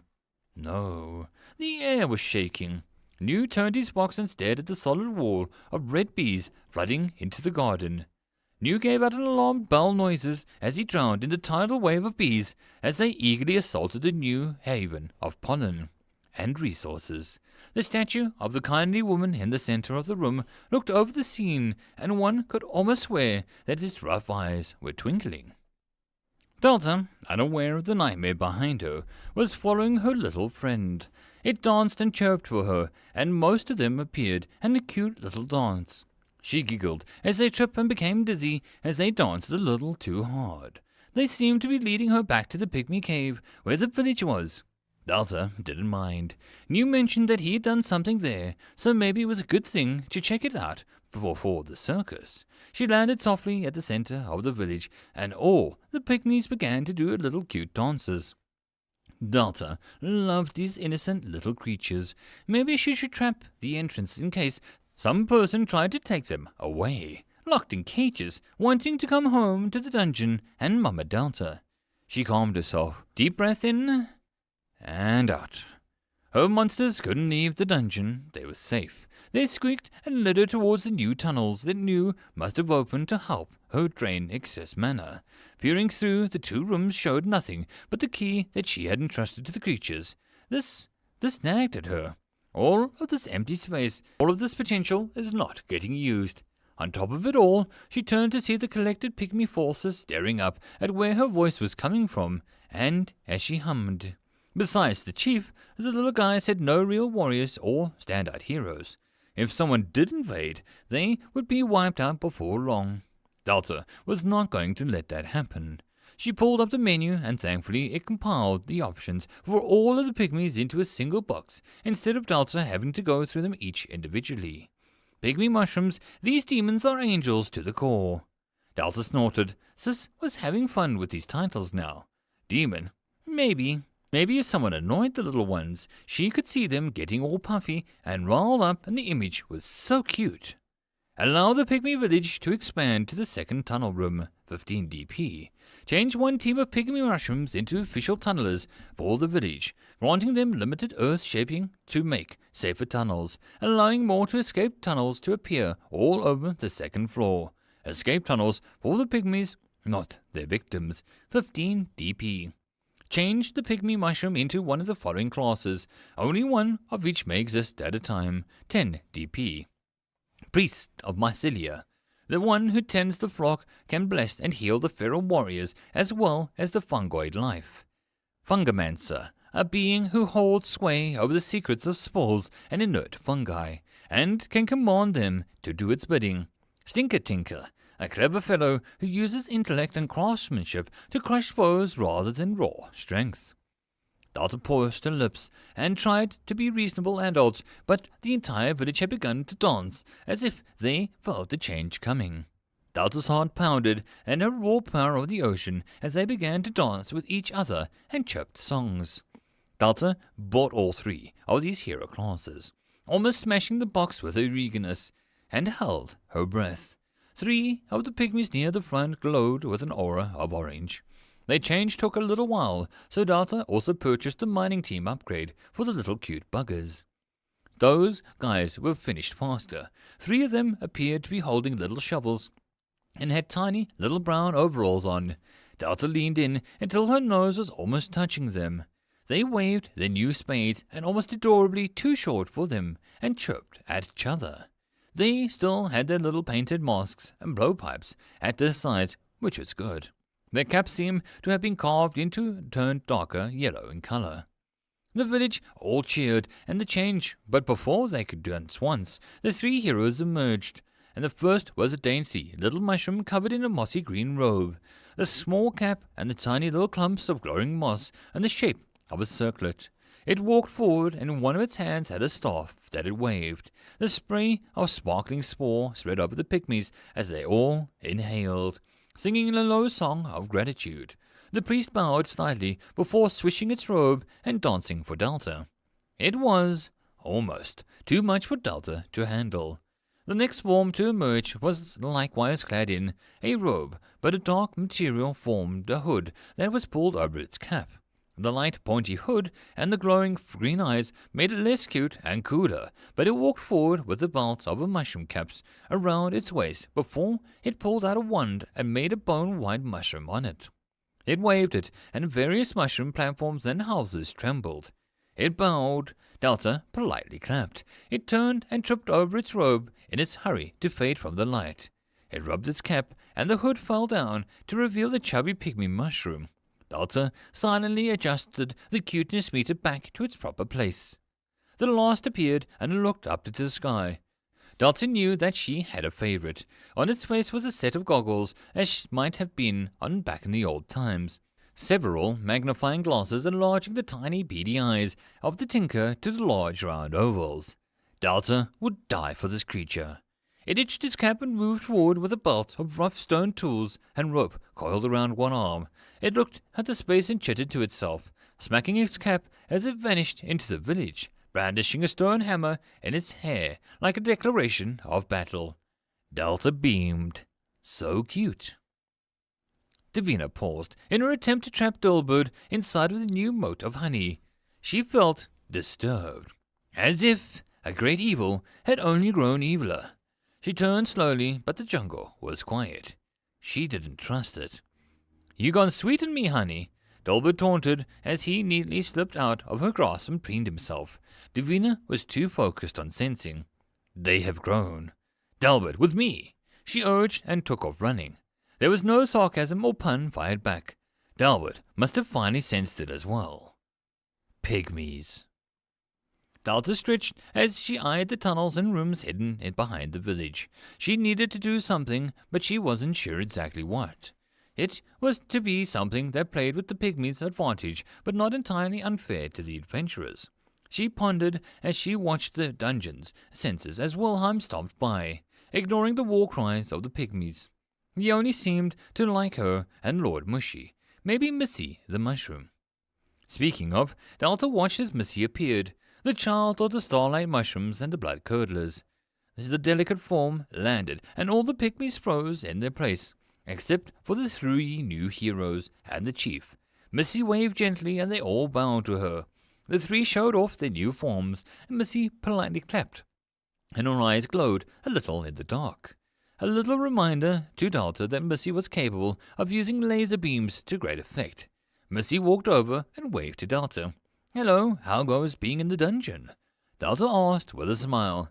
Missy pondered this before her eyes lit up, twin lights making a smiling wave in the air, the lasers moving quick enough for the leave glowing trails. The hiss and the air also let Delta know that it was still hot as heck. Only in Delta's dungeon did a silent mushroom communicate via lasers of death. Well, it's always good to bounce ideas off others, so maybe you can help me, Delta asked. The white, fluffy arms of Missy waved in excitement and response. Good to hear. Now, my princess of mushrooms, I need to do something to challenge people. Delta began, Missy's eyes glowing red, dangerously, without killing them.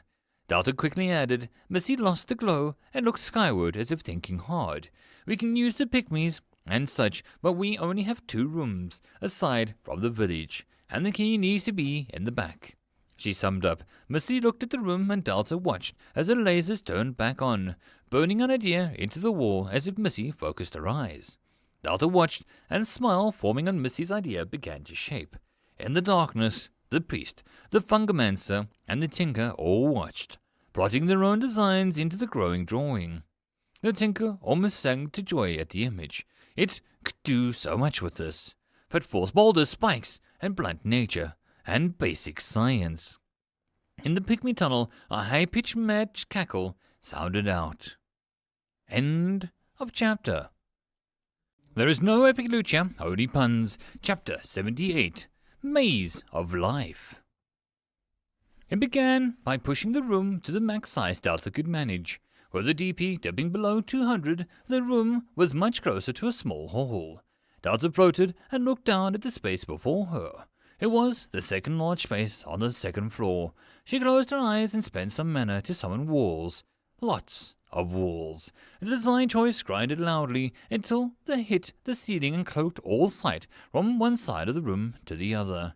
They were strong walls, thick enough to allow the pygmies to tunnel through, giving new digger teams something to work on, but with enough space that a person, and maybe a small person, could stand side by side. It cost her some DP to push the room to the size, and Delta was going to make the most of it. The stone walls began to take shape, and straight away Delta had a paw split and split again. Only one true end could be seen from the above, and so many dead ends, but Delta was going to end it there. She added some moss to the walls to give the vibe of an old ruin hidden far away.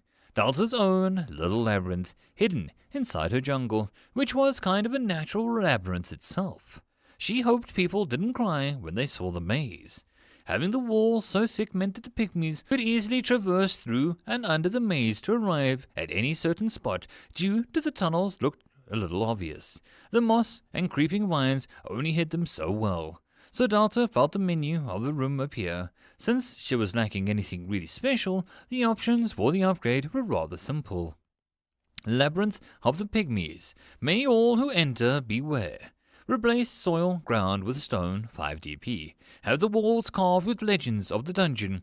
This will make any traps or hidden functions easier to hide, 5 DP. Have walls shift or relocate to confuse wanderers, 10 DP. Have fountain of fresh water in one of the dead ends along with a tribute jar, 10 DP. Allow a fruit tree to be found in one dead ends with a tribute jar included, 10 DP. Create a mist that covers the floor, adds atmosphere, 5 DP. It was all nice to see Sis going above and beyond, trying to make Delta's ideas even better than she could have ever hoped. Delta purchased the ground replacement and the wall carvings and the shifting walls for now, until people actually started reaching the second floor and understanding the keys. There was little point in getting all of the upgrades for such an out-of-the-place room. The labyrinth floor rippled as the stone rose above the soil and completed the feeling of stumbling upon an artificial wonder. The steps of walking would sound louder too, so Delta could, if she was feeling mean, use the mists to have them stomped sound effect to scare adventurers. The walls bubbled furiously as some parts sunk in and others expanded, images and carvings of things that began to appear. Delta saw herself. A girl with a long flowing skirt and a tie in the wind, floating in the palm of a mushroom. Delta's face carved with show distrust. Aptly, the words below were in English, oddly enough. They read, "The Beginning." Below her feet was 3 goblins holding her up, one face blank and the other features, while the other 2 looked beastly and odd. The timeline of events showed Delta a shocking amount of events that had passed. watching the blank-faced goblins become Fran, the knight, the making of the pond, the odd image of Delta pulling a glowing box out of the chest as it was speaking. The walls weaved on, as careful to follow the timeline of events. The end could be found, but the shifting walls muddled events, and Delta had to chase these fleeting next chapters in her journey so far. She had been so surprised to see herself grow from a lonely, sad girl to a woman surrounded by monsters and purpose. It was like a little prototype archive of her adventure so far. Delta patted the wall for doing a good job and making her not look too bad in 2D. The wall shifted and let her easily walk forward, despite her ability to phase through anything, but she appreciated the gesture nonetheless. Soon she was at the last room, until more people appeared. She didn't do more than give the key an altar. She moved the rock up and formed a mushroom shape. Delta stared. "Can you be more regal? That's an important key." She complained to the system. The mushroom altar paused before it grew a little crowned to sit around the key with a plush pillow. "That's not what I meant." Delta put her hands on her hips. She knew Sis was just amusing herself, but still. Turning, she headed back to the village of the pygmies and looked around the space. She knew the little fellows would be getting some guests or invaders, so she tried to imagine what they would do to prove not as a threat but as help. She made a barrel with some torches and apples. The village could be somewhat of a resting spot before braving the labyrinth. This would show off the good interests and not the murder of the pygmies. The little folks looked at the barrels with confusion before Delta made a large sign, like a gate, that simply declared, "Pygmy Village, welcome travelers." The chief peered at the message before he turned and chirped to his people and heroes. Delta was still getting a hang of the language and mostly got "gift to us people prizes." She was glad to understand her intent. The priest leaned on her staff. The powerful chief's words were great truth indeed as they spread around the area. "The great mother of us all has delivered the greatest trap of all. She will convince tributes to enter the village and be a gift to us. The people shall trust us, and we shall strike and take the treasures for Mother once they enter the dark tunnels. Prizes will soak the soil, such as the wit of the great mother." He roared, and the priest felt her faith grow stronger, and she almost knelt on her knees to pray there and then. "I want the fancy parts," Tinker shouted with a warning. "I want their flesh," Fungal hissed. And the priest wanted the people to thrive. All was in accordance with the Great Mother. Delta, the mother, left her words quiet but deep. To the circus. Nu slithered in past space next to the tiny folk and went still with fear. The moon to the mother's sunlight, the shadow cast by mother. It said nothing to them. It needed not to. It understood them, and the pygmies understood Nu. Serve Delta, or perish. Nu planted a large wooden board with words on it next to the entrance and the moving tunnels. Words quickly spread, and the warning carried it. "If you behave, the next part will only be a little bad. Step on the minions, and your path will be hell. Nu." A small sect of shadow worshippers in the village took the name to heart. The Minion Clan is soon waiting for their first guest. The circus on the second floor was the oddest part of Delta's dungeon, and she did not make the claim lightly. It really was something she found more than created, but it was still now her space. Adopting Rennie had made it all the more important to properly do it up and think of it as a home, just like the rest of a dungeon. The large opening that allowed Wilhelm, the giant gorilla, to pass showed the statue of Rennie's father that looked carefully washed. She could see where various flowers, fruits, and even the odd pile of pebbles had been placed at the feet of the statue like an offering. Delta guessed it was the closest thing Rennie had to a grave for his father. There was the sound of rocks being kicked, making Delta jump and spin to see the innocent Rennie, hands in pockets, looking like he was just accidentally around when she scared Delta. Don't do that. Divina is bad enough," she chided, and with a swipe of her hand, Rennie neatly covered his painted face politely as his shoulders shook. Delta blew out a sigh. That damn mime enjoyed this way too much. "So after much deliberation, I've decided that you and your circus are worthy of my powers and upgrades," Delta said smoothly, trying to sound suave. Rennie shrugged and pointed at the door to say if Delta didn't have to. But I like making things better, she backpedaled. Rennie waved the circus tent, his large, ghoulish mouth stretching in amusement, grumbling. Delta looked at the circus tent before entering. She hadn't been in here since finding Rennie. It felt invasive, but that was part of the whole vibe Delta had stuck in her head about the circus not being part of a dungeon. The musty, unlit space was just as she remembered. It still felt a little depressing, knowing this had been a gravesite more than a tent of wonders in the last moments. She felt Rennie stand beside her. His smile was smaller, a little sad. He gave her a once-over. He nodded. It was permission to influence the space, and it made Delta relax. She tried to take his hand, but the best she could do was occupy the same space. "I'll make sure it looks good. I'll make your dad proud that it's coming back," she promised.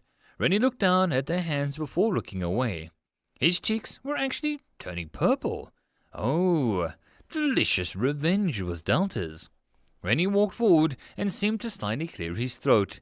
He looked around before putting one of the beams that kept the whole thing up. "Oh, I should be able to upgrade the whole thing in one go, but I'll keep you updated. Any requests?" She grinned. Rennie tapped his chin before making some motions. Up and down, he caught something. "Things to juggle." She guessed. Rennie nodded before he then held up both hands to pretend to walk across a thin ledge or wire. "Oh, a pole."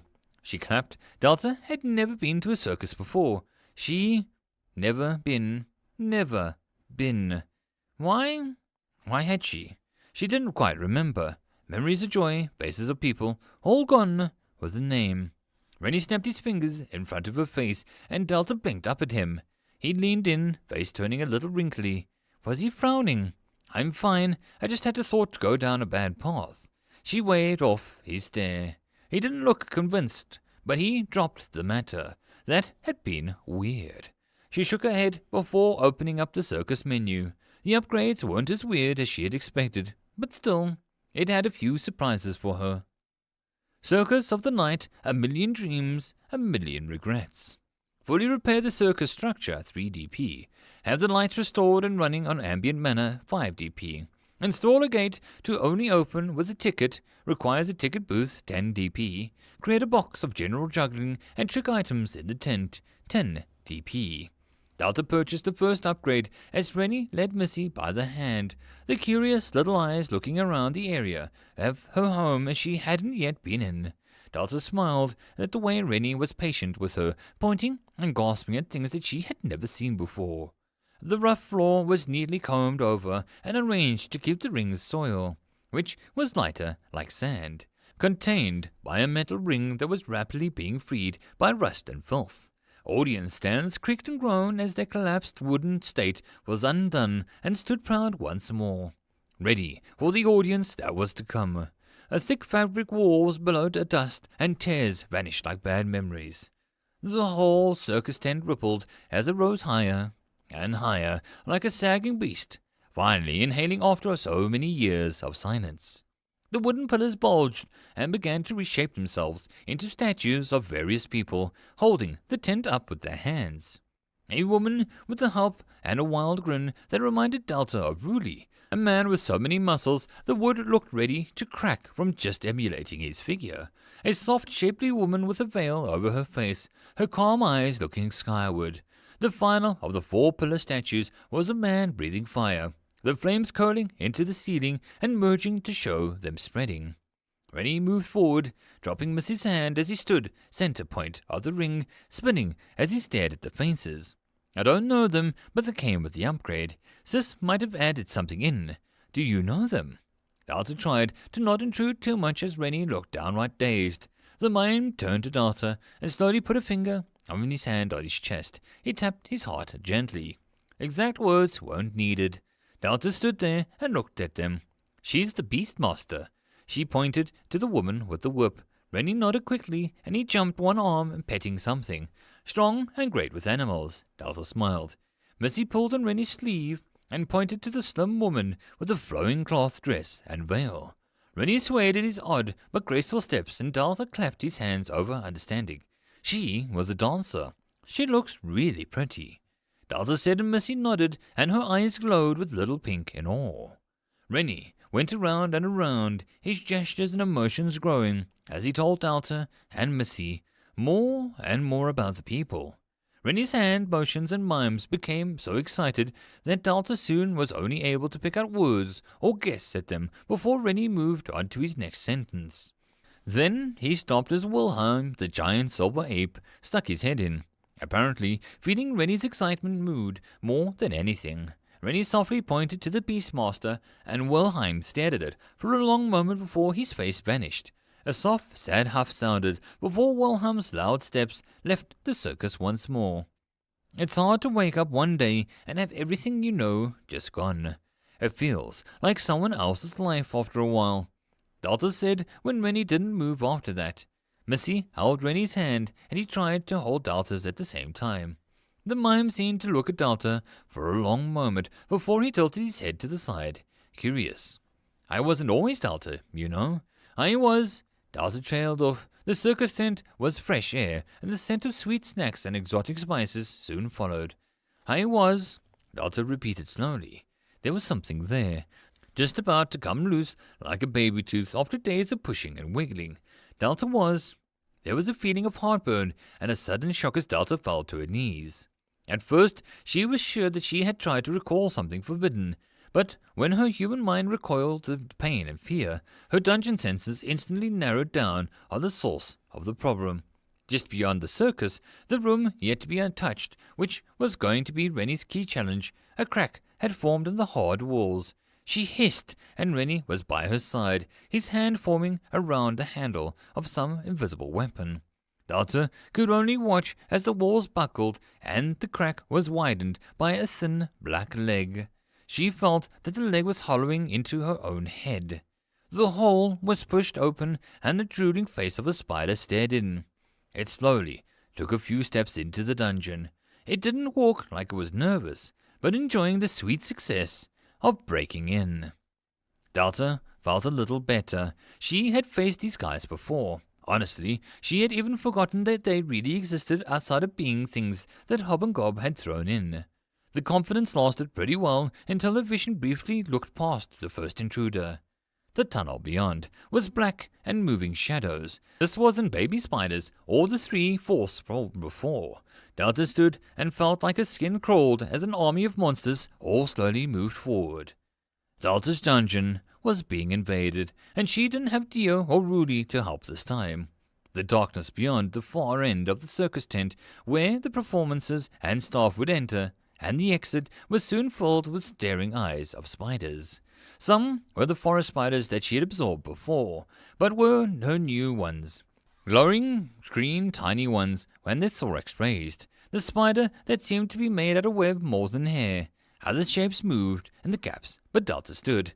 "Run," she cried, not wanting Rennie and Missy to be overrun.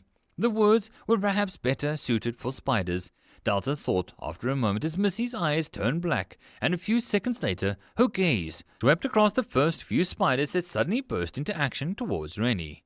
Spiders, regardless of if they glowed green, were made of web, or even if they had tails, burned equally, it seemed.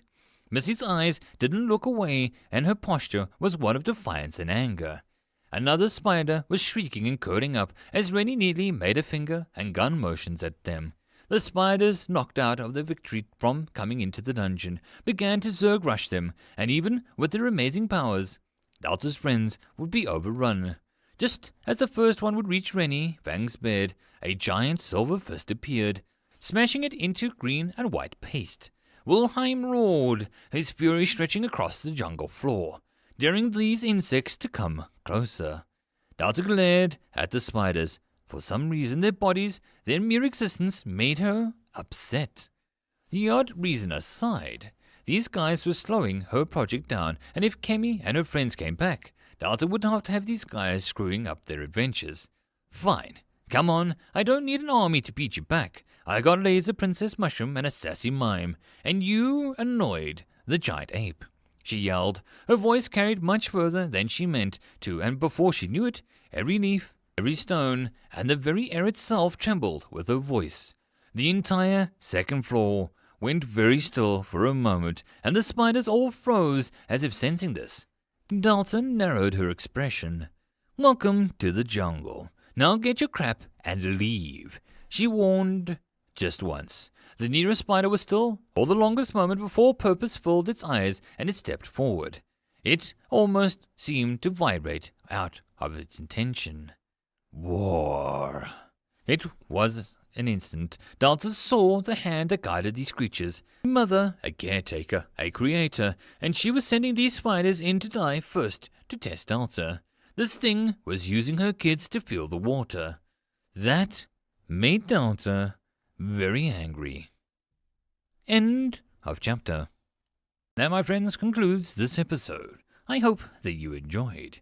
If you wish to support the author of the story, there will be a link below. If you wish to support this channel, there are multiple ways to do so, which will all also be linked below. But the easiest way would be to subscribe and share my videos as much as possible.